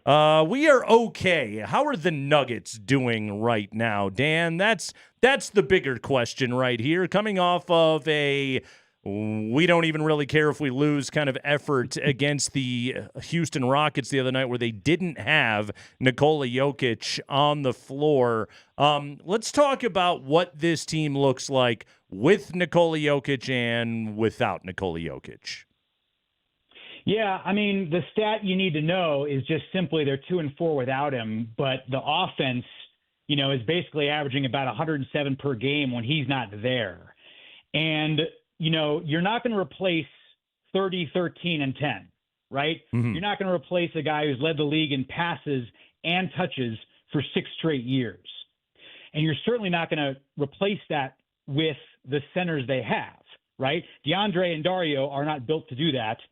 They were never built to do that. They're built to, just fill the time. But the production has to come from your other 2 stars. And Murray and Porter are essentially, in these 6 games without Jokic, shooting just as much or less than they have been when Jokic is in there. And it's unacceptable. Yeah. Porter can't take 4 shots in a game in which Jokic is not in there. And ultimately, Christian Brown played great. Russell did his thing. But when Jokic plays, the starters are averaging. It doesn't matter which starters. If Jokic is in there, any other 4 guys that are starting with him are putting up 94 a game. And when it's not in there, any combination of 5 starters is putting up 75. And you're just finding yourself so far down on the offensive scale when he's not in there that you're not going to remain competitive at all in those games, home or away. Give me an idea of like some of the other top talent in the league when they play versus when they don't play, and what happens with their teams. Well, a good example of this is the guy who seems to be in the majority of conversation about who should win MVP other than Nikola. I'm a Nugget fan, but I like to be, I like to present my numbers in a way that really gives the best picture. Nikola is the most valuable player by far, but Gilgeous-Alexander and OKC, what they're doing is pretty remarkable. When SGA is on the floor, you've essentially got a team rating of about 18.4. That's really good. That's elite. The Nuggets with Jokic is about a 12, right? A 12 net rating. And those 2 are pretty much up on that spectrum in terms of production when they're on the floor. Mm-hmm. When you take SGA off that floor, you've got Jalen Williams, you've got Holmgren. They're still a plus net rating team. Barely above average, but they're still positive. You take Jokic off the floor, they're a negative 12. That's a 24-point swing that has never been seen before. It's just not supposed to happen that way. And the only other MVP candidate who has that kind of fluctuation where it's a positive when he's out there and such a drastic drop-off on a negative when he's out is Wembanyama. And that makes sense. You take Giannis off the Bucks, mm-hmm. They're still relatively close. You take Karl Anthony Towns off the Knicks, they're actually a positive team. So I don't know how else you truly define value other than how bad this team is pretty much on the offensive side when Jokic isn't in there. Yeah, I guess maybe if I was looking for something, there's just a certain like unicornish element to what those 2 dudes are. Jokic as arguably the greatest passer that has ever played the game, and Wemby is a dude that's 11 feet tall and takes like 9 threes a night. It just completely changes what you are as a basketball team. Plus, defensively, you're just so different when Wemby isn't out there blocking shots and altering everything. Dan Hyatt, we're getting ready for Nuggets and Heat tonight. Nuggets and NBA statistician. He makes Marlo sound even better if that was even humanly possible. Oh, you can't make the guy sounds so good. Let's talk defense, Dan. It's not great, but what's going on there? Give me another stat I need to know. Well, as you get these games in which the Nuggets are just getting hammered, especially at home, you're trying to figure out why that is. And I'm looking at these numbers last night or against Houston. The Nuggets outshot Houston. Houston shot over 50%. That's not ideal. The Nuggets shot, 53%. They shot better. But if you look at the numbers and what Denver is doing defensively, they're a top team when it comes to limiting opponents' makes, right? They're 14th best in overall field goal percentage allowed, which is average. It's not great. It's not where Malone usually likes to be. But they're a top 8 team in three-point defensive numbers, right? And so what you're getting is looking at the percentages made and thinking, okay, well, how can they be so bad defensively? How are they giving up 116 per game, which is starting to become bottom 5 in the league? And it's essentially about the volume they allow. That's the number that really sticks out. 2 years ago when they won a championship, opponents had about 97 shooting possessions a game. And to give you perspective, that's the 4th fewest in the West 2 years ago, okay? Last year, same number, 97. So whether they're making or missing, they're getting about 97 shots. And again, the three-point percentage is rising. The three-point rate is rising. So points are going up across the league. But this year, they're allowing 102. That's 5-6 extra shots per game, whether it's second chance points, offensive rebounds, or essentially just not getting stops. And that's what's costing them these extra points in games that they're losing. That's why you have 8 home losses now that you had all of last year.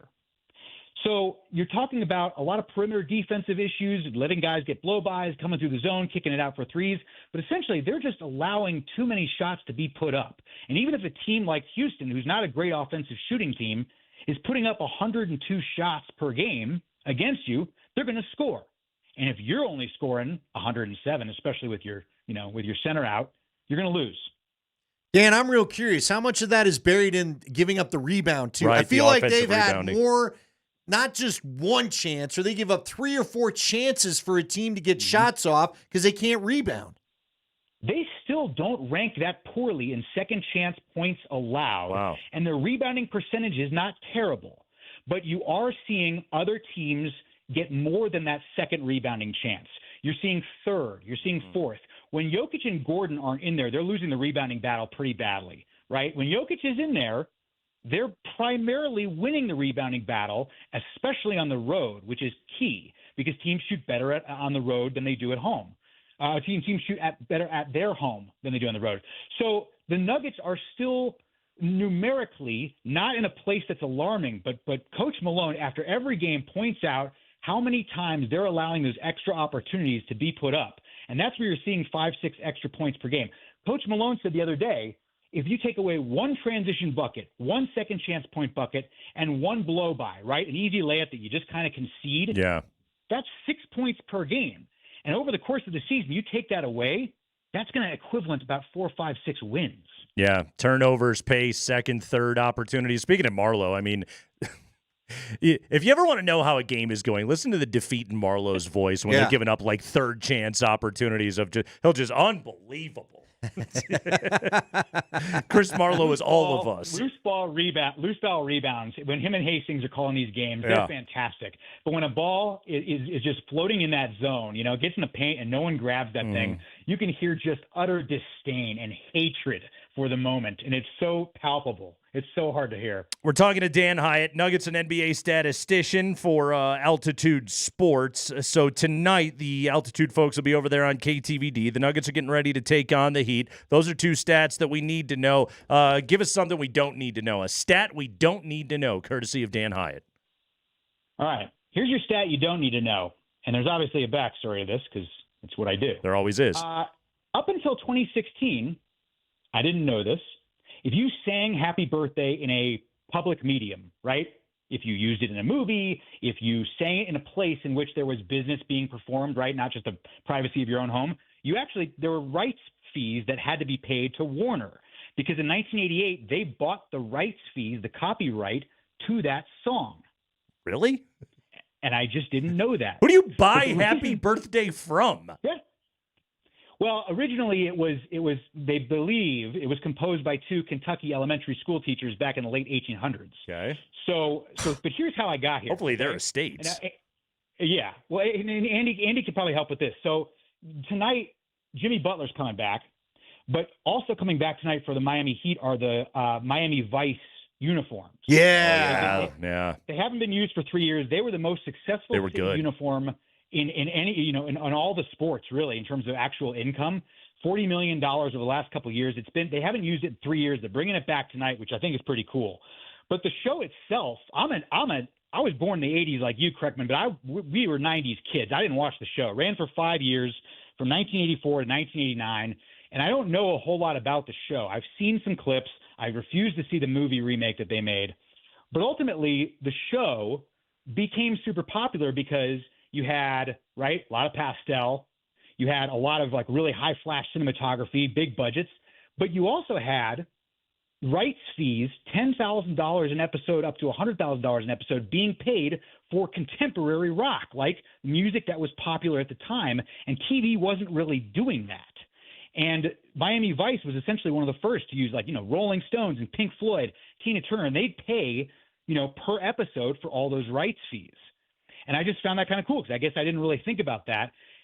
My first job out of college was actually with Altitude as an intern, sorting all the CDs, like the generic public domain CDs, where you had music tracks called Night Sky and Funny Story and all this awful music riffs that sound like music but aren't really music. And so I'm thinking about this and thinking, okay, well, they're bringing back the jerseys. Miami Vice paid all this money for these rights fees. The way it works, and again, my dad was a judge, mom was a law professor. I know nothing about the law, but when you have copyrights to a song, but you pass away, you get 70 years of that right, that copyright for your person or your entity.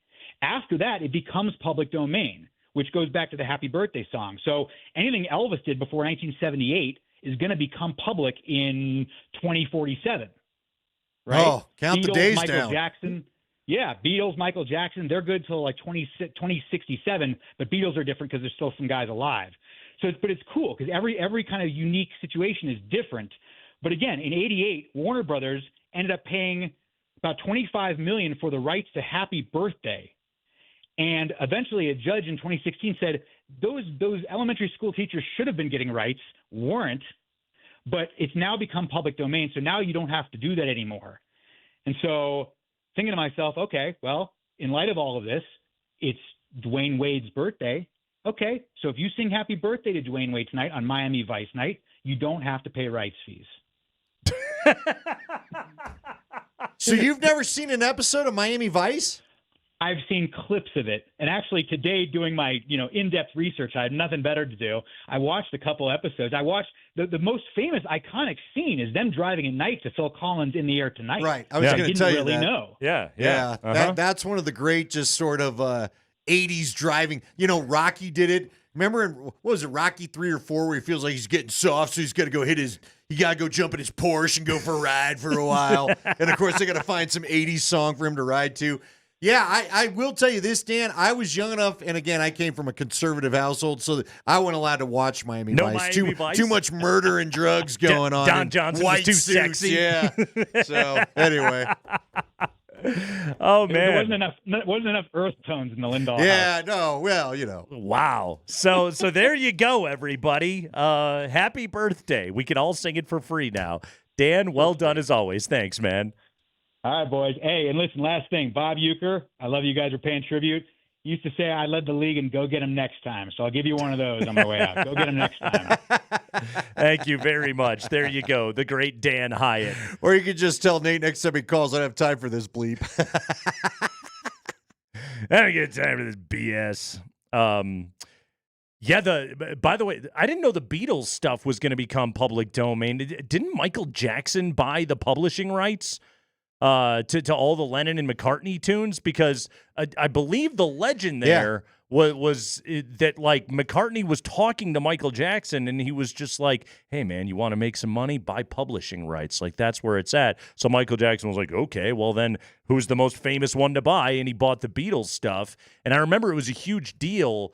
There was an episode of Mad Men where they played Tomorrow Never Knows at the end of the episode because Don Draper is figuring out that like he didn't know what the kids are into these days, and these aren't his Beatles anymore, the crazy, electro sitar music that they played on that song. And then they actually played the song, which was like, holy crap, I think they dropped like $1 million or something like that to be able just to like play like a 30-second clip of it on an ep of Mad Men. Didn't Paul McCartney ultimately buy those back though? Like when Did he get them I back? believe there was some feud with him and Jackson because It did. It was costing him money Right. to the rights of his own music. Right. No, he just wasn't making as much off of all of it. Yeah.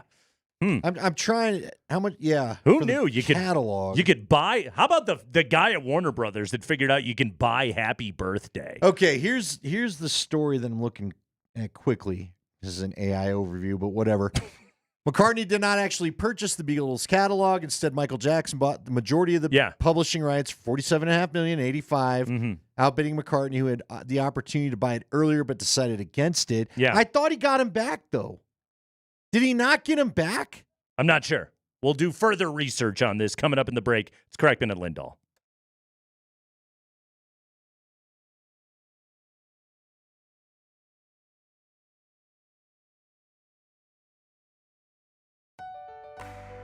Hey, it's Nate Kreckman for Apple Air. Not Apple Records. They made Beatles records. We're talking Apple Air. That's right. Denver's HVAC experts that truly care. They care about you. They care about your home. Guys, I don't know if you've been following the news. I get commercial break updates from Andy Lindahl in depth on what this weather's going to do this weekend. It's going to be cold out there. You want to be nice and cozy and warm in your home. You want all of your pipes to remain unfrozen. Call my friends over there at Apple Air. They will give you a $43.95 furnace safety checkup. That offer is for new customers. It's an exclusive offer from our friends at Apple Air. Whether it's fixing an existing heating or plumbing system, or if you need a new furnace, AC, or water heater, call 303-733-2813. I had Apple Air come over and install a new furnace in my home, and I'm not worried about the cold this weekend. We're going to be nice and toasty. Give them a call, 303-733-2813, 303-733-2813, or visit appleair.com. Apple Air, the experts that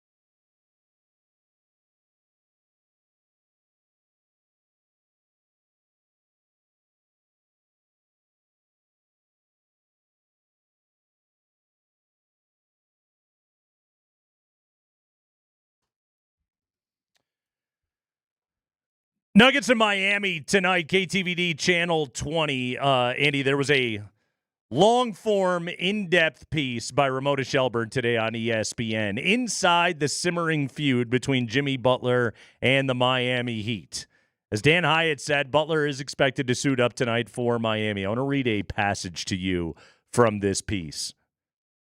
While Heat sources say they expect Butler to return Friday against the Nuggets and are fully prepared for him to play, there remains a palpable dread at what he might do and the environment the ongoing chaos might create. Quote, I don't know how he can come back to this locker room, one source close to the team said. Another said, we don't want him back.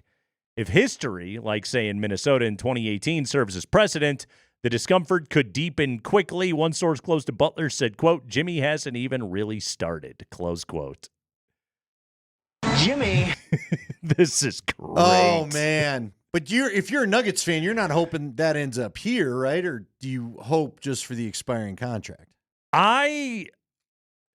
So I've kicked the tires on the Jimmy to Denver thing. And I've decided I'm not in. Okay. And what were the deciding factors? And I say this as somebody that loves Jimmy Butler. He's one of my favorite basketball players.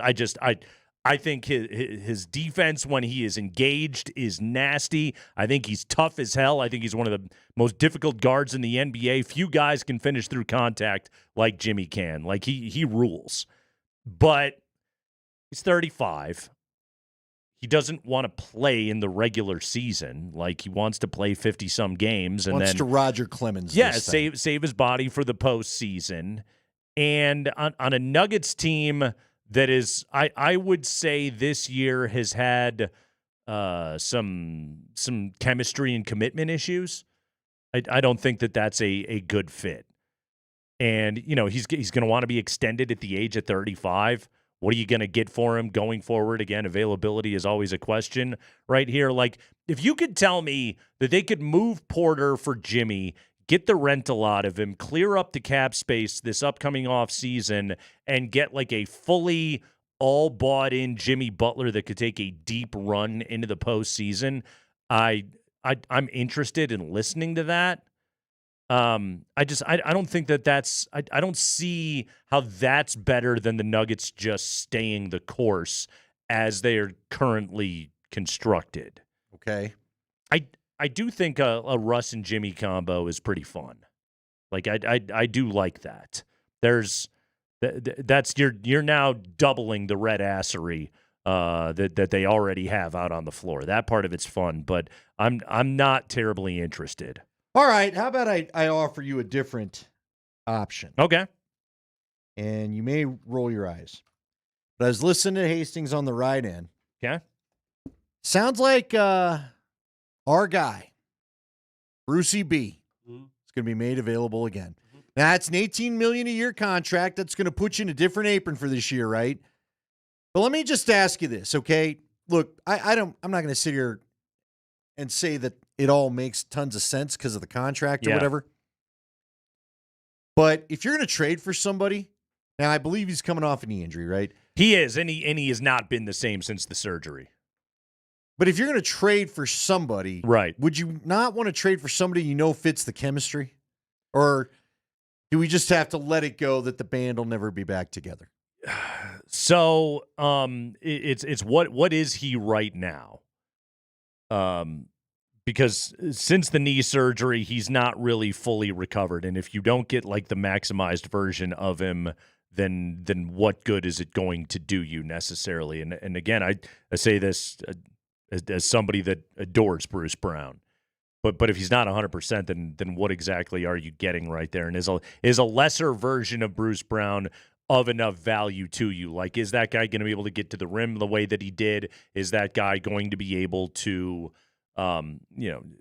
provide the kind of perimeter defense that you need? You don't need another ball handler because you've got Westbrook in the door. Like, that was what was so awkward about last year, is there wasn't another good ball handler once Bruce walked out the door, but they very much addressed that once Westbrook came in. And again, I say this as somebody that loves Bruce Brown and know that I know he would make the second unit better, but just physically, what is he right now? Can he do the things that he used to do? See, my question then becomes, so he carries a heavy cap hit. It's going to move you into the extra aprons, but he signed that. He's got a 2-year deal he signed 2 years ago. Yeah. So it's an It'd be expiring contract. What would they? But you would then fall out of the apron, right? You Is would go that- back at the end of the season to whatever. Is that Zeke and Sarich? You tell me. Does that math add up to get Jimmy in the door or get Bruce in the door? You're looking for 22 to 23 million, according to the salary swish. You're in the neighborhood, but you'd have to get a third team involved probably. Or do you have a third player you're willing to? I mean, look, you can't be giving up too much of your depth, but yeah, the problem is they don't have like another good movable contract unless they wanted to move one of their rookie deals, I suppose, which they could do. they could. I guess the problem I mean, from you're the not Raptors side is if the I'd ask the Raptors, don't you just want the money to come off the books? Like, why are you looking to trade him? They want a draft pick that you don't really have, right? That too. Denver's tapped out on draft picks, aren't they? I think there's one they can move, but it's mostly a first round type of pick. Maybe it's not worth the move. I was thinking to it as Scotty brought it up, and again, a lot of it doesn't make sense. But to me, I was thinking, well, at least if you do this, you know how he works in the locker room, and I think he's he a would fit. give a jolt to the fan base, Without a and doubt. so on and so on. Without a doubt. One more NBA note to get to before Jeff Legwold. Sixers center Joel Embiid will miss the team's upcoming road trip after experiencing increased swelling in his left knee after a workout on Thursday. Nuggets and Sixers set to play next Tuesday in a nationally televised game at Ball Arena. Yeah. Interesting. Fifth consecutive season, the Duck will not be playing in Denver. He has missed 26 of Philly's 39 games this season, most recently due to a left foot sprain. When did he get the big contract? The start of this year? It was a couple years ago. Yeah. That's going well. Yeah. Ugh. It does suck. He's a great player. But you said this is sprained foot. Wasn't it the knee before? It sounds like it's the old everything's wrong kind of injury The whole situation leg's screwed up going now? on with Embiid. Here's the question. Did Joel Embiid cost himself any longevity in his career by trying to play too much to win an MVP award? Is Joel Embiid a guy that just should only be playing 50 games a year? Probably. Maybe, yeah. Probably, I think, is the answer that you're finding out right there. Yeah, he played in the Olympics, too, this summer, and he was great. He was very good in the gold medal game against Serbia. Philly wasn't psyched about it. Yeah. They Wasn't sure Philly weren't. basically saying we really would prefer you didn't? And look at it now. He's missed 26 of 39 games. Jeff Legwold will join us when we come up here in just a moment. A little divisional weekend preview. Also, Jeff Legwold on what Denver has to address and why they're making a change with their special teams coach. That's all coming up over yonder.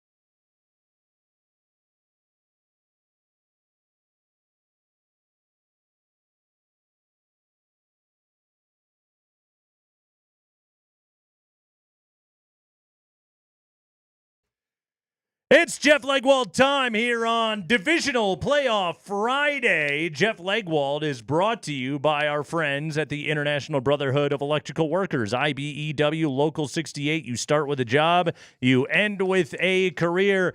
Jeff, we got a good old-fashioned coach fire in today. Ben Kontwika out. How come? What's going on there?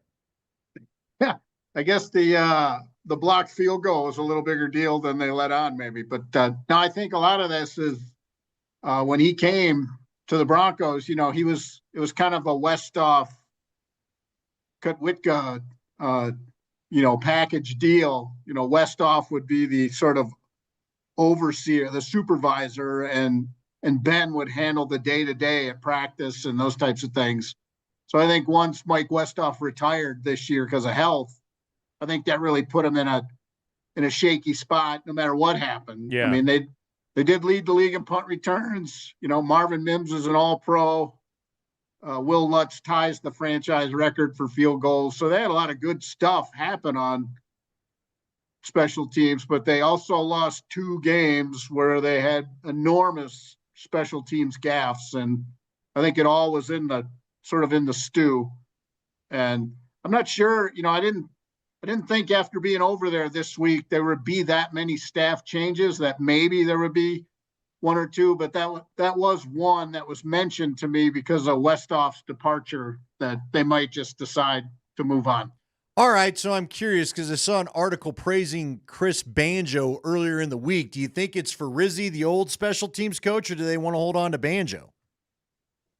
I think they'd like Chris Banjo to stay. I mean, he's Sean Payton's the guy that gave him his start in coaching, but it may be he's an assistant to the new arrival, whoever that is, or maybe they choose to promote him. But I think they'll wait and see who they think they can get as they move forward here.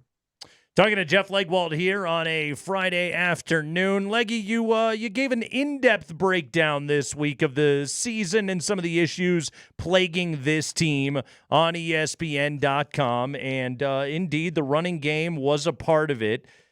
You pointed out, by the way, leading rusher Javonte Williams, 513 yards. I looked that up, 42nd in the NFL this season. In a year in which Bo Nix was 6th in pass attempts, we saw the offense improve greatly, and yet the running back thing, it's sticking out like a sore thumb. Is it possible we could see Denver go running back in the first round of the draft? Yeah, I'm not sure they place that kind of value, but maybe if they see that player, he desperately wants his the Joker, that role in his offense. And I think Wednesday was sort of the first time he admitted publicly of how much he didn't believe he had one here, and he said something like, you don't know until you don't have one. Yeah. And that's really the first time he sort of let that out of the bag, as it were. So I think they will be willing. I mean, they showed with Bo Nix, they're willing to use high first-round draft capital if they really want the player, no matter where he's graded. So I think certainly running back and tight end are in that early cluster of picks, and I think either or both players will have all of those Joker pass receiving, running ability traits that he wants. Jeff, you did do the deep dive. I know you and I chatted about it this week. Look, the Broncos offense basically feasted, and really when you go back and look, the defense had a little of that going on too. They feasted against the weaker teams. They did not so well against the top of the conference. I know you asked Sean about, the devil in the details and all that stuff. How close are you to getting to the top after doing your deep dive, after looking at the number and watching the tape? What's the one thing they got to do, or maybe what has to improve when they face these top teams so that this looks a little bit different next year? Yeah, and I think the 3 and outs stick out. Only the New York Giants and Carolina Panthers had more 3 and outs than the Broncos. They were such an all or nothing offense.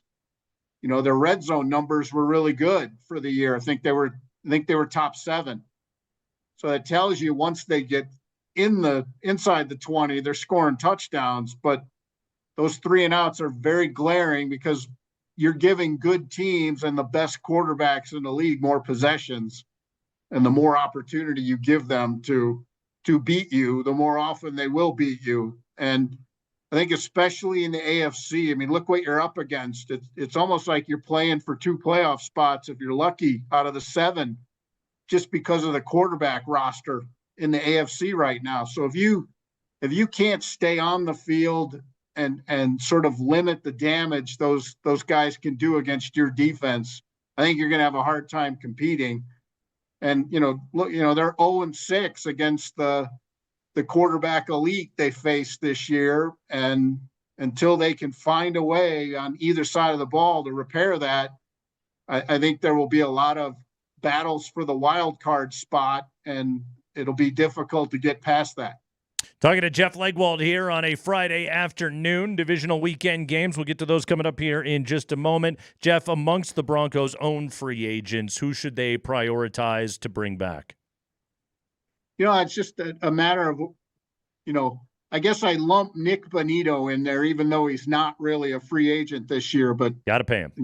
I think this is where you start planning on, are you going to do one of those late summer, August deals to lock him up like they did with Surtain, they did with Quinn Meinerz? They've already set precedent there, and I think they will try.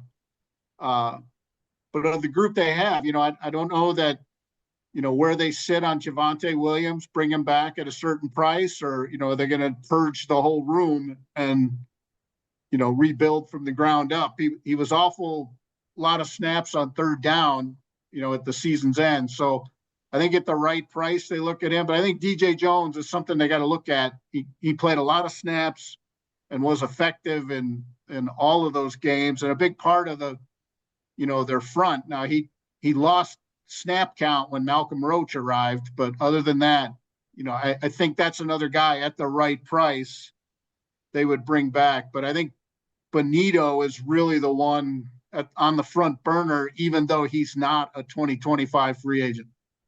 Do you think, listening to George Paton the other day, he was the one that dove in on the offseason plans? I don't remember Sean getting too deeply involved in that. Do you think they're big spenders, or do you think they stick with what I thought, Paton laid out there, let's be smart, like a year ago?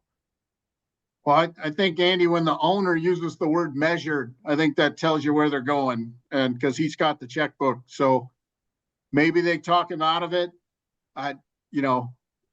People in the league think Sean Payton wants to take a swipe at a receiver, a big financial one. If that's T. Higgins or not, we'll see. But Greg Penner, the owner, did use the word measured, and he did sort of go on and on about how effective that was this year, that approach, rather than the sort of cannonball they did into the free agency the first year Payton was here. So that's my guidepost till I see something different, because the owner gets to say how much money they're going to spend. And again, he did use the word measured. Along those lines, besides just the will be measured thing that George Paton said, and Sean Payton continuing to confess his lifelong hatred of Russell Wilson, besides all of that, what was there anything else that was said that really made your antenna, your Jeff Legwold antenna, go up? I think the measured part. Yeah. I mean, when Greg Penner, GMs always say that, and head coaches say it, we're going to be careful and all, but the owner said it, and I always think that's always worth noting. I also thought, in his own way, Penner made it clear, he used the phrase, hold them accountable.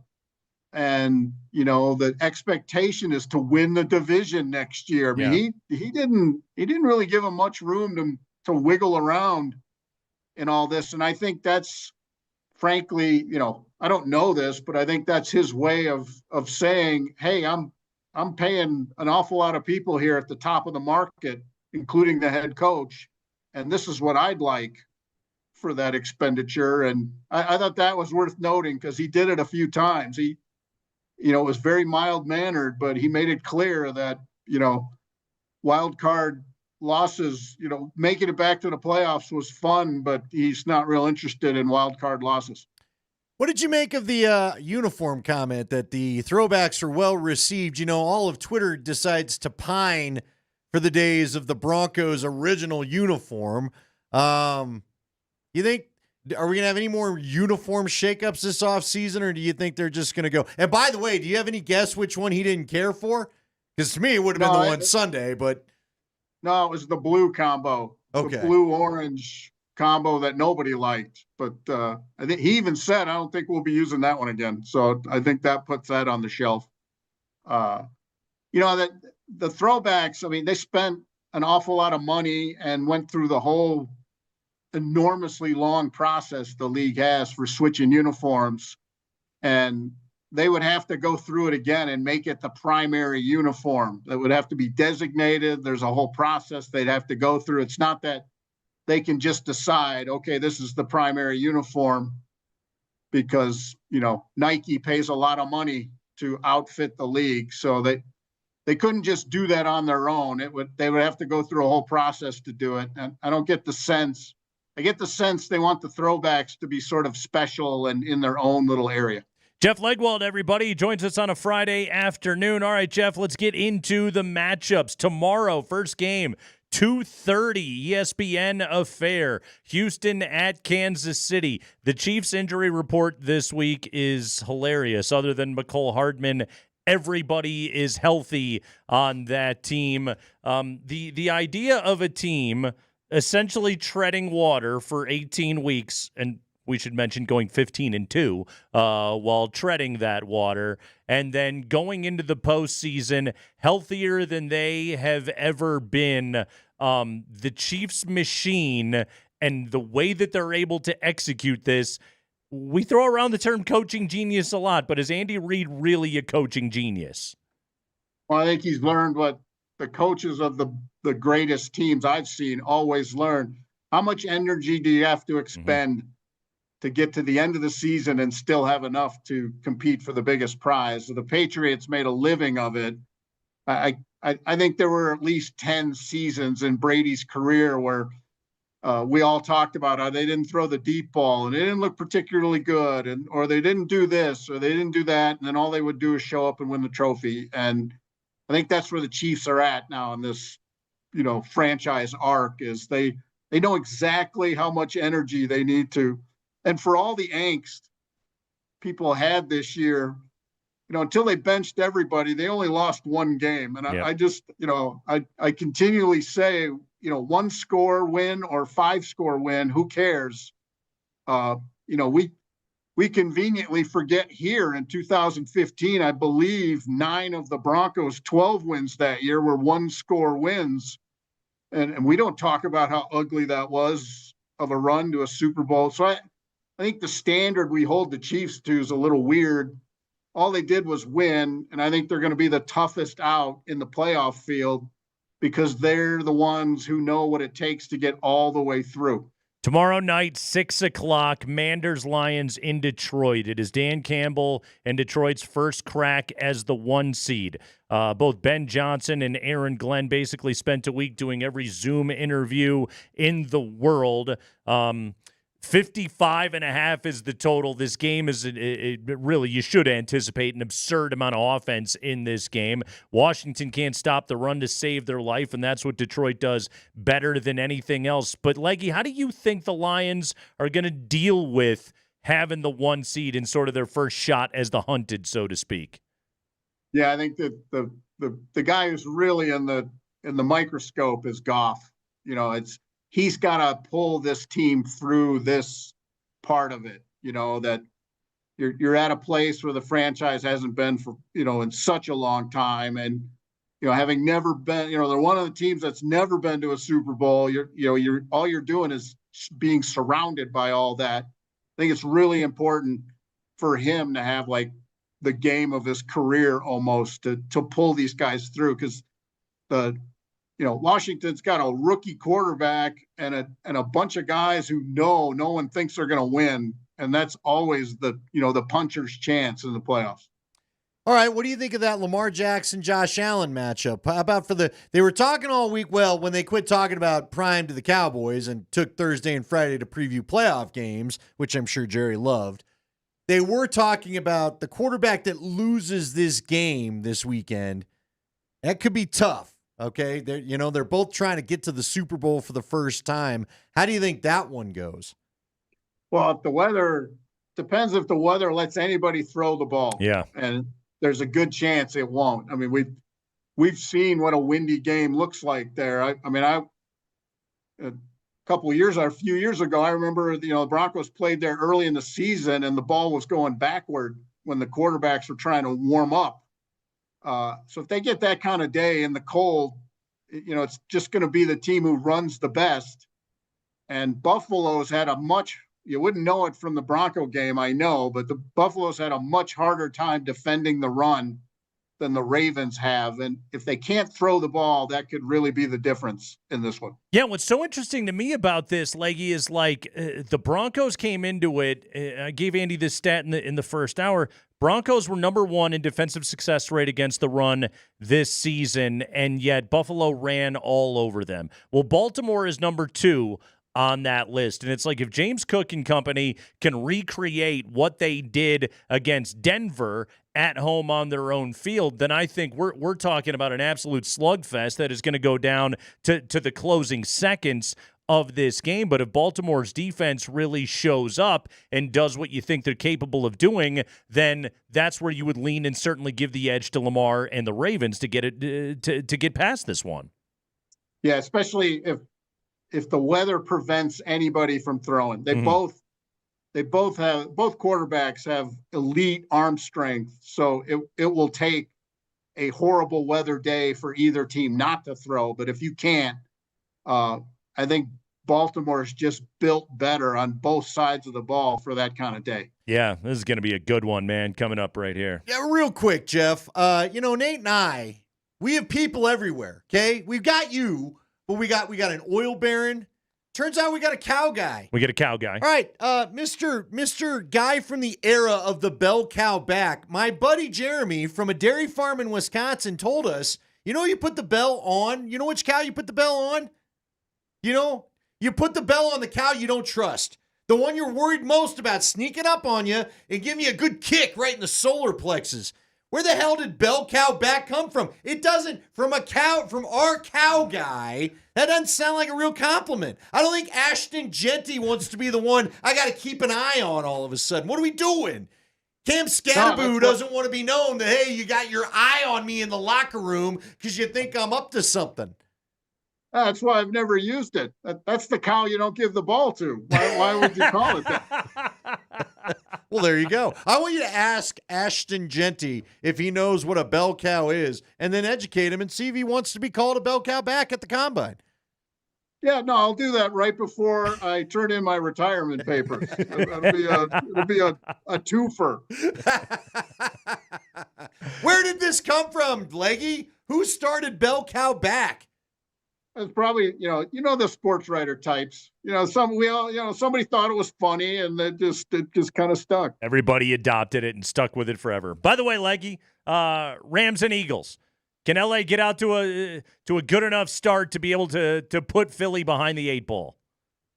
Well, the last time they played, the Eagles ran for 300. Yeah. So I think that's your issue. Yeah. And I think, look, the Rams have dealt with more than any of these other teams have in so many ways. I mean, they got people working for the franchise worried about where they're going to live, and what happened to their house, and all of those things. So on that level, what they've already done is amazing, but this is a big ask on the football side of it. And they'll need the Eagles to just have a hefty turnover day, fumbles, ball on the ground, whatever. But the last time they played, the Eagles were unstoppable. And what Barkley run for 255 in that game? Yep. I mean, that's unbelievable. Jeff Legwold, everybody, ESPN. Follow all of his off-season coverage and everything else as we go into divisional football weekend. Jeff Legwold, good stuff, buddy. Thank you. Thanks, fellas. Oh, man, we got a lot of news items that we got to hit here when we return on a Friday afternoon. Latest on the status of Nikola Jokic and Aaron Gordon for tonight in Miami. The biggest offseason domino has fallen in baseball. Plus, Andy, I saw an offseason grade for the Rockies today. Really? That's right. How? And I'll tell you this, it wasn't an F. You're going to hear how much praise ESPN has for Colorado's hot stove work coming up next.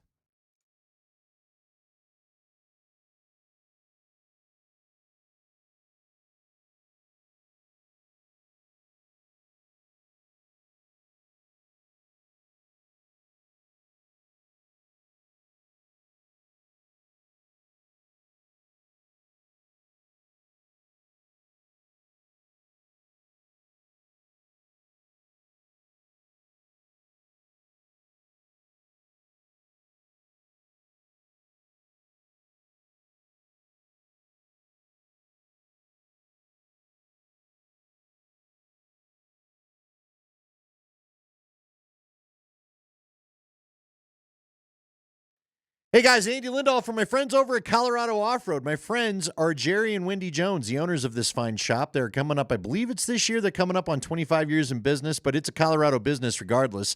About to get some snow in town. If you want truck or 4x4 accessories that can handle our kind of conditions, like the ones blowing in for this weekend, go talk to Colorado Off-Road. They know the climate well. They know what works, what doesn't. Maybe you want a bed cover. Keep the snow out of the bed of your truck. I don't think we're going to get a lot with this one. I've been recommending lately with the cold temperatures predicted, why don't you get a remote start? That was one of those aftermarket additions that I put on the truck after I got it, and excited that I did because it's been a phenomenal investment. Matter of fact, I'll be using it today before I head out of here. Get the cabin warmed up before you get out of here and ready to go. Plus, you keep it locked so you don't up the chance of theft there because the keys are with you, not in the cabin. You can find Colorado Off-Road 3 blocks south of downtown Littleton on Prince Street. You can also find them on the web at cooffroad.com. Give them a call today, 303-761-1264.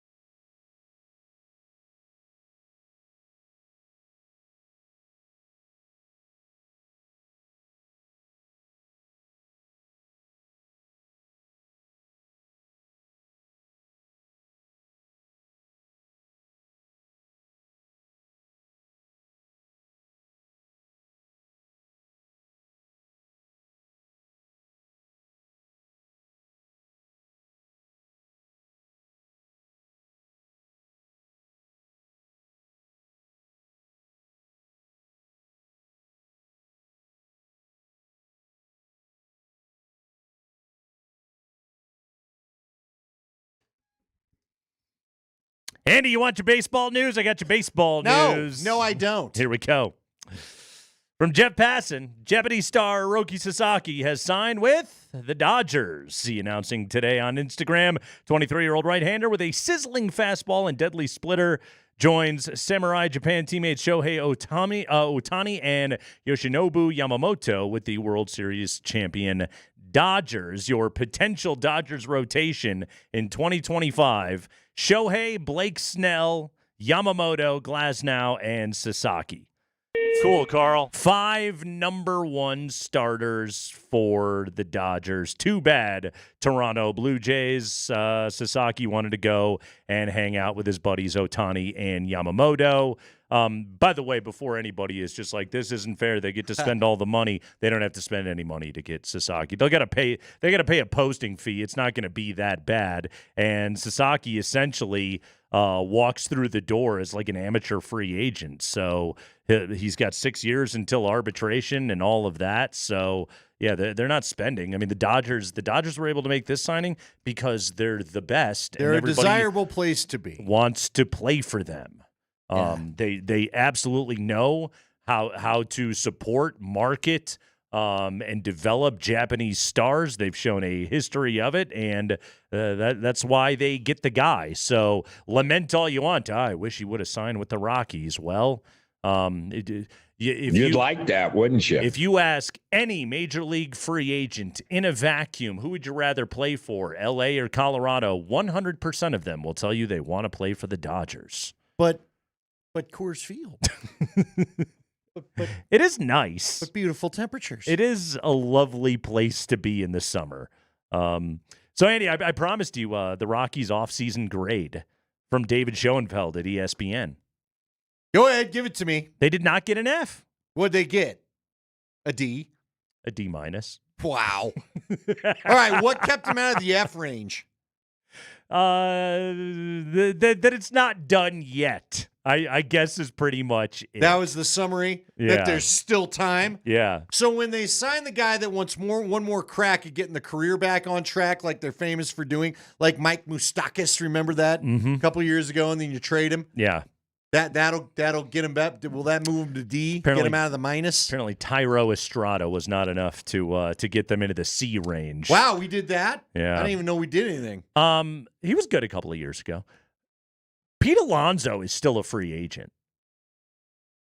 If you wanted to be cool, go sign that guy. Hey, I'm with you. Just watch him hit bombs at Coors Field. If the guy needs a home, yeah, at least it bring. Hey, yeah. I'm sure he'd pair up real nicely. D minus, not that bad though. Could always be worse. Here's the update from our boots on the ground, or our size 7 loafers on the ground. Vic Lombardi tweeting, Michael Malone says Nikola Jokic will be a game-time decision. We'll know more after he goes through his pregame routine. Aaron Gordon will play tonight in a reserve role. So AG coming off the bench. Jokic, we don't know. And Jimmy Butler does play tonight for the Heat, even though they don't really want him. Yeah, and like you said, that's going to be interesting because will Jimmy go Jimmy? Right. Or does he become, is he James when he's a problem? They don't know what he's going to do. Is he Jim Butler when he's stirring things up? Like, what does it go to? Exactly. Do we have different personalities for things? How ugly does it then get? By the way, you don't want to dive into, Pete Alonso and Chris Bryant pairing for that murderers middle of the lineup. You don't want to wax poetic about that on a cold January day. Could be great. Yeah, well, one would have to play. I would love Pete Alonso here. Yeah, I think it'd be a lot of fun. Yeah. Why not? At least, Charlie Blackmon's gone. You need someone to take over that home run. Whatever. I don't know, the home run guy everybody loves. Charlie Blackmon hasn't hit home runs in a while. Yeah, but you still remember him. Pete Alonso could be an awful lot of fun. Listen, do you think anybody really knows what the Rockies are known for in the last 3 years? How much Rockies baseball have you actually taken in? Have I taken it? Yes, you. Nate Kreckman, lover of baseball. Not as much as I used to. Lover of the seams. Yeah, not as much as I used to. Let me tell you. That's just it. When it's the 7th inning and I'm like, I haven't even turned on the Rockies game yet tonight. It used to be like, oh crap, I got to get the game on. Oh, we got to talk about it tomorrow. No, we don't. Now I'm just like, Now I'd like to. Yeah. Don't mishear me. yeah. I'd love to talk about it. It's like it's okay. We could really use the content come June. Read the Gamer. Yeah. I'll I can watch I can zip through the condensed game really quick, but there's not very much there. Yeah. Mm-hmm. By the way, shout out to Ryan. I missed this yesterday. He said, "Why don't we call them Apple AirTag backs?" Because apparently, the ranchers GPS tag their cattle. We don't even need the bells anymore. They don't wear bells anymore? So Apple AirTag back. Should we offer that to Ashton Gente? Is that a thing of the past now? When he has his introductory press conference as a Denver Bronco with the 20th pick per the mock draft. Does that mean that cowbells are obsolete? Not in music. Not for Blue Oyster It means Cult? now you can have it on music. Okay. Yeah. Huh? By the way, Sam just texted us in with a nice Alonzo. Good to have you back, Sam. Mm-hmm. No, that's very good. Sam was the guy that texted every single day for what felt like 2 years. Machado? No, they're not.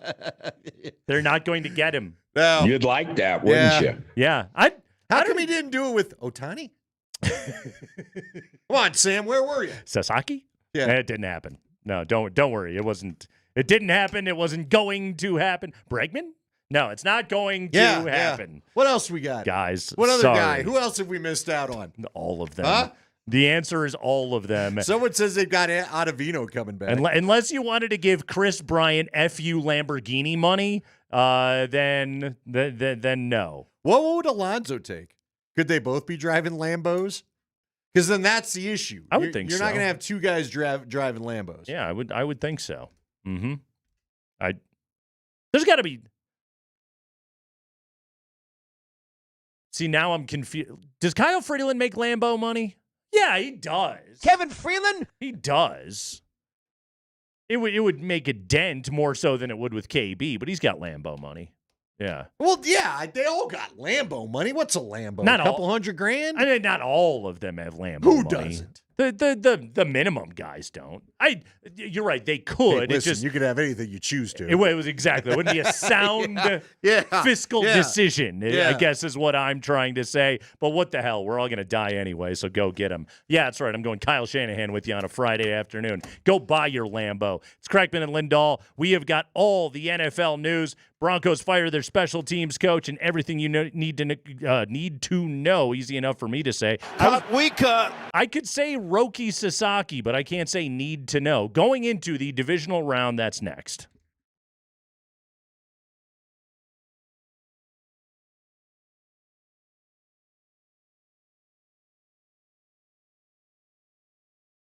Hey, it's Nate Kreckman for my friends over at Sport Trade. Oh, we got a big football weekend. Did you hear me when I said there are things that you need to know? But looking ahead to the divisional weekend here, you want to live bet these playoff games? Perfect place to do it is at Sport Trade. Go to getsporttrade.com. That's getsporttrade.com. Download it onto your phone today. Live wagering at Sport Trade, it is the best experience in the industry. Let's say you flip that game on coming up here tomorrow afternoon, Houston and Kansas City. Well, you know that Kansas City is a large and prohibitive favorite to win that game. The Chiefs are laying 8.5. Bet Houston. Who knows? They put together a couple of good drives, maybe an early turnover from Patrick Mahomes.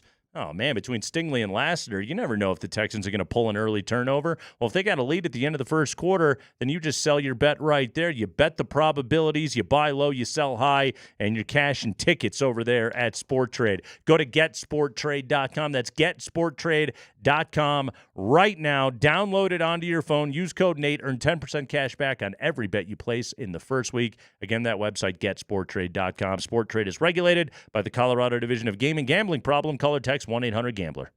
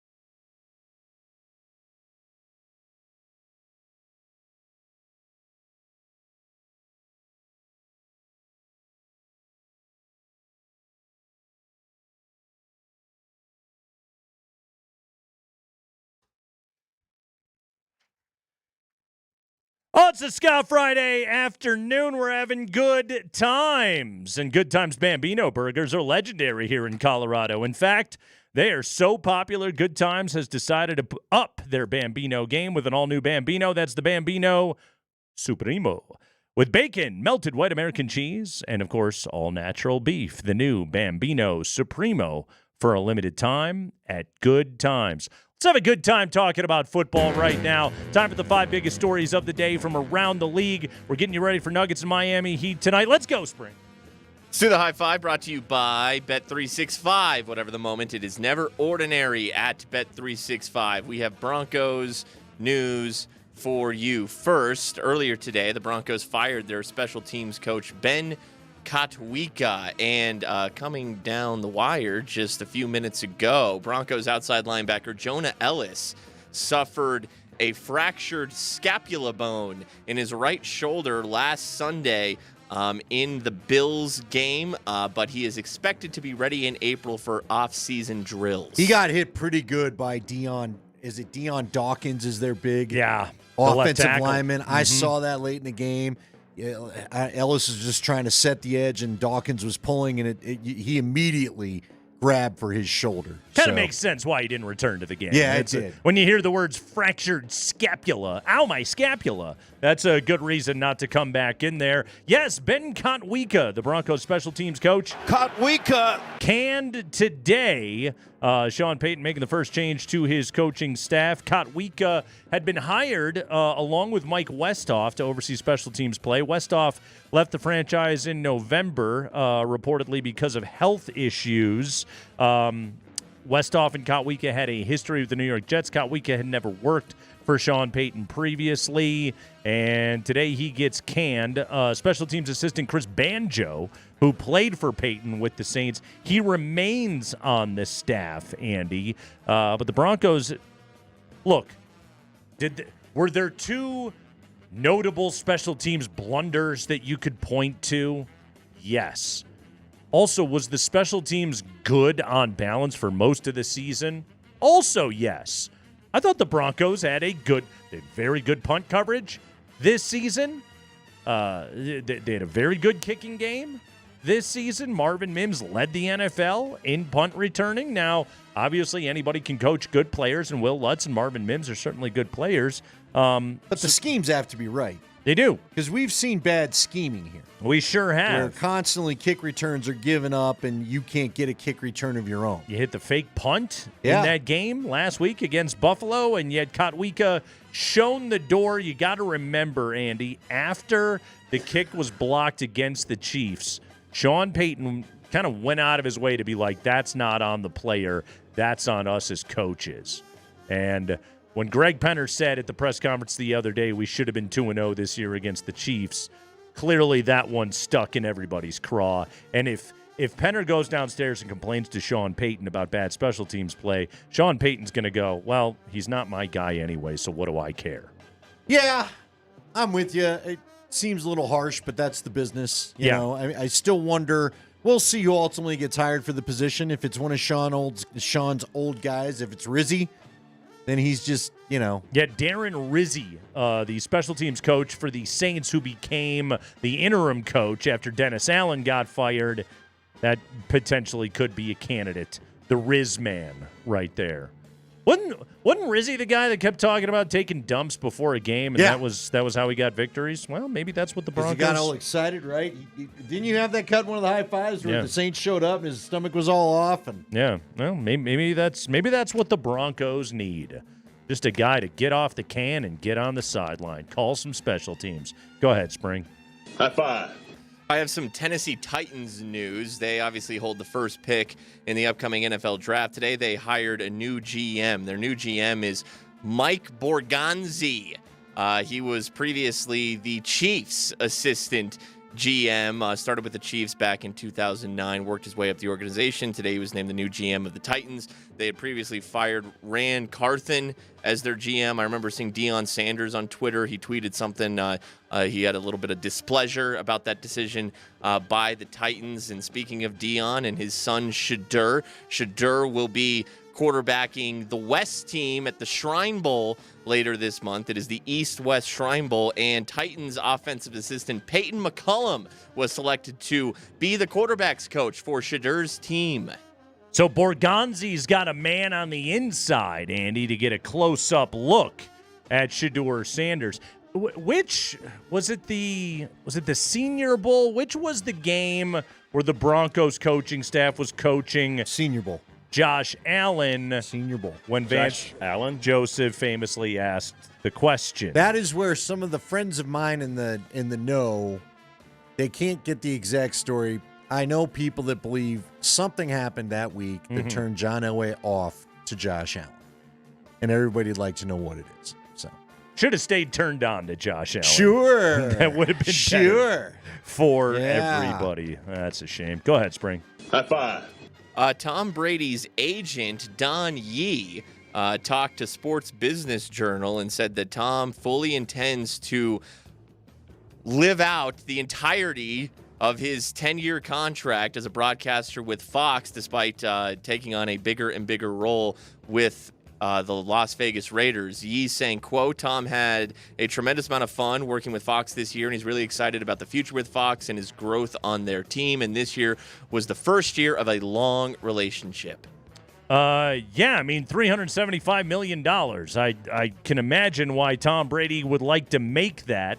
Andy, the question here is going to come down to, okay, how much can Goodell deal with annoyed phone calls from other executives and owners around the NFL of like, hey, why is this guy allowed to do both of these gigs? This seems like a clear conflict of interest. Of course, Brady still wants to do it, but are the other owners going to be able to sway Roger Goodell? It'll be interesting. I don't know. The networks. Possibly.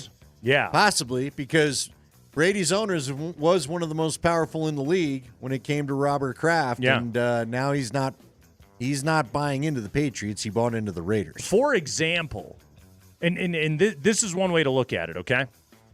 So Tom Brady this week did a Zoom interview with Ben Johnson.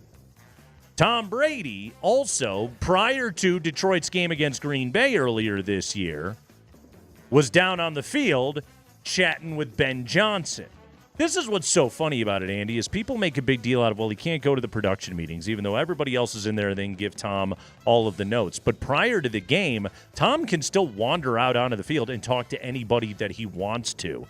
And it's not as though there's a single person in the NFL that's going to be like, I'm sorry, Tom Brady, I can't talk to you right now. They're all going to bro hug dap him up, and they're going to be excited for their opportunity to hold court with the great Tom Brady. You're right. Now, do they change the rules so you can't leave the broadcast booth prior to games? I don't know. We'll see. I don't know where it's going to go. How are they going to police that? Are they going to put somebody outside the door and be like, sorry, Tom, you got to stay seated right there? That's never going to happen. So it's like no matter what, Brady is going to be able to unfairly gain an advantage, and no matter what, that information will be of use to him and of some value to the Las Vegas Raiders. But do you also think, look, I think this could police itself. I think the other teams are going to be more aware than ever that he's a Raider now. Mm-hmm. Big deal. Don't talk to him about anything real. But there's going to be disgruntled people that may be looking forward to talk to him about something real. Hey, I don't like it here. So, and again, it's Tom Brady. No, I get it. It's the greatest football player that has ever lived. Everybody gets heart eye emojis when that guy walks around. I do think it's funny the Raiders are the organization causing the league the problem because of all the history between the two. Go ahead, Spring. High five. Let's talk about some of these playoff games this weekend. We'll talk about the two on Sunday, starting with the main event, 4:30 Sunday evening. The Ravens are 1-point road favorites at the Bills over on Bet365. Zay Flowers injured his knee for the Ravens in that season finale win over the Browns. They didn't even need Zay Flowers to win that game, and he hurt his knee. He missed the Steelers game last week, and now he is listed as doubtful to play against the Bills. But John Harbaugh, Ravens head coach, not entirely ruling him out. Here's John Harbaugh on Zay Flowers' game status. I think he'll have a chance. There you go. Thank you, John. Thank you for getting in there. We appreciate that. What is it going to be, 9 degrees and snowing for that game? I don't know how much the passing game is going to come into it. It's like Walt said it before. It's whoever can run the ball the best. This is going to be a big Josh Allen running game. This is going to be a big Lamar Jackson running game that is going on out there. This thing is going to be physical. It's going to be absolutely brutal. Andy, I cannot wait to watch this game. Every year people always say this is the best weekend of football. I'm not sure if that's the case or not, because I think there's going to be a few of these games that aren't going to be terribly competitive. But, this is one of those games. If this game was the AFC Championship game, hell, if this game, and obviously you'd have to realign a few things, if this was the Super Bowl, I'd be like, hell yes, sign me up for this thing. Yeah, I also wonder if both these guys, you wish you could change your matchups. This is why you got to do more winning in the regular season. You know what I mean? So, well, no matter what, somebody between Kansas City, Buffalo, and Baltimore was going to have to play each other this weekend. I know, but both teams probably wished they could have avoided each other this early. I wish that maybe it's just me, Nate. Maybe I wanted Kansas City to have to go through both these teams so we could avoid having Kansas City. One other quick note. Yeah. Stafford, how about this? This came from Moneyline Football earlier in the week. Stafford in snow games, 1-8 record, 54.6% completion percentage, and 11 interceptions, along with a 76 passer rating. Yeah, he's been an snow games. Outdoor guy, basically, or indoor guy, basically his entire career. He hasn't had to go outside and play in tough conditions all that time. And when he did, back in that division in the NFC North, he usually wasn't all that good. So, yeah. Rams, though, man, they're some to them. Rams are plucky, man. They got a good pass rush. Stafford's a stud. He knows what he's doing at this time of year. Yeah, they got ran all over when they played earlier this season, but if they can do a better job this time around, I think LA's going out there and giving Philly a tough game. Philly's also got those bad vibes in the playoffs again. I don't know what's going on. Weird locker room. Yeah. They're going to have to do something about that this offseason, aren't they? Can you continue to ride both A.J. Brown and Jalen Hurts if we're going to read books and take quiet, passive-aggressive shots at each other in the media? Go ahead, Spring. High five. And finally, another note on that Eagles-Rams game. Sunday afternoon, 1 p.m., Eagles 6-point home favorites.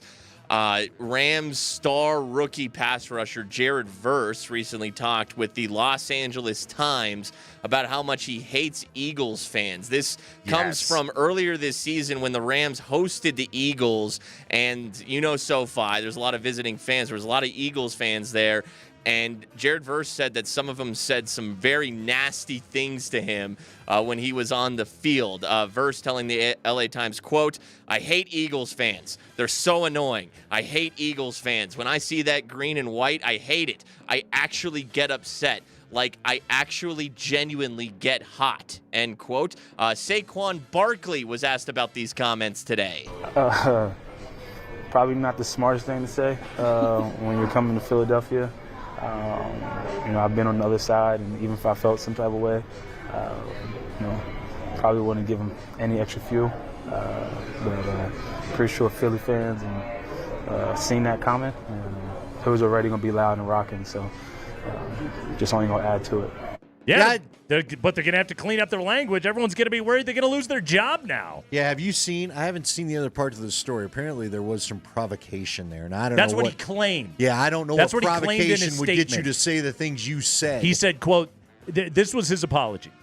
This is the dude, the Eagles fan up in the upper deck. He says, I want to sincerely apologize to Miss Keller for those words and to my wife, family, and friends, my former employer and colleagues. Yeah, he got fired.